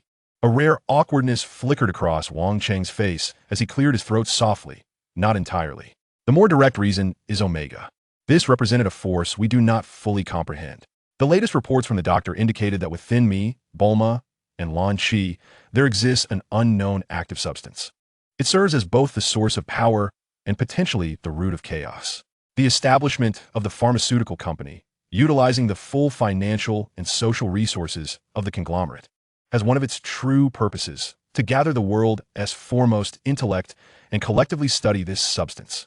This formidable power is a double-edged sword, capable of inflicting harm upon ourselves and those around us at any moment. I fear not death, nor would I harm my boss, Xiao Wu immediately asserted, her tone urgent. But I do fear, Wang Cheng interrupted, his voice low yet resolute, that if one day the power of Omega spirals out of control, we 3 may succumb to madness, leaving us without even one person capable of remaining lucid to pull us back. He raised a hand, gently placing it atop Xiao Wu's head. She shuddered slightly, suddenly feeling the weight of responsibility, something she had never anticipated. Lan Chi was an unforeseen circumstance. As for Bulma, Wang Cheng sighed, his tone tinged with resignation. That girl is too stubborn. If I refuse her, she will undoubtedly find a way to pursue Omega on her own, which is far more perilous. His expression grew serious. Xiao Wu, I need you to maintain your current state. If, in the future, I am no longer here, you must take good care of Bulma and prevent her from going astray. Moreover, look after yourself. Xiao Wu suddenly raised her head, her eyes instantly brimming with tears. Boss, you won't come to harm. Wang Cheng gently pulled her close, allowing her to lean against him as they gazed at the starry sky together. Accidents are unpredictable for anyone. Wang Cheng maintained a stoic expression, yet the hand resting on Xiao Wu's head conveyed an opposing warmth. I believe that with Bulma's now enhanced intellect, she will undoubtedly unravel all mysteries in the foreseeable future. When that time comes, the power of Omega will no longer be a perilous curse. I shall fulfill your request. Xiao Wu studied Wang Cheng's distinctly illuminated profile against the night, his words serving as a reassuring balm. Though they delayed her expectations, they offered a more solid promise. She blinked away the moisture in her eyes and smiled. Yes, I await that day. Wang Cheng withdrew his hand and resumed his gaze into the distance. The atmosphere once again fell into silence. However, this time, it was not a heavy quietude, but rather one laden with a sense of entrusted gravity. A few minutes later, Wang Cheng spoke again, his voice returning to its usual calm and authoritative tone. Xiao Wu, officially, you are the secretary to the chairman of the Star Group. Xiao Wu immediately stood up straight, realizing her boss had an important directive. I am assigning you a new position, one that exists solely in the shadows. Wang Cheng's gaze swept across the entire city. I want you to secretly assemble a personal armed force that belongs solely to you. This team will heed only your commands. The members must possess absolute loyalty to you, a clean background, and unwavering resolve. Their equipment, training, and combat abilities must meet the highest standards. The financial and resource capabilities of the Star Group will fully support you. Xiao Wu's heart raced. This was a responsibility far beyond her expectations. She stood at attention, her face resolute. Yes, boss, I will ensure the task is completed.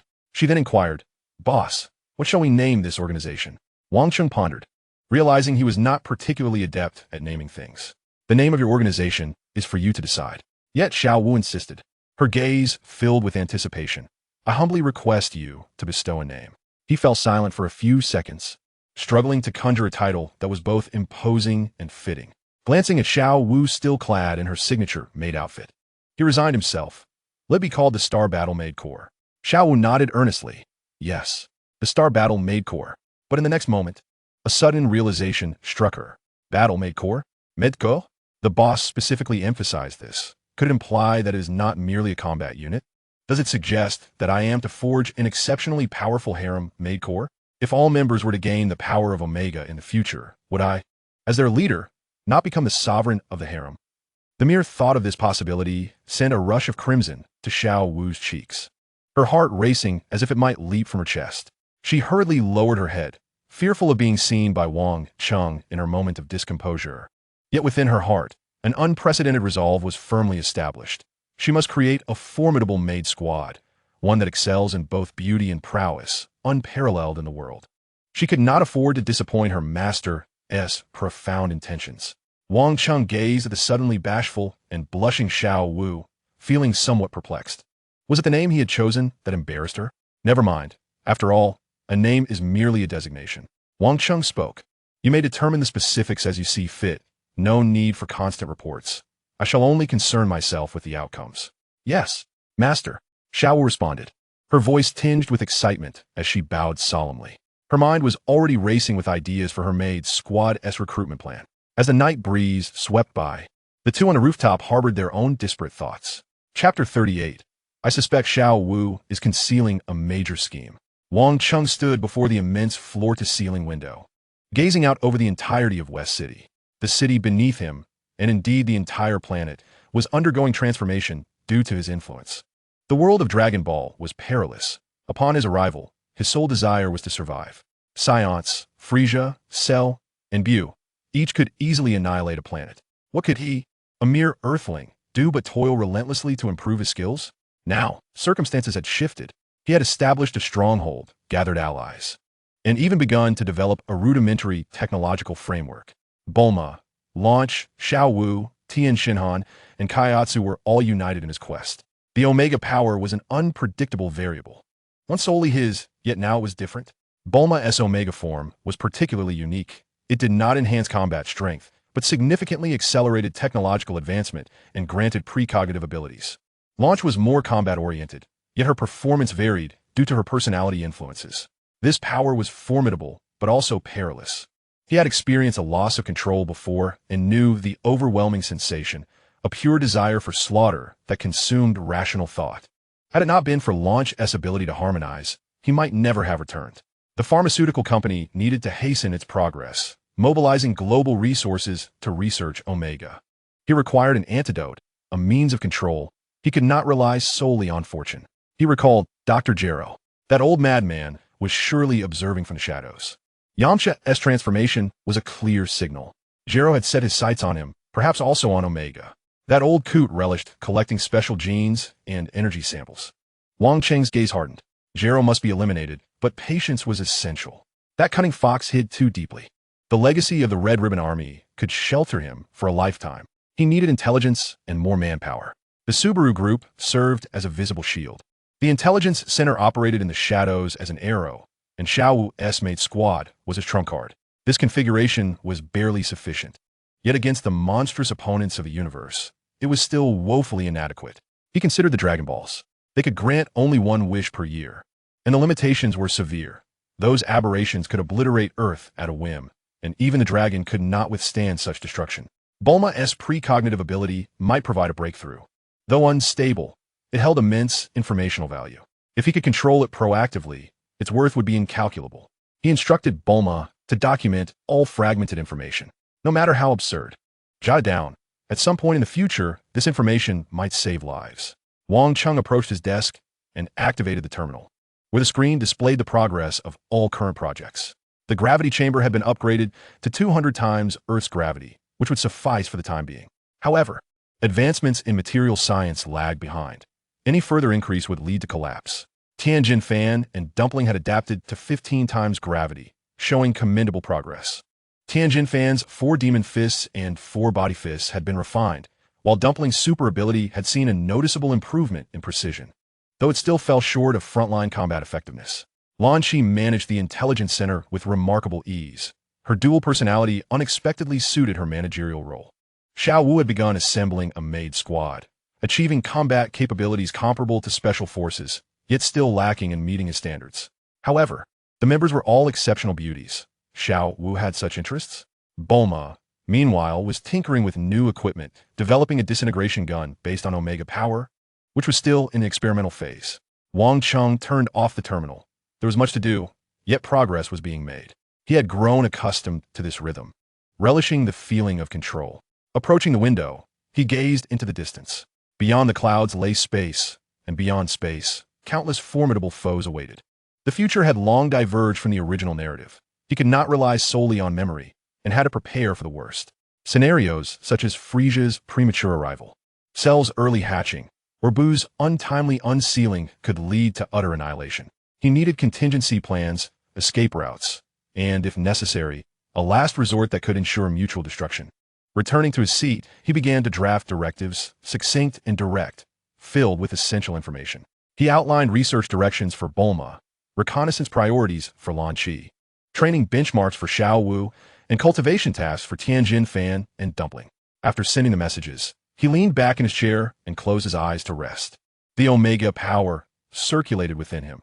That previous loss of control had fortuitously led to a balance between the viral form and rationality.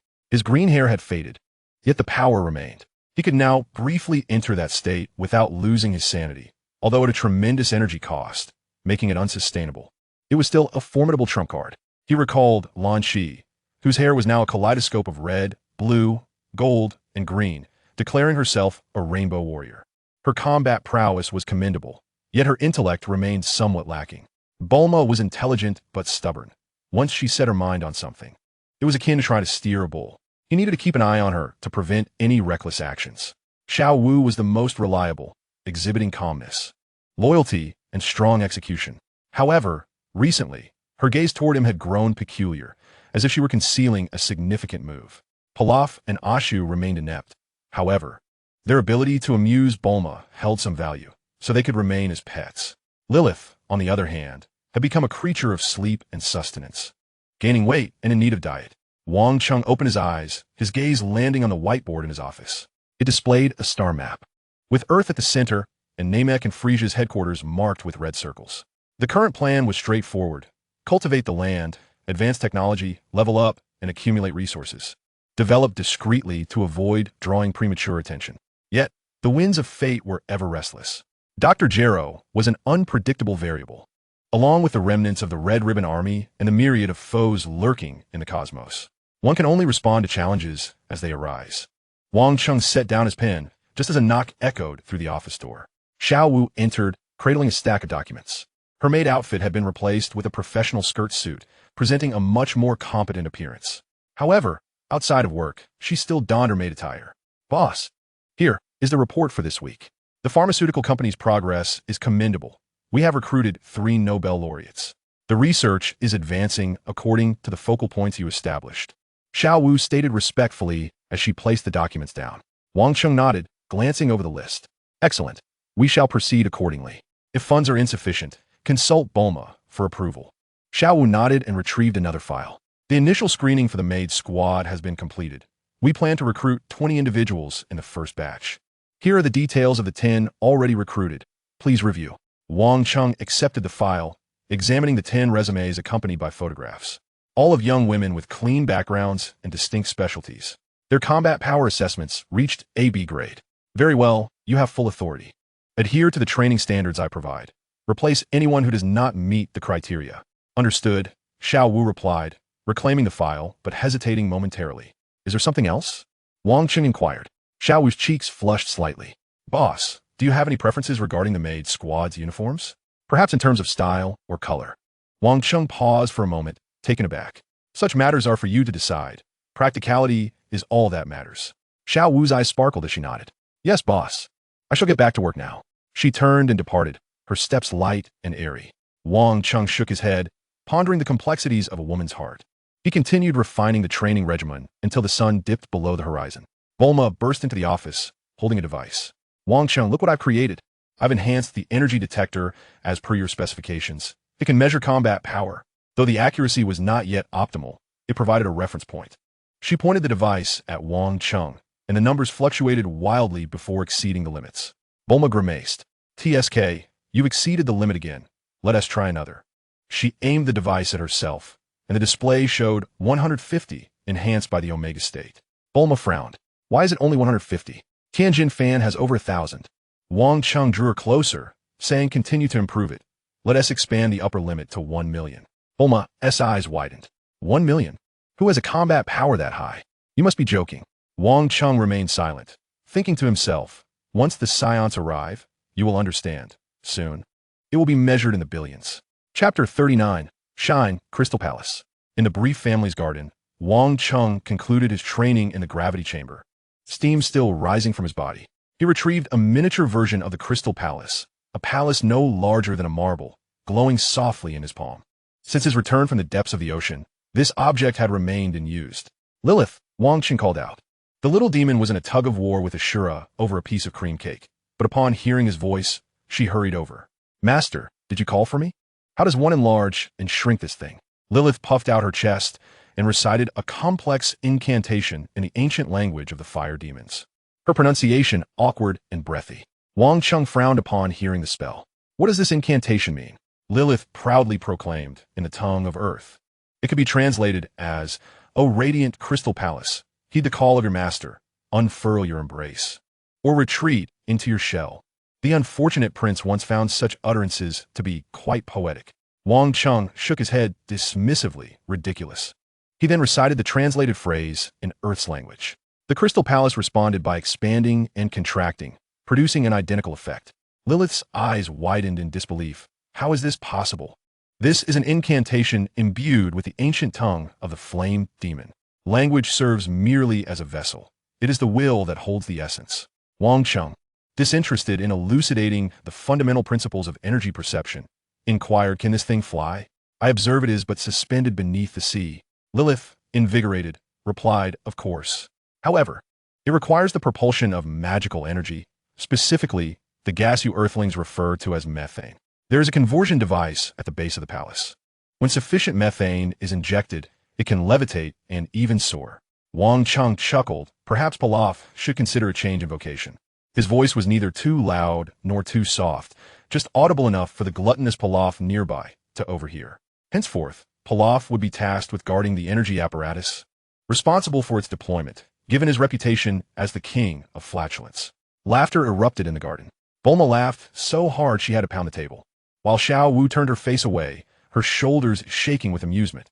Even Tianjin Fan could not resist turning his head away. Pilaf's face flushed a deep purple. This is slander. I am not the king of flatulence. The more he protested, the louder the laughter became. Wang Cheng ignored the outcry and remarked to Bulma, "Prepare high-purity combustible ice." 2 hours later, the group arrived at an expansive plain.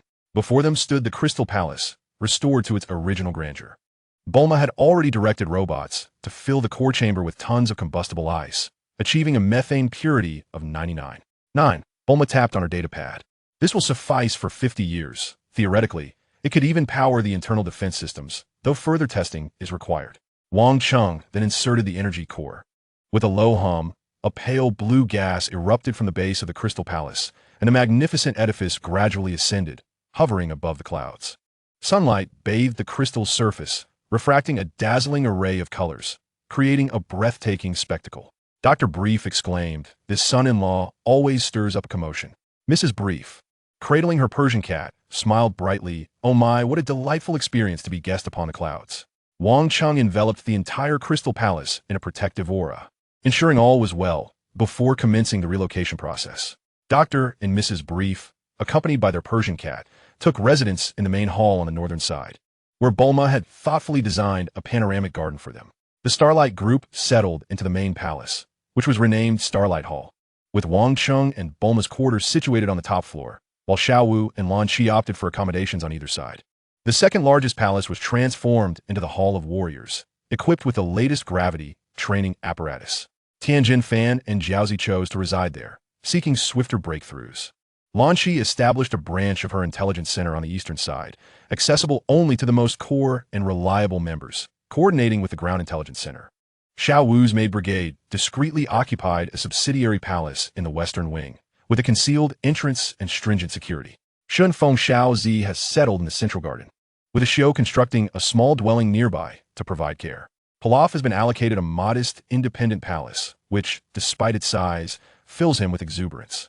He struts before his home with his hands clasped behind his back, adopting a regal demeanor as he proclaims at the Pilaf Palace, forbidding a show from releasing any flatulence indoors. With all arrangements in place, the Crystal Palace officially becomes their new base, a subsidiary to the Western Wing. Wang Cheng recalls the training of the maid squad and decides to observe their progress. Xiao Wu reports that the team has expanded to 10 members and is currently undergoing assessments. In the training ground, 10 tall figures are engaged in tactical drills, each one strikingly beautiful and perfectly proportioned. Clad in maid attire, they each sport unique patterns, embellishments, and hair accessories, showcasing their individual styles. Upon noticing his arrival, Xiao Wu immediately calls for attention. Form ranks. The 10 women pivot in unison. Wang Cheng is taken aback by their stunning appearances, and the intensity of their gazes directed at him feels almost overwhelming. "This is Mr. Wang Cheng, our esteemed leader," Xiao Wu introduces. "Greetings, leader." They chant in unison, their eyes burning with fervor. Wang Cheng's lips twitch, feeling less like a leader and more akin to a monk. He offers guidance on several training techniques, inadvertently shattering a bronze figure with a casual punch during his demonstration. The maids erupt into enthusiastic applause, their gazes scorching enough to ignite him. He glances sideways at Xiao Wu, who remains composed and serious. "Boss, the maid squad is now fully assembled. Average combat power is assessed at B, with the highest at A," Xiao Wu reports steadily. Wang Cheng surveys the team, indeed noting that they are a collection of extraordinary beauties, their abilities far surpassing those of ordinary martial artists. However, the intensity of their gazes is disconcerting. "The training plan is being executed as per your proposals," Xiao Wu continues, emphasizing the enhancement of cooperative combat and rapid response capabilities. They are currently in the third phase of adaptive training. "Excellent," Wang Cheng replies, turning to leave, feeling the heat of their stares almost burning holes in his back. Xiao Wu hastens to keep pace, her demeanor still professional and calm. "What do you think, boss?" Is there anything that needs improvement? Wang Cheng halts, pondering. What is with the way they look at me? Xiao Wu responds. They hold deep respect for you, which indicates that my ideological education efforts are yielding results. Wang Cheng decides not to delve deeper. The intricacies of a woman's heart can sometimes be perplexing.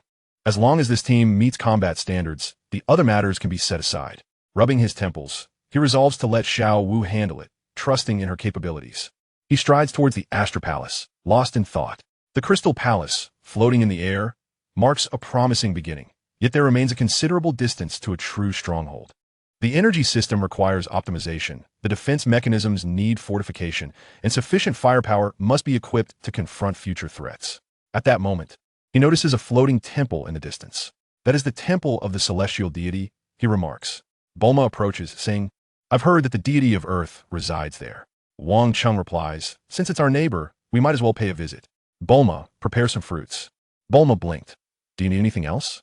Wang Cheng gazed towards the temple floating in the distance and jested. Just bring a few oranges. Chapter 40, A Deal with the Divine. The temple of the gods hovered amidst the clouds, exuding an aura of ancient tranquility. Wang Cheng ventured forth alone, eschewing the company of others, for such a sacred place would be hindered by excessive presence.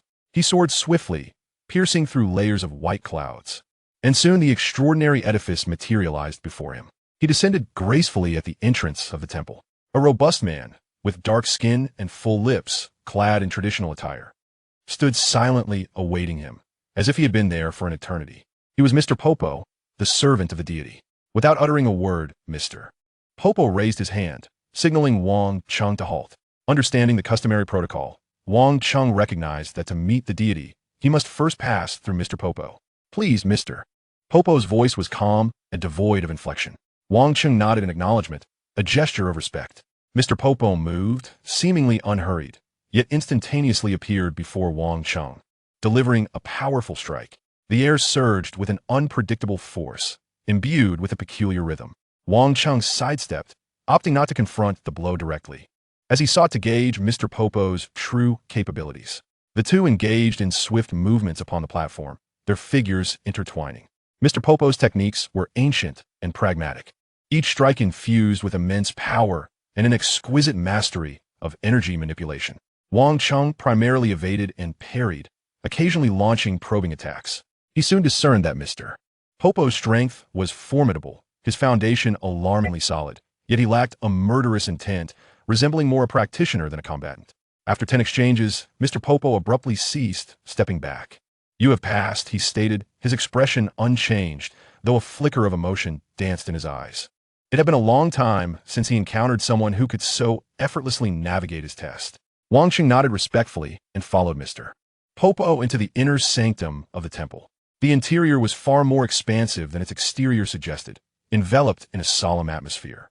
The Earth's deity stood at the center of the grand hall, adorned with antennae atop his head, green skin draped in a flowing white robe, and wielding a wooden staff. He had sensed the skirmish below and was acutely aware of the visitor's profound strength. Unknown warrior, welcome to the temple of the gods. I am the deity of Earth. What brings you here? He inquired. Wang Cheng replied, collaboration. The deity furrowed his brow, a hint of confusion crossing his features. Bu, Wang Cheng declared, uttering the name with certainty. The deity's body trembled slightly, his staff quivering in response. You know of him? I know much, Wang Cheng responded. He has been sealed for many years, but time erodes all things, and the seal is weakening. He will escape eventually. The deity fell silent, for this was indeed his greatest concern. Bu represented his malevolent essence. Should he break free, calamity would befall the world. With a deep sigh, the deity lamented, Bu is my embodiment of evil. I lack the power to destroy him, and can only seal him. Yet, the seal is waning, and he is on the verge of awakening. I can assist you in addressing this dilemma. Wang Cheng offered, but I cannot eradicate him completely. The deity regarded him with curiosity. What do you propose? Wang Cheng continued, Bic and you share a common origin. If he perishes, so shall you. However, should he be reborn, you will remain unscathed. Rebirth? The celestial deity inquired, perplexed. Wang Cheng elaborated, we must compel him to relinquish the final demon egg. The newly emerged Bic will possess greater potential, and his disposition remains uncertain. With my guidance, perhaps I can steer him towards an alternate path. The celestial deity gazed at Wang Cheng in astonishment, while Mr. Bobo beside him also raised his head. This proposal was audacious and perilous. You intend to incite a rebirth? The celestial deity questioned. Yet the reborn Bic will still be of the demon clan, inherently malevolent. Nature can be guided, and environment molds character, Wang Cheng countered. With the right approach, a Bic nurtured in a benevolent environment may evolve into a guardian of Earth rather than a harbinger of destruction. Wang Cheng argued his case passionately. The celestial deity fell into contemplation. Wang Cheng's suggestion was extraordinary, hinting at a possibility he had never contemplated before, to utterly eradicate the old evil and guide new life towards the light. This might be a definitive solution to the threat posed by Bic. The celestial deity sensed the profound yet meticulously controlled power emanating from Wang Cheng. This individual possessed the capability to achieve such a feat. Why do you wish to do this? The celestial deity inquired. The earth requires more formidable protectors, Wang Cheng replied, gazing into the distance. The foes of the future will far exceed your imagination. A controllable Bic is of greater value than a deranged demon king. The celestial deity remained lost in thought, recognizing the terrifying power contained within Wang Cheng, understanding that his words bore truth. How can I trust you? He finally asked. Wang Cheng's aura shifted slightly, an invisible pressure enveloping the grand hall. Mr. Bobo instinctively stepped forward, positioning himself protectively before the celestial deity. If I harbor malice, there would be no need for discussion, Wang Cheng stated, his tone calm, yet exuding authority. The celestial deity chuckled wryly indeed. He pondered for a considerable time before finally nodding. Very well, I shall disclose the method for the unsealing. Wang Cheng accepted the scroll handed to him by the celestial deity, swiftly perusing its contents. Thank you, he said, storing the scroll carefully. After the matter is concluded, I shall return. Before departing the temple, Wang Cheng left behind a bag of oranges. Mr. Bobo silently accepted it, his dark visage revealing no emotion. Wang Cheng soared away from the temple, heading directly to the site of the seal. It was a desolate mountain range, seldom trodden by human feet. Following the instructions of the scroll, he discovered the concealed entrance to a cave. Inside, it was cold and damp, leading to a vast sealing array. At the center of the array lay a rice cooker, barely awakening from its slumber. Without hesitation, Wang Cheng initiated the unsealing process. The rice cooker opened, and an ancient, malevolent aura began to permeate the air. A frail, green figure broke through the seal, and the Dark Lord Bic fixed his fierce gaze upon Wang Cheng. You are the one who has freed me? His voice was aged yet commanding. Indeed, Wang Cheng replied calmly. The old Bic stood, stretching his stiff limbs. To express my gratitude, I shall grant you a swift demise. Wang Cheng shook his head, declaring, You are far too old, Piccolo. Your strength is but a fraction of its former glory. With a furious roar, Piccolo unleashed a powerful energy wave. Wang Cheng effortlessly deflected it and, in a fleeting motion, appeared before Piccolo. The battle erupted instantaneously. Despite his weakened state, the seasoned Piccolo displayed a wealth of combat experience, launching a frenzied and cunning assault. The cavern trembled violently amidst their fierce clash, as debris rained down. Wang Cheng navigated the confrontation with ease, skillfully maintaining control of the battle's tempo, intent on compelling the old warrior to reveal his ultimate technique. Frustration mounted within Piccolo as he struggled to gain the upper hand, his anxiety escalating with the realization of his dwindling vitality. He understood the urgency to conclude the fight swiftly. At last, under Wang Cheng's subtle coercion, Piccolo made a pivotal decision. He abruptly leaped back, his abdomen convulsing violently, as if he were conjuring something momentous. Wang Cheng's gaze sharpened, recognizing that the moment had arrived. Piccolo opened his mouth wide and expelled a white egg, its shell adorned with mysterious patterns, emanating an aura that was both pure and sinister. In the instant the egg detached from Piccolo's body, Wang Cheng flicked a minuscule metallic particle from his fingertip, which adhered precisely to the egg surface.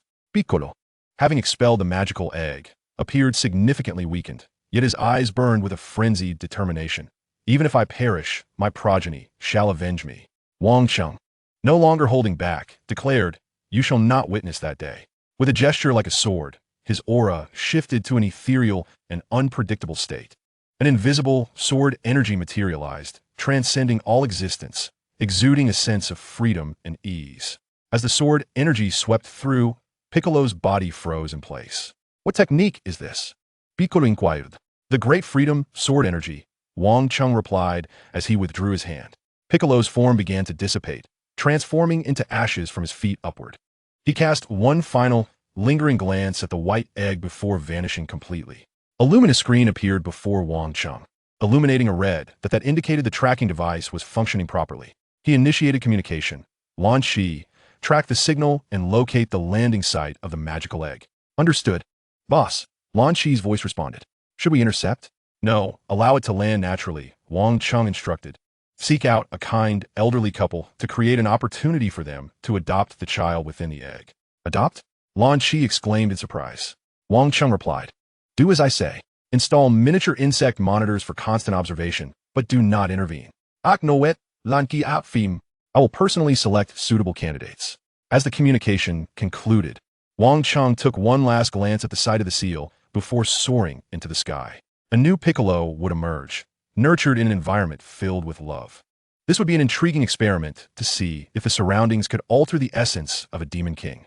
In the distance, a white egg traversed the clouds, descending towards a secluded village. The locator on the egg flickered intermittently, continuously relaying coordinates back to the Crystal Palace's intelligence center.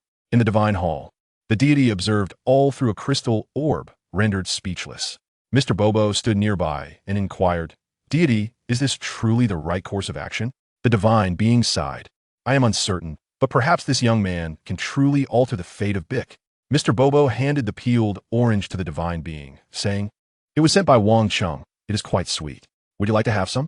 The divine being responded with a non-committal gesture. Chapter 41. Wukong. I am now terrifyingly strong. At the 22nd World Martial Arts Championship, the atmosphere was charged with anticipation as martial artists from around the globe prepared for battle, their fervor palpable in the air, mingling with beads of sweat. Wang Cheng and his companions entered the venue, instantly capturing the attention of many. Clad in a black windbreaker, Wang Cheng exuded a restrained aura, appearing merely as an observer. Yet the formidable entourage behind him was anything but ordinary. Bulma, brimming with enthusiasm, directed several staff members clad in Astra Group uniforms, distribute water and fans to every contestant. Do not forget the audience. The staff quickly sprang into action, handing out bottles of mineral water and fans emblazoned with the Astra Group logo to the bewildered participants and spectators alike. On the elevated platform, Pilaf and Ashu diligently hoisted a massive banner that proclaimed Astra Group as the official sponsor of the World Martial Arts Tournament, committed to supporting every martial artist's dream. Lilith flitted about, wielding a mini megaphone and exuberantly shouting, Long live Astra Group. Our master is the most handsome. The young lady is the most beautiful. Her small face flushed from exertion. Tianjin Fan and Dumpling donned the latest combat attire designed by Astra Group, exuding an air of strength and style that set them apart from their competitors, whose attire seemed drab in comparison. Their appearance sparked a minor sensation among the crowd. Master Rashi ambled over, leaning on his cane and sporting sunglasses. His keen eye immediately spotted Tianjin Fan and Dumpling, and sensing their formidable energy, he exclaimed, Wow, these two have progressed remarkably fast. It has barely been a while since we last met. His gaze instinctively shifted toward Bulma, Launch, and Xiaowu. Master Rashi nearly drooled, though. Bulma grows more stunning by the day. Launch remains as gentle and charming as ever. And this dark-haired lady is simply breathtaking. Bulma shot him an annoyed glare. You old lecher, your eyes are about to pop out. Launch waved in greeting, while Xiaowu, expressionless, stepped forward slightly, casting a cold stare at Master Rashi, causing him to shiver. Where are Goku and Krillin? Haven't they arrived? Bulma inquired, scanning the surroundings. Master Rashi chuckled. They are on their way. Those two said they wanted to surprise you, and they will be here shortly. No sooner had he spoken than a sound like rushing wind filled the air. A golden nimbus cloud soared swiftly, landing precisely before the crowd. Two figures leaped down from the cloud. Both Wang Cheng and Bulma were momentarily taken aback. The son Goku before them had grown significantly taller. Krillin seemed to have gained a bit of height as well, especially Goku, whose youthful features had matured, his physique robust and exuding a vigorous energy. Bulma, Wang Cheng, long time no see. Goku greeted them with a warm smile, his voice now more grounded. Wukong, Krillin? How have you both grown so tall? Bulma spun around them in astonishment. Son Wukong scratched his head and chuckled. We've been training at a truly remarkable place for quite some time. A remarkable place? Bulma inquired with curiosity. Krillin explained, indeed. After witnessing Master Wang Cheng's strength last time, Wukong was greatly inspired. He heard about the existence of the heavenly temple from somewhere and insisted that I join him to request the deity to allow us to train there. As it turned out, we actually made it. He continued, the deity was quite kind and even had Mr. Bobo guide us, and subsequently, we entered the hyperbolic time chamber. Bulma gasped, the hyperbolic time chamber? It sounds like time flows differently in there. How long did you spend inside? Sun Wukong counted on his fingers. It seems like nearly 2 years. Only about 2 days passed outside, right? Anyway, we emerged like this, and I feel significantly stronger. His voice was filled with excitement. Wang Cheng felt a bit astonished. The hyperbolic time chamber? This occurred years earlier than in the original storyline. It appears my little butterfly has stirred quite a wind. This is good. The stronger Sun Wukong and the others become, the more assured we will be in facing future crises. How much stronger? Let me see. Bulma immediately became intrigued and retrieved her latest modified energy detector, fiddling with it. Come on, Wukong, Krillin, unleash your strongest energy. Sun Wukong and Krillin exchanged glances and nodded. They both shouted simultaneously, their energy surging around them. The numbers on the detector flickered rapidly before stabilizing. Bulma read out the data. Wukong, 1,550. Krillin, 886. Wow, you've truly become so much stronger. She recalled that during their last encounter, Wukong's power was only in the hundreds. Sun Wukong was greatly intrigued by Bulma's detector, exclaiming, Bulma, what is this? It looks like so much fun. He took the detector, placed it over his eyes, and curiously scanned his surroundings. When his gaze landed on Wang Cheng, the display's number jumped dramatically before settling on a single figure. 5. Sun Wukong was taken aback, blinking in disbelief, and leaned closer to examine it. Is it really 5? Bulma, is your device broken? Or is Mr. Wang Cheng's energy really just 5? That's even lower than an ordinary person. Everyone turned their curious eyes toward him. Bulma burst into laughter and retrieved the detector, saying, silly, it's not broken at all. Wang Cheng has been able to completely suppress his energy for over a month now, appearing just like an ordinary person. She paused for a moment, her tone laced with a hint of pride. Last time before this detector maxed out, it registered his value at 89,680. That's merely his standard state, not even his peak. 89,680. Sun Wukong and Krillin gasped in unison, their eyes widening in disbelief. Master Roshi nearly dropped his cane in shock. Even Tien and Kairatsu were momentarily stunned. While they knew their master was formidable, hearing the specific number left them astounded. Sun Wukong's fighting spirit ignited instantly as he looked at Wang Cheng with gleaming eyes, eager to engage. Incredible. Mr. Wang Cheng, let's have a match right now. Krillin, startled, hastily embraced his waist, exclaiming, Goku, please calm down. This is the entrance to the venue. The competition begins tomorrow. Son Goku inquired, Mr. Wang Cheng, are you participating in the competition as well? Wang Cheng regarded Son Goku with a serene smile, responding, this time, I shall not compete. I am merely here to observe with my team. However, my students will face you in battle. Do not underestimate them. They have been trained under my personal guidance. Upon hearing this, Son Goku felt a tinge of disappointment. Yet upon gazing at Tianjin Fan and Jiaozi and sensing the profound energy within them, he felt not fear, but a surge of excitement. Really? That's wonderful. Tianjin Fan, Jiaozi, when we meet in the competition, you must give it your all. Tianjin Fan crossed his arms and nodded. Of course. I too eagerly anticipate our match. Jiaozi took to the air, earnestly nodding in agreement. The group, filled with laughter and camaraderie, proceeded to the registration area. Bulma, ever generous, had already secured the finest hotel nearby for everyone's accommodation. Before checking in, the group gathered for a grand photo at the venue of the World Martial Arts Tournament. In the photograph, the only one not looking at the camera was Master Roshi, who was clearly lost in thought. In the hotel room, the group engaged in discussions about the upcoming competition. Upon learning of Yamcha's predicament, both Son Goku and Krillin's spirits grew heavy. Krillin's expression turned somber as he remarked, is it true that Yamcha has been transformed by Dr. Gero? Did he really ambush you and Bulma? Son Goku also suppressed his usual cheerfulness, clenching his fists, although Yamcha can be quite annoying at times. He does not deserve such a fate. Dr. Gero is utterly despicable. The thought of a former comrade straying down a dark path was heart-wrenching.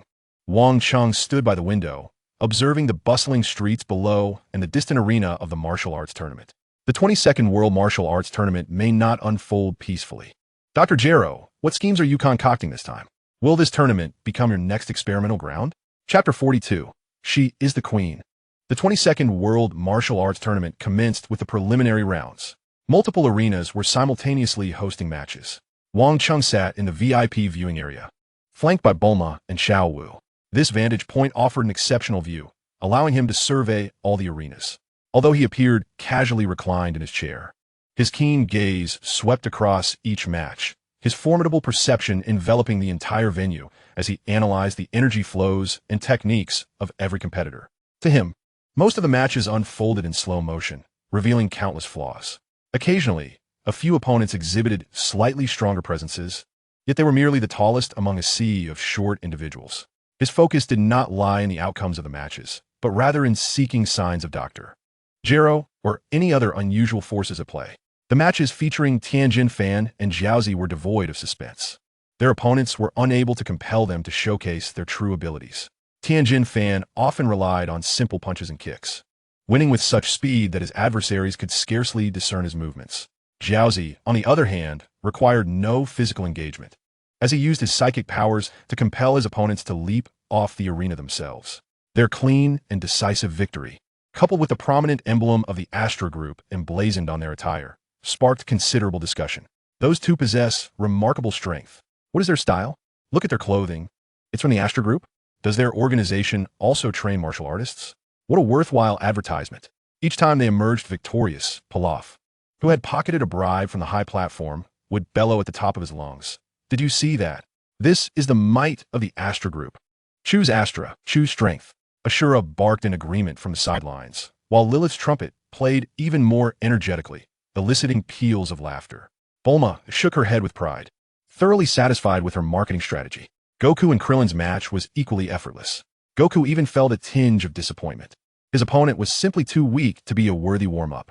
After dispatching his foe with ease, he eagerly rushed over to Tien's platform, his eyes brimming with anticipation. Krillin, on the other hand, displayed a steadier demeanor, triumphing calmly with solid foundational techniques from the Turtle School. Master Roshi, observing the performances of his two disciples alongside Tien, stroked his beard and mused, "What remarkable progress, especially Goku and Krillin. They've undergone a transformation after visiting the Heavenly Temple. Tien's aura has also become more refined, more direct, and efficient." He cast a glance at the composed Wang Cheng in the VIP section, pondering, is it all because of this young man? As the preliminaries reached their midpoint, an unexpected figure leapt onto one of the platforms. It was a tall woman clad in shorts and a tank top, her physique delineating a fit silhouette. The most striking feature was her headband, prominently displaying the Astra Group logo. With her golden hair flowing and a wild gleam in her eyes, she wore a provocative smirk. In the VIP section, Bulma's eyes widened in shock, nearly spitting out her drink. Sister Lanchi? When did she sign up? Xiao Wu also displayed a look of astonishment. Wang Cheng, initially taken aback, then cracked a smile. Well, she secretly entered the competition. He found her audacious and spirited demeanor amusing, as it matched her personality perfectly. Let's see how she performs in actual combat.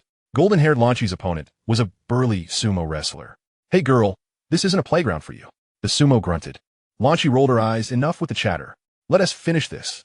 As the match commenced, the sumo let out a loud roar and charged like a mountain. Lanchi, remarkably agile, deftly sidestepped the attack and delivered a precise, swift chop to her opponent's neck. The sumo's eyes rolled back as his massive body crashed to the ground, stirring up a cloud of dust. Lanchi triumphantly stepped onto the fallen wrestler's back, hands on her hips, and boldly shouted to the other platforms and the audience, "Who's next? I'm here. Come at me if you dare." The crowd erupted in astonishment. Wow, this woman is fierce. What exactly is the Astra Group? How is it that everyone emerging from this place possesses such remarkable prowess? Both strikingly beautiful and formidable. Even more amusing is the fact that after defeating her opponent, the blonde-haired Lanchi's hair color instantly transformed to blue, and her fierce demeanor shifted to one of timidness. She gazed down at the unconscious sumo wrestler beneath her, startled, and quickly jumped back, repeatedly bowing, "I'm so sorry. I didn't mean to. Are you all right? Do you need me to call a doctor?"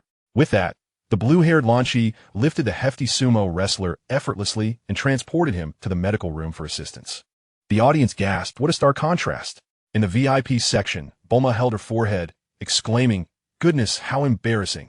Yet, the outcome seemed surprisingly favorable. She noticed many onlookers curiously examining the logo of the Asterism Group. Wang Cheng chuckled softly, shaking his head. The advertising effect turned out to be even better than anticipated. As the preliminary rounds concluded, the list of the top 8 was revealed. Tianjin Fan, Dumpling, Sun Wukong, Krillin, Lanchi, the Indian Chai Bawang, the user of the Sky Cross Punch, Nam Mu, and the remarkably skilled enchantress, Lan Fong. Lanchi versus Lan Fong. The confrontation between the two women commenced. Lan Fong attempted to bewitch her opponent with her dance, but she faced the versatile Lanchi, who would not fall for such tricks. The blonde Lanchi found Lan Fong's flirtations rather bothersome and swiftly dismantled her seductive tactics with a series of precise and powerful kicks, emerging victorious with ease. Tianjin Fan vs. Namu. Namu's desert-style martial arts and Sky Cross Punch were peculiar, yet they proved ineffective against the overwhelming disparity in strength. Tianjin Fan did not even need to employ his third eye ability, relying solely on his solid foundation and superior speed. He deciphered Namu's moves and sent him crashing out of the ring. Sun Wukong versus Chai Bawang. Chai Bawang, confident in his former champion status, unleashed grandiose techniques. Although formidable, he was no match for Sun Wukong, who had endured rigorous training in the temple. Sun Wukong even took the time to learn and mimic Chai Bawang's Royal Whirlwind Punch, swiftly concluding the battle with a single powerful strike. Dumpling versus Krillin.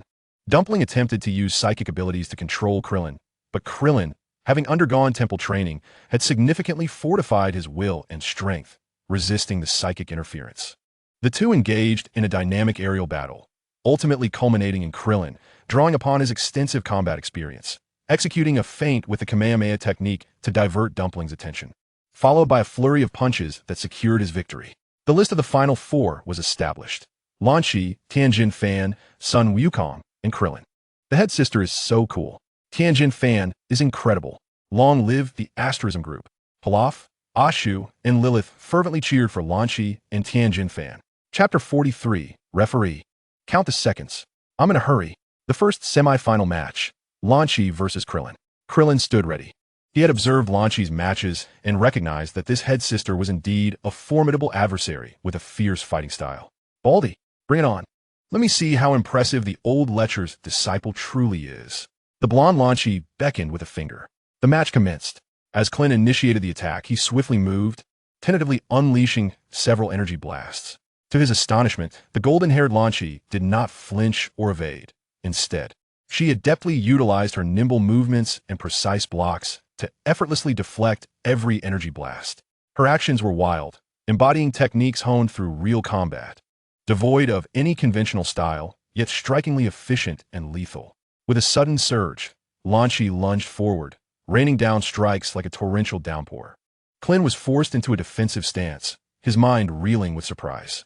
Is that all you've got? Lanchi taunted boldly. Gritting his teeth, Klin executed his phantom fist technique, instantaneously creating multiple illusions.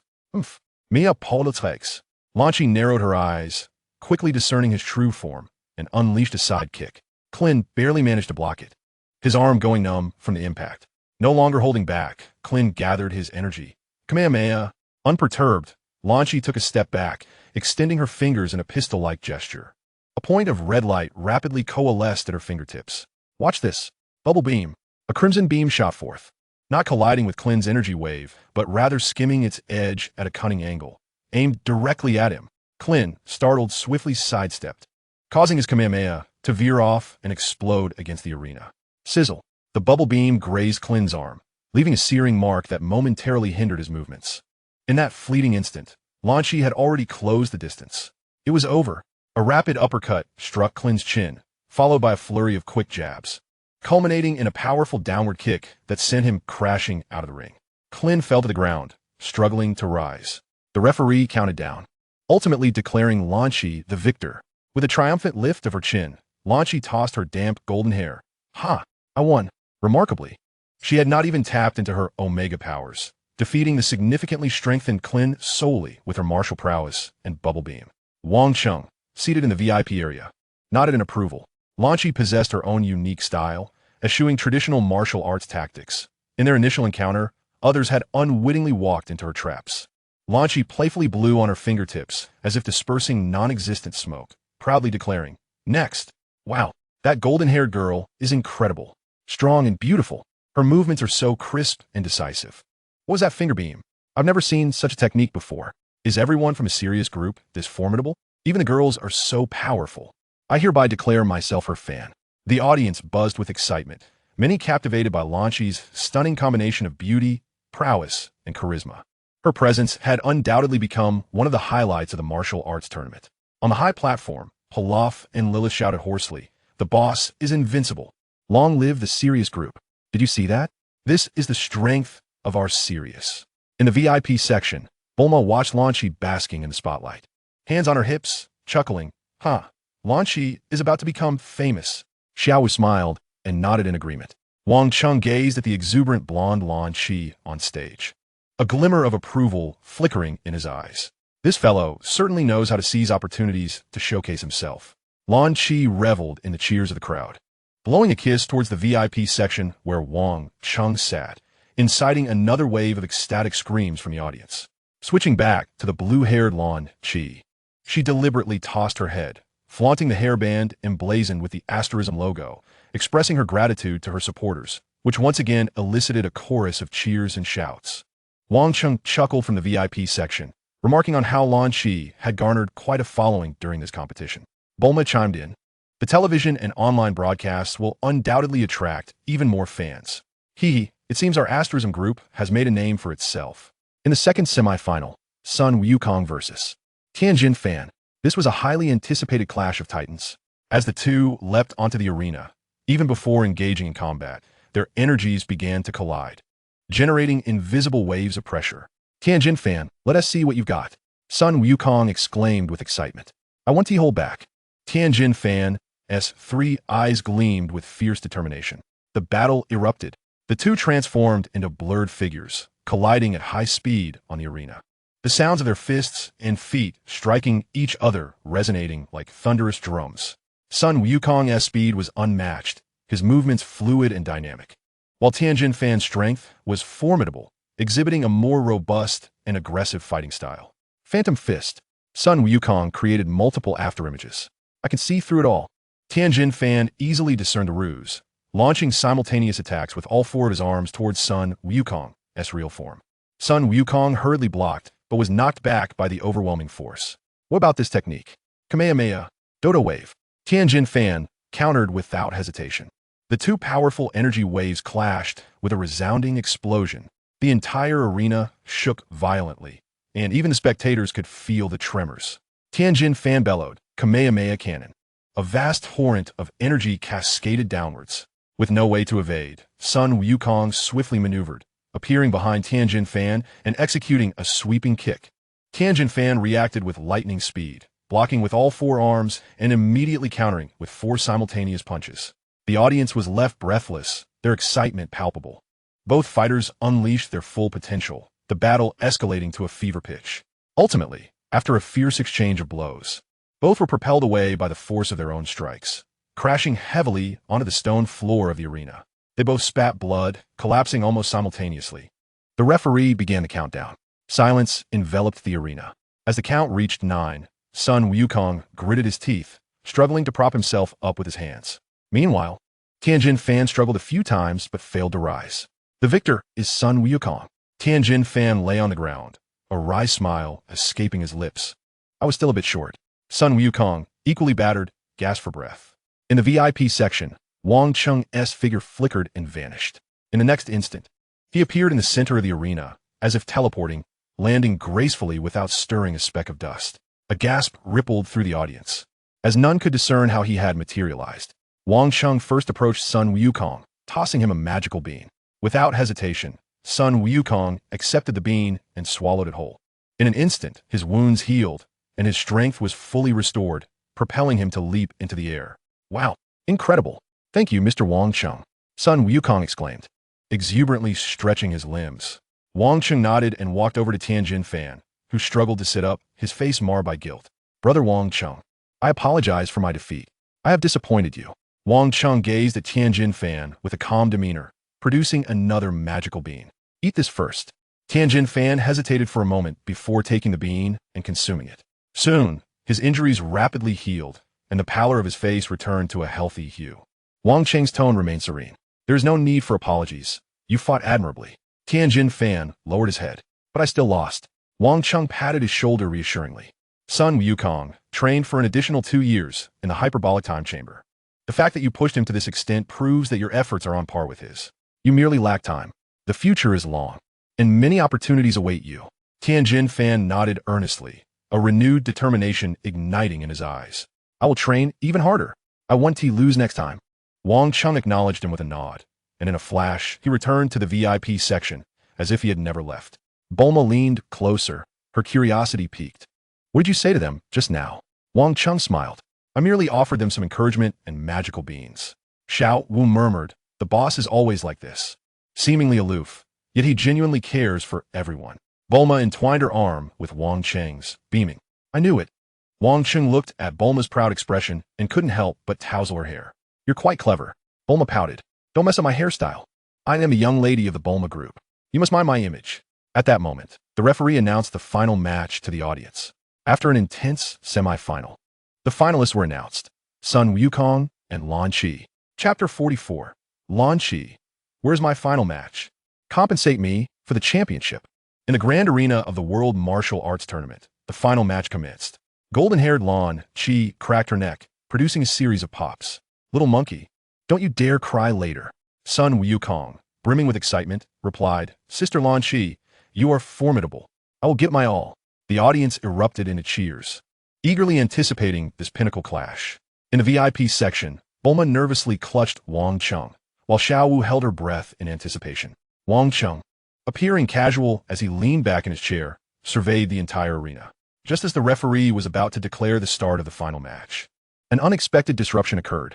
A glowing orb materialized above the venue, resembling a second sun. Moments later, the orb unleashed a bizarre burst of black light, engulfing the entire arena. The once boisterous audience fell into an eerie silence. Over 8,000 spectators rendered motionless, as if a pause button had been pressed.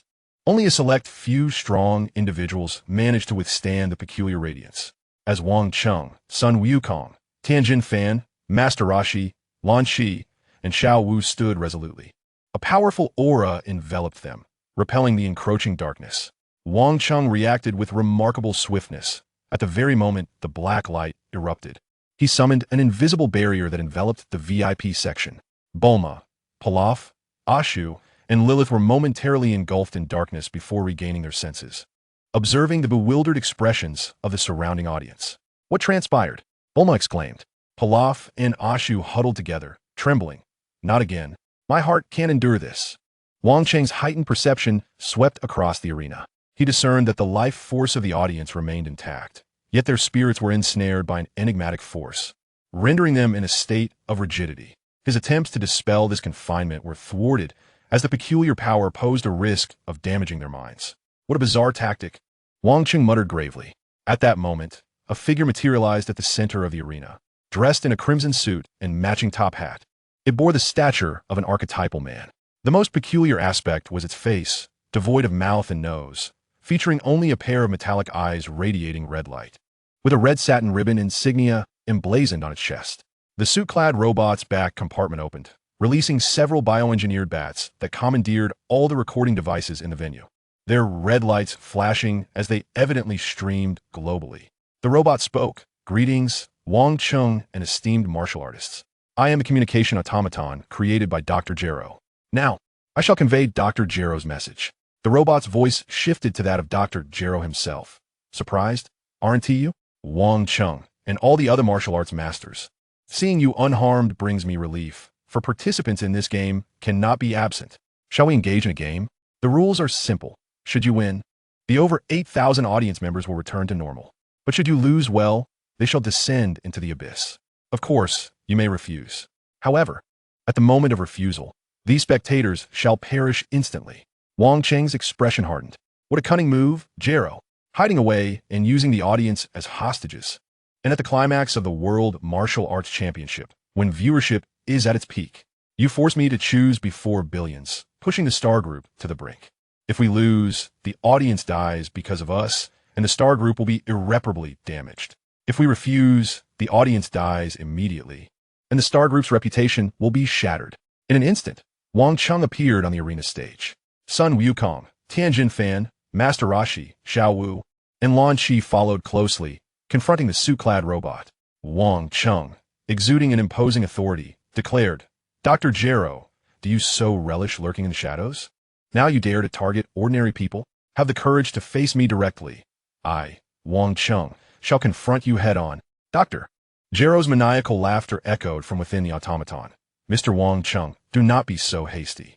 The grievances between us shall one day find resolution. This grand martial arts tournament, in which you have not participated, has nearly lulled me to sleep. Therefore, I propose we engage in a game of Grow, allowing the world to witness something extraordinary." Wang Cheng replied coldly, "How do you intend to play?" Grow responded, "It's quite simple. I have recently developed a holographic game. You shall select 5 players to face a total of 10 challenges. Should any of you succeed in overcoming all 10, I will relinquish control and free the over 8,000 spectators. Do you see those 5 boxes by the arena? They contain 5 helmets I have prepared for you. Of course, if you harbor any doubts regarding my integrity, you may opt to use helmets crafted by your own Starlight Group." Grow continued, "I have no objections, as long as you can connect to my game server. What say you, Wang Cheng? Is the game not fair?" Wang Cheng pondered swiftly. The contents of the game remained unknown, and the risks were considerable. Yet, the consequences of refusal were equally unbearable. Dr. Grow was employing a blatant scheme, compelling him to partake. At that moment, Bulma's voice resonated through the earpiece. "Wang Cheng, whatever you decide, I stand by you. Our helmet technology is absolutely reliable. I can adapt it immediately. Brother, we shall heed your decision." Tianjin Fan said gravely, "Mr. Wang Cheng, I shall not falter in this game." Sun Wukong exclaimed eagerly. The blonde-haired Lan Shi cursed. "That old fool is interrupting my duel with the little monkey. I shall crush him." Wang Cheng surveyed the group, his mind already made up. He turned to the suited robot. "Very well, we shall accept this game." "Splendid." Dr. Grow laughed heartily. "Then, please select your 5 participants. The game is about to commence, and the global audience awaits with bated breath." Wang Cheng's gaze swept over the assembly. Lan Shi would occupy 1 slot. Her dual personality was a considerable advantage. The blue-haired Lan Shi was meticulous and composed, with strong logical reasoning, making her suitable for puzzle and strategy games. While the blonde Lan Shi was impulsive and fierce, excelling in combat and shooting games. Selecting her alone, given the uncertainty of the game's content, served as a double insurance. Sun Wukong also qualified as a participant. Despite his usual focus on training, resembling a martial arts fanatic, he was a hidden gaming prodigy. During his previous adventures with Bulma in search of the Dragon Balls, he had encountered various games, from fighting to adventure and shooting, adapting swiftly with remarkable intuition. Then there was the Turtle Sage. Wang Cheng regarded this lecherous old man. His humble abode on Turtle Island was cluttered with game boxes, although he spent most of his time indulging in unspeakable H-games. He had lived for over 300 years and had experience with everything from vintage games to the latest VR innovations. As for Wang Cheng himself, he naturally needed to participate. In his past life as an Earthling, games were a significant source of entertainment. The neural technology of this world far surpassed that of his previous existence, and he and Bulma had frequently engaged in cooperative gaming during their leisure time. For the final participant, Wang Cheng initially intended to select Bulma, as her intellect was unparalleled in puzzle games. Yet, she whispered beside him, "Wang Cheng, I recall a fragment I foresaw earlier. In the scene, there you are alongside Wukong, Lan Shi, Master Roshi, and Pilaf. It aligns perfectly with the current situation. Choose Pilaf. He may prove to be an unexpected ace." Chapter 45. The Grow game officially commences. The last one standing, Pilaf. Wang Cheng gazed at the diminutive figure trembling behind a chair. Though this fellow is more prone to failure than success, his knack for creating trouble for Sun Wukong time and again, even nearly conquering the world, reveals a certain twisted brilliance and luck. Especially in a game governed by unclear rules, such an unconventional player might indeed yield surprising results.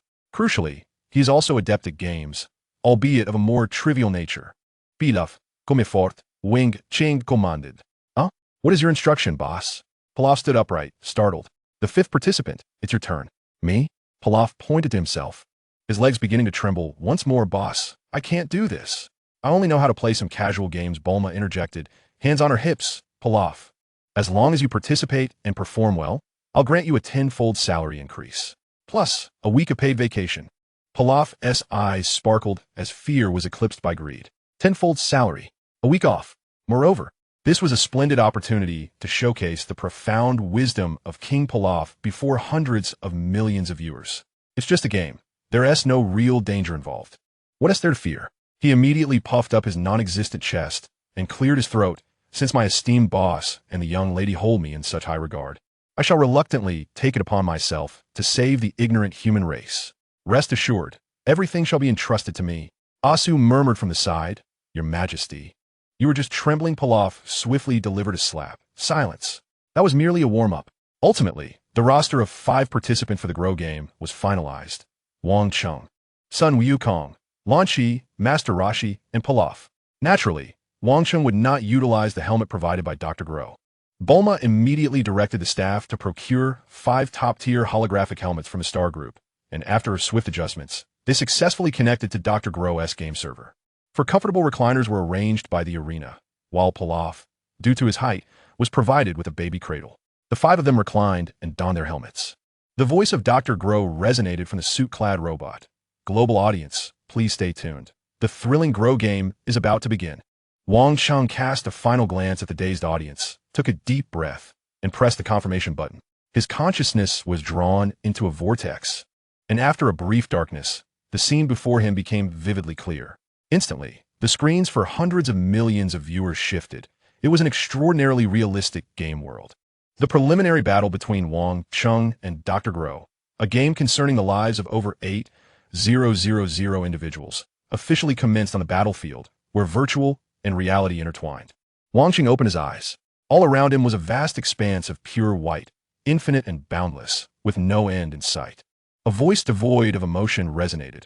Welcome to the Glow game. Please create your game character.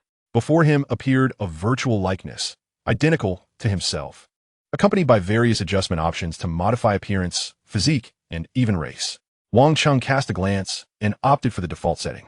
He had no inclination to mold a character. He was himself. Adopting another's visage or embellishing it with ostentation held no significance. Please select a profession. Several luminous options materialized before him. Warrior, archer, mage, assassin, priest. Wang Cheng surveyed the choices. The warrior was the most balanced and aligned with his real-life combat style. Warrior. Profession confirmed. Character generation in progress. The synthesized voice faded, revealing an attributes panel before him. Name, Wang Cheng. Profession, warrior. Health, 1000. Energy, 100. Used for casting skills. Attack, 100. Defense, 80. Agility, 40. Intelligence, 10. Equipment, none. Skills, none. A rudimentary template. With a woefully low intelligence score, truly a hallmark of the warrior class. The white light began to dissipate, and the surroundings gradually came into focus. He found himself standing in a clearing within a forest, the sensation of soil beneath his feet, the refreshing aroma of flora, and the breeze brushing against his face, all strikingly real. Dr. Glow's holographic technology was indeed remarkable. Soon after, several beams of white light flickered, and teammates began to materialize. Sun Wukong, Lan Shi, and Master Roshi retained their original appearances, suggesting that everyone was disinclined to engage with the character customization system. Wow, this feels so real. Sun Wukong also chose the warrior class. He curiously bounced a couple of times, pinching his own face. That hurts a bit. The blonde Lan Shi was an archer. She flexed her limbs and surveyed the surroundings. Humph, no matter how real it feels, it's still fake. Watch how I obliterate this pathetic game. Master Roshi, embodying a mage, adjusted his sunglasses and meticulously scrutinized the environment, though his gaze frequently drifted toward Lan Shi. At this moment, everyone donned shorts and tight-fitting novice attire, accentuating Lan Shi's alluring figure. As the final beam of light faded, a figure emerged that left everyone astounded.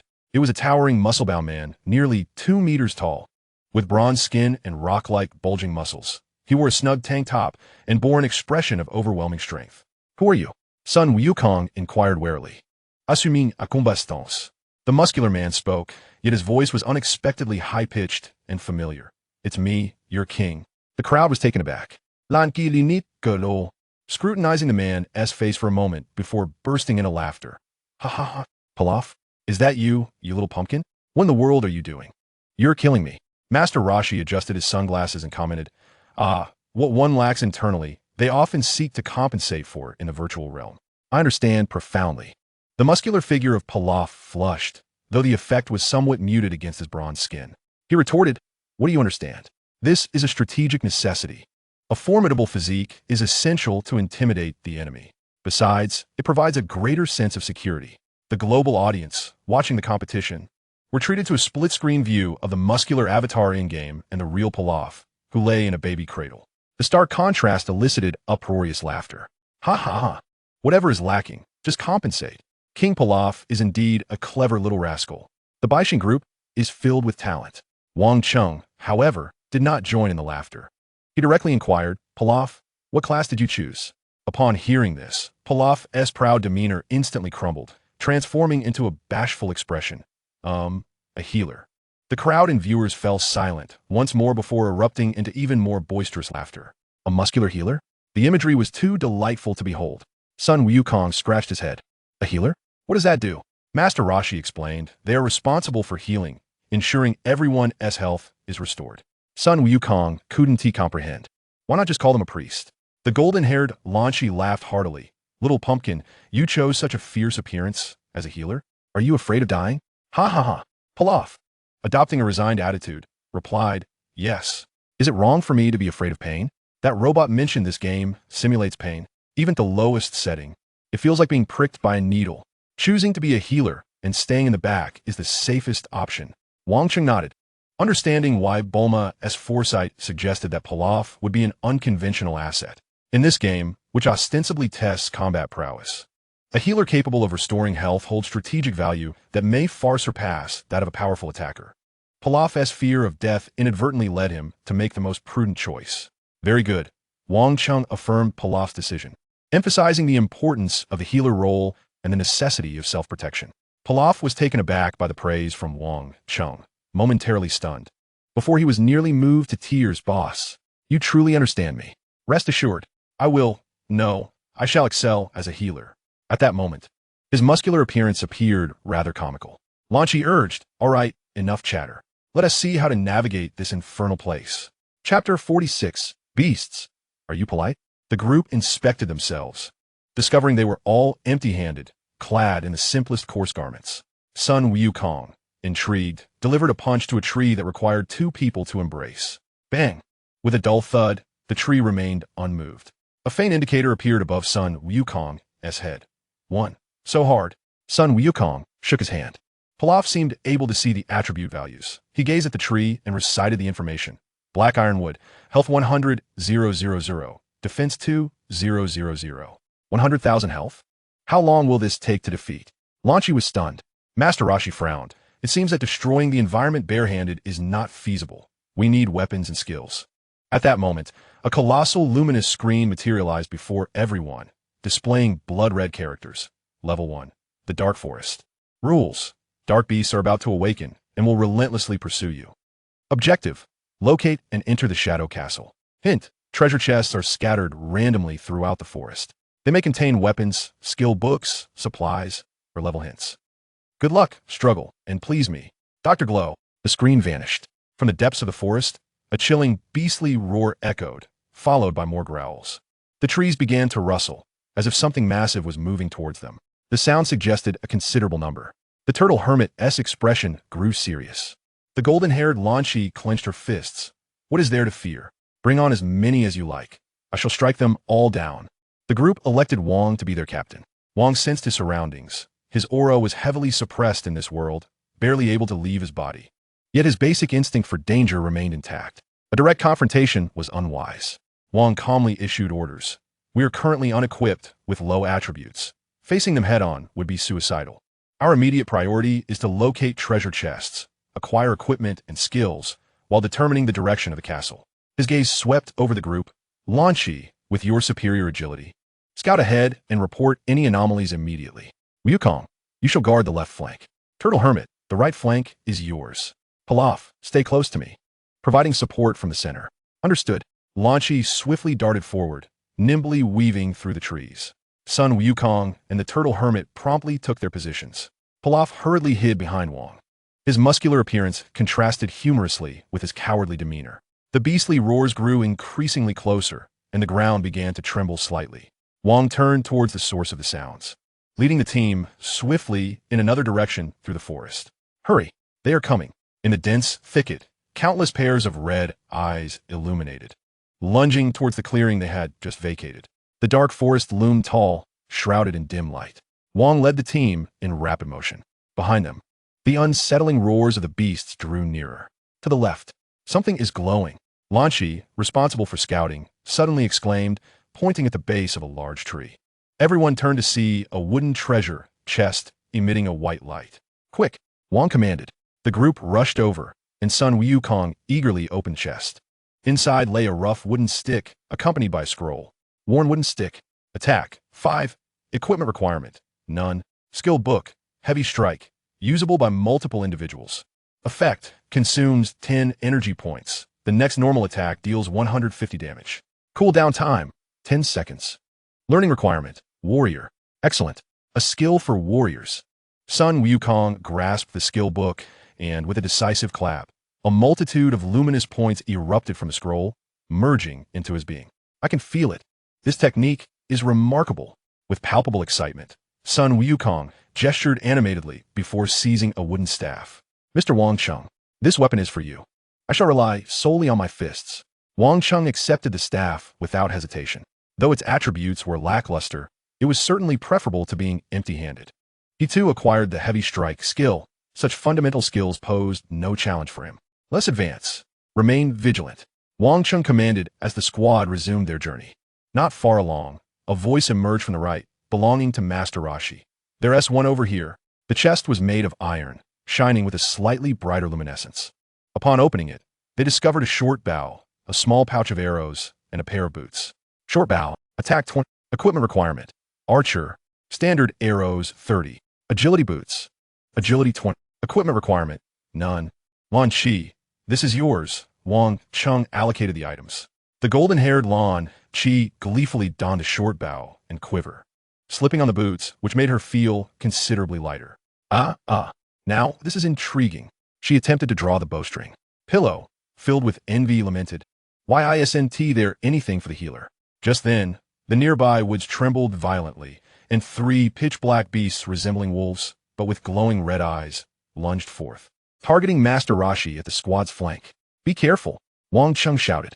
Master Roshi reacted with remarkable speed. Though unarmed, his 3 centuries of martial arts experience remained intact.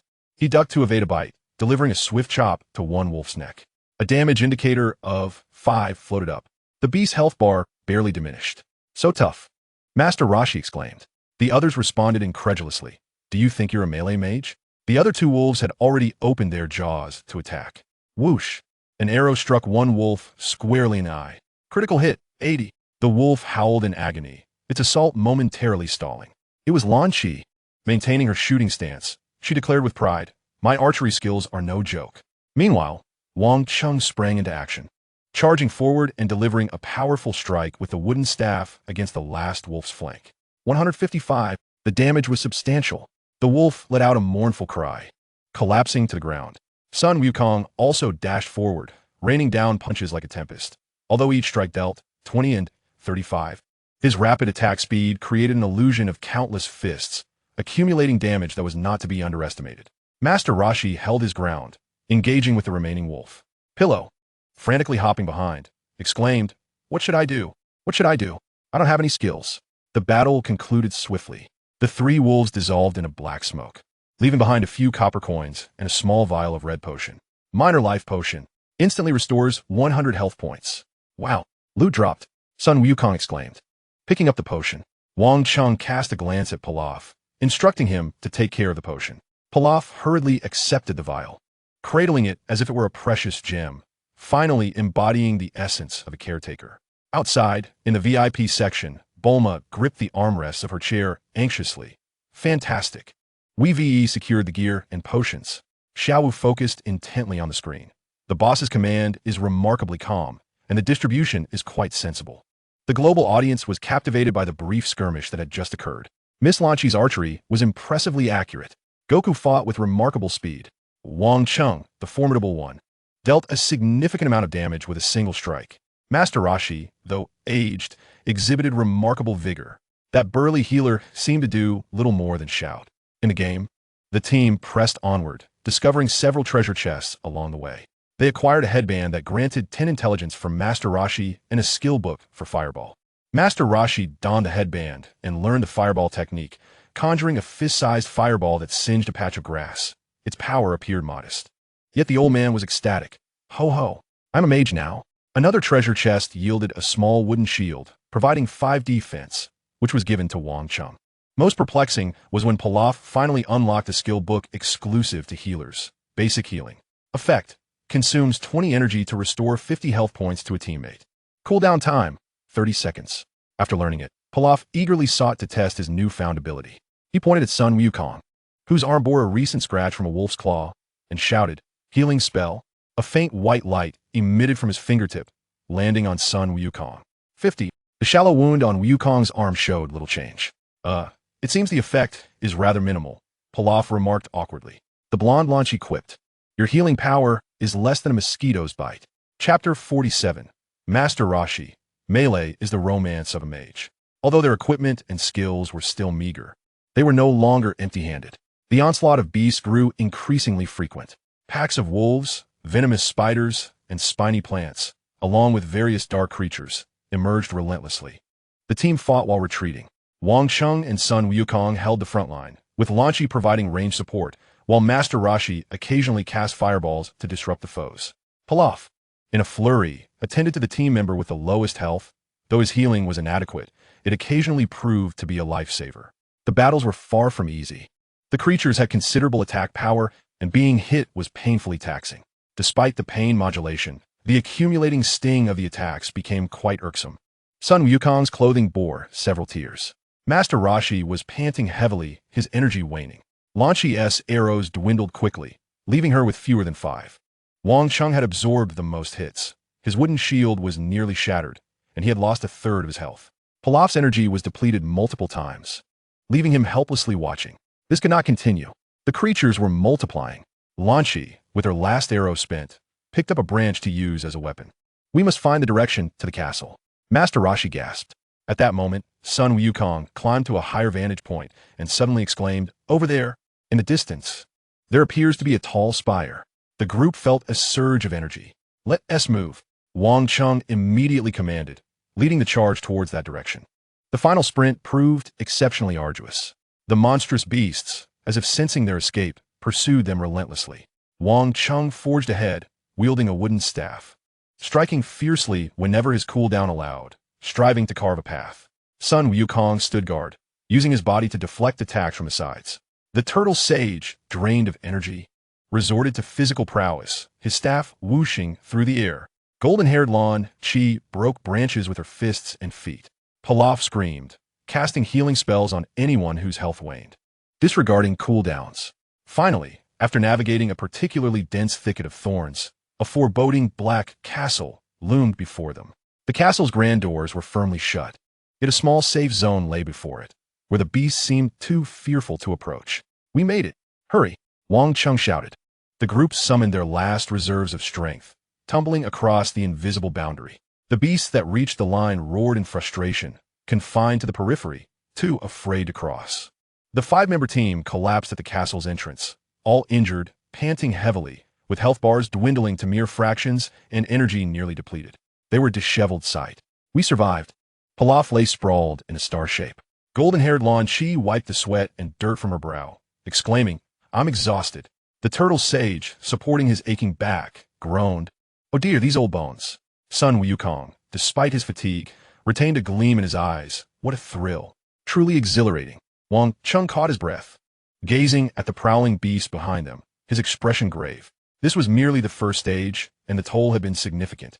Dr. Gero's game was indeed no simple endeavor. Just then, the doors of the Black Castle creaked open slowly.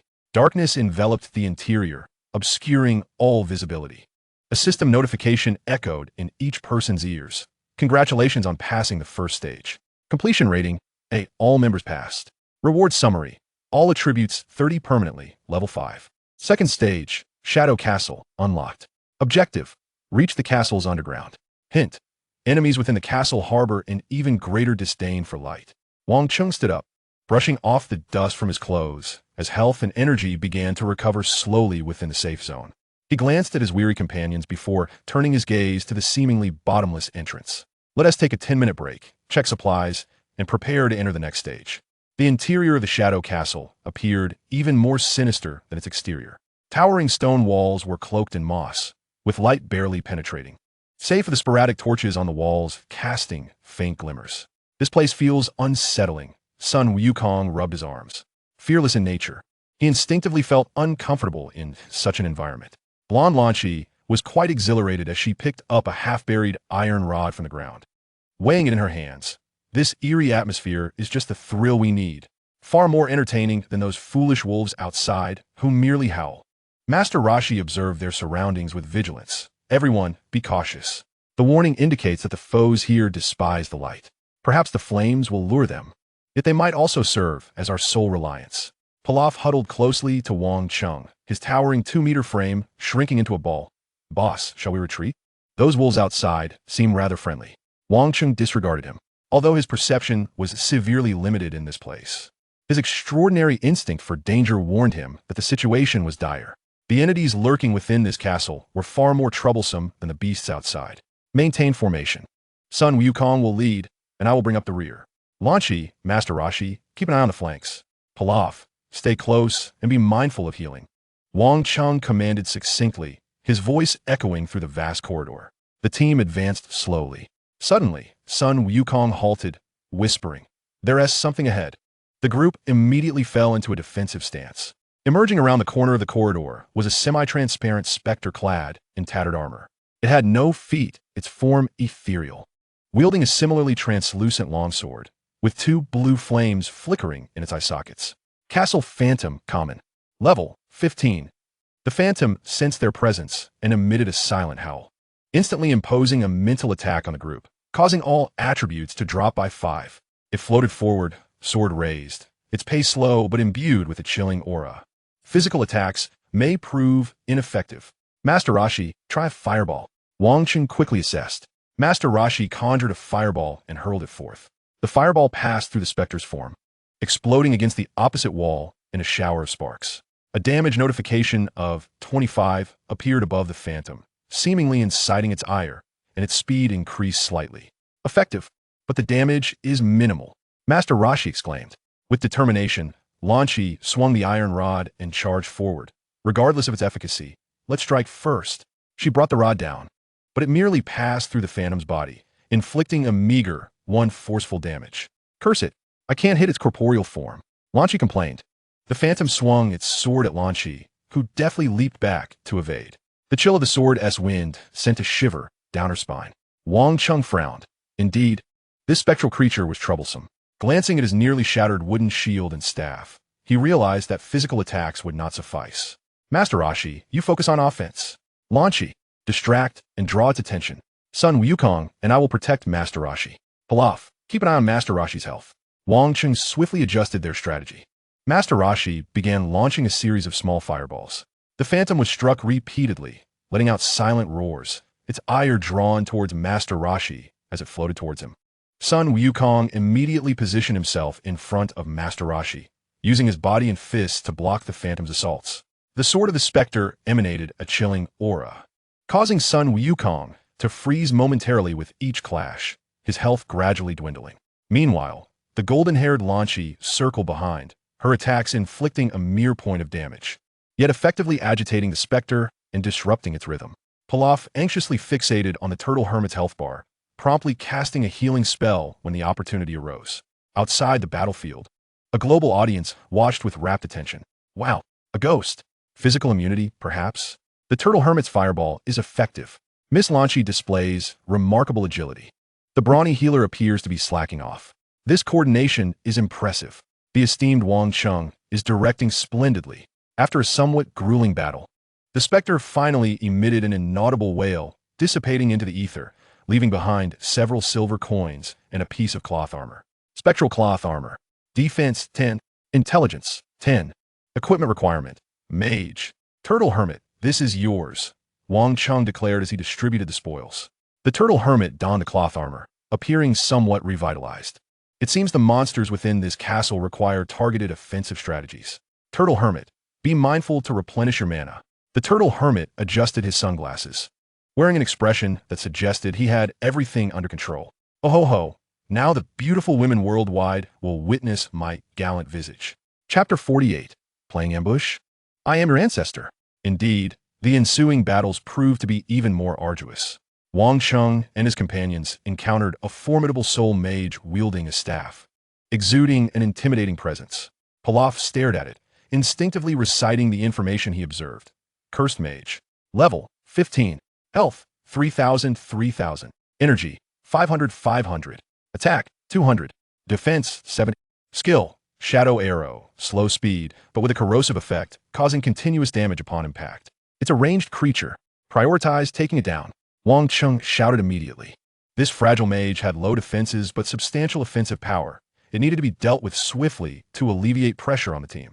Sun Wukong attempted to charge forward, but was forced back by the relentless barrage of shadow arrows. The turtle hermit launched fireballs in return, but the damage was nearly negligible. Interrupt its casting. Wukong, advance from the left. Lan Shi, distract from the right. Wang Cheng quickly identified the cursed mage's moment of vulnerability as it chanted. Sun Wukong dashed to the left, while golden-haired Lan Shi hurled stones from the right to create a diversion. The turtle hermit seized the opportunity to unleash a flurry of fireballs, while Pilaf nervously healed Sun Wukong, who had inadvertently been struck by a shadow arrow. Pilaf, use your healing spell as soon as it cools down. Don't hold back. Wang Cheng reminded him. Yes, boss. Pilaf fumbled, his muscular frame contrasting sharply with his frantic movements. Lan Shi picked up a stone and hurled it forcefully at the cursed mage, exclaiming, "Hey, that dark arrow is dangerous. Didn't your mother teach you about hygiene? It looks so grimy." The stone passed through the cursed mage's body, causing no damage but successfully capturing its attention. The cursed sorcerer shifted its direction and began firing shadow arrows at Lan Shi. One opportunity. Master Rashi, strike now. Wang Cheng urged. Seizing the moment, Master Rashi unleashed a flurry of fireballs. Wang Cheng and Sun Wukong charged forward, engaging the cursed sorcerer.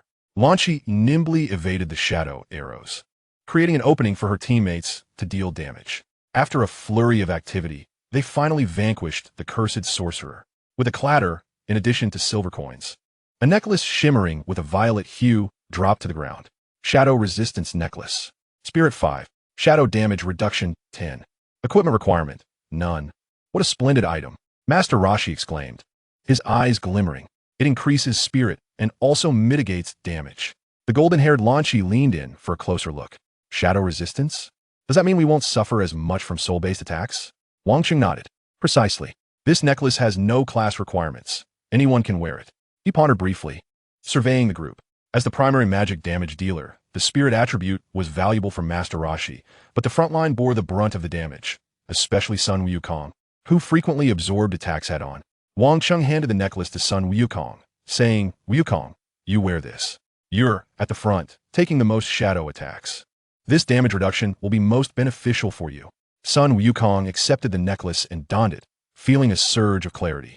Although the 5 spirit was not particularly impactful for a warrior, the 10 points of shadow damage reduction would undoubtedly alleviate some pressure in the forthcoming battles. Pilaf muttered softly, "I too desire a life-saving item." Lan Shi playfully smacked him. "What do you need damage reduction for, you healer hiding at the back? Focus on healing." Just then, 2 stealth wraiths emerged from the wall. Lan Shi duck. Wang Cheng shouted suddenly. Quick as a flash, Lan Shi bent low, narrowly avoiding the wraith's claws as they grazed her golden hair. With a swift motion, she struck the wraith with her staff, drawing its ire despite only dealing minimal damage. Master Rashi, fireball. Everyone else, cover. Wang Cheng used his wooden shield to deflect another wraith's attack.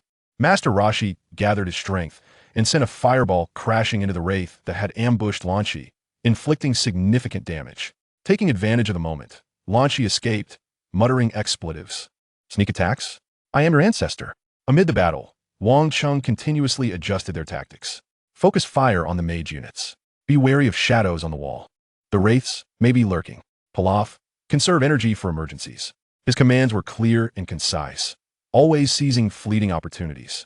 Although the team was weary, they grew increasingly confident in Wang Cheng's judgment. Under pressure, Lan Shi became even more valiant, even beginning to relish the thrill of it all. She danced about with agile movements, taunting the monsters and lightening the tense atmosphere. Master Rashi occasionally chimed in with his characteristic irreverent commentary, such as after defeating a female-shaped specter, shaking his head and sighing. What a pity. She must have been a beauty in her lifetime. Sun Wukong charged ahead, while Pilaf screamed and healed throughout the ordeal, contributing significantly to the comedic moments. After a series of skirmishes, the team finally advanced to the end of an unusually wide corridor.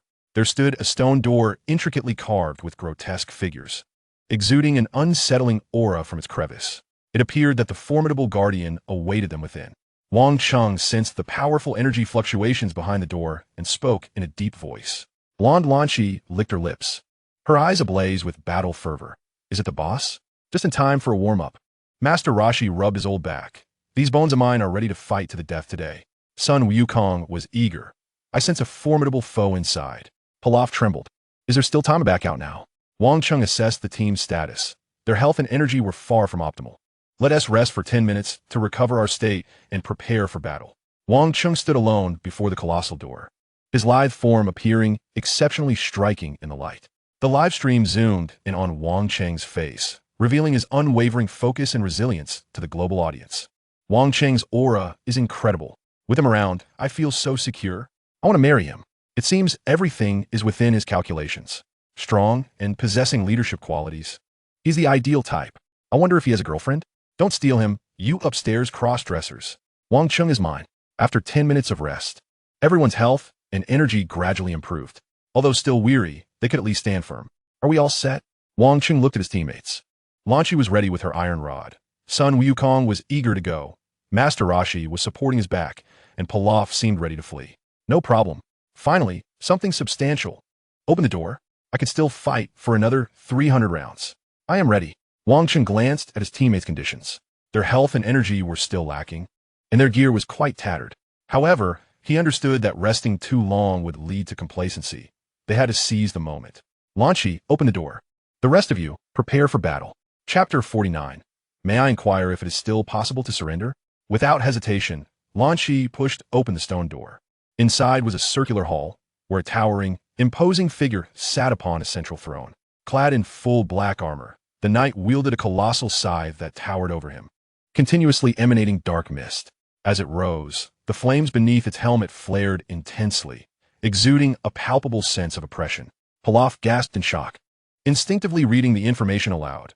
Shadow Knight, Guardian of the Castle, Elite Boss. Level 20. Health, 50, 000 50, 000. Energy, 2, 000 000. Attack, 300. Defense, 200. Skills, Death Slash, Frost Impact, Summon Minions. 50,000 health. Sun Wukong exclaimed. Trouble has escalated. The turtle hermit wore a grave expression. Pilaf began to retreat, saying, Boss, I believe we can negotiate. However, the Shadow Knight afforded them no time for discussion. It unleashed a fearsome roar as its massive scythe swept through the air, creating a terrifying gale. Scatter! Wang Cheng bellowed. The crowd promptly dove in different directions. The scythe grazed above their heads, crashing into the wall, sending debris tumbling down. Turtle Hermit, launch a fireball attack to probe for weaknesses. Everyone else, stay alert and observe its attack patterns. Wang Cheng commanded swiftly. The battle erupted in an instant. He focused intently on the Shadow Knight's movements, analyzing rapidly. Its wind-up before attacks was apparent, yet its range was vast. While its speed was moderate, its strength was formidable. They absolutely could not allow it to unleash its full arsenal. They must utilize the space of the hall to maneuver. The Shadow Knight swung its enormous scythe, relentlessly pursuing Sun Wukong with fierce strikes. Wukong evaded with agile movements, occasionally grazing the wind blade with his arm, resulting in damage numbers of 80 and 100 appearing above him as his health depleted rapidly. The Turtle Hermit conjured a fireball, striking the armor and inflicting 30 damage. Instantly, the Shadow Knight's ire was drawn, roaring and charging towards the Turtle Hermit. Wukong, hold your ground. Lanchi, provide flanking support. Pilaf, keep an eye on Wukong's health. Wang Cheng adjusted their strategy. Sun Wukong shouted defiantly, surging forward to brace against the Shadow Knight's scythe handle, cracking the stone beneath his feet. Meanwhile, the golden-haired Lanchi adeptly maneuvered around to the Shadow Knight's rear, delivering forceful strikes to the back of its knee with a metal rod, producing a resounding clang. Though the damage was a mere 5, it consistently impeded the Shadow Knight's movements. Pilaf, in a flurry, rushed to heal Sun Wukong, urging, hold steady. I've got your health covered. After several minutes of combat, the Shadow Knight abruptly halted, its massive scythe beginning to emanate a chilling light. Be cautious. It's preparing to unleash a skill. Wang Cheng warned, his gaze fixed on the boss. The Shadow Knight swung its scythe forward, unleashing a fan-shaped, icy blue shockwave that expanded outward. The range was immense, nearly covering half of the hall. To the columns, Wang Cheng shouted. Sun Wukong and Lan Shi reacted swiftly, seeking shelter. The turtle hermit and Pilaf, being farther away, barely managed to evade. The shockwave swept across the ground, leaving a thin layer of ice in its wake. Watch out. Contact will slow you down, Wang Cheng cautioned. He understood that in such an intense boss battle, being slowed was nearly fatal. Frustrated that its skill had not struck anyone, the Shadow Knight let out a furious roar, raising its scythe once more. This time, it began to spin in place, resembling a colossal black top, drawing a deadly whirlwind toward the nearest target. Sun Wukong, run! Don't get caught in it! Wang Cheng shouted. Sun Wukong hurriedly retreated, but the Shadow Knight's spinning accelerated, and it appeared to be closing in fast. Turtle Hermit, strike its feet. Interrupt it. Wang Cheng devised a desperate plan. The Turtle Sage immediately grasped the situation, and a small fireball darted accurately towards the ankle of the Shadow Knight. Although the damage was minimal, the sudden disruption caused the boss to momentarily falter, slowing its rotation. Seizing the opportunity, Sun Wukong widened the distance. Well done, praised the golden-haired Lan Shi. Under the collective effort of the group, the Shadow Knight's health began to gradually decline. As it reached approximately half its health, it let out a roar, and swirling black mist enveloped it, summoning two knife and shield-wielding castle wraiths. First, eliminate the minions. Wang Cheng decisively shifted targets. Turtle Sage, fireballs at the wraiths. Wukong, Lan Shi, let's quickly dispatch them. The small wraiths had low health, but delivered considerable damage. Failing to eliminate them would disrupt their output against the boss. The Turtle Sage's fireballs proved effective against the wraiths, and with Wang Cheng and Sun Wukong's efforts alongside Lan Shi, they swiftly eradicated the two minions. However, during their onslaught against the small foes, the Shadow Knight seized the chance to regain its breath, raising its scythe once more. This time, targeting the exhausted and gasping Turtle Sage. Watch out, Master! Sun Wukong was too far away to intervene in time. As the scythe descended, Wang Cheng sprang into action. He lunged forward, fiercely raising his cracked wooden shield in defense. Crash! The wooden shield finally succumbed, shattering completely. Wang Cheng, however, managed to buy the Turtle Sage a moment. In that instant, he shouted, Pilaf! Pilaf, sensing the urgency, cast a healing spell towards Wang Cheng. The immense force of the scythe strike sent Wang Cheng staggering back several steps, a damage notification of 120 appearing above his head, but fortunately, the healing spell arrived just in time to stabilize his health. Boss, Pilaf exclaimed in shock. I'm fine, Wang Cheng replied, shaking his numbed arm. Discarding the remnants of a shield, he gripped his wooden staff tightly and declared, continue the assault. It's nearly done for. The final battle was exceptionally fierce. The Turtle Sage expended his last ounce of energy, conjuring a small fireball that struck the Shadow Knight squarely in the face. Sun Wukong unleashed all his strength, landing a punch upon the crack in the boss's armored chest. Lan Shi even leaped high, forcefully jamming her nearly broken iron rod into the boss's eye socket. The Shadow Knight emitted a furious, reluctant roar, its massive form finally collapsing to the ground, dissipating into black smoke. With a loud crash, several gleaming pieces of equipment and a pile of coins tumbled onto the ground. Shadow, Scythe, two-handed weapon, attack 50. Knight's heavy armor, defense 40, vitality 20. Soul Staff, spell attack 30. Ring of Wisdom, intelligence 15. Intermediate healing, spell skill book. All 5 collapsed onto the ground, their health and mana nearly depleted. Exhausted to the point of speechlessness. It's over, Pilaf lay sprawled out, feeling utterly drained. Lan Shi, panting heavily, laughed heartily. What a thrill. Absolutely exhilarating. The Turtle Sage, his sunglasses askew, weakly remarked, I'm my back. Sun Wukong gazed at the radiant glow of his upgrade, a silly grin spreading across his face. Wang Cheng sat on the ground, gradually regulating his breath. He surveyed his teammates. Despite their disheveled appearances, none had perished, which was the most favorable outcome. He swiftly allocated the spoils. The scythe was set aside since no one could wield it. The heavy armor was given to Sun Wukong to replace his tattered garments. The staff and ring were bestowed upon Master Rashi, and the healing spell tome was handed to Pilaf. Pilaf, Upon learning the intermediate healing spell, restoring 150 health points with a cooldown of 20 seconds, was nearly moved to tears. At last, I can truly be a healer. Moments later, Wang Cheng rose to his feet. At the end of the hall, an ancient stone door emanating a green light slowly creaked open. Let us proceed. The next challenge awaits us. Chapter 50, The Arrival of the Goddess of Logic. The group supported each other as they stepped through the luminous gateway. They found themselves not in a grand hall, but in a space of pure white. Countless numbers and symbols floated in the air, while the ground was laced with intricate blue light paths, forming an immensely complex labyrinth. The system notification chimed once more. Congratulations on passing the second level. Completion rating, a level, all members passed. Reward summary, permanent 30 to all attributes, level 5. Third level, digital maze, activated. Objective, solve the core puzzle of the maze within 1 hour to close the energy vortex. Hint, wisdom is the only key. Brute force is meaningless. Each question can only be answered once. A wrong answer results in the death of all. As the voice faded, they were left amidst this futuristic labyrinth. The 5, having just endured a bloody battle, stood dumbfounded at the stark shift in scenery. The excitement on blonde Lan Chi's face evaporated. What is this? Master Roshi adjusted his sunglasses. Numbers? Puzzles? All I understand are the measurements of beautiful women. Sun Wukong scratched his head. It seems we cannot fight here. Pilaf, looking utterly bewildered, exclaimed, my math scores have never even reached double digits. All eyes ultimately turned to the ever-composed Wang Cheng. He scrutinized the vast numerical maze before him, his expression sharpening. Dr. Glow would indeed not allow them an easy passage. Transitioning from pure brute force survival to cooperative castle exploration, they now faced an intellectual challenge. This was practically hellish difficulty for Sun Wukong and Lan Chi.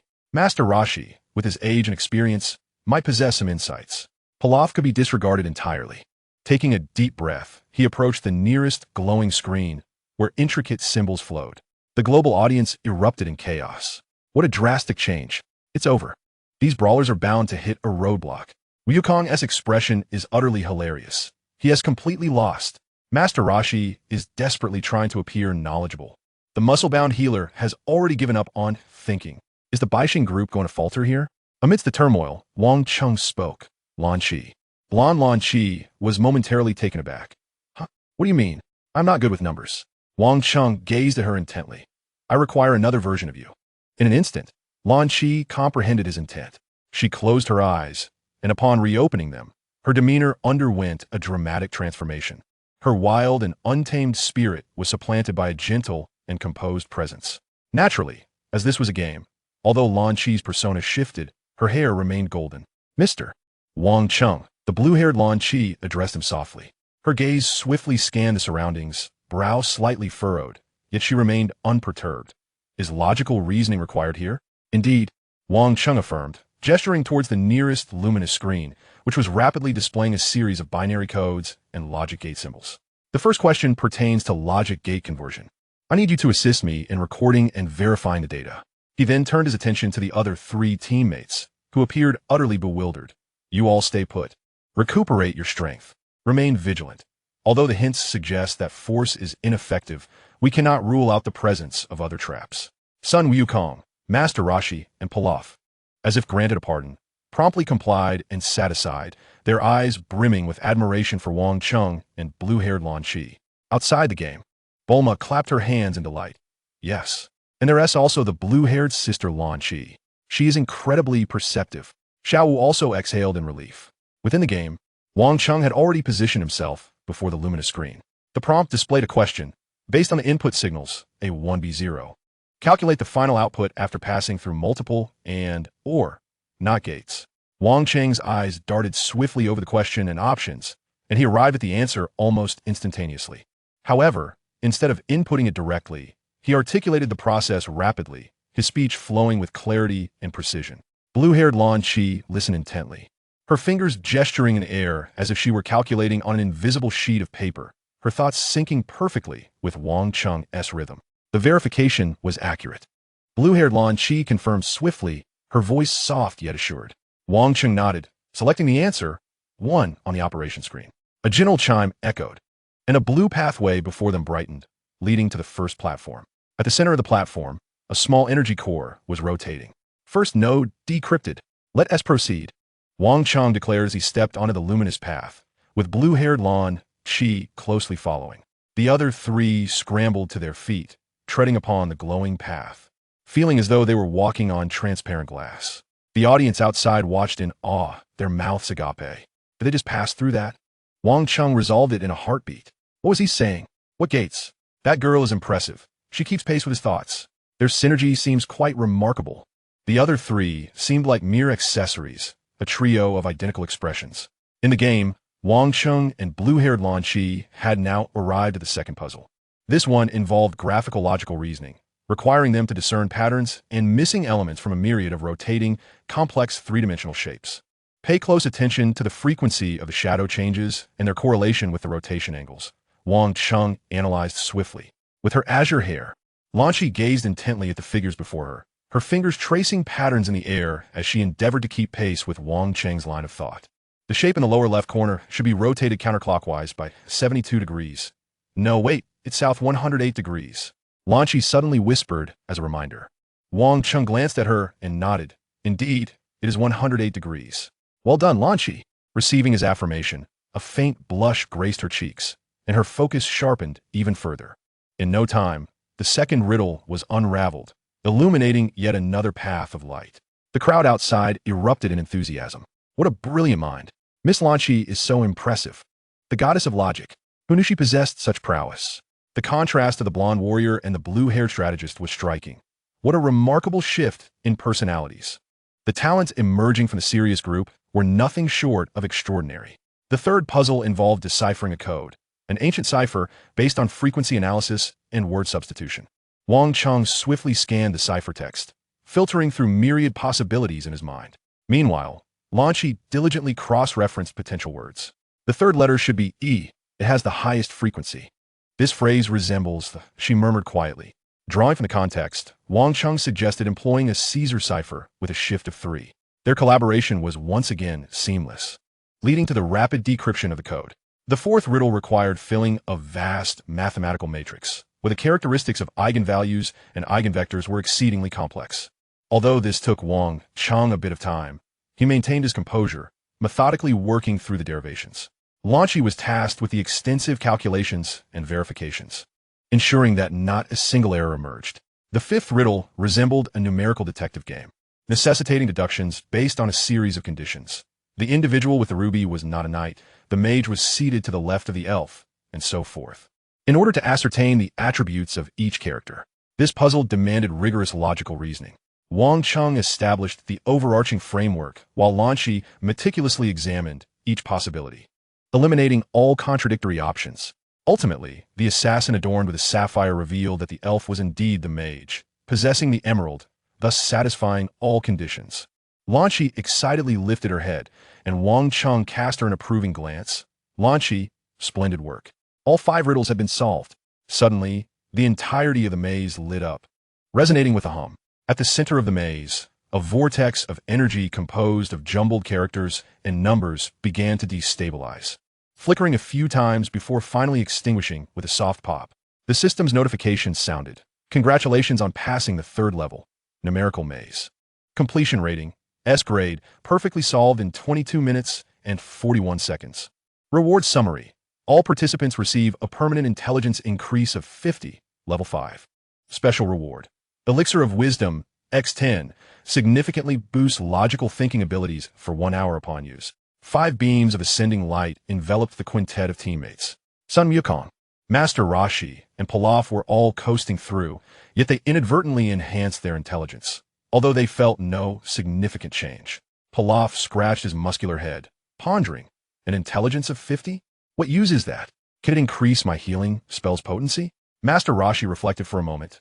I do seem to have a more discerning eye for beauty. Sun Wukong, however, remained indifferent. Wang Cheng and the blue-haired Lan Chi exchanged a knowing smile. Such rewards were far more practical for them. Lan Chi gazed at Wang Cheng with sparkling eyes. Mr. Wang Cheng, you are truly remarkable. Wang Cheng replied with a smile. Lan Chi, without your support, this wouldn't have gone so smoothly. The trio of Pilaf scoffed. Commercial mutual flattery. How shameful. Chapter 51, the 4th challenge. If you're my brother, come strike me. At that moment, a radiant portal opened at the end of the maze. The global live stream's comments erupted into a frenzy. S rank, evaluation. Incredible. 22 minutes. This is divine speed. Great deity. Please accept my knee. Lan Chi is the embodiment of wisdom. I'm in love. Fan. Sister Lan Chi is both strong and intelligent. The asterism group is amazing. The trio of accessories is winning effortlessly. Does Dr. Gero feel any pain? Bulma jumped up excitedly. So cool. I knew they would be fine. Xiao Wu watched the figures of Wang Cheng and Lan Chi side by side on the screen. A fleeting glance of envy in her eyes quickly transformed into motivation. The blonde Lan Chi switched back, hands on her hips, haha. If I don't step in, everything is fine, but when I do, it's all sorted. She completely overlooked that it was primarily the blue-haired version that had been exerting effort. Wang Cheng observed his excited teammates and the exit, calmly stating, don't celebrate too soon. There's another challenge ahead. Check your status and prepare to depart. As they passed through the portal, the scene before them shifted once more. An ancient Roman Colosseum emerged. The arid yellow sand beneath their feet was scorching, and the towering stone walls surrounding them stood empty. Yet it felt as though the cries of countless souls echoed in the air. What kind of place is this? The blonde Lan Chi kicked at the sand beneath her feet. Master Roshi looked around curiously. Where's everyone? I was hoping for some enthusiastic female spectators to cheer us on. The system's prompt resonated in everyone's ears. Fourth challenge. The endless arena, commencing. Rules, survive. Repel waves of increasingly formidable foes, with brief respites between each wave. Objective, endure through 10 waves of attacks. Hint, the real battle begins now. No sooner had the voice faded than an iron gate began to rise opposite the arena. Behind the gate lay an abyss of darkness. Yet the sound of synchronized footsteps echoed ominously, an air of grim determination enveloping them. Wang Cheng's heart sank, Doctor. Gero had indeed no intention of allowing them an easy passage. The numerical maze had tested their intellect, and this arena was clearly designed to deplete their physical stamina, pushing their limits of survival to the extreme. An open battlefield with nowhere to hide. It was a quintessential war of attrition. He swiftly glanced at his teammates' conditions. Having just passed the third level, their health had somewhat replenished, yet it was far from optimal, especially after the grueling battle of the second level. The exhaustion, both mental and physical, lingered. Prepare for battle. Wang Cheng commanded in a low voice, yet it invigorated everyone. He quickly issued orders. Tighten the formation. Wukong, you and I shall take the forefront, alternating to absorb the attacks. Do not clash simultaneously. Master Roshi, prioritize using your Kamehameha against the ranged units. Lan Chi, you are nimble. Seek opportunities to disrupt them from the side. Do not allow them to stabilize their formation. Wang Cheng turned to the robust healer. Pilaf, your task is paramount. Keep an eye on everyone's health bars, especially Wukong, who is in the most perilous position at the front. Ensure he does not fall. Yes, boss. Pilaf nodded vigorously, although his legs trembled slightly. He straightened his chest under the weight of responsibility, albeit comically. The first wave of enemies emerged from the dark corridor, 10 skeletal soldiers clad in tattered leather armor, wielding rusted swords, their bony frames rattling ominously. Decayed skeleton common. Level 18. TCH, is that all? Lan Chi scoffed, a glimmer of excitement replacing any fear on her face. After that mental workout, it's just the right opportunity to stretch my muscles. Without waiting for the skeletons to fully disperse, she lunged forward, snatching a half brick from the ground and striking the foremost skeleton on the head. Bang! 18. The skeleton's head tilted awkwardly, momentarily stunned. Quite resilient. Lan Chi laughed heartily, her momentum unbroken as she sidestepped another incoming blade and retaliated with another brick. Wang Cheng and Sun Wukong sprang into action simultaneously. Sun Wukong, unarmed, delivered a punch far mightier than Lan Chi's brick, shattering the chest of one skeleton, bones scattering across the ground. Wang Cheng's wooden staff, imbued with the glow of heavy strike, skill, smashed against another skeleton's spine. 250. That skeleton, too, crumbled apart. Master Roshi, from the rear, was conjuring a small fireball, muttering, "Take this, old man's fireball." Ho ho. The fireball struck a skeleton, erupting in a small burst of flames, while the damage was modest. It appeared quite impressive. Pilaf anxiously monitored the health bars of the three in front, noticing Sun Wukong sustain a hit from skeleton, losing 30 health, and hurriedly cast a healing spell. 150. Sun Wukong's health bar instantly filled to the brim. Thanks Pilaf, he exclaimed, feeling a warm surge and turning to flash a grin. Pilaf, witnessing the healing take effect, felt a swell of pride. No big deal. My healing prowess is substantial. The first wave of 10 skeletal soldiers was dispatched with relative ease, leaving behind a few copper coins and a small vial of healing potion. Blonde Lan Shi hurled the brick away and brushed off the dust from her hands, exclaiming, "Ha, that was a piece of cake." This challenge seems rather trivial. However, Wang Cheng did not share her optimism. He retrieved the vial of potion and handed it to Pilaf, advising, "Use it sparingly. This is merely the beginning. The subsequent waves will undoubtedly become increasingly challenging." Indeed, it was not long before the second wave of adversaries emerged. This time, they were confronted by 15 skeletal warriors, accompanied by 5 skeletal archers positioned at the rear. Skeletal archer, common, level 18, Wang Cheng immediately shouted, "Target the archers first. Wukong, scatter the skeletal warriors in front. Master Roshi, aim your fireballs at the archers." The tempo of battle escalated instantly. Although the skeletal archers possessed low attack power, their bone arrows proved to be a nuisance, necessitating constant evasion. Sun Wukong let out a thunderous roar, braving the assaults of the skeletons as he forged a path through their ranks. Lan Shi, demonstrating her agility, deftly maneuvered among the skeletal warriors, striving to approach the archers at the rear. Master Roshi unleashed a barrage of fireballs, disrupting the archers' aim. Pilaf's healing spells were deployed with increasing frequency, primarily tending to Wang Cheng and Sun Wukong, who were at the forefront of the fray. After a hard-fought effort, the second wave was finally cleared, leaving everyone somewhat breathless. The intensity of the enemies had evidently escalated. In a third wave, skeletal defenders wielding wooden shields appeared, boasting higher defenses. The fourth wave introduced swift, venomous skeletal hounds, while the fifth wave even featured a death knight mounted on a skeletal steed, charging with formidable force. Sun Wukong, enduring a fierce impact, felt a substantial portion of his health deplete in an instant, prompting Pilaf to hastily cast a mid-level healing spell. As the waves surged relentlessly, the diversity of foes multiplied, and their coordination became increasingly troublesome. Wang Cheng felt an overwhelming pressure. His wooden staff, battered from repeated blocks and strikes, was now riddled with cracks, teetering on the brink of complete destruction. His health fluctuated dramatically, akin to a roller coaster. Just as Pilaf managed to restore it, he might lose it again while shielding a teammate or enduring an assault, remaining perilously below half health. He was not only contending with the foes before him, but also processing information rapidly, keeping vigilant watch over the positions and statuses of each teammate. Master Roshi, the hound on the left, is about to pounce on Lan Shi. Interrupt it with a fireball. Wukong, the Death Knight, is charging. Don't confront it head-on. Dodge to the right. Lan Shi, watch out for the skeletal swordsman on your side. Pilaf, conserve your energy. Save your next healing for Wukong. His commands were swift and direct, resonating at the most critical moments. Although the team was utterly fatigued, they placed unwavering trust in Wang Cheng's judgment, executing his orders without hesitation. The valiant Lan Shi fought with great ferocity. Her weapon had undergone numerous transformations. It had started as a brick, then transitioned to a broken spear, and when that broke, she seized a rusted sword from Skeleton. When the sword dulled, she resorted to wielding a skeletal arm as a club. She bore numerous wounds. Her vitality diminished by half, yet the fervor in her eyes only intensified as she continued to fight, vociferously cursing, "You dare threaten me? Bite me? Watch as I dismantle you for firewood. You on the horse.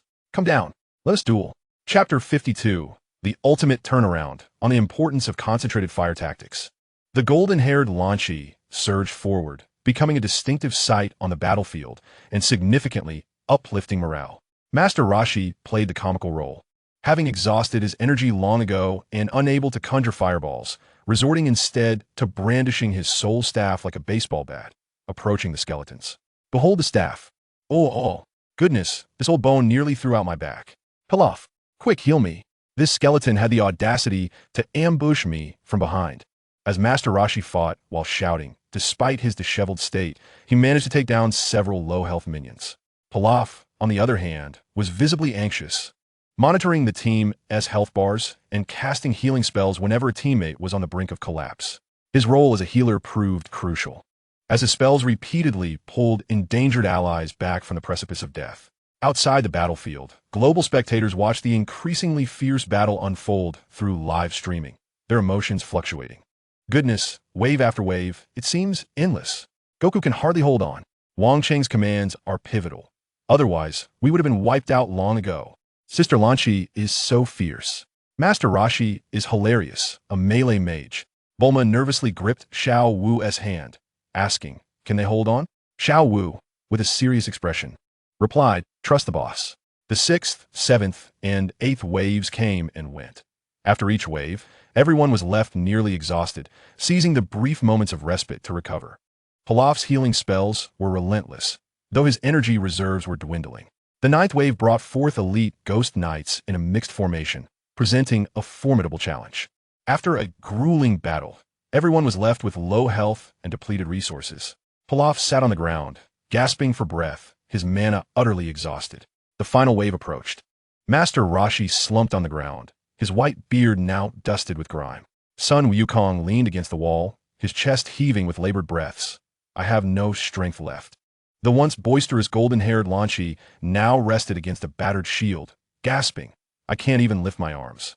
Wang Cheng, leaning on a nearly broken spear, surveyed his weary teammates. Though his own condition was poor, his gaze remained composed. The last iron barrier before them slowly rose. To everyone's astonishment, what emerged was not the more terrifying monster they had anticipated, but rather 5 fully equipped, fierce-looking duplicates, their eyes glinting with a murderous intent, moving with ruthless precision. Their appearance, equipment, and even demeanor mirrored that of Wang Cheng's team, the only distinguishing feature being their eerily glowing red eyes. Duplicate warrior, Wang Cheng. Duplicate warrior, Sun Wukong. Clones of the archer, Lan Chi. Clones of the mage, Master Roshi. Clones of the priest, Pilaf. What? Fighting against ourselves? The blonde Lan Chi exclaimed. Master Roshi was taken aback. How do we fight this? Yet, Sun Wukong became exhilarated. Oh, another me? How intriguing. Pilaf utterly collapsed. There's another me? No way. I despise myself the most.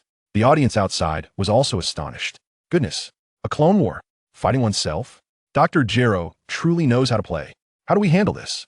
Their attributes and equipment are identical. We're doomed. King Chung thought, as expected. Dr. Gero delights in manipulating the human psyche, and the final wave is often a psychological battle. Everyone rise. King Chung commanded. They are merely clones. They have imitated our data and skills, but lack our consciousness and coordination. That is our greatest advantage. His words rekindled a flicker of hope in his despondent teammates. Wukong, your clone will only charge recklessly. Lan Chi, your clone has a strong desire to attack, but lacks defense. Master Roshi, your clone will merely stand still and cast spells. Pilaf, your clone will probably just mindlessly heal. King Chung rapidly analyzed. Follow my lead. Focus fire on the opposing healer, clone Pilaf. The battle erupted instantaneously, as King Chung anticipated. Although the clones had identical attributes, their behavioral patterns were rigid. The fake Sun Wukong charged directly at the real Wukong, and they engaged in a fierce struggle. The two Lankies shot at each other, seemingly unable to tolerate one another. The clone Master Roshi began to conjure fireballs, while clone Pilaf indeed started healing the clone Sun Wukong. Meanwhile, the clone King Chung surged straight toward the real King Chung. Now, everyone, regardless of your clones, unleash all your skills upon the opposing healer. King Chung shouted, enduring a heavy blow from his own clone, his health plummeting, yet he successfully entangled the clone warrior. Hearing this, Sun Wukong unhesitatingly abandoned his struggle with the clone and turned to pounce on clone Pilaf. The blonde Lan Chi took a hit from an arrow but used her last ounce of strength to hurl her spear. Master Roshi expended his final bit of mana to conjure a small fireball and sent it flying. Even Pilaf screamed as he rushed forward, throwing bricks at clone Pilaf. Focus fire. The onslaught erupted. Clone Pilaf was completely unprepared for such a reckless strategy. The healing was insufficient, and he couldn't even manage to heal himself in time. Bang! Boom! Bang! All sorts of attacks struck true. Clone Pilaf let out a wretched scream and vanished in a burst of white light. We did it! The blonde Lan Chi cheered, though she nearly collapsed from her injuries. With the healer lost, the tide of battle shifted instantaneously. King Chung, dragging his wounded body, directed the remaining team to dismantle their foes one by one. The clone squad, devoid of healing support, though retaining their attributes, was gradually eliminated under King Chung and his team's conscious cooperation.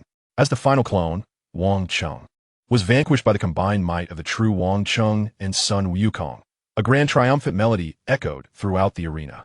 The five of them collapsed onto the sandy ground, utterly drained, unwilling even to lift a finger.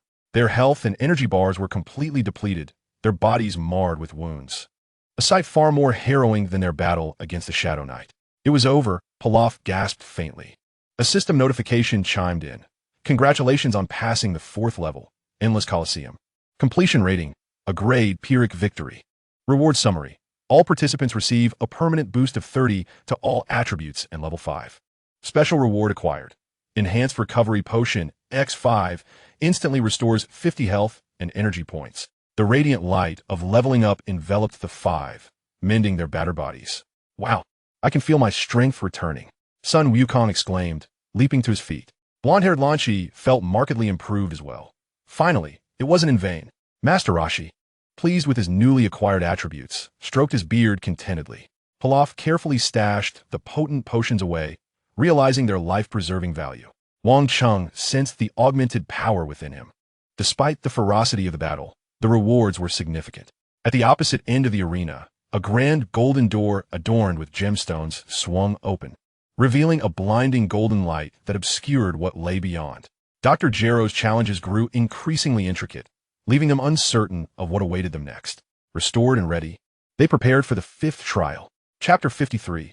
My teammates are looking at me strangely. The group stepped through the golden gateway. There were no treacherous mountains of blades, nor bizarre creatures. Beyond the door lay an immense, unimaginable expanse with walls, floors, and ceilings crafted from pure gold, resplendent in its brilliance. The space was overflowing with items, yet not the mundane treasures of gold and silver. Swords, axes, staffs, and armor radiated powerful energy. It was evident they were no ordinary possessions. Mountains of skill books and countless rare artifacts emitted an extraordinary glow and fragrance. The entire space resembled a mythical treasure trove. Sun Wukong and his companions were mesmerized, their minds clouded by the sudden influx of wealth. So many treasures. Lan Shi breathed heavily. Those armors, 1,000 times better than what we wear. Is that the legendary Fountain of Youth? Master Roshi fixated on a crystal vial, his eyes nearly popping out of their sockets. Pilaf, in a frenzy, dove toward a pile of gleaming coins. I've struck it rich. I've struck it rich. This kingdom is finally wealthy. All of this is mine. Even Wang Cheng was momentarily taken aback by the sheer opulence, though he quickly regained his composure. Dr. Gero could not possibly be so benevolent. Something was amiss. A timely system notification shattered their reverie. 5th level, Golden House. Rules. Within 1 hour, each person must take, and may only take, 1 item. Once chosen, it cannot be changed. Objective. Make your choice. Hint. Greed is the greatest original sin. The sound faded, leaving 5 individuals amidst a room filled with treasures, each grappling with profound internal conflict. Only 1 item could be chosen. The golden-haired Lan Shi gazed at the exquisite bows and leather armor scattered around her, her brow furrowing in a knot of indecision. Sun Wukong stared at a pile of extraordinary fruits that promised enhanced strength and vitality, scratching his head in bewilderment. They all seemed delectable. No, they all appear immensely useful. Master Roshi wandered between several skill books adorned with the images of stunning beauties and a staff radiating powerful magical waves, drooling in temptation. Pilaf clutched a crown encrusted with magnificent gems, glancing at an apron said to summon endless culinary delights, caught in a battle of wits. The audience outside erupted in excitement. Oh my, I'm afflicted with choice paralysis. Just give me 1 item, please. How on earth do I choose? Master Roshi, the old lecher, was indeed ogling those indecent books. Pilaf has me in stitches. What a choice between a crown and an apron. Lan Shi will undoubtedly choose the divine bow. Wukong will surely opt for the food. Unlike the others, Wang Cheng did not rush to search. Instead, he remained still, calmly surveying the entire golden chamber. What was Dr. Gero's intent with this challenge? Was it a test of resolve? Or did these items harbor hidden dangers? They were too perfect, almost unreal, like an intricately woven illusion, or perhaps bait. He attempted to sense the nearest item, a colossal sword radiating intense flames. Roar of the Flame Demon, legendary. Attack 999. A bonus skill, Flamme Storm. The attributes were astonishingly powerful. Wang Cheng sensed an undercurrent of discord lurking within. It was faint, yet it evaded no scrutiny. He turned his gaze toward another skill book. Forbidden Spell, Doomsday Judgment. Effect. summon meteorites to annihilate all. Likewise, beneath the brilliance of that knowledge, a mental trap seemed to lurk. Just as suspected, these so-called exquisite rewards, once selected, could potentially yield grave repercussions in subsequent challenges, possibly even allowing Dr. Gero to seize control of one's mind. Yet, the necessity to choose remained. The true method for overcoming the challenge perhaps lay in selecting items devoid of traps. His gaze swept over the treasures, beginning to search for those that appeared ordinary, even somewhat out of place. At last, in a corner, upon a dust-covered shelf, he discovered something.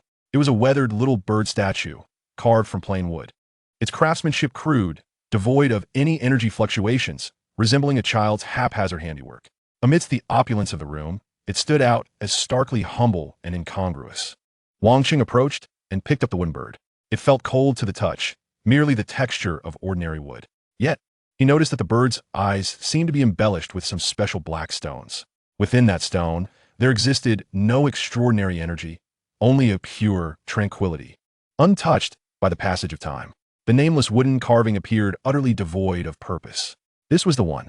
Wang Cheng was convinced that the more seemingly useless an object was in such a place, the more likely it was to be the sole path to salvation. He grasped the wooden carving and walked to the center of the room, closing his eyes in meditation, disregarding all else. His actions left his companions and the audience in a state of bewilderment. Wang Cheng, have you made your choice? Is it truly that? Sun Wukong inquired curiously. The golden-haired Lan Qi shouted, Hey, Wang Cheng, have you lost your mind? There are so many divine artifacts here. The turtle hermit, holding a book of alluring skills, also urged, Young man, take another look. That staff is truly remarkable. Pilaf, clutching a crown, added, Boss, are your eyes deceiving you? The onlookers outside were equally perplexed. What had the esteemed Wang Cheng chosen? A mere wooden carving? Its attributes were all question marks, suggesting it was utterly useless. Could it possibly be a hidden artifact? The audience was confounded by his choice. Wang Cheng replied, Each to their own. Remember, you can only take one item. Choose wisely. As moments ticked by, Lan Qi finally gritted her teeth and selected a resplendent artifact longbow, the Wind Chaser. Sun Wukong opted for a seemingly endless pouch rumored to provide an infinite supply of delicacies. After considerable deliberation, the turtle hermit ultimately chose the staff of the Archmage, which bolstered intelligence and magical attack. At the last moment, Pilaf relinquished the crown and chose a necklace of greed that automatically absorbed nearby coins. The system's notification echoed. Time's up. Selections are finalized. Instantly, the entire golden house erupted in blinding radiance. All treasures, save for the chosen items in their hands, vanished like phantoms into thin air. Lan Qi and the others were left dumbfounded, soon overwhelmed by a wave of intense regret and anguish. My treasure, Pilaf cried out. It's all gone, Lan Qi sighed. Sun Wukong opened his endless pouch, only to extract a dry piece of bread. Hey, where's the promised infinite delicacies? The turtle hermit waved his staff, feeling that the enhancements were not as extraordinary as anticipated. The system's notification chimed once more, laced with a hint of mockery. Congratulations on passing the 5th level, the Golden House. Completion ratings, S grade, 1 person, C grade for people. Reward distribution, based on evaluations.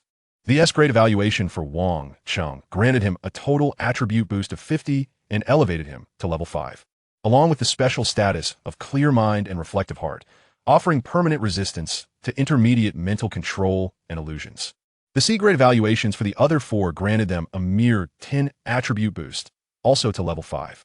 As the brilliance subsided, a clear light flickered across Wang Cheng's form, while Sun Wukong and the others only received a meager enhancement of 10 points. Until this moment, they vaguely realized that they might have been deceived. Glancing at the unremarkable treasure in their hands, and then at the ordinary wooden carving held by Wang Cheng, their emotions were complex. Golden-haired Lan Qi remarked, Could it be that the broken wood is the true treasure? The turtle sage pondered, Greed is the original sin. So it is. Sun Wukong, munching on a piece of bread, chimed in, Well, it has attributes, and this bread is quite tasty. At that moment, the wall across from them silently slid open, revealing a dim stone staircase from which a chilling wind wafted, accompanied by a mournful wail. Chapter 54. Regarding the collective possession of teammates, Part 1. The stone staircase was both narrow and damp. The torchlight on the walls was weak, barely illuminating their feet. This place felt even more terrifying than a shadow castle. Pilaf, with a hunched neck, exhibited a stark contrast between his muscular appearance and cowardly demeanor. Enough chatter, stay close, Lan Shi urged impatiently. Though she instinctively tightened her grip on the newly acquired Wind Chaser longbow, Wang Cheng led the way, each step firm and resolute. He sensed that upon entering this descending passage, the invisible pressure intensified, greatly restricting his perception, as if he had wandered into a thick fog. Nevertheless, the clear heart mirror, effect he had just obtained from the Golden House, continued to function. His mind remained sharp, and any hint of irregularity in his surroundings could not escape his notice. Dr. Glow's challenges would undoubtedly be more than mere walking. He remained on high alert. At last, they reached the end. Before them lay an unusually wide corridor, seemingly endless. The walls were no longer present. Instead, they were flanked by countless smooth, mirror-like black crystals. These crystals reflected their images, albeit with a bizarre distortion. Whispers and echoes lingered in the air.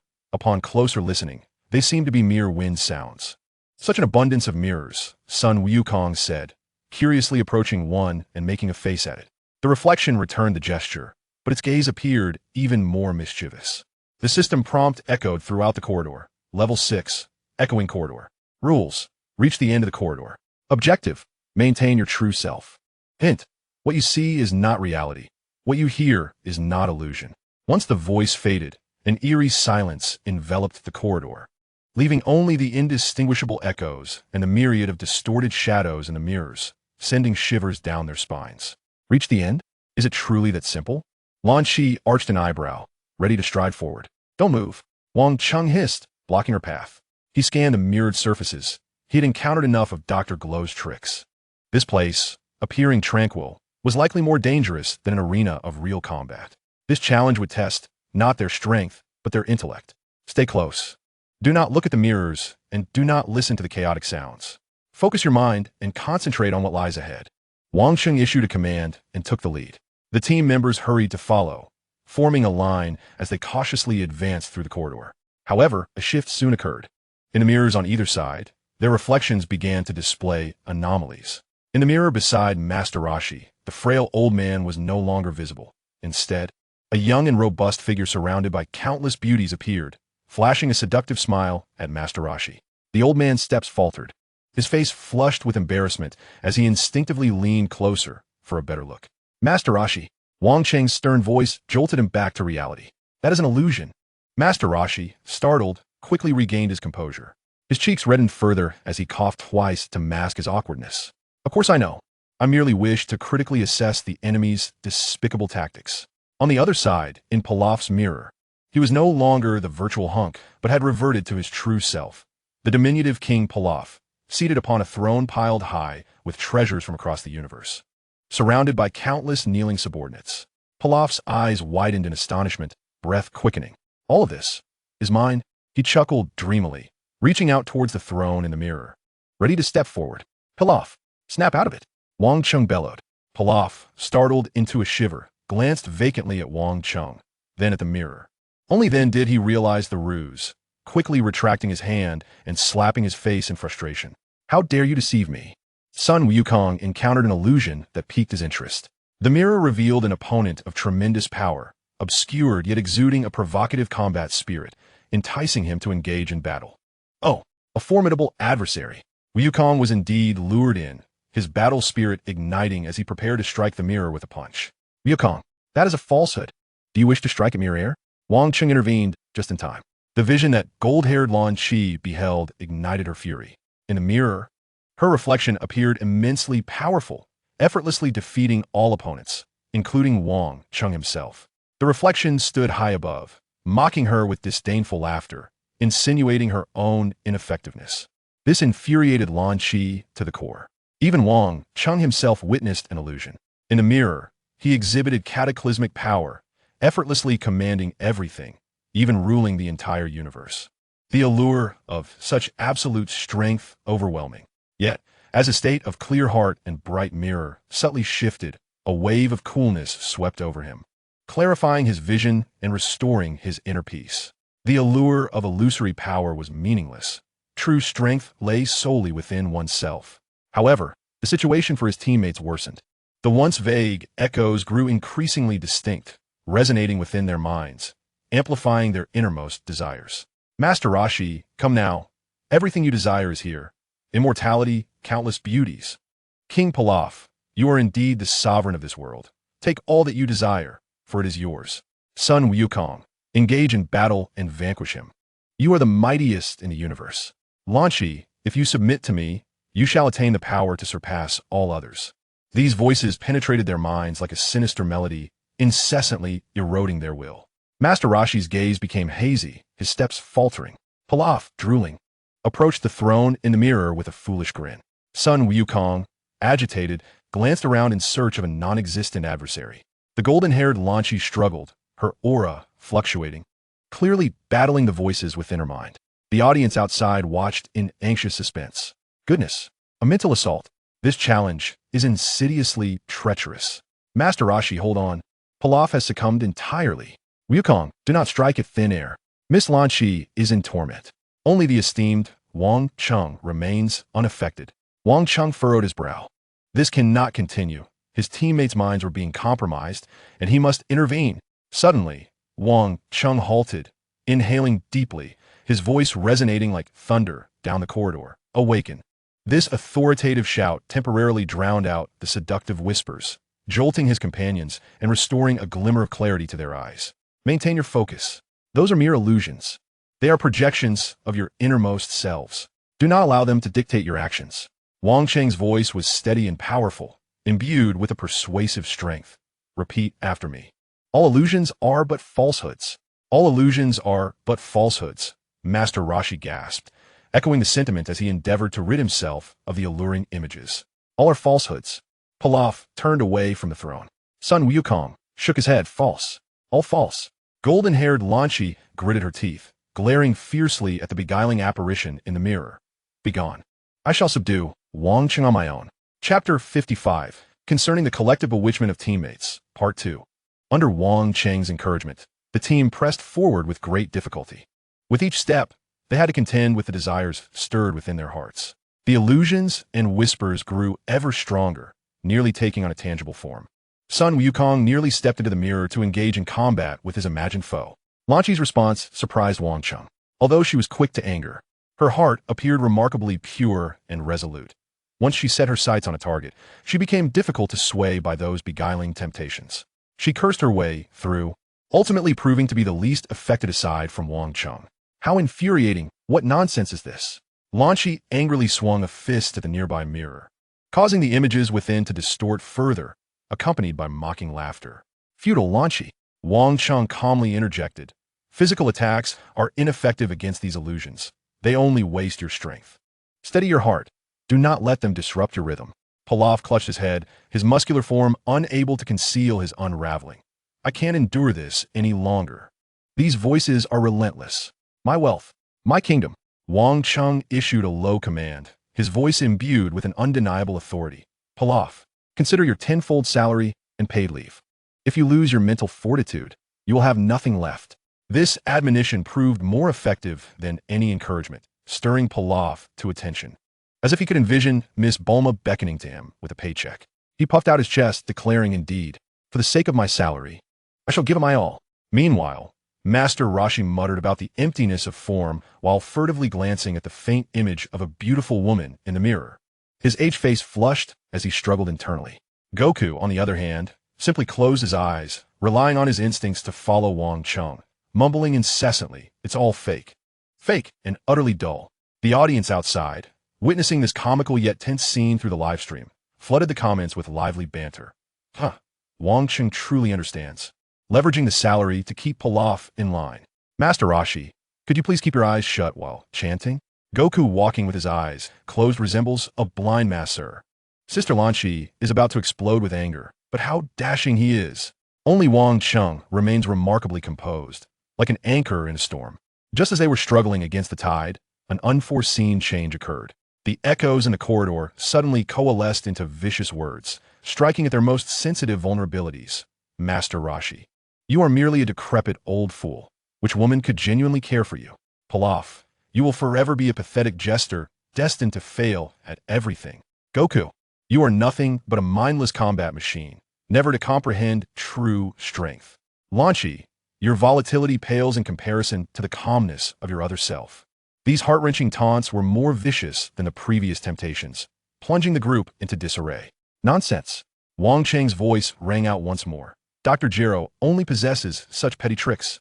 If he were truly as inadequate as he claims, why would he go through such lengths? It is precisely because you are strong and valuable that he resorts to such base tactics. Do not be deceived. His words washed over his comrades like a refreshing stream, rousing them from the grip of negative emotions. Indeed, in my youth, I was quite the dashing figure. Master Rashi adjusted his sunglasses, striving to project an air of nonchalance. I am destined to become the king of the world. Pilaf shouted with newfound courage. I am not mindless. Goku retorted vehemently. There is no need for comparison with the other me. Lan Shi exclaimed angrily, as Wang Cheng sought to bolster their spirits with his words. He remained acutely aware of his surroundings. He noted that the closer they drew to the wooden door ahead, the more frenzied the illusions and whispers became. This served only to affirm his judgment. The exit lay just beyond, and Dr. Gero was making one final push. Stay close to me. The exit is just ahead. This is the final stretch. Charge forward. Wang Cheng bellowed, quickening his pace while extending the state of clear mind and bright mirror to alleviate some of the mental strain on his companions. The last few meters felt like a torturous ordeal. Wang Cheng stood resolutely at the forefront, braving the majority of the psychological onslaught with unwavering determination in his gaze. He focused on the wooden door, drawing ever closer, encouraging his companions with a resounding cry. We are almost there. Do not give up. In the final few strides, the illusions and whispers crescendoed to a near overwhelming intensity, threatening to consume them. Yet, hope shimmered just ahead, prompting the group to unleash their last vestiges of willpower as they surged toward the door. Wang Cheng was the first to push it open, swiftly pulling his nearly incapacitated teammates inside one by one. As the last person crossed the threshold, the door slammed shut with a resounding thud. In an instant, all illusions, whispers, and echoes vanished without a trace. They found themselves in a serene, pure white room, a stark contrast to the eerie corridor they had just traversed. All five collapsed onto the floor, gasping for breath, their bodies drenched in cold sweat as if they had just emerged from water, utterly drained both mentally and physically. Is it over? The turtle hermit queried weakly, feeling as though half his life force had ebbed away. I shall never look in a mirror again. Pilaf sprawled flat, his eyes vacant. Those voices were more exhausting than a brawl. Sun Wukong remarked, still shaken. Blonde's Rancy wiped the sweat from her brow, and despite her fatigue, she grinned, saying, not so formidable. To topple me is still eons away. Wang Cheng, seated on the ground, regulated his breathing.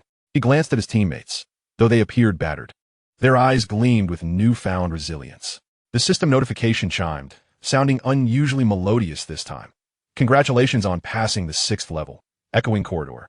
Completion rating, B. All members cleared. Significant mental impact. Reward summary. All attributes permanently increased by 20, level 5. Special reward obtained. Tranquility Amulet. X5. Wearing it enhances mental stability and resists confusion effects. A warm light enveloped them, soothing their mental fatigue and wounds, leaving each of them feeling a profound clarity of spirit. Wang Cheng accepted the Tranquility Amulet that floated before him, sensing its tranquil essence, and stored it carefully. At that moment, a door across from the safe room creaked open. Beyond it lay a kaleidoscope of ever-changing colors and lights, obscuring the precise scene, yet lively. Even raucous music wafted through the air. The 7th level. Wang Cheng regarded the luminous portal, his brow furrowed slightly. The abrupt shift in atmosphere felt too peculiar. Something amiss was undoubtedly afoot. Rising to his feet, he felt that much of his mental exhaustion had dissipated. Let's go and see what Dr. Glow is up to this time, he declared as he stepped toward the radiant door. His teammates assisted one another to rise, their fatigue overshadowed by a newfound determination as they followed suit.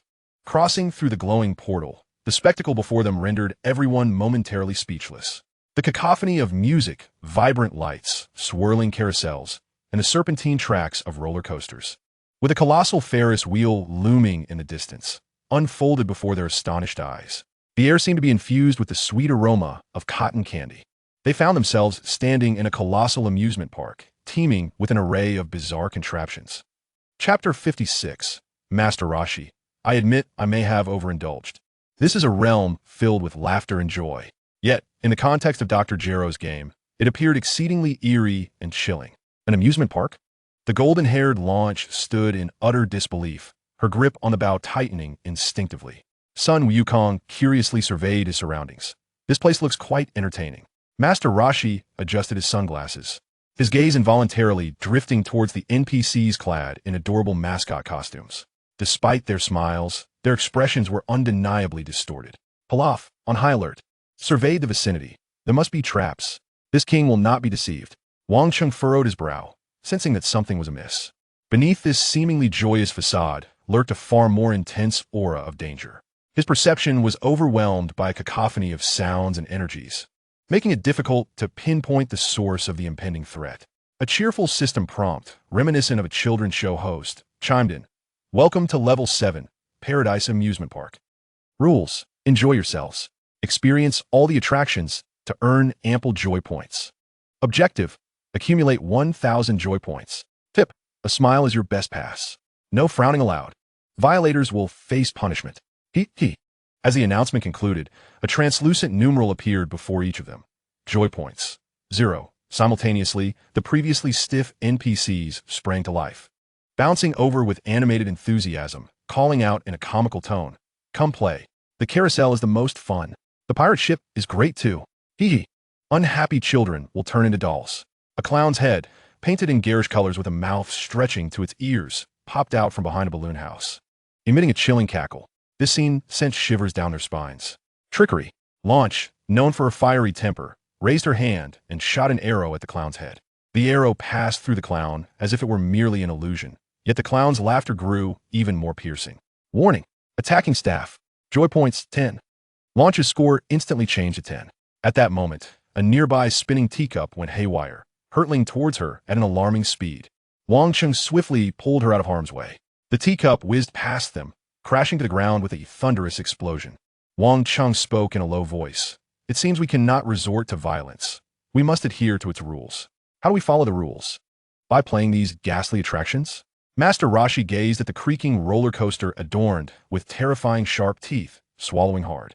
Wang Cheng scanned the attractions. We can only try, opting for the one that appears the safest. They first approached a shooting balloon stall, presided over by a one-eyed bear plushie. Hitting the balloons would earn points, but failure would result in a penalty. The one-eyed bear emitted a cackling laugh. The blonde Lanchi grasped the toy gun from the stall. For a marksman of her caliber, striking the balloons was a mere trifle. Bang, bang, bang. A succession of balloons burst in response. Joy points 50. Lanchi's score adjusted to 40 after a deduction of 10. Huh, easy, she proclaimed with pride. However, when Master Roshi took hold of the gun, the balloons began to move erratically, and the target wobbled incessantly. The elderly master, his vision clouded, missed several shots entirely. The one-eyed bear erupted in gleeful laughter. Time for punishment. Suddenly, several soft fists shot out from the stall, slapping Master Roshi's face. An indignity that, while painless, was immensely humiliating. Concurrently, his score plummeted to a mere 10. This is outrageous. Master Roshi fumed, his beard bristling with indignation. Subsequently, they attempted ring toss and beanbag toss with similar results. Wang Cheng, Sun Wukong, and Lanchi effortlessly completed the tasks, accumulating points. In stark contrast, Master Roshi and Pilaf faced continuous failures, enduring a barrage of peculiar penalties, being splashed with water, slipping and falling, and receiving unexpected slaps to the backside. Their scores swiftly descending into the negatives. The audience outside displayed mixed emotions. This round is so cheap. Is it designed specifically to punish the clumsy?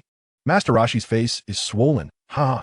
Wang Cheng maintained an impassive demeanor while raking in points, exuding charisma. Sister Lanchi is both beautiful and fierce. Wukong seemed to be enjoying himself.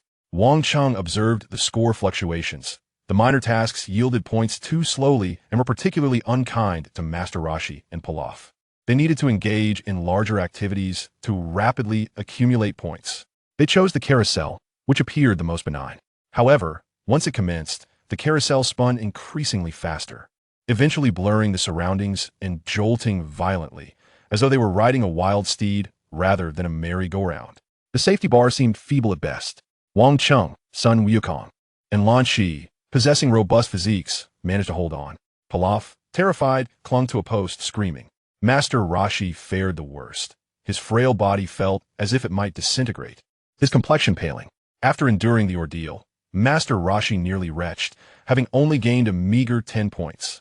I can't take this any longer, he gasped, clutching the railing for support. At that moment, the grinning clown reappeared, pointing to a nearby attraction called the Heart Magic House. He coaxed in an enticing tone, "Sir, why not try this? Inside, our lovely big sisters will play games with you, making it easy to earn points." Hearing the mention of beautiful big sisters, despite knowing it was a trap, Master Rashi's instincts as an old lecher sparked his interest. "Don't go." Wang Cheng immediately interjected, sensing an unsettling aura emanating from that place. The turtle sage gazed upon his negative points, then glanced at the enticing entrance, his resolve solidifying. "I shall give it a try. It could be quite simple." He freed himself from Wang Cheng's grasp and, trembling, ventured into the pink room. The door slammed shut with a resounding thud. Outside, onlookers could only hear the turtle sage's lewd laughter mingling with the soft gasps of a woman, suggesting that all was proceeding smoothly. Turtle sage's joy points, 10, 10, 10. His points rapidly transitioned from negative to positive, and they continued to rise. Wait, could it be that there was no issue? Pilaf felt a stir of excitement. Meanwhile, the global audience watching the live stream was in a frenzy, anxious and restless. Why is there no footage? We want to see the turtle sage's perspective. Exactly. We merely wish to critically assess the despicable methods of our foes. Dr. Jero is so stingy. Disappointing. I prefer to see Sister Lanchi. Please give her more close-ups. However, Wang Cheng sensed something amiss. The energy fluctuations from within the room grew increasingly bizarre. Suddenly, the turtle sage's laughter morphed into cries of alarm, followed by struggles and screams. "No, let go of me. My waist. Where's my waist? Help!" With a resounding crash, silence enveloped the scene. The pink room opened to reveal a woman adorned with bunny ears, clad in a blood-stained nurse's uniform, stepping out. Her face, smeared with blood, bore a grotesque smile. Our guest was having too much fun. Excitement overwhelmed him, and he was severed in two. Quite unfortunate, but he has been eliminated. Subsequently, the turtle sage's bisected form was unceremoniously tossed out, collapsing motionless on the ground before dissipating into a wisp of white light. Player Turtle Sage has died. Chapter 57.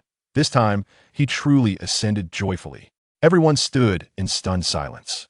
"Grandpa Turtle Sage," Sun Wukong exclaimed. "Eliminated? Yes, dead?" Blonde Lanchi uttered in disbelief. Pilaf, terrified, sank to the ground. "Dead? Can one truly die in reality?" Outside, the global audience erupted in chaos. "No way. The turtle sage is gone? What a tragic demise for him. I shall burn paper for you during Qingming." A blade over the character of lust, and it cleaved him in two. That pervert doctor. Guerrero. Wang Cheng's expression darkened. He had not anticipated such a brutally direct elimination mechanism. The loss of the turtle sage not only diminished their combat capability, but also severely undermined their morale. Damn it. Blonde Lanchi's rage ignited, and she lunged to attack the bunny nurse, only to be restrained by Wang Cheng. "Lanchi, do not act impulsively. Do you wish to be eliminated as well?" Just then, the entire amusement park was bathed in ominous red light, and a piercing alarm blared. "Warning, insufficient joy energy detected. Initiating emergency purge protocol. All attractions shutting down. Purge commencing." The charming doll NPCs, their eyes aglow with a blood-red light, unleashed an array of weapons. Chainsaws, blades, nets, charging towards them with manic fervor. In an instant, the amusement park transformed from a paradise into a hellscape. "Run!" Wang Cheng bellowed, yanking the still-dazed Pilaf along. The quartet fled frantically, pursued by a tide of terrifying dolls. As Wang Cheng urged them on, he swung his fist to repel a rabbit doll that attempted to pounce. His movements were succinct and effective. Each strike precisely halted the dolls, granting the team precious moments. Gold-haired Lanchi brought up the rear, wielding her Wine Chaser longbow as a melee weapon, swinging it with a fierce gust to smash into the encroaching foes. "Get out of my way. Don't block my path," she shouted, her fierce demeanor temporarily staving off the threats. Sun Wukong shielded Pilaf, using his body to deflect the incoming nets and blades. "Pilaf, run!" he yelled, delivering a punch that sent a bear doll's parts scattering. Pilaf, tumbling and scrambling, found his muscular form utterly useless in that moment, only able to scream, "I don't want to become a doll." The audience outside held their breath, their hearts in their throats. My goodness, this is more exhilarating than fighting a boss. Lanchi is incredible in close combat. Wukong is so reliable. Pilaf's expression could make me laugh for a year. Wang Cheng is so composed, still surveying the route. The points are insufficient. We must earn points immediately. Wang Cheng scanned the area and spotted the towering, perilous ride, the crazy scream drop, still in operation. To the drop tower, he pointed decisively. It was their only chance to quickly meet the point quota, no matter how dangerous. They dashed forward, colliding with several obstructing dolls. In a critical moment, the four finally reached the base of the drop tower, shoving aside the last two blocking dolls, and leaped into the vacant seats. The safety bar clicked down automatically. Almost simultaneously, the ride jolted, launching them skyward at an astonishing speed. A wave of weightlessness surged over them, nearly inducing faintness. Then it abruptly halted at the apex, followed by a chaotic free fall. Pilaf and Lanchi screamed, while Sun Wukong quickly adapted, eyes wide with astonishment. Wow. Wang Cheng gripped the safety bar tightly, forcing himself to remain composed as he surveyed his surroundings. The ride reached its zenith before suddenly dropping again, plunging them into a more terrifying free fall. The wind roared in their ears, the ground rapidly magnified before them, only to be flung far above in the next instant. This cycle repeated dozens of times, each jolt and drop testing the limits of their nerves. Pilaf could no longer make a sound, his face pale. Lanchi gritted her teeth, suppressing further screams. Just as they felt they were nearing their breaking point, the ride finally began to decelerate, gently returning to the ground. Challenge successful. Happiness points, 250. Before the four, the scores surged dramatically, easily surpassing 1,000 points. Goal achieved. Level cleared. As the system's prompt echoed, the terrifying dolls, which had been clawing and writhing beneath the drop tower, suddenly froze in place, their sinister red glows extinguished, reverting to their original, innocuous forms. The cacophony of alarms ceased, and the amusement park's lights returned to their vibrant splendor, with joyous music resuming, as if the previous hellish scene had merely been an illusion. Yet, the lingering scent of chainsaw oil and the harsh reality of the turtle hermit's disappearance served as grim reminders of the truth underlying it all. The four slumped in their seats, gasping for breath, drenched in cold sweat. The dual exhaustion of spirit and body, coupled with the shadow cast by their fallen comrade, rendered the atmosphere particularly heavy. Is it over? Pilaf asked weakly, his voice trembling. The golden-haired Lanchi wiped her face and spat vehemently. This cursed place. I never want to return. Sun Wukong gazed mournfully at the spot where the turtle hermit had vanished, displaying an uncommon sorrow. Wang Cheng took a deep breath, suppressing the turmoil within. As the team leader, he could not afford to be engulfed by emotion. He quickly assessed the team's status. Though weary, they had survived. Such was Dr. Gero's game. One misstep could cost a life. The system prompt chimed once more. Congratulations on clearing Level 7, Paradise Amusement Park. Clearance evaluation. C grade, 1 casualty. Perilous clearance. Reward settlement. All attributes of survivors increased by 10, Level 5. Special reward acquired. Emergency happy fireworks, X3, upon release. Forces surrounding targets into a brief state of joy. The reward for the turtle hermit has been reclaimed. A radiant glow descended, but the meager enhancement could hardly dispel the chill within. Wang Cheng carefully stowed away the 3 flamboyant fireworks, a reward steeped in irony. The ground before the drop tower silently parted, revealing a metallic passage exuding the scent of disinfectant, leading into an unknown darkness. Wang Cheng was the first to unfasten the safety bar and rise, his movements steady. Let us go, he declared, his voice firm yet soft, imbued with undeniable authority. Sun Wukong, Lanchi, and Pilaf followed silently, the shadow of their lost teammate looming over them. The group treaded quietly into the passage. It was not long before they reached a modest, circular room. Opposite them stood 2 doors, strikingly different in style, blocking their path. One was a heavy silver-white alloy door, emblazoned with a glaring biohazard symbol, emanating an aura of coldness and peril. The other was a wooden door, devoid of any markings, save for a central carving of a bloodshot eyeball. The eyeball appeared lifelike, its pupils seeming to rotate. Level 8. Lanchi tightened her grip on her bow. So, we must choose one of these doors to enter? Paraf gazed at the ocular wooden door, instinctively retreating a step in trepidation. Chapter 58. Voting? Isinsa Atrik. A choice between 2 options? The golden-haired Lanchi ruffled her hair, exclaiming, why can't that old ghost Goro be a bit more straightforward? I would rather confront 10 Shadow Knights. Paraf pointed at the biohazard door, declaring, boss. Choose that one. It appears sturdy. At the very least, it won't suddenly sprout an eye staring at you. He found the ocular door exceedingly ominous. Sun Wukong scratched his head, pondering. It feels like there are formidable adversaries lurking behind either door. Mr. Wang Cheng, whichever you choose. We shall follow. Wang Cheng hesitated, the shadow of Master Rashi still looming, and now faced with an unknown choice. The team's morale was at a low ebb. Acting unilaterally at this juncture would only exacerbate their unease. As the leader, he needed to weigh the pros and cons. Paraf was on the brink of despair, and both Lan Shi and Sun Wukong were equally drained. In such a state, plunging into an environment fraught with unknown biological hazards and requiring intense combat was exceedingly perilous. Conversely, although the mental trial was perilous, it relied more on individual willpower, if managed appropriately. It could provide an opportunity for team members to confront their inner selves and rekindle their resolve. Wang Cheng surveyed the two doors and remarked, "The two doors represent two distinct challenges. The alloy door may pose purely physical or biochemical dangers, while the ocular wooden door may involve psychological or illusionary threats. We lack sufficient information to determine which is safer. In this situation, I propose we decide by vote. Each person will cast a vote, express their choice, and briefly explain their reasoning. Ultimately, we shall face the outcome together. This is the most equitable method and serve to engage everyone's sense of responsibility." Internally, Wang Cheng had already developed a preference, but he wished to hear the thoughts of others, particularly to gauge the psychological state of the team following Master Rashi's demise. Voting? Excellent. I abhor such supernatural nonsense. Lan Shi pointed emphatically at the ocular wooden door, her gaze fierce. Let's choose this one. We'll confront whatever comes our way. If worst comes to worst, I'll just shoot that eye to pieces. Sun Wukong scratched his head, glancing back and forth between the two doors, before finally stating, "I suppose I'll choose the wooden door. Although the eye is frightening, it feels more straightforward." His combat instincts drew him towards the more immediate threat. "Have you all lost your minds? That eye door is obviously a trap. It's undoubtedly one that will ensnare you, or drain your very essence with wicked illusions." Paraf shrieked, "What about the biohazard door? It could merely be some viral monsters. Just defeat them and be done with it. I choose the alloy door. Safety first."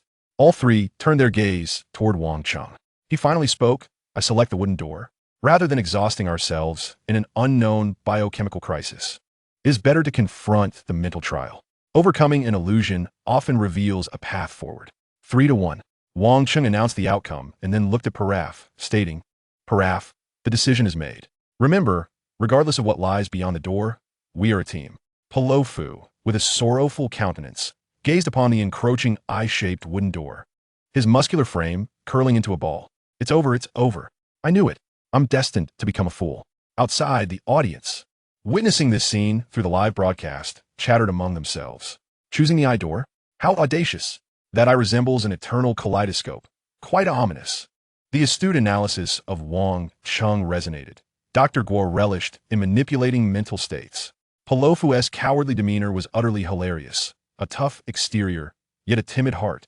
Sister Lan Shi exuded power and confidence. This directness is refreshing. Goku seemed oblivious to the situation, but following the expert was undoubtedly wise. Wang Cheng retrieved the reward from the sixth challenge, the Tranquility Amulet. It appeared unremarkable, a pale blue pendant, exuding an aura of serene calm. Tranquility Amulet, special item. Effect. The wearer's mental resilience is significantly enhanced, effectively resisting mental interference and illusions. Upon receiving a strong mental impact, it can be activated to form a small protective barrier for the mind, lasting 10 seconds. Cool down, 1 hour. Note: maintain calmness to glimpse reality. The emergence of this reward seemed far from coincidental. Dr. Guo delighted in providing despair while simultaneously planting a thread of hope, deriving amusement from the player's struggles in dire situations. This amulet was likely the key to navigating the upcoming challenges. Wang Cheng donned it around his neck, feeling the coolness of the pendant against his skin. Everyone, with a Tranquility Amulet. Piccolo suddenly recalled, "Yes, I remember now. There was this reward in the sixth challenge." As the others adorned themselves with the amulet, their confidence surged. Wang Cheng approached the eye-shaped wooden door, inhaling deeply. The amulet may prove beneficial. Once inside, everyone must remain alert, stay true to yourselves, and seek out vulnerabilities. Especially you, Piccolo, manage your emotions. With that, Wang Cheng pushed open the wooden door. Challenge 8. Mind's Illusion. Rules. Each participant will enter an independent illusionary space, confronting their innermost fears. Objective: remain lucid, discern the illusions. Locate and destroy the core, sustaining the illusion.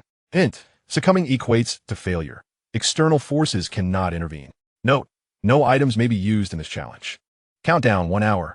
The system's prompt echoed in their minds, and an irresistible force yanked the four apart, a flash of white light severing their connection. What is happening? Mr. Wang. My eyes. Their cries were swallowed by the brilliance. Wang Cheng felt an overwhelming dizziness, as if his very soul were being extracted from his body, thrown into a swirling vortex.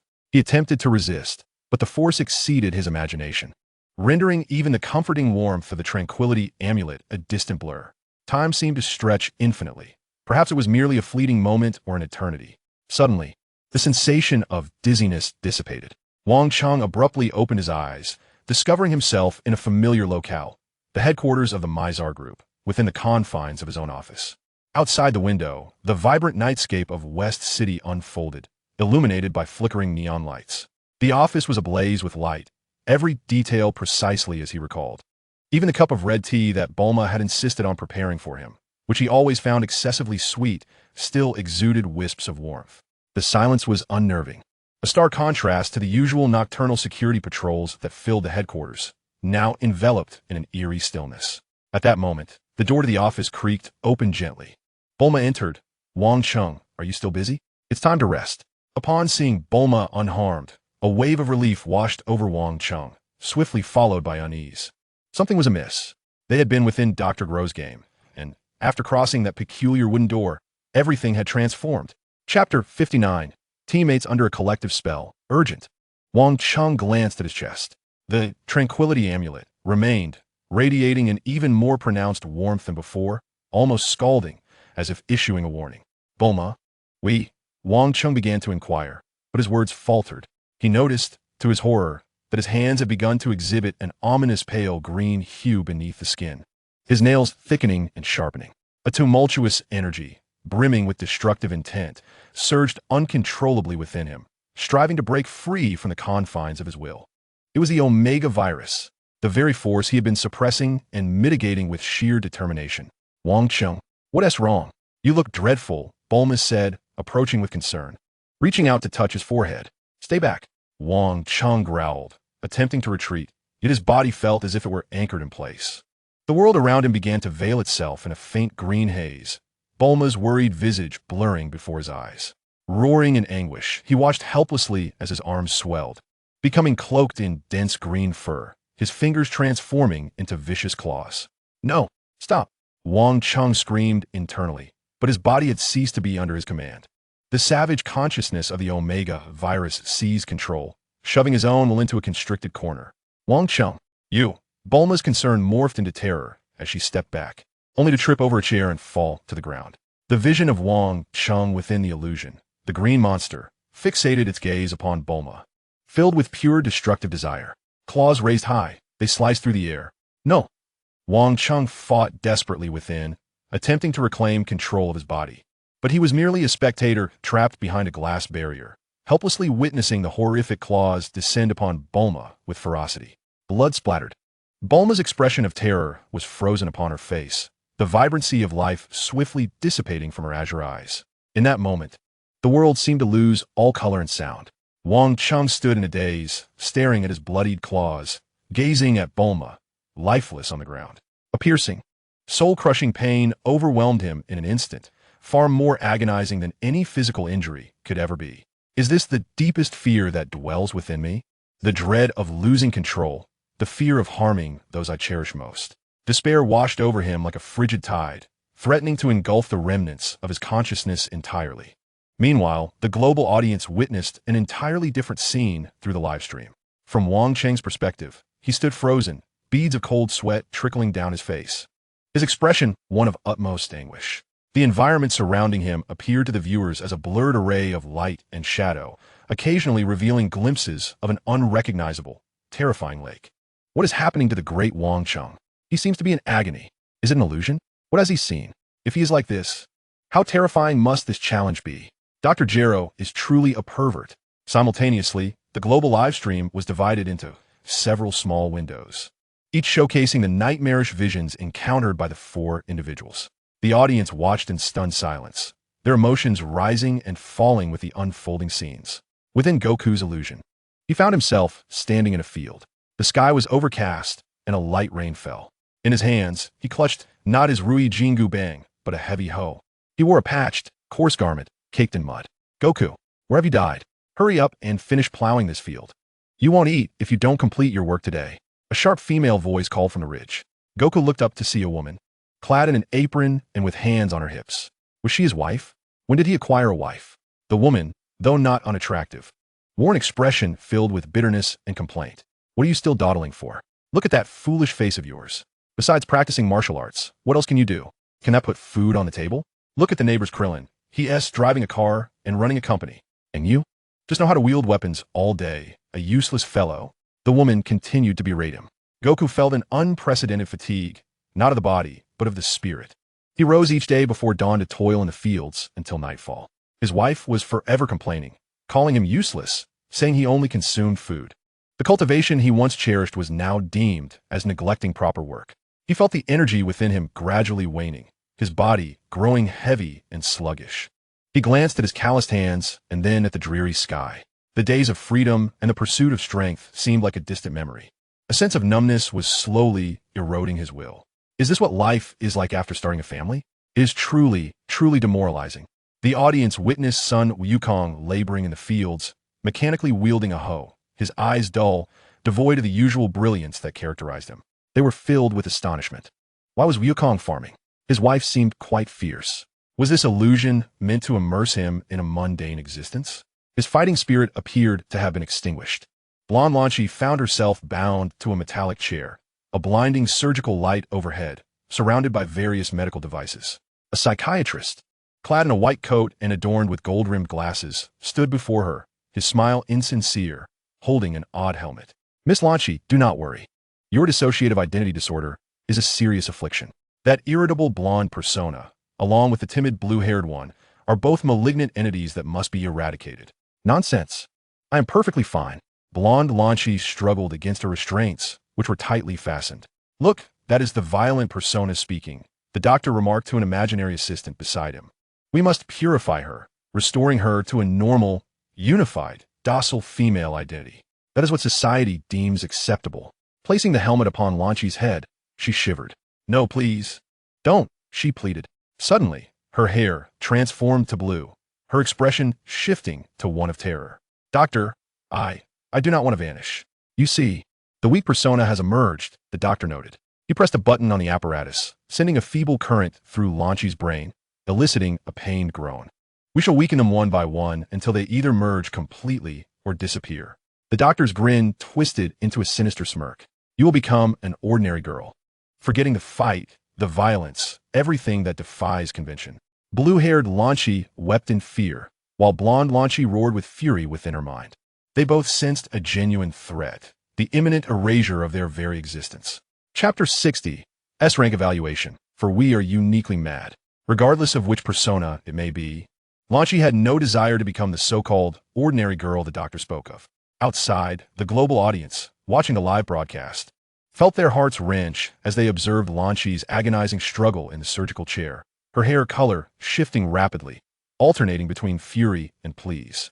This doctor is despicable. He seeks to obliterate Lan Chi's identity. Both the blonde and blue-haired facets are integral to her being. Go, Lan Chi. Do not let them prevail. In Pilaf's illusion, the scene before him shattered his heart. It appeared as though he were amidst a bustling market, yet instead of a throng of lively patrons, he was surrounded by countless mocking faces. Wang Cheng, Bulma, and Xiaowu, familiar figures, along with an endless array of strangers, pointed at him, erupting in laughter. They hurled rotten vegetable leaves and foul eggs in his direction. Look at that little dwarf. King Pilaf? What a laugh. So short and ugly. Yet he dreams of conquering the world? Just a pathetic jester. Go away. No one takes you seriously. Rotten vegetable leaves struck his head, and putrid eggs smeared his body. Pilaf waved his tiny hands in a futile attempt to shield himself from the filth, but to no avail. He ran, tears streaming down his face, desperately searching for a place to hide. I'm not a clown. I'm not. He shrieked. I, the king, am trying so hard. Why do you all mock me? He stumbled to the ground, mud splattering everywhere. The mocking laughter grew louder, piercing his heart like needles. He curled up, feeling as insignificant as a mere insect. Even Ash and Lilith had vanished. He was utterly alone in a world that subjected him to ceaseless humiliation. This feeling of being ridiculed by everyone, treated as a mere joke, was more painful than any physical assault. The spectators observed Pilaf, cowering in his illusion, battered by rotten vegetables, weeping like a child. Their emotions conflicted. While it was indeed amusing, it also evoked a sense of sympathy. Was Pilaf truly this fragile within? Being laughed at by the entire world was undeniably tragic. Even a man of robust stature could not withstand such psychological torment. In Wang Cheng's mental illusion, the figure of Bulma, lying in a pool of blood, became increasingly blurred, and the surrounding office scenery began to shatter. The tranquility amulet on his chest grew intensely hot. A wave of cool air surged into the depths of his nearly hopeless consciousness. The effects of the clear heart mirror were continually manifesting. It was an illusion. A faint yet clear voice resonated within his heart. The power of the amulet, combined with his own indomitable will, grasped this lifeline at the very last moment. Dr. Gero's tricks, Bulma was unharmed. It was all a fabrication. He shot his head up, fire rekindling in his eyes. The phantoms of the Omega monsters began to dissolve under the force of his resolute spirit. He discerned that what lay before him was not an office, but a chaotic space of ever-shifting, bizarre forms. At the center of this realm was a pulsating entity emitting mental waves, a dark red core composed of countless negative emotional energies. That was the heart of this mental illusion. It must be destroyed. Without hesitation, Wang Cheng charged towards the dark red core. With a powerful punch, a crisp crack echoed as a distinct fissure appeared upon the core's surface, causing the entire bizarre chaotic space to tremble violently and shatter inch by inch. "Break!" Wang Cheng exclaimed, his voice low but resolute, as his fist surged with renewed force. The dark red core erupted spectacularly, transforming into countless specks of light that dissipated into the void. The surrounding illusions collapsed instantaneously. A flash of white light surged forth. But this time it was not the disorienting sensation of forcibly stripped awareness. Rather, it was a gentle transference. Wang Cheng steadied himself and found himself back in that circular room. Instinctively, he touched his chest. The tranquility amulet still radiated warmth, though it was no longer scorching.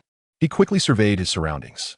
He exhaled a long, heavy breath, his forehead beaded with cold sweat, although he was acutely aware that it was merely an illusion. The piercing anguish of having harmed Bulma and the overwhelming fear lingered in his heart, leaving him with lingering trepidation. Dr. Gero's trial was indeed insidiously cruel. Almost simultaneously, flashes of white light appeared at various locations on the platform. The figure of Sun Wukong materialized, his face still marked by a hint of dread and confusion. Gasping for breath, upon seeing Wang Cheng, he immediately exclaimed, "Mr. Wang Cheng." It was terrifying. I found myself farming, and there was a fierce woman berating me every day. I never want to marry again. Hearing this, Wang Cheng's lips twitched slightly, feeling an inexplicable sense of speechlessness within. Was Sun Wukong truly fearful of marriage and farming? What would become of his future son, Gohan, and Goten, and his granddaughter, Xiaofang? Would this temporal reality be irrevocably altered due to this illusionary experience? However, it was evidently not the moment for such musings. Shortly thereafter, the blonde Lan Shi also appeared. Her complexion was pale, yet her gaze was fiercely intense, and she erupted with expletives. "That old fool Gero, he dares to try and obliterate my personality. I will not let this go." Yet, Lan Shi's trembling fingers betrayed her inability to fully compose herself. Pilaf, after much effort to stifle his tears, managed to stammer, "Boss, just now. Everyone laughed at me and threw rotten vegetable leaves at me." Wang Cheng approached and patted his sturdy arm, saying, "That was merely an illusion, Pilaf. Your healing abilities are crucial to the team. No one perceives you as a clown." Pilaf raised his head, tears glistening in his eyes as he looked at Wang Cheng.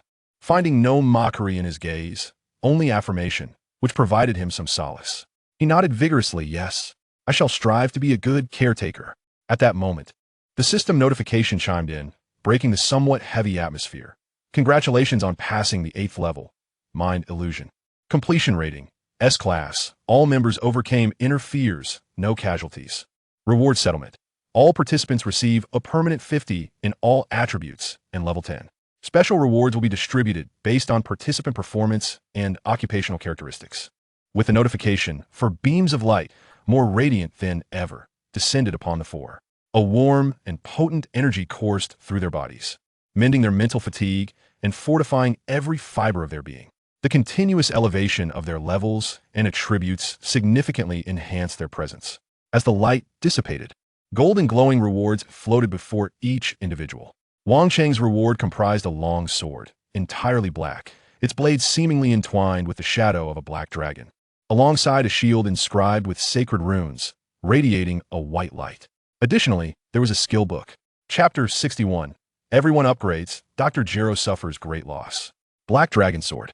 Attack, 250. Effect, a low probability of inflicting shadow erosion upon attack, temporarily reducing the target's defense. Holy Shield, Offhand Shield. Defense, 300.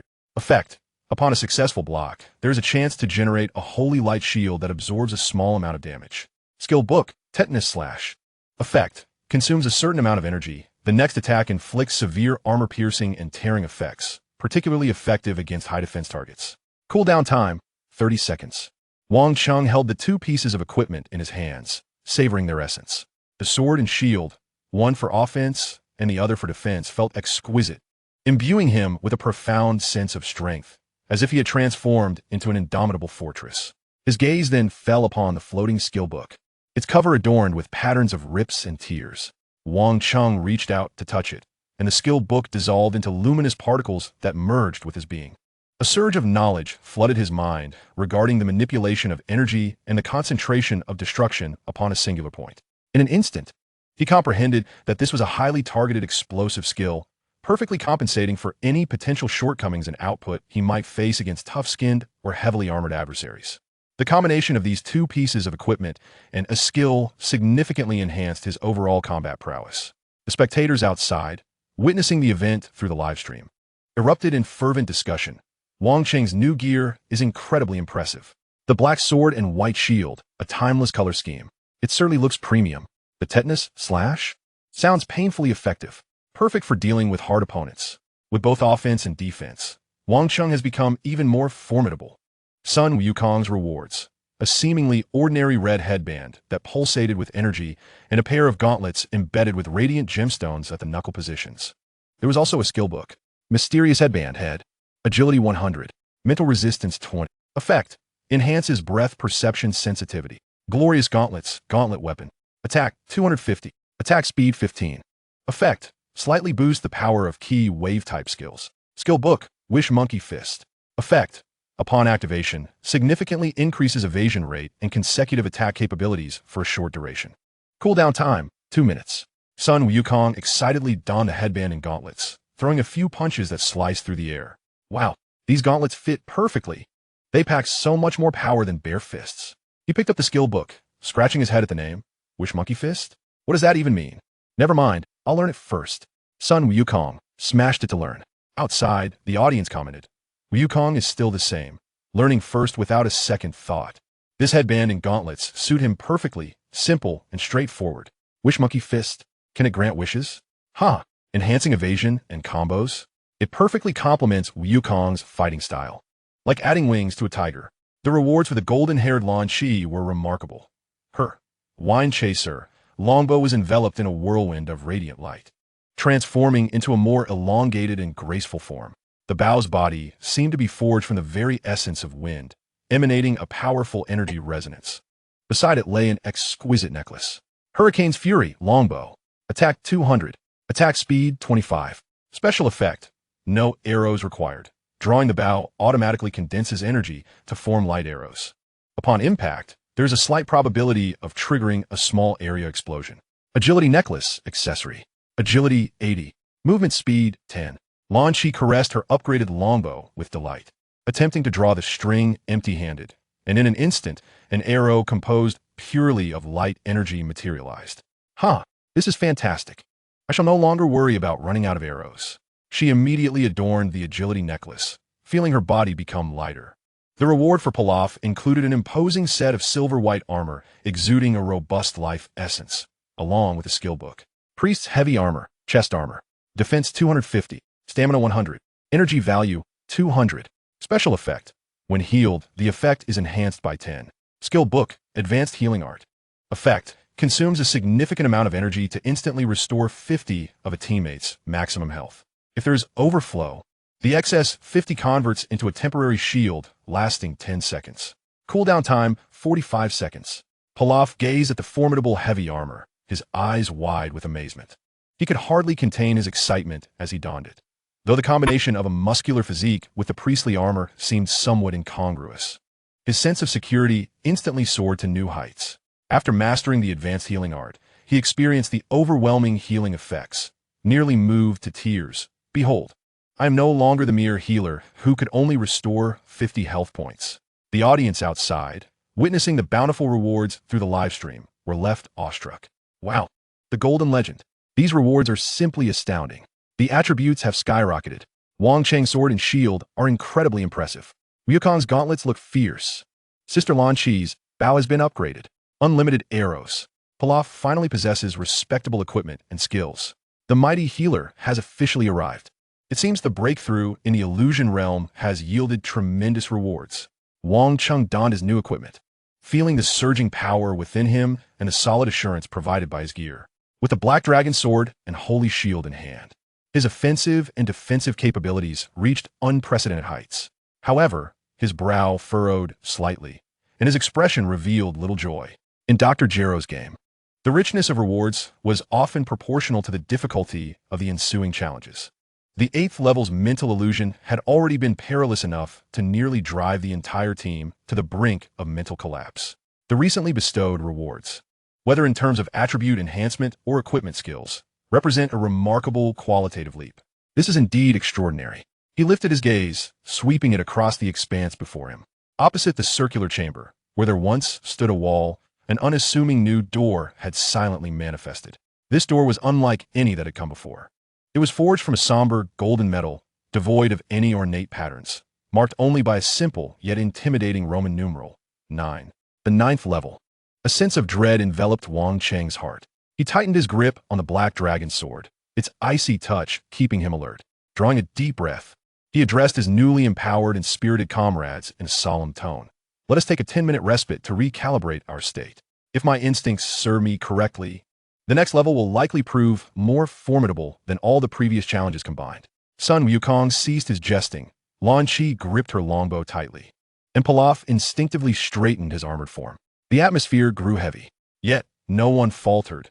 After enduring such trials, their eyes reflected not only vigilance, but an unwavering fighting spirit. The ultimate test of Dr. Gro's 9th level awaited them beyond that dark golden door. Chapter 62, The Wall of Size and the Super Dad.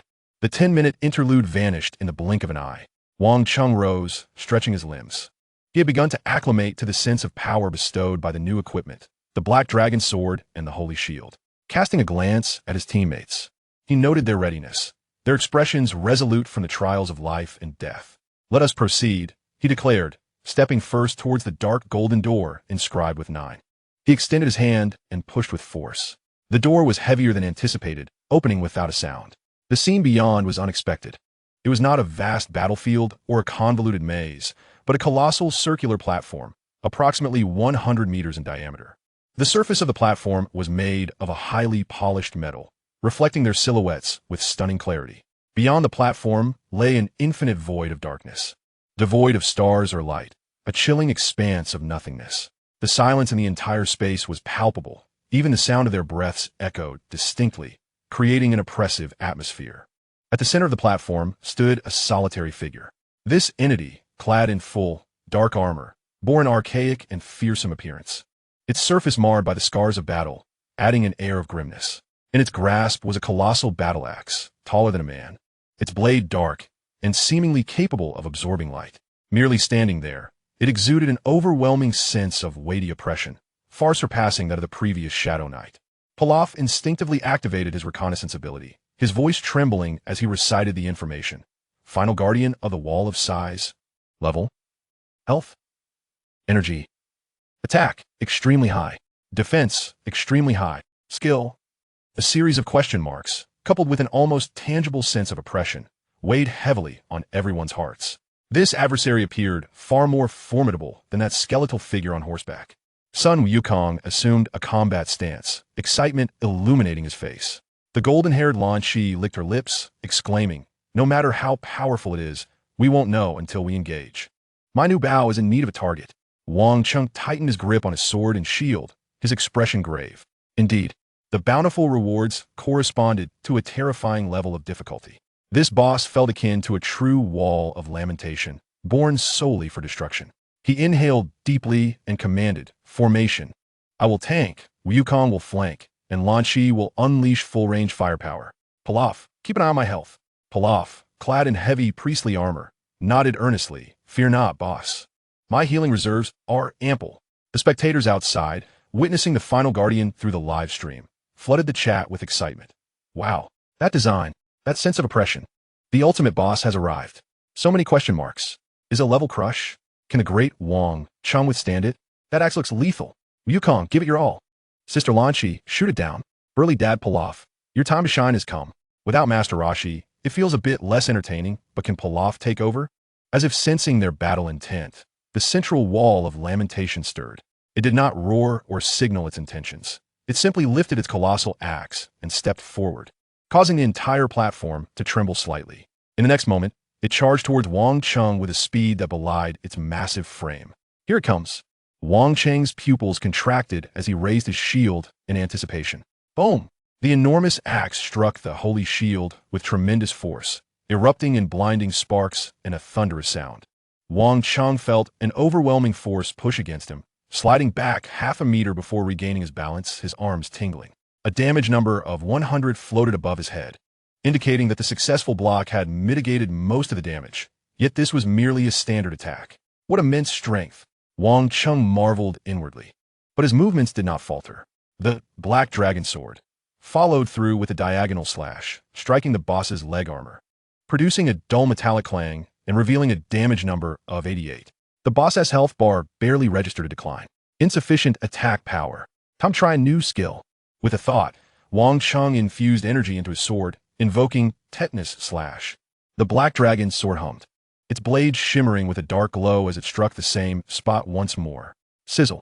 This time, sparks flew as a prominent damage number of 550 appeared. Concurrently, a fine crack formed on the boss's armor, indicating a reduction in defense. Effective. However, the price was steep. The wall of Lamentation's eyes, hidden beneath its helmet, immediately locked onto Wang Cheng, securing its enmity. The boss's assault was akin to a tempest, wielding its colossal axe with devastating force, striking and sweeping with overwhelming might. Wang Cheng utilized the Holy Shield to its utmost potential, blocking, deflecting, and evading. Each collision sent shivers down the spine. His health fluctuated under the onslaught of the boss and the healing from Pilaf, yet remained steadfast above the critical threshold. Wukong, distracted from the side. Lan Qi, unleash your full power. Wang Cheng commanded during a brief respite in his defenses. Behold, Sun Wukong's form flickered like lightning as he activated Wishful Monkey Fist, becoming elusive and deftly evading a sweeping strike from a boss. He maneuvered to the side, his fists, adorned with the radiant gauntlets, rained down upon the joints of the boss's armor, dealing successive damage of 120 and 150. Though the damage was modest, it was relentless, ringing out like a symphony of clanging metal, sparks flying. What tough shell! But the sensation of striking is delightful. Sun Wukong mused aloud. From a distance, the golden-haired Lan Shi stood poised, her wrath of the hurricane, bowstring thrumming as a barrage of energy arrows whistled forth, striking precisely at the seams of the boss's helmet and the connections of its armor. Damage numbers erupted continuously, occasionally triggering explosive effects that, while only inflicting around 50 additional damage, caused the boss to momentarily falter. Ha! Infinite arrows are exhilarating. Let us see how long you can endure. Lan Qi et Galim, growing increasingly spirited with each shot. Meanwhile, Pilaf focused intently on Wang Cheng's health bar.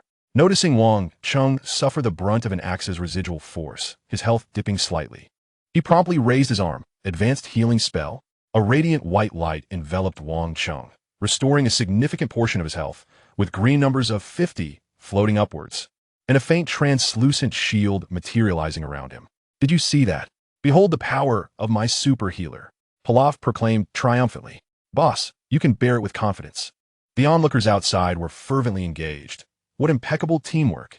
Wang Cheng is as steady as a mountain. Wukong's evasion is phenomenal. The wishful monkey fist is incredible. Lan Chi's output is unparalleled. Infinite arrows are truly overpowered. Pilaf's healing is heartwarming. Truly the best employee of Dragon Ball. The mighty dad is living up to his name. The boss's health bar seemed to shift ever so slightly. Indeed, the road ahead was still long. After several minutes of combat, the boss's health was visibly reduced by a fraction. Just then, the sighing wall suddenly retreated a step, raising its giant axe high. Dark red energy coalescing at its blade. Be careful. It's about to unleash a skill. Wang Cheng bellowed. Chapter 63. Wukong. I'm logging off. The axe struck down with tremendous force. Boom! A massive fissure erupted at the point of impact, sending shockwaves radiating outward. Scatter. Wang Cheng had anticipated the attack. The four teammates instantly leaped in different directions. The shockwave grazed past them, crashing against the edge of the platform's barrier, sending ripples throughout. That was close. Sun Wukong exclaimed, patting his chest upon landing. However, the boss's onslaught continued unabated. As the health points dwindled to approximately 2/3, it paused once more, shadows flickering around it. And in an instant, four identical phantasmal duplicates emerged, surrounding Wang Cheng and his companions along with the original. The five figures of the sighing wall simultaneously raised their colossal axes, intensifying the sense of oppression. Which one is real? The golden-haired Lan Chi felt a surge of panic. Wang Cheng's gaze was electric. The state of clear heart, bright mirror, sharpened his perception. That one in the top left. Focus fire. Ignore the others. Wang Cheng pointed his sword towards the true form and charged forward. Without hesitation, Sun Wukong and Lan Chi followed suit. Pilaf's healing spell landed precisely on Wang Cheng. The attacks from the duplicates inflicted minimal damage, confirming their illusory nature. The targeted true form let out its first deep, rumbling roar since the battle commenced, and its health began to decline at an accelerated pace. The illusions quickly faded, but the team's coordination was put to the test. Wang Cheng understood that Dr. Gero was not only assessing their raw strength, but also their on-the-spot judgment and execution. Any minor error could be magnified infinitely. The battle entered a phase of attrition. The boss's health steadily yet resolutely diminished, but the team's resources were also heavily taxed. Sun Wukong's Wish Monkey Fist required cooling down. Lan Chi's continuous shooting drained her energy. And Wang Cheng's blocks tested both his stamina and the durability of his shield. Most critically, Pilaf was nearly out of mana, gasping, "I'm running low on mana." Wang Cheng's Holy Shield showed fine cracks, diminishing its blocking effectiveness. Just then, the health of the sighing wall dropped to the final quarter. It abruptly ceased its assault, standing still as a blinding red light erupted from the crevices of its dark armor. An aura of ferocity, several times more intense than before, permeated the air. Its attack speed surged, the colossal axe swinging, leaving only a blur in its wake, and its power increased dramatically. Wang Cheng felt the pressure mount. Each block became increasingly arduous, and his health began to plummet rapidly. Pilaf's healing spell struggled to keep pace. It has gone berserk. Hold on. Wang Cheng gritted his teeth, aware that this was the final and most perilous stage. The sighing wall planted its giant axe into the ground, arms outstretched, tilting its head towards the sky. Though no sound escaped, everyone could sense a devastating energy wildly converging at its chest. The entire dark golden platform began to tremble violently, the void quaking. The ultimate ability was about to be unleashed. Wang Cheng's pupils constricted as he shouted, "Everyone, assume the strongest defensive posture. Prepare for impact." The red light at the sighing wall's chest reached its zenith. The entire dark void was illuminated in an ominous crimson hue. The platform shook increasingly violently, as if it might collapse at any moment. Wang Cheng felt a heart-stopping energy locking onto the entire area, leaving no escape. It was a one-hit kill move. Find a safe spot. There was a shimmering barrier at the edge of the platform. With keen observation, Wang Cheng discerned a faint halo at the outermost edge of the platform, a glimmer of hope amidst despair. He swiftly dashed towards the nearest point of light, with the blonde-haired Lan Chi following closely behind. Pilaf, clad in heavy armor, lagged behind, the clanking of his gear echoing with each step. "Hurry up, Pilaf. Lan Chi sao that." Glancing back, Sun Wukong had already reached a safe zone when he noticed Pilaf trailing behind. The colossal shadow of the axe began to descend, the shockwave poised to erupt. With a grin, he turned back without hesitation, grasped the collar of Pilaf's garment, and forcefully propelled him towards safety. Go! Pilaf was flung like a hefty bowling ball, landing just within the protective halo. However, due to this delay, Sun Wukong found himself a heartbeat too late. The devastating shockwave radiated from a boss, sweeping over the platform like a crimson tide. The protective barrier around Wang Cheng, Lan Shi, and Pilaf flickered violently, absorbing most of the impact. Yet they could still feel the cataclysmic force. The edge of the shockwave struck Sun Wukong. Even that mere touch was beyond what flesh could endure. His health bar vanished, as if erased by an eraser, and his form began to fade into a brilliant light. Yet, devoid of fear or regret, he turned to Wang Cheng, flashing his signature radiant smile. That was exhilarating. Wang Cheng, it's up to you now? Before he could finish, the white light engulfed him completely, and he vanished. Player Sun Wukong has died. The platform fell into an eerie silence, punctuated only by the residual hum of energy following the shockwave. Wang Cheng's heart sank. Wukong, that innocent yet formidable Saiyan, had sacrificed himself to protect his comrades. The loss of their strongest melee fighter plunged the situation into dire straits. The livestream chat momentarily stuttered before erupting into chaos. Wukong, I'm in tears. Wukong, save Pilaf. He was still smiling at the end. I can't take it. It's over. We've lost our main damage dealer. Hang in there, Wang Cheng. Pilaf, slumped in the safe zone, stared at the spot where Sun Wukong had vanished, his face a mask of shock and guilt. The wall of sorrow offered no respite. The instant kill ability concluded, seemingly sapping a considerable amount of energy, momentarily delaying the boss's movements. However, its scarlet gaze soon fixated once more on Wang Cheng, the source of its greatest ire. After its frenzy, the boss appeared to possess even greater defensive capabilities. Lan Shi's energy arrows struck against the armor, inflicting noticeably reduced damage. Pilaf, stop dawdling. Keep an eye on Wang Cheng's health. Lan Shi, the first to react, continued to shoot arrows while loudly urging Pilaf. Startled, Pilaf immediately sprang to his feet and cast a healing spell on Wang Cheng. The battle grew increasingly arduous. Wang Cheng bore the brunt of the boss's wrath alone.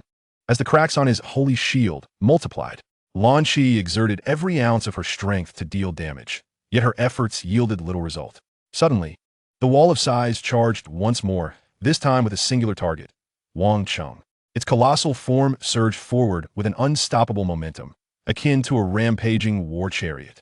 Just as Wang Cheng had successfully parried a heavy strike, his stance faltered, and he was on the verge of being struck head-on. Boss! Seeing Wang Cheng's health plummet, Pilaf rushed forward without a moment's hesitation, attempting to cast a powerful healing spell at the last moment. Chapter 64, The Final Challenge. The white light of the healing spell enveloped Wang Cheng, momentarily restoring a portion of his vitality. However, Pilaf, due to the casting, found himself entirely exposed in the path of the charge. The boss's immense body swept past with a gale, even though only the residual force grazed Pilaf. The overwhelming power was beyond his capacity to withstand. The sound of his priestly armor echoed as he was sent flying, crashing heavily against the edge of the platform. His health bar emptied. Before transforming into a beam of white light, Pilaf summoned his last ounce of strength to scream, "Boss, don't forget to pay me my salary." Player Pilaf has died. The robust healer exits the stage. Wang Cheng gritted his teeth, a pang of anguish piercing his heart. This greedy yet reliable companion, who was terrified of death, had not even a moment to spare to glance back. The boss's attack descended upon him once more. Outside the arena, the audience cried out, "Pilaf!" He was only trying to heal, and even in death, he thought about his salary. It's both heartbreaking and absurd. Now only Wang Cheng and Lan Shi remained. The battlefield was left with just Wang Cheng and the golden-haired Lan Shi. Lan Shi had exhausted her last vestige of energy. Wrath of the Hurricane could no longer conjure any arrows. Cursing, she discarded her longbow and picked up a shattered piece of metal from the ground, hurling it at the boss with all her might. "Damn tin can, I'll still hit you even without arrows." The fragment struck the armor, merely bouncing off, inflicting negligible damage. The wall of size directed all its ire towards Wang Cheng, yet it grew impatient with the incessant annoyance of the buzzing fly. It swung a mighty axe to force Wang Cheng back, and then retaliated with a punch aimed at the approaching Lan Shi. Quick on her feet, Lan Shi narrowly evaded, her golden locks swept up by the force of the punch. She noticed Wang Cheng's shield was nearly shattered, his health once again in peril. and a glimmer of resolve flashed in her eyes. Wang Cheng, this is our chance, she shouted, unexpectedly advancing rather than retreating, lunging at the boss's back with all her strength. She leapt, attempting to ensnare the boss's neck with the bowstring of Wrath of the Hurricane, striving to momentarily restrain its movements. Lan Qi, no, Wang Cheng exclaimed in alarm. But it was too late. The wall of size merely shrugged its shoulder, and with colossal force, it flung Lan Qi away. Simultaneously, the elbow of its other hand struck back with tremendous force, accurately hitting Lan Qi mid-air. With a gasp, Lan Qi spat out a mouthful of blood, her health bar plummeting to 0. She gazed at Wang Cheng, her expression devoid of fear, replaced only by a sense of reluctance and encouragement. With her final breath, she shouted, Wang Cheng, get a good beating for me. The golden-haired figure dissipated into a white light. Player Lan Qi has died. The entire army was annihilated. Within a brief span, losing 3 comrades left Wang Cheng's heart feeling as though it had been plunged into icy water. Yet the fire in his eyes did not extinguish. Rather, it burned even more fiercely. Grief and rage transformed into the purest form of battle intent. He no longer adopted a defensive stance, but actively charged forward. The sacrifices of his teammates ignited his limits. His mind remained exceptionally calm, while his body reacted with unparalleled swiftness. The holy shield in his hand seemed to come alive, each block executed with precision, skillfully dissipating the maximum force through optimal angles. The cracks in the shield expanded, yet remained unbroken.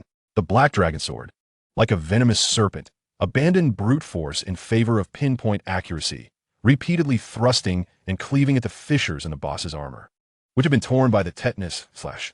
The damage numbers began to rise significantly. As soon as the cooldown for tetanus slash was up, he unleashed it, further widening the cracks. He reminisced about the trials faced in the first 8 stages: survival in the Dark Forest, collaboration in the Shadow Castle, logic in the Digital Maze, endurance on the High Platform, choices in the Golden House, mental challenges in the corridor, rules in the amusement park, and the terror of the illusion. All of this was for this very moment. He was not fighting alone. The strength of Wukong, the bravery of Lan Qi, the support from Pilaf, and even the wisdom of Master Roshi, all their wills were with him. For Wukong, Wang Cheng sidestepped a heavy slash, the Black Dragon Sword seamlessly piercing into the gap beneath the boss's armpit. 1,200. For Lan Qi, he rolled to evade a stomp, the blade slicing into the previously opened fissure on the boss's leg. 980. For Pilaf. For Master Roshi, the tetanus slash roared once more, striking fiercely at the core area of the boss's chest, where red light converged. Critical hit. 3,888. The boss emitted a soundless roar, its movements becoming chaotic, health dwindling. The audience outside had become so engrossed that they forgot to send messages. Everyone held their breath, their hearts racing with each of Wang Cheng's attacks. This was the moment. Wang Cheng seized the opportunity during the boss's moment of vulnerability after a powerful slash. His eyes gleaming with determination, he abandoned his defense, channeling all his strength, and will into the Black Dragon Sword, transforming himself into a streak of black lightning, piercing directly into the boss's chest, which was already riddled with cracks. Break! The Black Dragon Sword effortlessly penetrated through. The tip of the sword emerged from the boss's back. The action of the wall of size came to a complete halt. Its colossal form swayed momentarily before crashing forward, thundering down upon the center of the platform and raising a cloud of dust. In the next instant, its entire body transformed into a dense plume of black smoke, swiftly dissipating. The final guardian sighed as the barrier shattered. The platform returned to silence, save for Wang Cheng, who knelt with his sword, panting heavily. Sweat mingled with an unknown bloodstain trickled down his forehead. His gear lay in tatters, and his strength was nearly spent. A cold system notification echoed. Congratulations on passing the 9th level. Reward, none. 10th level. The final confrontation, now open. There were no attribute enhancements, no new equipment. Only a simple message. From the darkness at the end of the platform, a door appeared silently. This unadorned door radiated a soft white glow, marked with the Roman numeral X. The end. Wang Cheng wiped the blood and sweat from his face and slowly rose. His figure appeared particularly solitary on the vast platform, yet stood tall like a pine. He cast a glance at the spot where his teammates had vanished, his expression complex, yet ultimately transforming into a calm resolve. He steadied his breath, picked up the nearly ruined holy shield, and grasped the dimly glowing black dragon sword, taking deliberate steps toward the final white door. The global live stream's barrage of comments erupted after a brief silence, akin to a volcano. We won. One person took them all down. So impressive. That last moment brought me to tears. Teammates sacrificed. Boundless magic. Oh my Wukong Lanchi Pilaf. 10th level. The final battle. Go Wang Cheng. You are our only hope. Dr. Galo, your time has come. Wang Cheng did not turn back. His gaze remained fixed on the door ahead. Beyond it lay the culmination of it all. Chapter 65. The Final Battle, Part 1. Wang Cheng pushed open the white light, door marked with an X.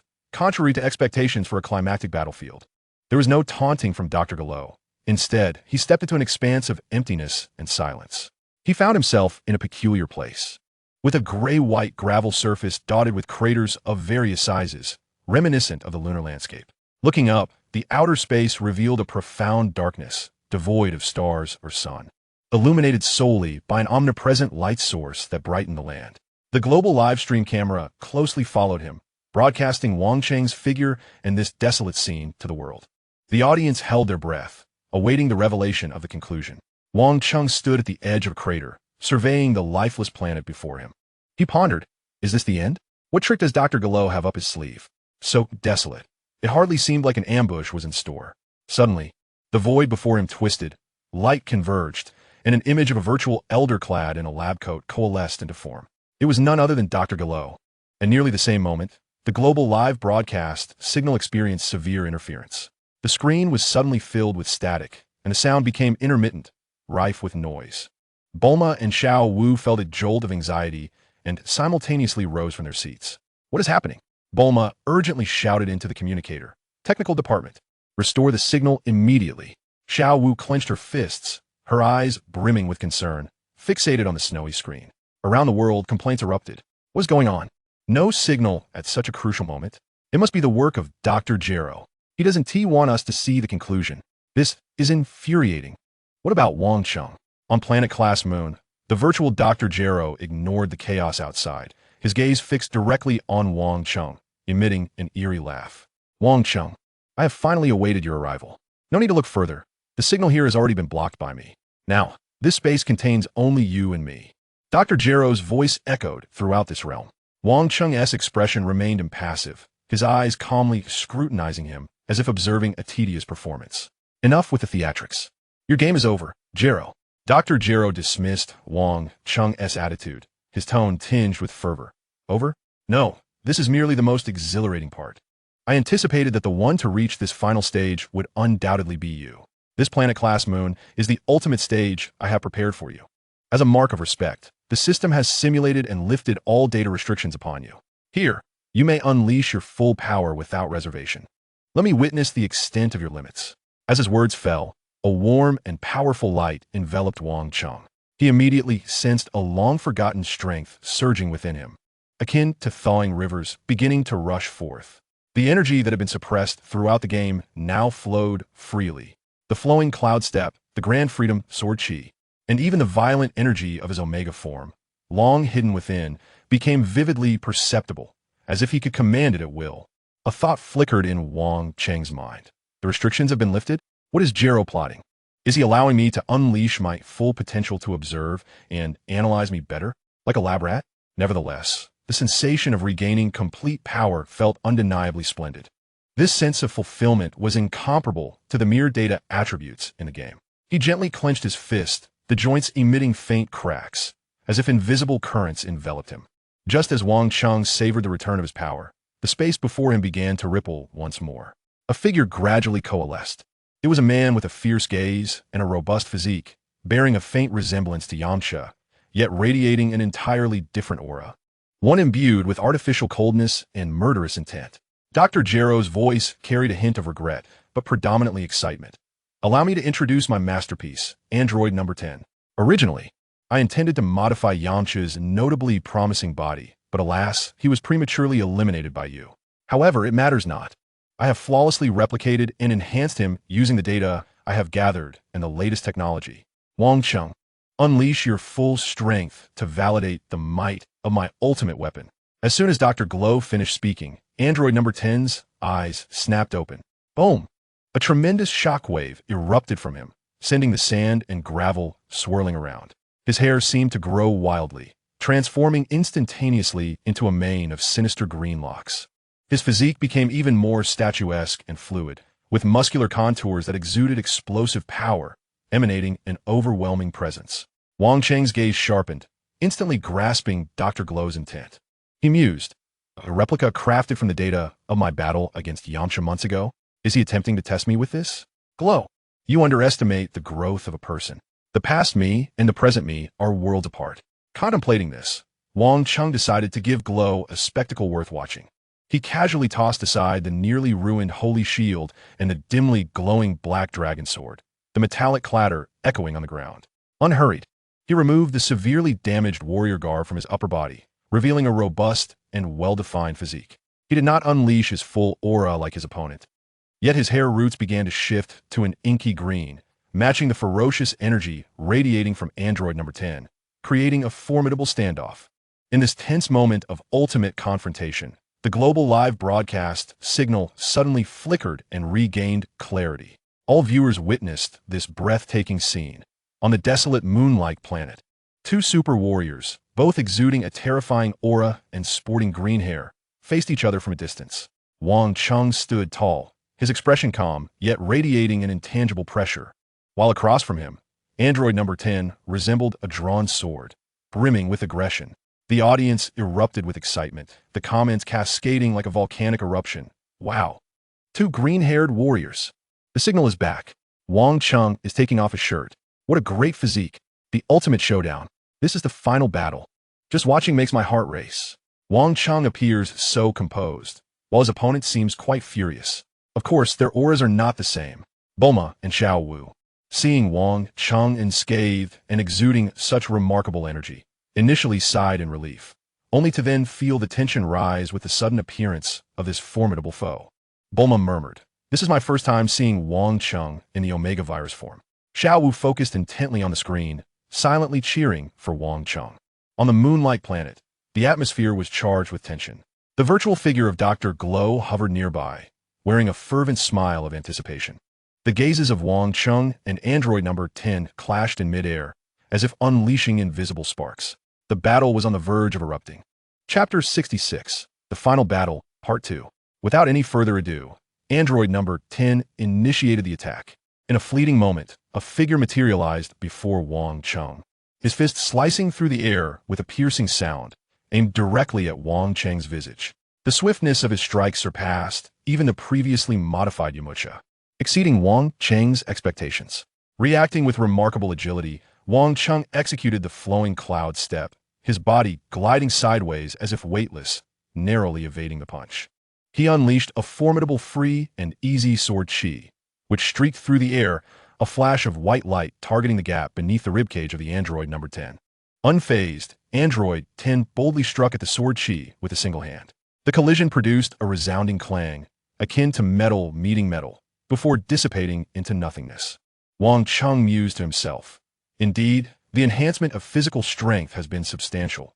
Gro has invested heavily in this aspect. Both speed and power have reached impressive levels, making a direct confrontation unwise.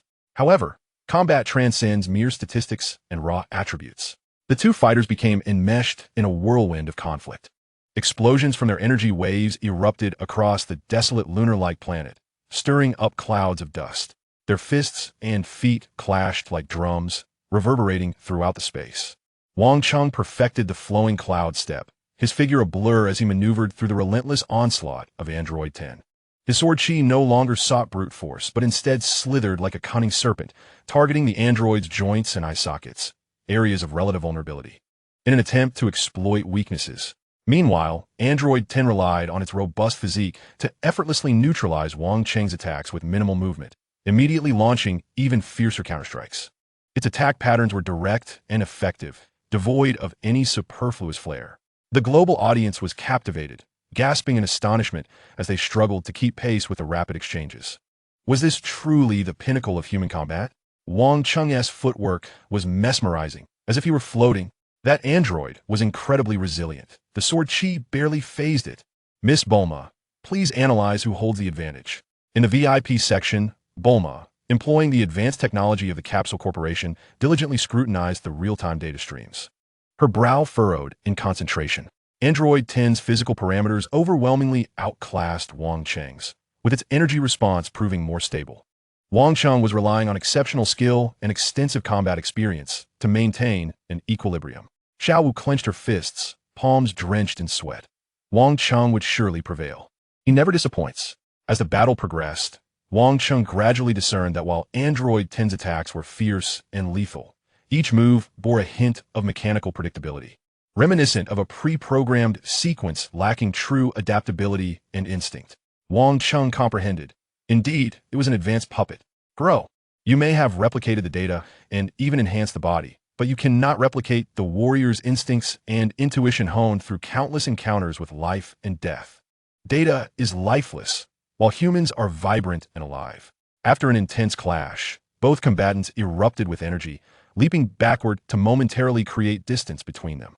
Wang Cheng's breath came in shallow gasps, beads of sweat forming at his temples, yet his gaze remained sharp and lucid. In stark contrast, the android No. 10 maintained an expressionless demeanor, cold as metal, though his specially designed armor bore several shallow, white sword marks, testament to the damage inflicted by highly condensed sword energy. The holographic image of the virtual Dr. Grow floated nearby, cackling with delight. Marvelous. Simply marvelous. Your rate of growth and understanding of combat have once again surpassed my data model. Android number 10, activate overload mode. Let me witness your limits. The crimson light in Android number 10's eyes surged dramatically, and the green flames enveloping him flared up, deepening in hue.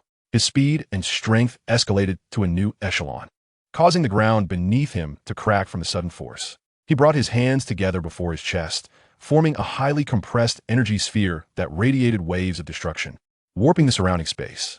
Faced with this evidently decisive strike, Wang Cheng did not retreat. Instead, he advanced. He thought to himself, overload, forcing an increase in power. It seems this is a final gambit, but this also presents his most rigid and vulnerable moment. The opportunity lies here. Wang Cheng summoned all his internal energy, his hair turning an even deeper shade of green, while the flames around him surged, elevating his state to its zenith. However, he chose not to confront the energy directly, as that would play into Grow's hands. At the very moment when Android number 10 was about to unleash the energy sphere, Wang Cheng made his move. He executed the most exquisite maneuver of the flowing cloud step, transforming into a blurred afterimage, narrowly skimming the edge of the colossal energy sphere with mere millimeters to spare. Simultaneously, his right hand, poised like a sword, concentrated all his vigor, its fingertips igniting with a blinding brilliance, morphing into a sword energy of unparalleled refinement. This sword energy did not target the seemingly impenetrable chest or head of Android number 10. Rather, it pierced with prophetic precision towards the connection point between its energy core and the neural center controlling its movements. This was a conclusion drawn from meticulous observation and countless exploratory sword energies during their fierce engagement, identifying the most probable energy flow nodes and weaknesses. Break! Wang Cheng shouted, and the refined sword energy silently penetrated a seam in the back armor of Android number 10. The android's frenzied motions abruptly froze, the red light in its eyes flickering violently, becoming increasingly unstable. The orb of terrifying energy it held spiraled out of control, its energy structure collapsing instantaneously. Trigrinia cataclysmique explosion. Boom! The explosion engulfed it entirely in flames. A powerful shockwave radiated outward. When the dust settled, Android number 10 emerged. Shrouded in black smoke, its armor shattered, and the red light in its eyes extinguished. It fell forward, crashing heavily to the ground, gradually disintegrating into countless blue data points. Dissipating into the air, Wang Cheng gracefully descended to the ground, calmly observing the vanishing figure of Android number 10.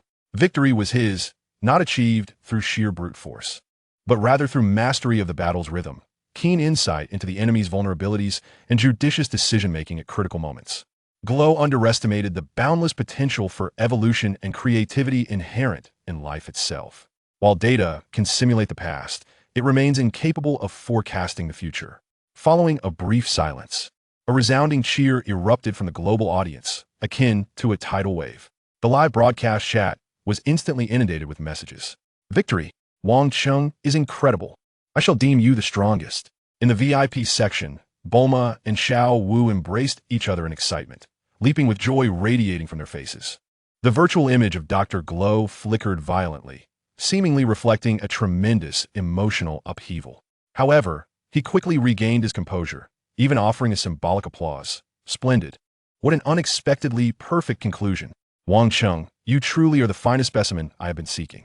Your performance has far exceeded all calculations. His tone then took a sharp, icy turn. Nevertheless, this warm-up of the game concludes here. Our next encounter will be in reality. Cherish the time you have won. With that, his virtual image flickered a few more times before vanishing completely. As Dr. Glow disappeared, the entire lunar-like arena began to destabilize, gradually dissipating. Wang Cheng felt a wave of dizziness wash over him. Chapter 67. Did Master Roshi really pass away? With the conclusion of the Glow game, the invisible force field enveloping the venue receded. The over 8,000 spectators regained clarity in their eyes. Most only recalled being enveloped in a black light, followed by a haze of consciousness, oblivious to the subsequent thrilling course of the game. The suit-clad robot disintegrated into countless blue data fragments, vanishing into the air. On the arena, Wang Cheng, Sun Wukong, Lan Chi, and Pilaf simultaneously opened their eyes, consciousness returning to their bodies. Victory! It was unclear who exclaimed first, but soon, deafening cheers swept across the entire venue. The spotlight illuminated the quintet on stage, especially Wang Cheng, who stood at the forefront. The global livestream captured every moment. Wang Cheng, chairman of the Baoshin Group, had saved everyone with his absolute strength and calm command. At that moment, his image loomed larger than life. Staff and medical personnel swiftly rushed onto the stage. Bulma and Xiao Wu were the first to reach Wang Cheng, anxiously checking on his condition. Mifine. Wang Cheng assured them with a nod, his tone steady. His gaze swept over his teammates. Sun Wukong and Lan Chi appeared somewhat pale, their exhaustion evident, rendering them incapable of engaging in high-intensity combat for the foreseeable future. Master Roshi lay unconscious in a gaming chair. Master Roshi, Krillin exclaimed anxiously as he rushed over. Wang Cheng sensed that although the flow of energy within the elder's body was slower than usual, the core remained stable and robust, far from indicating a state of unconsciousness. Reflecting on the nature of that old lecture, Wang Cheng addressed the approaching staff. Master Roshi's injuries are grave. It seems we must prepare for his final rites. Contact the finest funeral home and arrange for the highest standard of service. We must proceed with cremation promptly as a mark of respect. As soon as he finished speaking, the previously unconscious Master Roshi sprang up with surprising agility, completely defying his elderly appearance. Wait, cremation? No way. I believe I can be saved. Master Roshi exclaimed urgently, displaying no signs of weakness. The onlookers were left speechless. Realizing he had misspoken, Master Roshi's face flushed with embarrassment. He cleared his throat and attempted to recover. I was merely practicing my breathing technique using the secret art of the turtle style, which may have appeared as if I were in a coma. Mainly, I wanted to see if any beautiful ladies would shed tears of sorrow for me. His comments were met with a chorus of disapproval. Bulma shot him a disdainful glare. You old pervert, I knew you had ulterior motives. Krillin covered his face, feeling utterly embarrassed. The tension in the atmosphere dissipated considerably following this uproar. The event organizers approached, drenched in sweat, to discuss matters. Both Sun Wukong and Lan Chi were clearly in no condition to compete in the finals. However, the finals of the World Martial Arts Tournament were of global significance and could not simply be canceled. Ultimately, following a friendly suggestion from the event's principal sponsor and the hero who saved the day, the organizing committee made an unprecedented announcement. This year's World Martial Arts Tournament will crown two champions, Sun Wukong and Lan Chi. Though blonde Lan Chi appeared weary, she mustered the strength to lift the enormous championship trophy, flashing a triumphant and radiant smile at the camera. Did you see that? I'm the best. Meanwhile, blue-haired Lan Chi shyly bowed to the audience, expressing her gratitude in a soft voice, her contrasting demeanor winning the hearts of many. Sun Wukong, scratching his head with a goofy grin, seemed indifferent to the title of champion and instead approached Wang Cheng, eyes sparkling with enthusiasm. Mr. Wang Cheng, can we have a serious match next time? You're incredible. Wang Cheng, noticing the fighting spirit in his eyes, nodded. Once you recover, we can battle anytime. Sun Wukong instantly beamed with joy like a child. The celebratory feast was held at a hotel under the auspices of the Star Group. Wang Cheng's team undeniably captured the spotlight. He remarked, the The threat posed by Dr. Gero has not been eliminated. He has failed this time, but next time he will be even more relentless. We require greater strength. He surveyed the crowd. I know of a place called King Kai's planet. There resides a King Kai whose strength is unfathomable, surpassing even that of the gods. I plan to travel there for intensive training to prepare for future crises. As soon as he finished speaking, Bulma seized his arm. I'm coming. Don't think you can leave me behind. Blue-haired Lon Chi quietly added, Boss. I want to go too. Lon Chi chimed in, Of course I'm going. I want to become stronger. Without uttering a word, Xiao Wu stepped forward to stand behind Wang Cheng, silently expressing her support. Tianjin Han and Dumpling exchanged glances before stepping forward as well. Tianjin Fan spoke in a low voice, Brother, take us with you. We need to grow stronger. Master Rashi stroked his beard and replied, King Kai's planet, alas. I am too old to join the fray. I shall remain on Earth to keep an eye on the deities. His reluctance stemmed mainly from his fondness for Earth's television programs and beauty magazines. King Pilaf, who had been huddled in a corner, immediately leaped forth to pledge his loyalty. Fear not, boss. The daily operations of the Crystal Palace will be managed by me and Aishio. We shall ensure everything is in impeccable order. He had no desire to venture into any perilous training grounds. Wang Cheng glanced at him, nodded, that will suffice. Thus the plan was set. Wang Cheng resolved to lead Bulma, launch Xiaowu, Tianjin Fan, and Jiaozi to King Kai's planet. Sun Wukong and Krillin would accompany them as well. After the banquet concluded, Wang Cheng summoned Bulma. Seizing the moment while Dr. Gero was overwhelmed and distracted, he discreetly procured all the copyrights and underlying codes of his game at the lowest possible price. Bulma's eyes sparkled with understanding. She immediately grasped Wang Cheng's intentions. This was not merely a commercial blow, but a profound humiliation and technological plunder of Dr. Gero. Leave it to me, she exclaimed, rubbing her hands together. For this blend of technology and commerce was her forte. With the financial might of the Aldebaran Group and Bulma's technical prowess, combined with Dr. Gero's ignorance of the gaming market, the acquisition proceeded remarkably smoothly. For a mere 20 million, the entire ownership of the globally renowned and technologically advanced Gero game fell into Wang Cheng's hands, acquired at a price akin to scrap. Bulma swiftly organized her technical team to debug and adapt the game, eradicating all malicious backdoors and dangerous programs left by Dr. Gero, preparing to transform it into a flagship virtual reality product under the Aldebaran Group. 3 days passed in the blink of an eye. Just as Wang Cheng and his companions readied themselves to depart for King Kai's planet, Dr. Gero, upon viewing the news headline proclaiming the Aldebaran Group's low-cost acquisition of the Gero game, valued at over 30 billion, was infuriated to the point of steaming with rage. The game he had painstakingly crafted not only failed to ensnare Wang Cheng, but had instead become a garment for the rival, enriching them beyond measure. 30 billion, 30 billion. Dr. Gero's voice crackled with electronic distortion, brimming with fury and resentment. That money was rightfully his. It was his research funding. However, soon the anger gave way to a chilling calculation. Ha. Wang Cheng, do you believe you have triumphed? He summoned another classified document, revealing the meticulously detailed brainwave activity patterns he had secretly gathered during the final battle of the Gero game. Every spark of thought, every instinctive response in combat had been recorded and analyzed. The corners of the image's mouth twisted into an inhuman arc, and the eyes, composed of code, gleamed with a dangerous light. Laugh all you want, Wang Cheng. Your battle instincts, your power operation patterns, everything about you has now become my most exquisite data.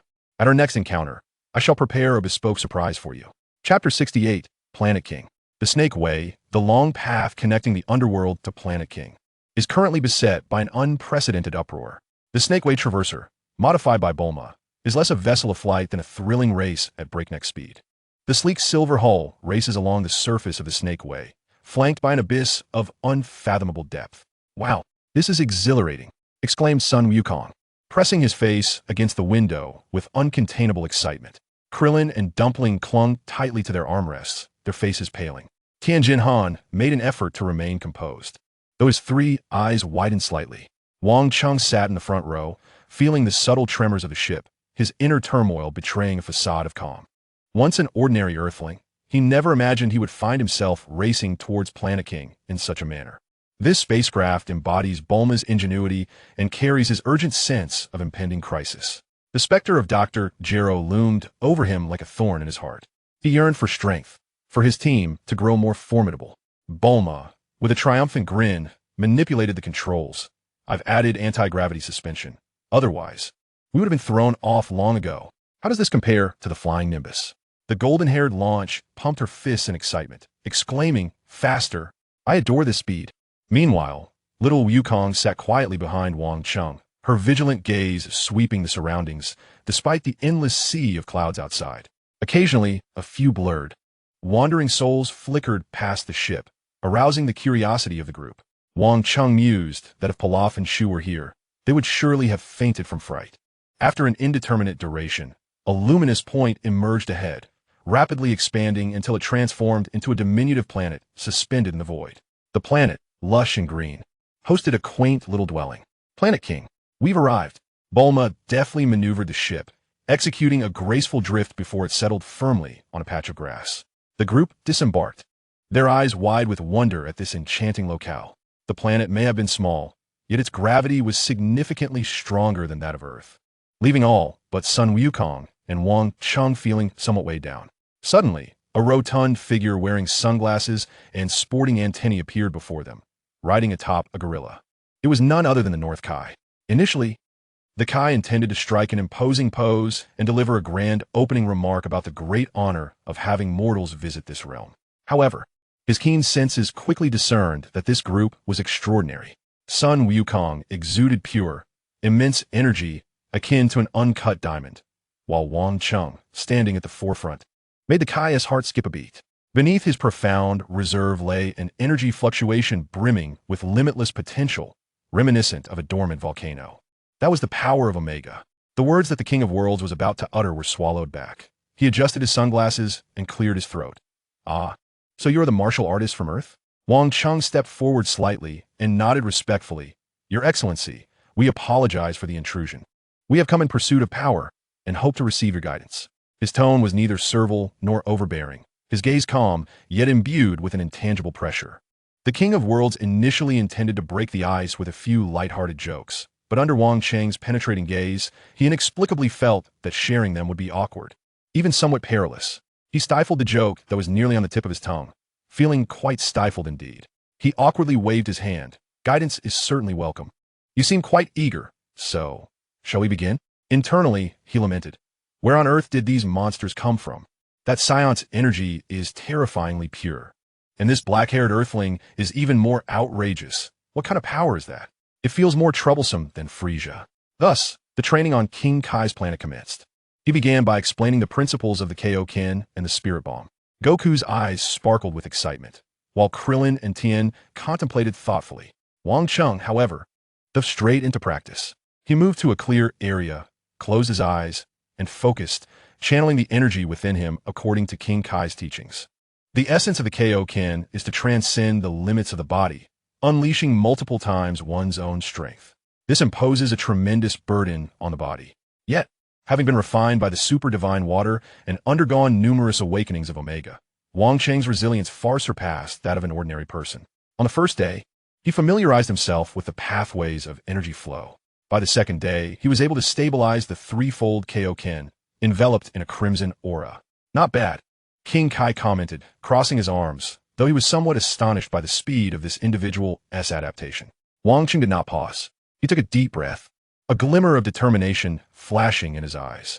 The shadow of Dr. Gero and the formidable foes that might arise in the future spurred him onward. 5 times. The crimson aura surged dramatically, deepening in color. Wang Cheng felt a slight tearing sensation in his muscles, yet it remained within tolerable limits. 8 times. The aura nearly took on a tangible form, the grass beneath him being pressed down by the force.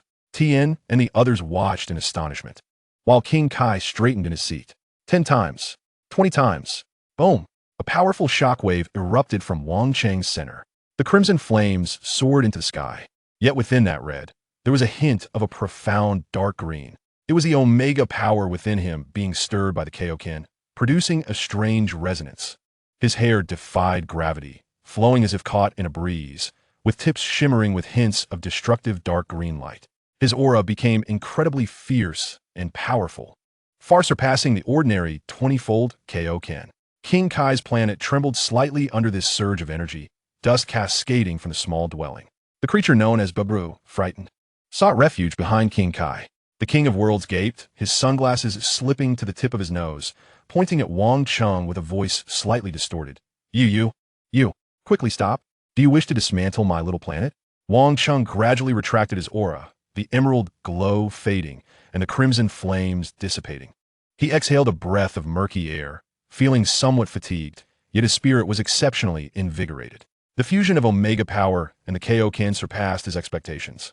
This was merely a preliminary attempt. He gazed at the terrified Ko, speaking calmly. Dear Ko, I believe I can sustain the 20-fold Kaioken for approximately half a day.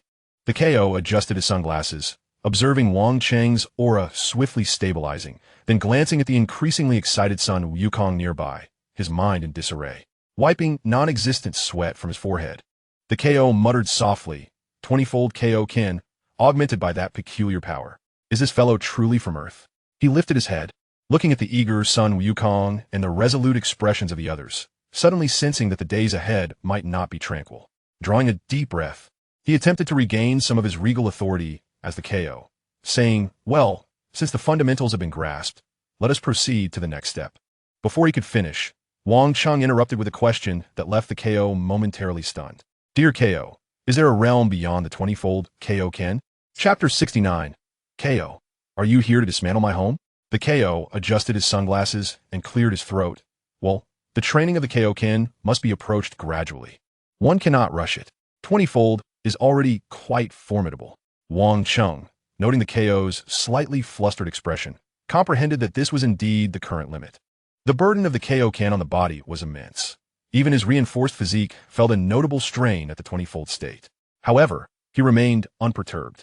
With the initial fusion of the 20-fold Kaioken and Omega power, his strength had ascended to a new echelon. More importantly, he recognized the vast potential of this union.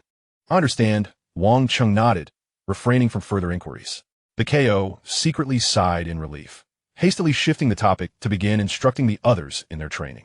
Unlike Wang Cheng and son Wukong, Bulma had no interest in traditional training.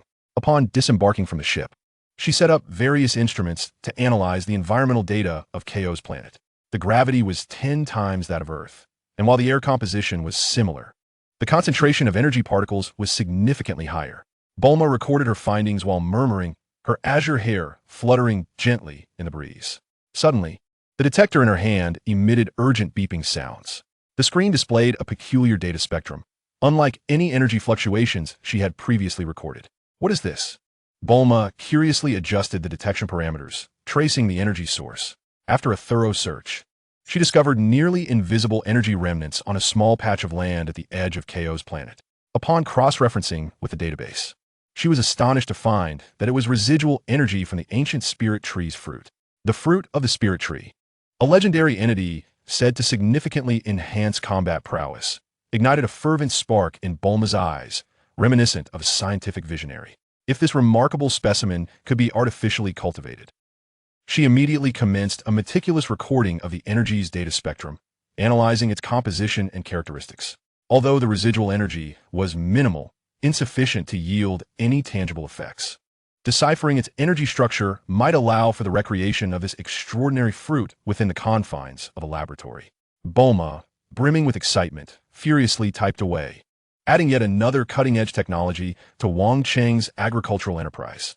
She began to conceive a plan to utilize the resources of the Arcturus Group to establish a clandestine botanical research facility.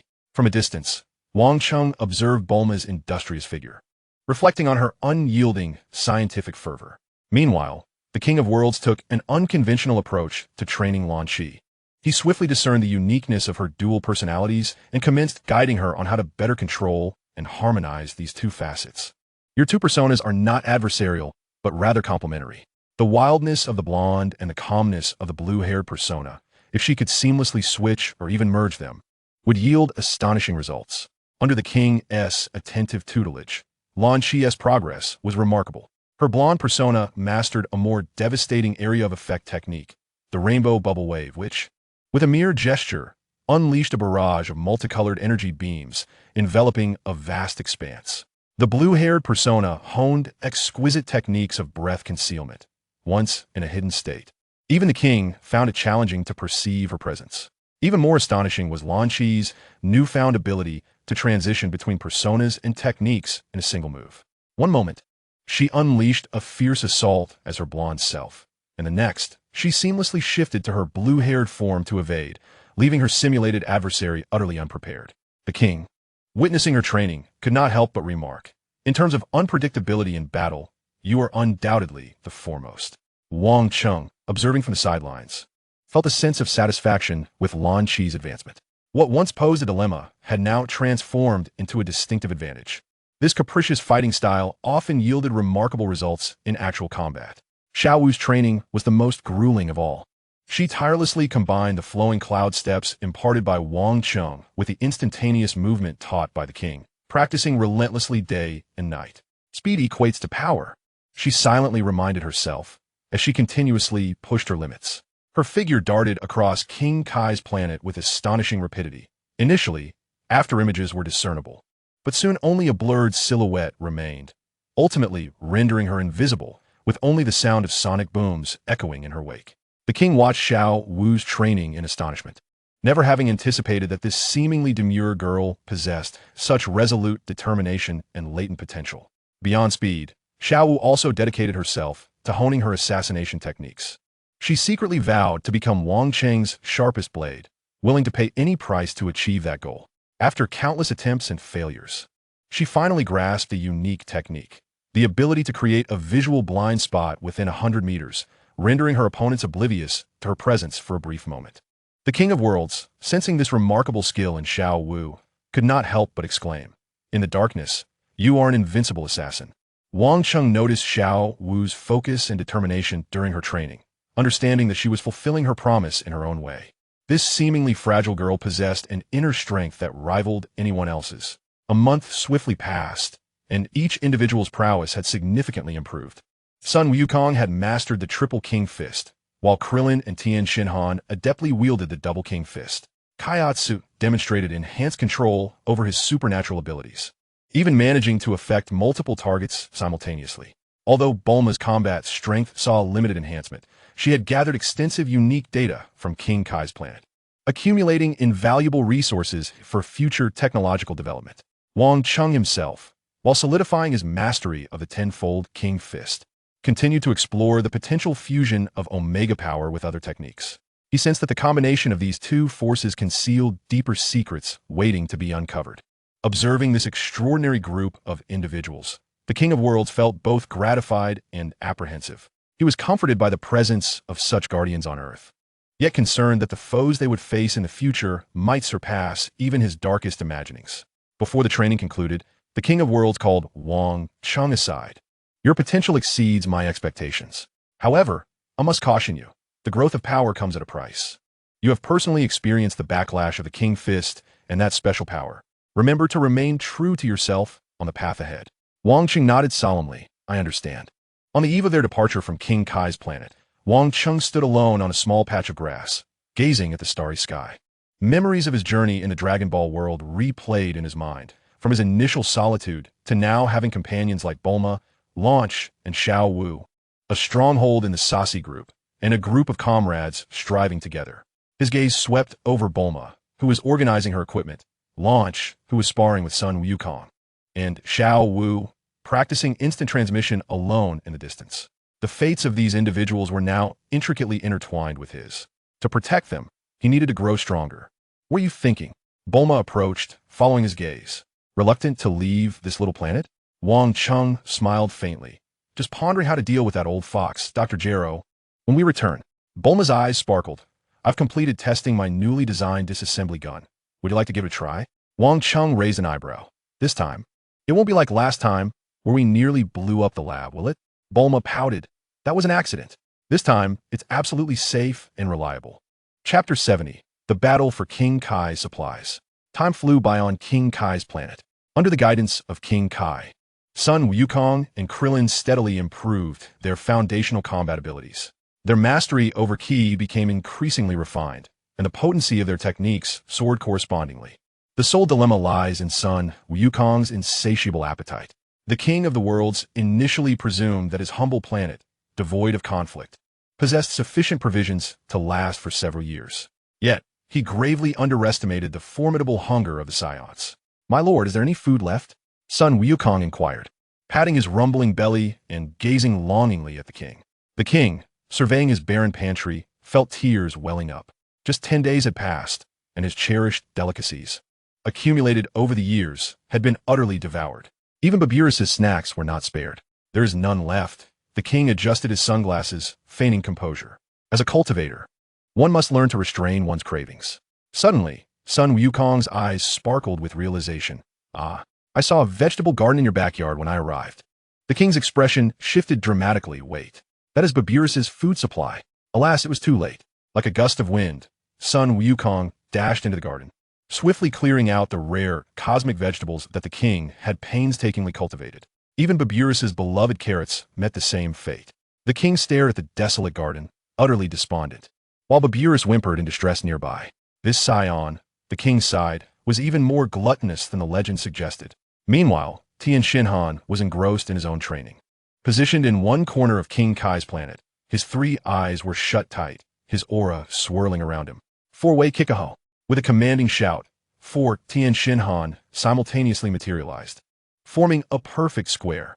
They raised their hands in unison, palms facing upwards, beginning to concentrate their energy. Golden Kikoha beams took shape in their hands, the energy fluctuations causing King Kai's planet to tremble slightly. Fire! For golden rays surged forth simultaneously toward a distant meteorite. In the wake of their brilliance, the meteorite was obliterated to dust. Nearby, Kaiatsu gleefully recorded the data. "Tian Shinhan. The power of this technique is 3.5 times that of a single Kikoha. The energy consumption is 2.8 times. Tian Shinhan retracted his duplicates, nodding with satisfaction. "Excellent. This technique can serve as a trump card." 10 days later, Wang Cheng resolved to return to Earth with Bulma, Launch, and Little Wu. Their rigorous training on King Kai's planet had come to a close. They needed to address matters concerning their organization while preparing for the impending crisis. Before departing, Wang Cheng handed a thick file to King Kai. "What is this?" King Kai inquired, flipping it open with curiosity. "A tactical plan concerning the androids," Wang Cheng replied calmly, detailing the vulnerabilities of various models that Dr. Gero might create, along with corresponding combat strategies. The more King Kai read, the more alarmed he became. This plan was terrifyingly thorough, considering possibilities he had never contemplated. "How could you know all this?" King Kai stammered. Wang Cheng merely glanced at Bulma, who was bidding farewell to Sun Wukong. King Kai's eyes widened in realization.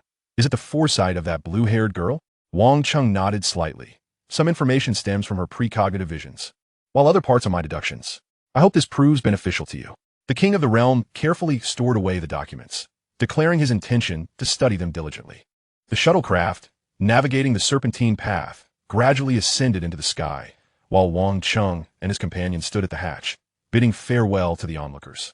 Sun Wukong waved exuberantly, shouting, "Once I master the Kaioken at 20 times its power, I shall return to seek you all." Krillin, grinning, waved as well, saying, "Be sure to inform Master Roshi that we have grown considerably stronger."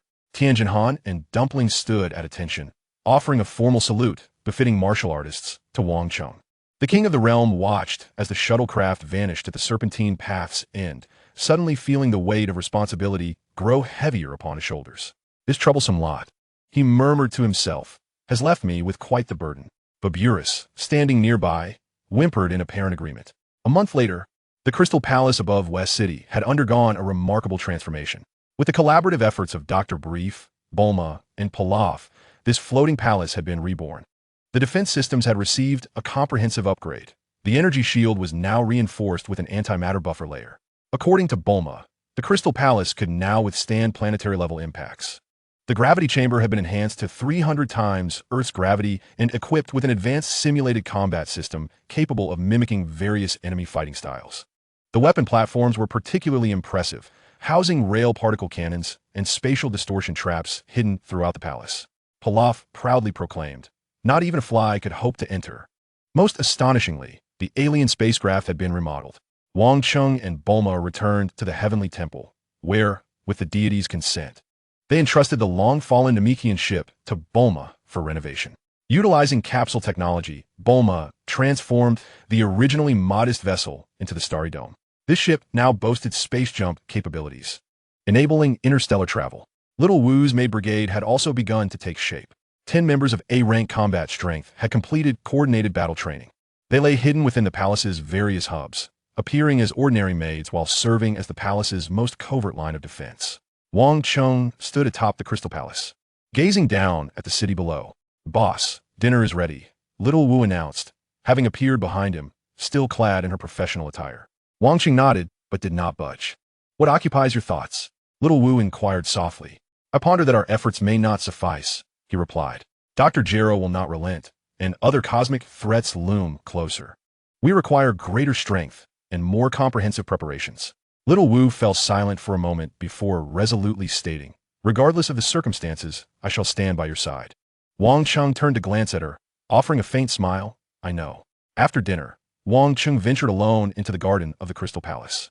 The palace, illuminated under the night sky, appeared almost otherworldly, its lights twinkling in harmony with the stars above. He recalled the small Bic, who had been settled in a remote village. Since Bic's rebirth, he had not visited the child in quite some time. "It is time to see him," Wang Cheng murmured to himself. Meanwhile, in the clandestine laboratory of the Crystal Palace, Bulma found herself perplexed by a myriad of data. The energy spectrum of the spirit tree's fruit was exceedingly intricate, rendering it impossible to decipher in a short span. Dr. Brief, pipe in mouth, approached her, offering a comforting remark. "Do not fret. Science demands patience." "I do not have the luxury of time." Bulma sighed. Wang Cheng warned that a crisis may soon be upon us. "Doctor." Brief gently patted his daughter's shoulder. "Then take a moment to rest. We shall continue tomorrow." On the following morning, Wang Cheng stood on the observation deck of the Crystal Palace, gazing out at the distant sea of clouds. Everything seemed to be progressing positively, yet he was acutely aware that the true challenge lay ahead. "I must step out for a while," he informed Bulma, who was engrossed in calibrating a new detector, her eyes not leaving her work. "Going to trouble Dr. Gero?" she inquired without looking up. "No, I'm going to see that little Piccolo. I shall return shortly." He resolved to venture alone to the small village, as there were matters he needed to confirm firsthand.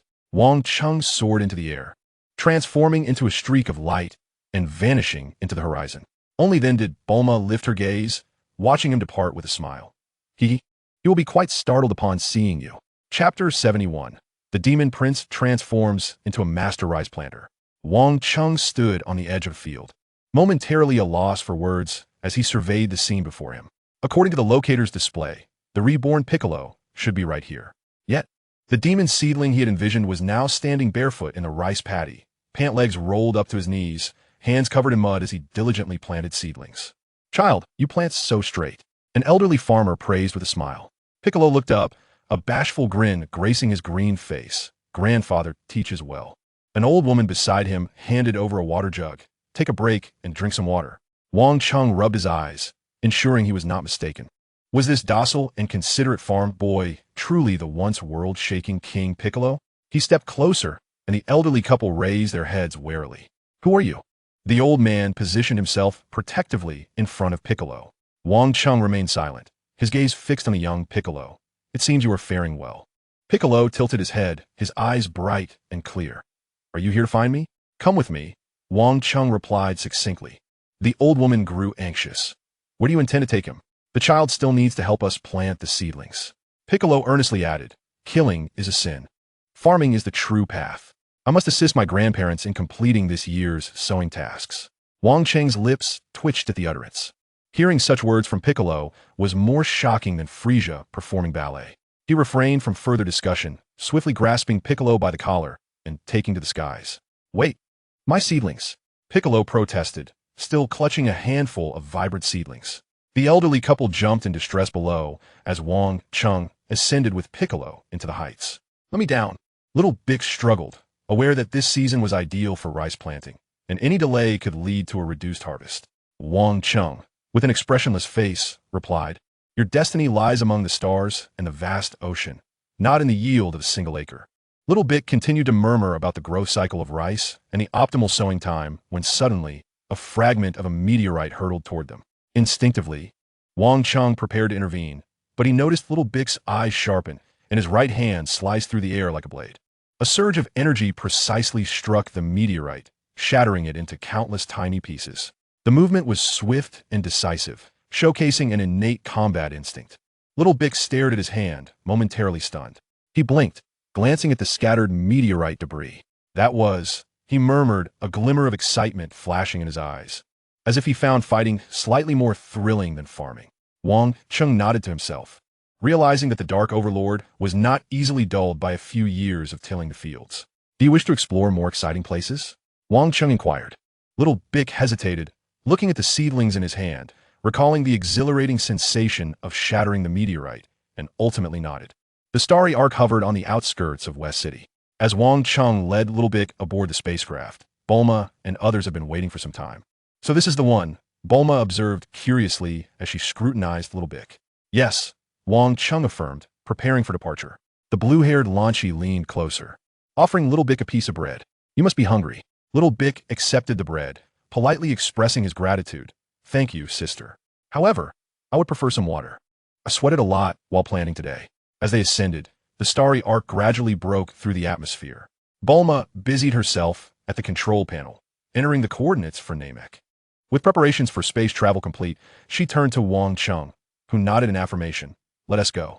A star gate opened ahead of the spacecraft, allowing the starry arc to glide through.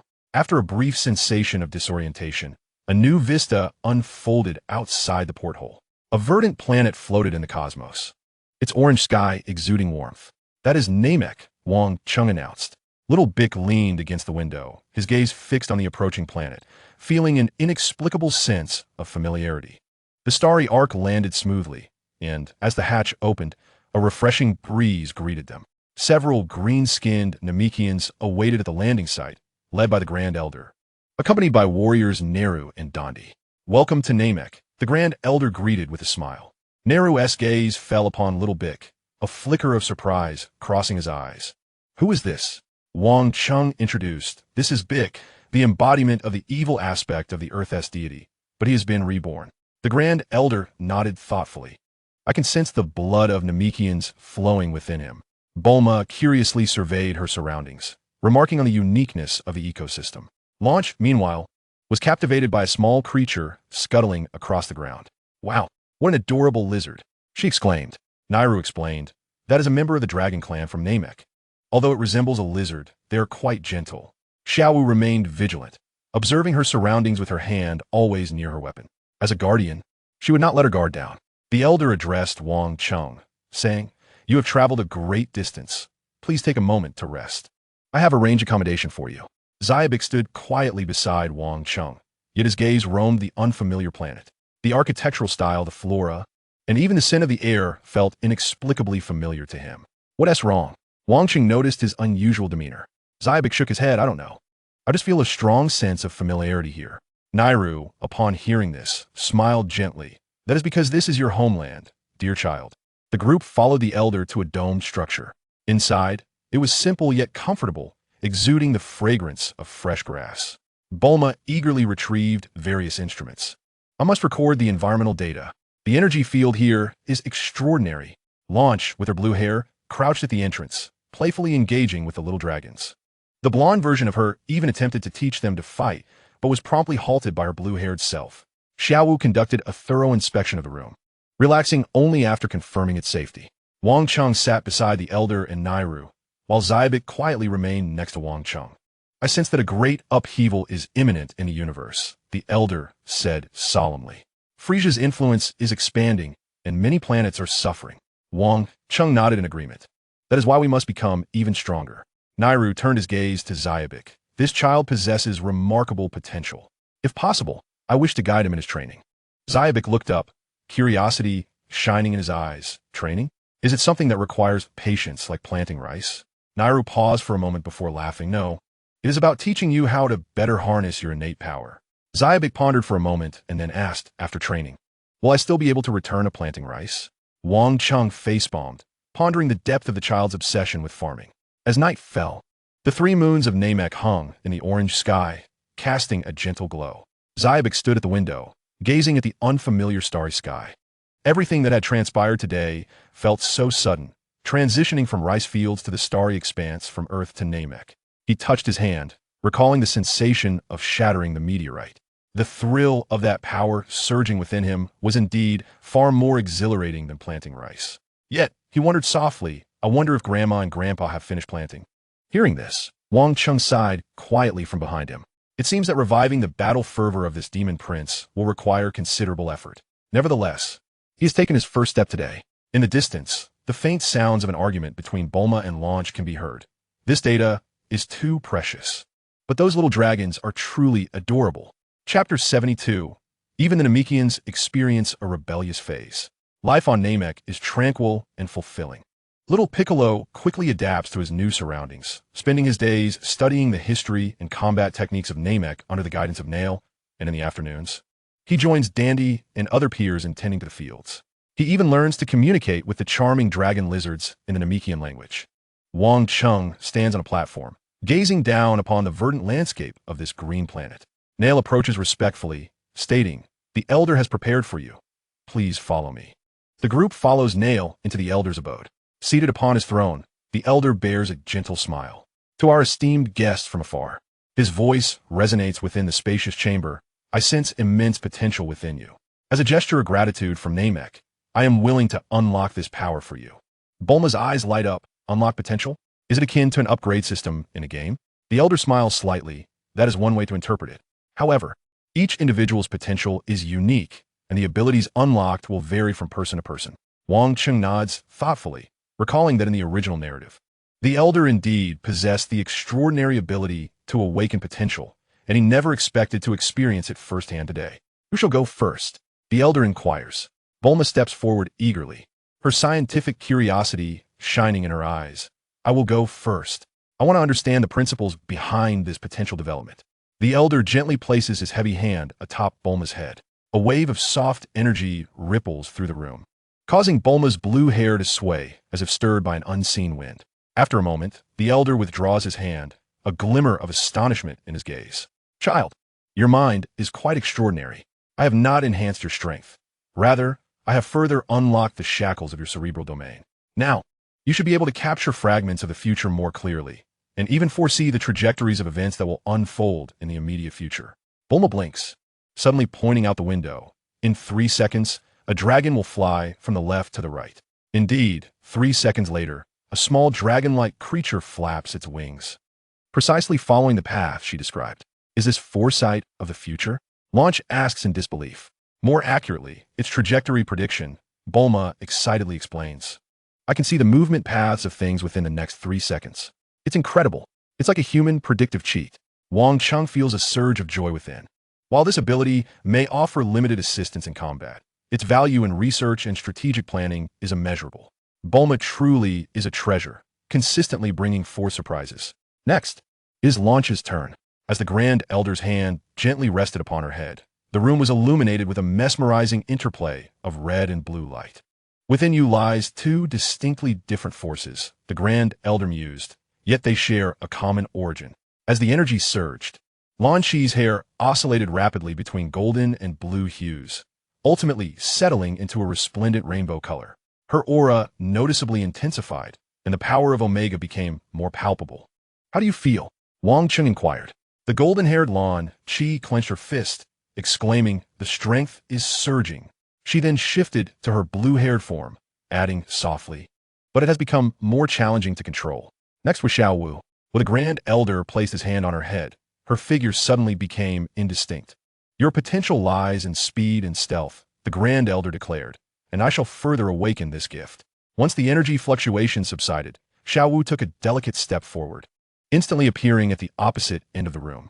Even more astonishing, the shadows around her seemed to come alive, forming a shadow realm approximately 20 meters in diameter.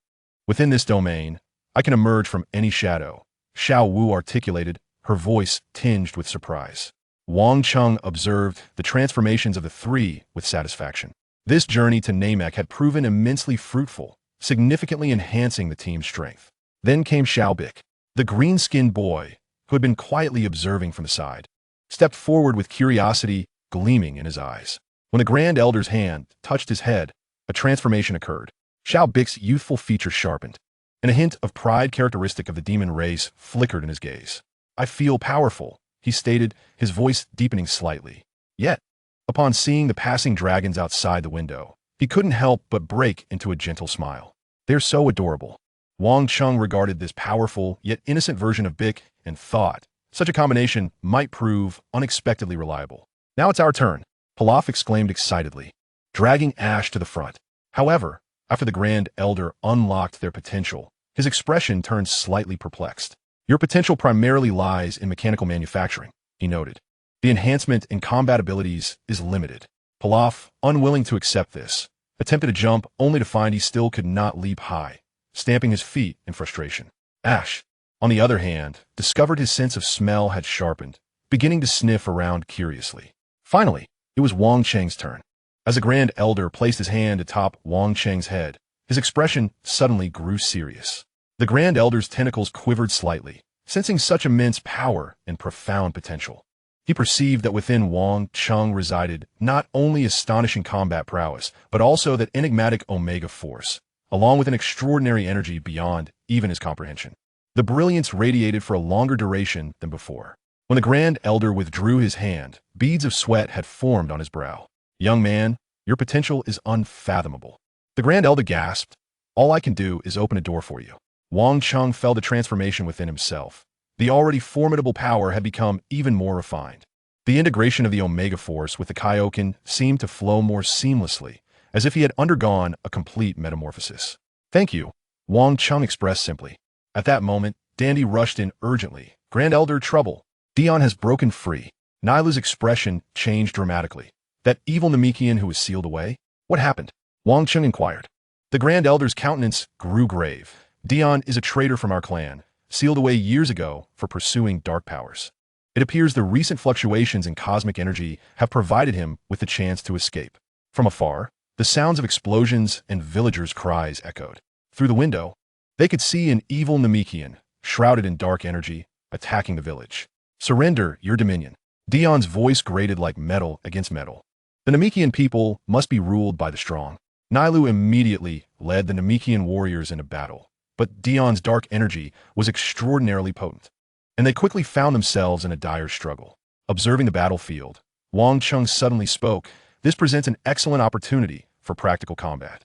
He turned to the newly empowered team members. Lanqi, Xiaowu, it's your turn. The blonde Lanqi grinned widely. Just a chance to test my new strength. Xiaowu nodded silently, her figure vanishing into the shadows. Bulma expressed her concerns. They've just acquired their new abilities. Shouldn't they take some time to adapt? Wang Cheng gazed at the battlefield, his tone calm. Practical experience is the best adaptation. Outside, Dion's dark energy spread like a tangible cloud, withering everything in its path. Nylu and the warriors struggled to hold their ground, the situation looking increasingly grim. Could Lanqi and Xiaowu confront this formidable foe? How effective would their newly acquired powers be in battle? Standing by the window, Wang Cheng realized that this was not merely a fight, but a crucible to test the team's strength. In the distance, a rainbow-colored light suddenly erupted, starkly contrasting the dark energy. Meanwhile, an unseen figure stealthily approached from the shadows. Chapter 73. The glorious moment of the farming boy. Above the village of Namek, dark energy loomed like a storm cloud.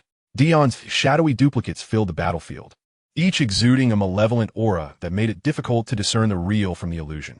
Lanqi's rainbow bubbles swept through, shattering several duplicates, yet more immediately filled the void. Xiaowu darted swiftly within the realm of shadows, eliminating a duplicate with each strike, but the number of duplicates seemed endless. This could go on forever. Lanqi shouted in frustration. If you have guts, come out and face me one-on-one. Lanqi maintained her composure, closing her eyes to meticulously sense the energy fluctuations of her clones. Each clone exhibited subtle differences in energy intensity. The true self must be concealed among them. Bulma, positioned behind, deftly operated the detector, swiftly analyzing the data. The energy fluctuation of the third clone on the left was the most stable. This could potentially be the true form. Without hesitation, Xiaowu surged towards that direction, her dagger slicing through the air with a glimmer of cold light. Yet, just as she was about to strike, the clone suddenly dissipated, revealing the real Dean in a different direction. Foolish earthlings, Dean scoffed. Do you truly believe you can unveil my secret arts? The battle reached a stalemate. Lanqi and Xiaowu fought back to back. Although they faced no immediate danger, they could not inflict effective damage upon Dean. Wang Cheng observed from a distance, his expression serene. He was in no rush to intervene, This confrontation was a rare opportunity for Lanky and Xiaowu to hone their skills. Only through real combat could they genuinely master their newly acquired powers. At that moment, a surge of dark energy struck a nearby dwelling. The resounding crash of collapsing walls was accompanied by the terrified cries of the Namekian villagers. Standing at the rear, little Piccolo witnessed this scene, his green fist clenching involuntarily. He saw a young Namekian child injured by flying debris, blood staining his green skin. Unforgivable, little Piccolo murmured. Within him, the proud bloodline of the demon race surged alongside the guardian spirit cultivated in rural life. Green energy began to coalesce around him, and the particles in the air grew restless. Dean noticed this unusual energy fluctuation and sneered. "What is this? Does the little one wish to join the fray?" Little Piccolo remained silent. His eyes sharpened, and his hands came together before his chest as a beam of green energy began to gather. This technique, Elder in Neru's support, upon witnessing this moment, displayed a look of astonishment. It's the Demon Convergence Light Cannon. He has actually comprehended this technique on his own. Dean's expression finally shifted. Impossible. Such a high-level Namekian secret art. Little Piccolo roared, thrusting his hands forward. The green energy beam surged forth like an unstoppable spear piercing the heavens, targeting Dean with unerring precision. The energy beam struck Dean's true form, penetrating his chest. In disbelief, Dean glanced down at the hollow wound in his torso, letting out a cry of anguish. Everyone was taken aback by this unexpected turn of events. Lanky and Xiaowu halted their movements, while Bulma's detector emitted urgent warning signals, indicating the terrifying energy reading of that recent blow. "That strike," Neru murmured, "has surpassed the power I wielded at my peak." Little Piccolo gasped for breath, gazing at his hands, seemingly incredulous at the potency of his previous attack. Yet the battle was far from over. Severely battered, Dean not only refused to succumb, but began to voraciously absorb the dark energy surrounding him. His physique rapidly expanded, and under the nurturing embrace of the shadowy force, his wounds began to mend. "You shall all perish." Dean's voice twisted into a terrifying distortion, as countless tendrils erupted from his being, frantically assaulting in all directions.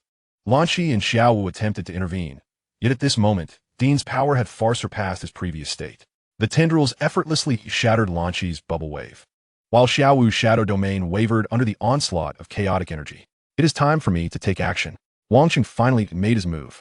His figure flowed like wisps of cloud, weaving gracefully among the flurry of tendrils. No matter how dense Dean's attacks became, they could not graze him. Dean roared in madness. "Impossible. No one can evade my storm." Wang Cheng paid no heed to his outcries. With a gesture of his hand, an invisible sword aura materialized from thin air. This aura, appearing gentle, harbored the will to sever all things. Great freedom and carefree sword aura. Wherever the sword aura passed, the shadowy tendrils shattered and dissipated. Numerous fine wounds appeared on Dean's colossal form, dark energy seeping from them incessantly. "No!" Dean collapsed to the ground, his size beginning to diminish. Darkness had indeed descended upon Namek. His words remained unfinished as he succumbed to unconsciousness. Neru promptly led the Namekian warriors forward, binding Dean with specially crafted energy chains. Wang Cheng stood casually, as if he had merely accomplished a trivial task. He glanced at Little Bic, a glimmer of approval in his eyes. Bulma rushed over, excitedly patting Little Bic's shoulder. "I never expected you to be this formidable." Little Bic, feeling a bit bashful, lowered his head. "I just didn't want to see anyone get hurt." However, he quickly added, "This technique demands a high level of energy control. I must continue to practice." Lanchi approached, playfully ruffling Little Bic's hair in his golden-haired state. "Well done, little one." Xiaowu then bowed to Wang Cheng. "I apologize for our failure to complete the mission." Wang Cheng shook his head. "You performed admirably. Some foes indeed require special methods of engagement." The elder approached, supported by Neru, and solemnly addressed Little Bic. "Child, you have exhibited remarkable talent. Would you accept my personal guidance?" Little Bic glanced at Wang Cheng, and upon receiving a nod, responded, "I would be willing." However, he pointed towards the distant fields. "May I continue learning agricultural techniques?" This request left everyone momentarily stunned before erupting into laughter. Even the typically stern Neru couldn't help but allow a smile to grace his lips.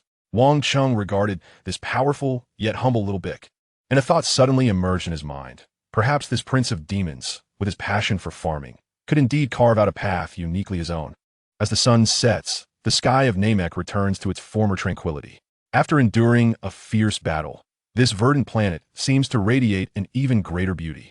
Meanwhile, in a clandestine laboratory on Earth, Dr. Gero gazes at the energy readings from Namek displayed on the screen, a cryptic smile gracing his lips. How intriguingly fascinating. Chapter 74. The Demon King's training class commences. The night on Namek is hushed. 3 moons hang in the heavens, casting a gentle glow. Wang Cheng stands on a platform, his gaze fixed upon the distant starry expanse. Within him, a tempest brews. Having traversed into the Dragon Ball realm for quite some time, he has transitioned from solitude to companionship, bearing newfound responsibilities. The threat from Dr. Gero still looms, now compounded by the unknown dangers lurking in the cosmos. He must grow stronger, and his team must ascend in strength as well. Within the Elder's abode, a somber atmosphere prevails. The Elder reclines in his chair, his breaths shallow. His life approaches its twilight. Wang Cheng, I have glimpsed fragments of the future. A darkness is spreading through the universe, and Namek shall be its target, the Elder intones. Wang Cheng steps closer, listening intently. The Elder continues, you are an alien, and your arrival has altered the trajectory of fate. Only you possess the power to alter Namek's destiny. Wang Cheng remains silent, already aware that the crises within the Dragon Ball universe will be numerous and arrive swiftly. The Elder's gaze shifts to the young Piccolo and Dandy standing nearby, then to the bound Dion. I propose this. The Elder states, merge the powers of the 3 of you. Piccolo's combat prowess, Dandy's healing abilities, and Dion's fighting memory. This will forge a mightier warrior. Young Piccolo blinks in surprise. Dandy casts a wary glance at Dion, who, despite his restraints, still glimmers with a fierce light in his eyes. I agree. Wang Cheng suddenly interjects, turning to Piccolo. You require strength to safeguard those you wish to protect. Young Piccolo recalls the injured Namekian children he encountered during the day. The house is reduced to ruins and nods in agreement. Seeing young Piccolo's consent, Dandy quietly adds, I concur as well. Deon smirks derisively, merge. Perfect. Let me take the reins of this new body. Summoning his final reserves of energy, the Elder raises his hand. A soft radiance envelopes young Piccolo, Dandy, and Dion. Within this light, their forms gradually melt. The luminosity intensifies, blindingly bright, forcing one to squint. When the brilliance subsides, a completely transformed Piccolo stands before them. He towers far above his former self, his emerald skin deepening in hue, and his crimson eyes gleaming with rebellious fervor. With arms crossed and a triumphant grin adorning his lips, he declares, from this day forth, the voice of the new Piccolo is deep and powerful, and the universe shall remember the name of Demon King Piccolo. His gaze sweeps over the assembly, finally resting on Wang Cheng. Wang Cheng, he called out his name directly. Shall we engage in a match? Wang Cheng gazed at him with a blank expression. This new Piccolo certainly exuded arrogance and required a lesson. Wang Cheng subtly released a hint of omega pressure. Just a trace, yet the atmosphere on the entire platform grew heavy.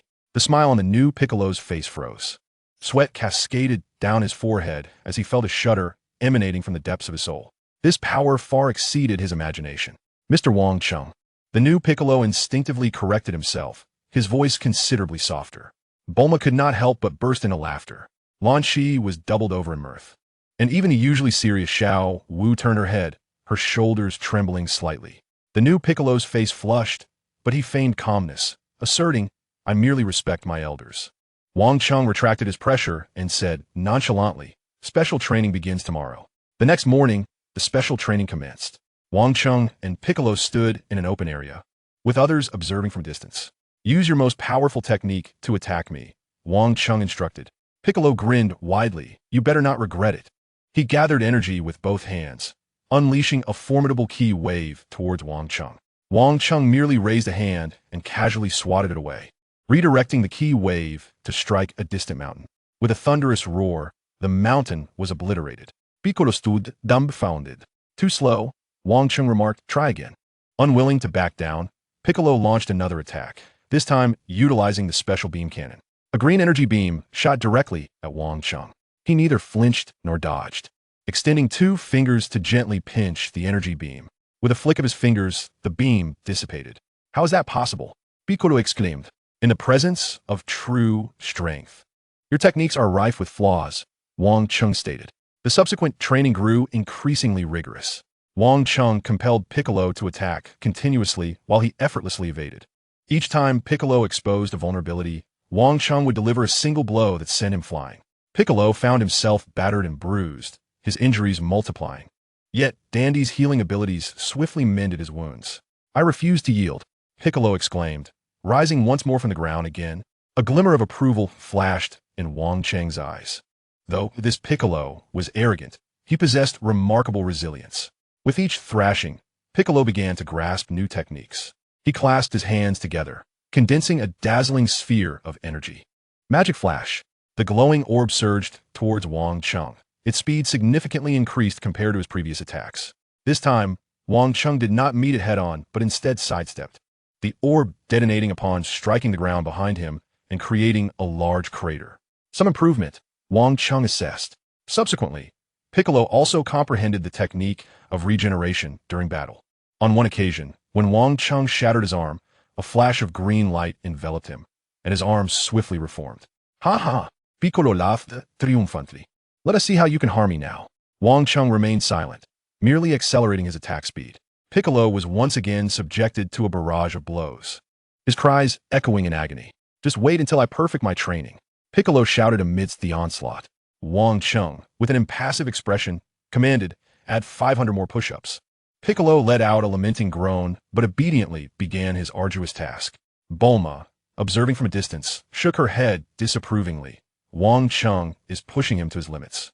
However, Lan Chi watched with keen interest, exclaiming, "Now this is what we call specialized training." Xiaowu quietly recorded the training data, her eyes reflecting admiration. For she understood that Wang Cheng was acting in the interest of the team. As the day's training concluded, Piccolo lay exhausted on the ground, unable to move. Wang Cheng approached him and tossed him a senzu bean. "We continue tomorrow." Upon consuming the bean, Piccolo's strength was instantly restored. He sat up, watching Wang Cheng's retreating figure, a complex expression flickering in his eyes. This earthling was extraordinarily powerful. Yet, he recognized that training alongside him would undoubtedly lead to his own enhancement. Piccolo clenched his fists, determined that one day he would earn Wang Cheng's acknowledgement of his strength. That night, Wang Cheng stood alone on a platform, gazing at the starry sky, pondering the Grand Elder's prophecy. The cosmos was shrouded in darkness, indicating that the road ahead would be long. However, he felt confident in facing any challenge, for he was not alone in this battle. He glanced back at the distant Piccolo and then toward Bulma and the others' dwelling. To protect these comrades, he must continue to grow stronger. Chapter 75. The Dragon Ball Wish and Strawberry-Flavored Acid Rain. The sky over Namek was clear and bright. Wang Cheng stood in an open field. 7 enormous orange Dragon Balls arrayed before him. These Dragon Balls were larger than those he was familiar with on Earth, adorned with a different number of stars. Piccolo stood beside him, arms crossed, his expression still defiant, but with a hint of seriousness in his gaze. Dandy's consciousness assisted him within, ensuring the summoning process proceeded smoothly. Taking a deep breath, Wang Cheng called out in Namekian, "Come forth, Purunga, grant my wishes." The 7 Dragon Balls erupted in a brilliant light, soaring into the heavens. The radiance coalesced in the air, ultimately forming an immense figure resembling a divine dragon. Its body was emerald green, and its red eyes gazed down upon the assembly. "O gatherer of the Dragon Balls," Purunga's voice resonated, deep and authoritative, "state your wishes." "I can fulfill 3. Wang Cheng had already prepared his desires. He turned to glance at the 3 female companions behind him. For the first wish, he declared clearly, "Grant Bulma the ability to attain eternal life." Purunga's eyes flashed with a crimson light. This wish is simple. A beam of light descended from above, enveloping Bulma. She widened her eyes in astonishment, feeling a warm energy flow into her, as though the essence of life itself was being rewritten and an invisible shackle was shattered. The radiance lingered for several moments before dissipating. For the second wish, Wang Cheng continued, "Grant Lan Chi the ability to attain eternal life." A radiant beam of light descended. Enveling Lan Chi, in her golden-haired form, she excitedly shook her fist, while in her blue-haired state, she gently caressed her arm, savoring the peculiar transformation. For the third wish, Wang Cheng's gaze finally settled on Xiao Wu, bestowing upon her the gift of eternal life. The third beam of light enveloped Xiao Wu. She paused momentarily, then looked at Wang Cheng with eyes both resolute and complex. The imprint of life was profoundly altered, as the bond between her and Wang Cheng seemed to be eternally crystallized by this light. With the 3 wishes granted, the figure of Purunga began to fade into transparency. Thus, farewell. The colossal dragon dissipated, and the 7 dragon balls hummed as they soared into the sky, scattering across the various corners of Namek. Their appearance shifting from orange to a grayish stone. Wang Cheng gazed at his 3 companions. Bulma curiously examined her skin. Lan Chi switched between her personalities, and Xiao Wu quietly felt the changes within her. He felt a sense of solace in his heart. In the perilous world of Dragon Balls, extending the lives of his friends was one of the most tangible things he could do for them. He did not wish to witness those dear to him leave due to the passage of time, and of course, he would wish for the same for himself later. How do you feel? Wang Cheng inquired. Nothing particularly special, Bulma shrugged. I just feel like I have more energy. I feel like I could take on 10 more. Lan Chi grinned widely. Xiao Wu nodded gently. Thank you, boss. Piccolo grunted, eternal life? A rather dull wish. Yet he refrained from saying more. Next came the fulfillment of their promise to Namek. Bulma, utilizing the environmental data of Namek, designed a planet-level ecological energy barrier system.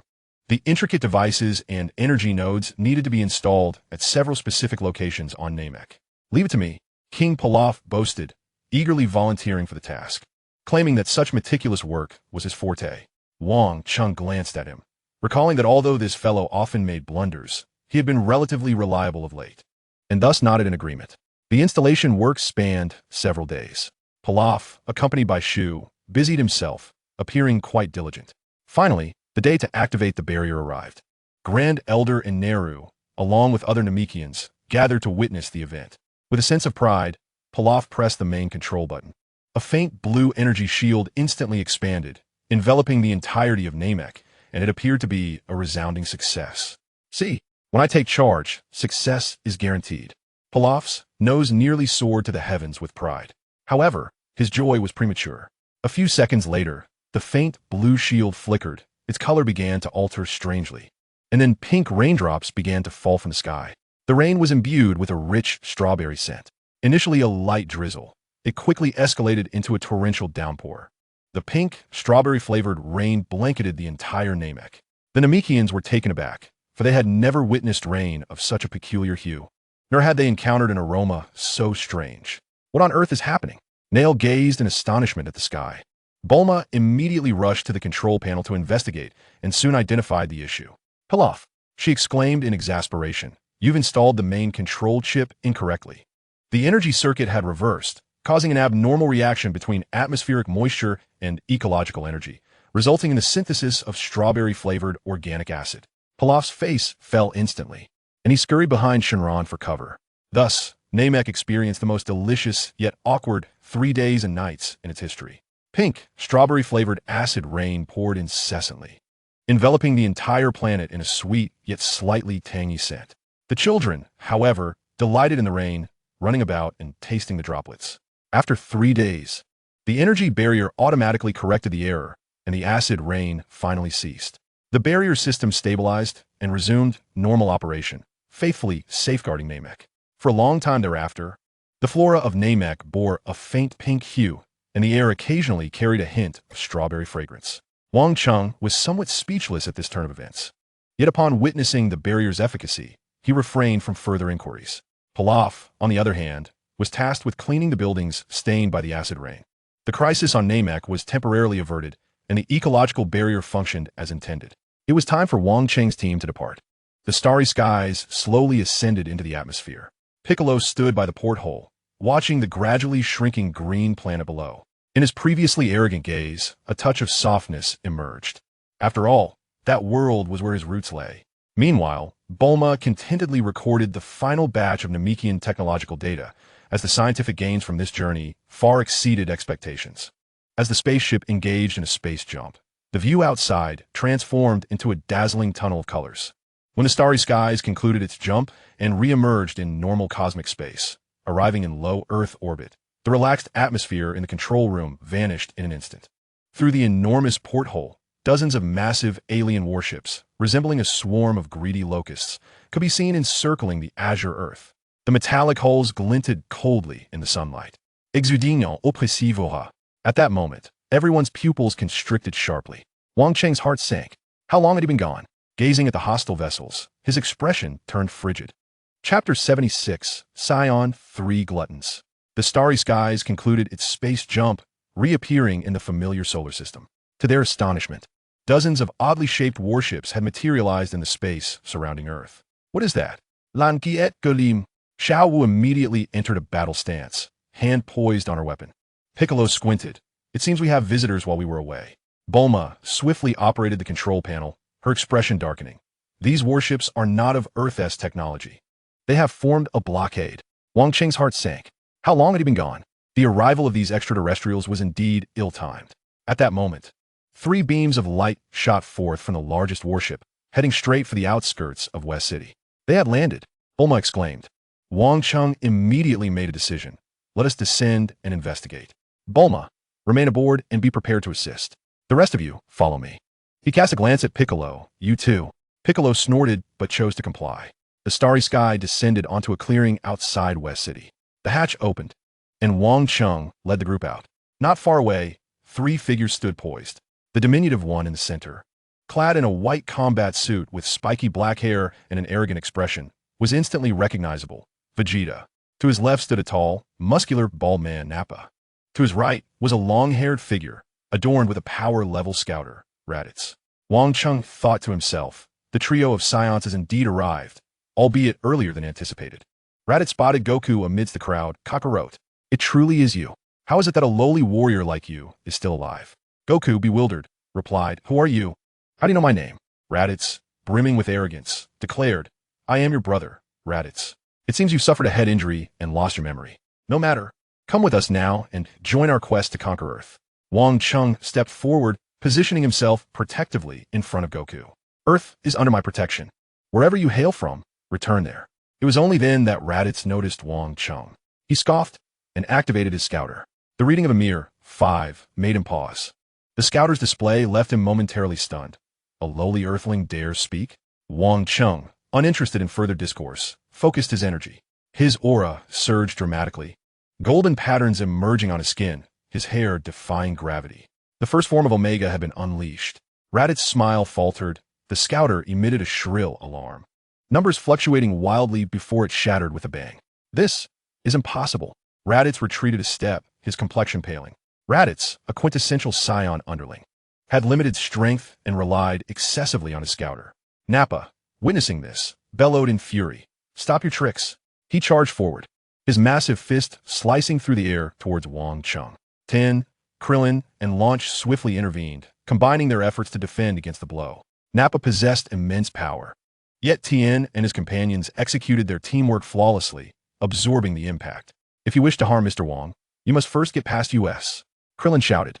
Enraged, Nappa's aura flared. A bunch of ants.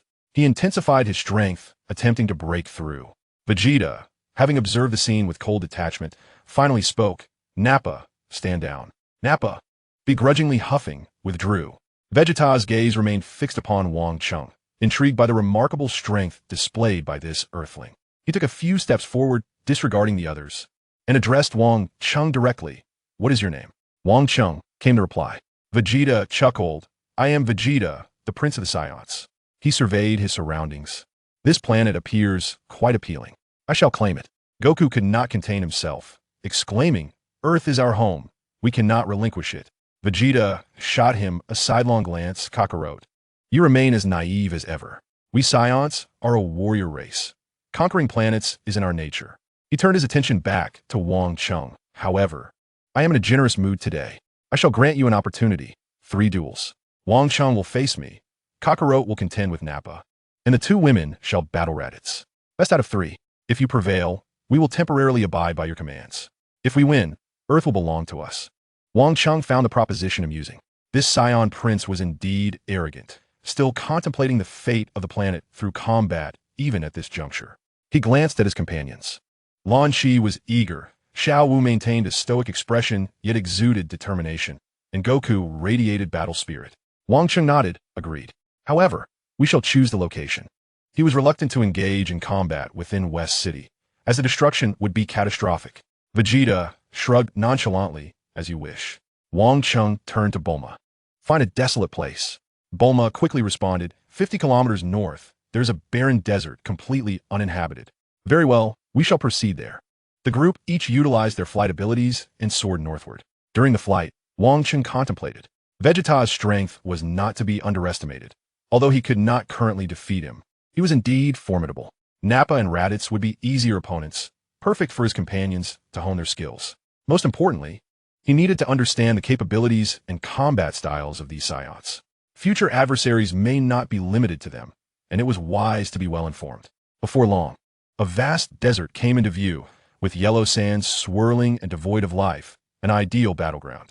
The group descended and formed two opposing teams. Vegeta crossed his arms, exuding confidence. Who shall go first? Wang Cheng looked to Lan Chi and Xiao Wu. For the first match, you two will face Raditz. The blonde Lan Chi grinned widely. This suits me perfectly. Xiao Wu nodded silently, her hand resting on the weapon at her waist. Raditz scoffed dismissively. Two women? Kakarot, do you lack capable fighters on your planet? He stepped forward, confident in his abilities despite his scouter being broken. Raditz underestimated his opponents. Unaware of the significant power boost Lan Chi and Xiao Wu had acquired following their training on Namek. This battle would likely catch him off guard. As the confrontation loomed, Raditz initiated the assault, moving with such speed that he seemed to blur. He launched a powerful punch towards the blonde Lan Chi, the force behind it formidable.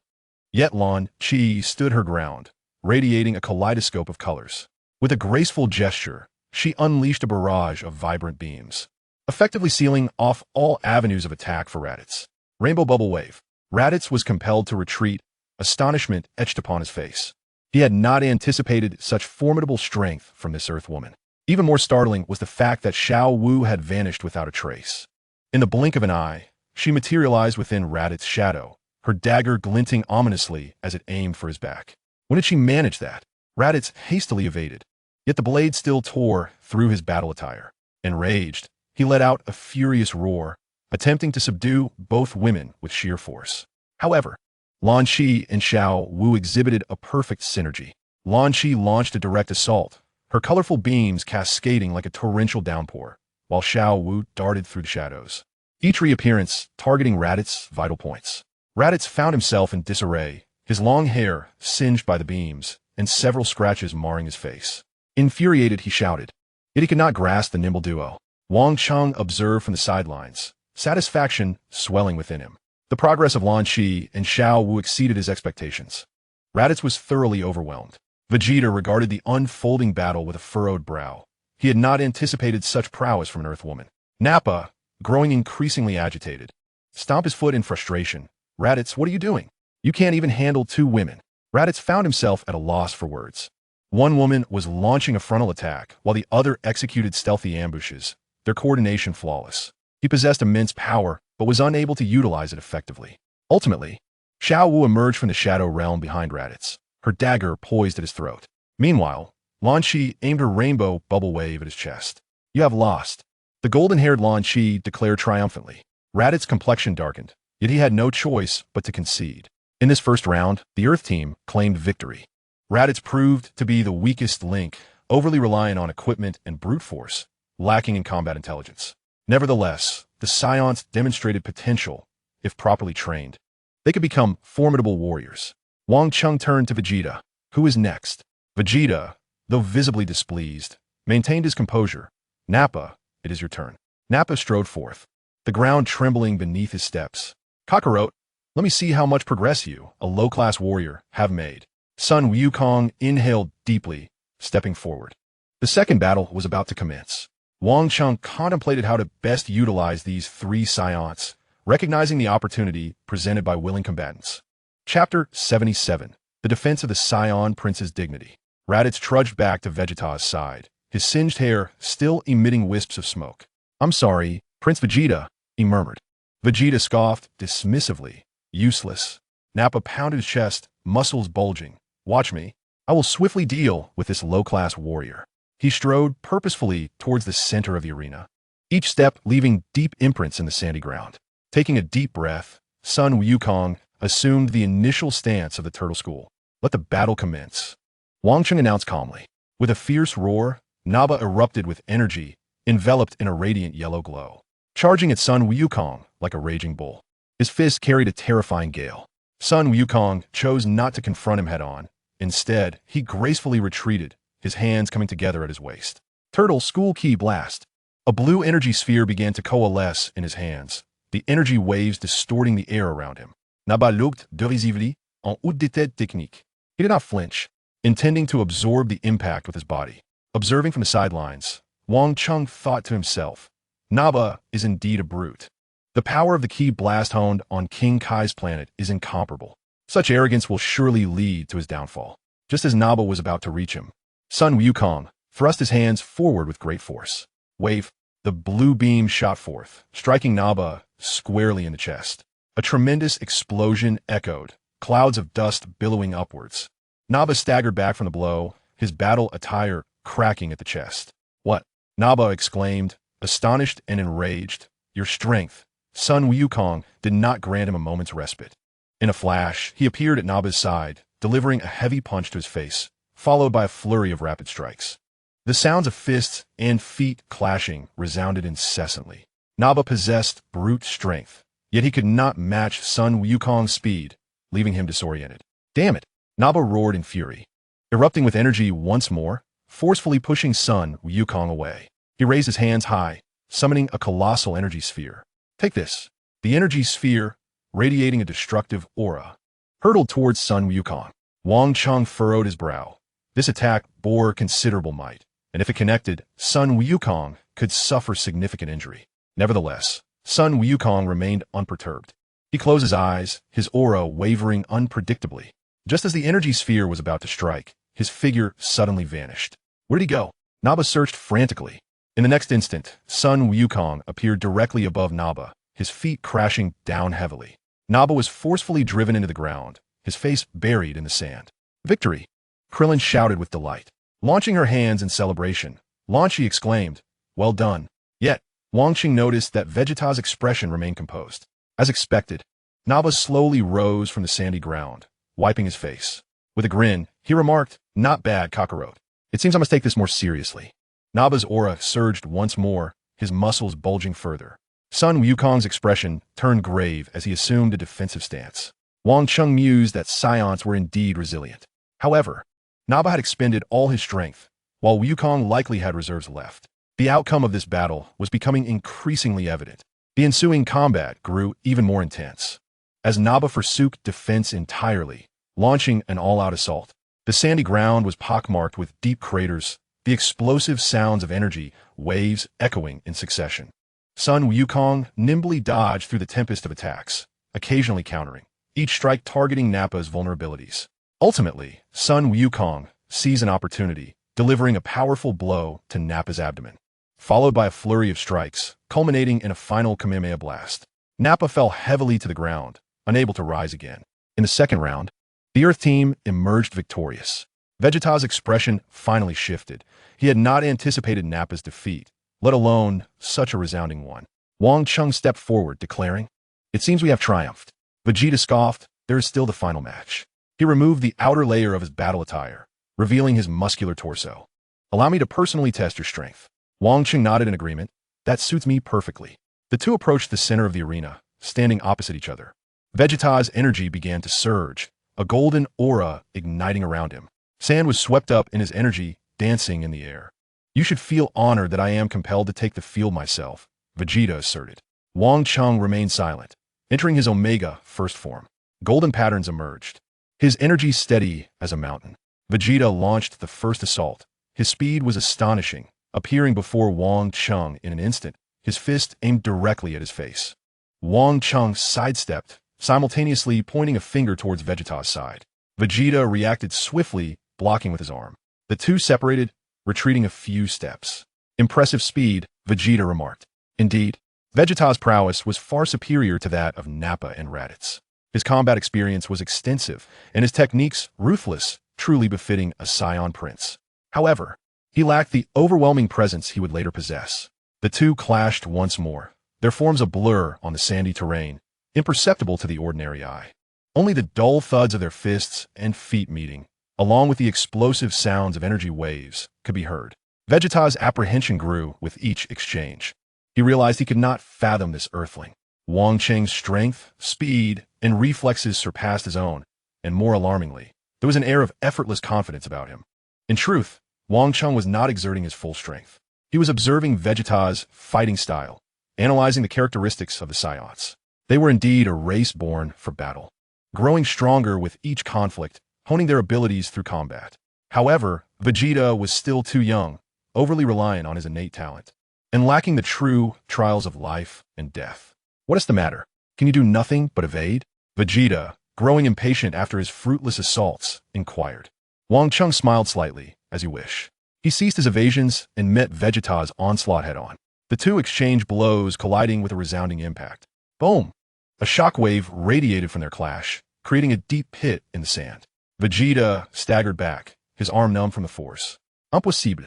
He exclaimed, incredulously staring at Wang Cheng.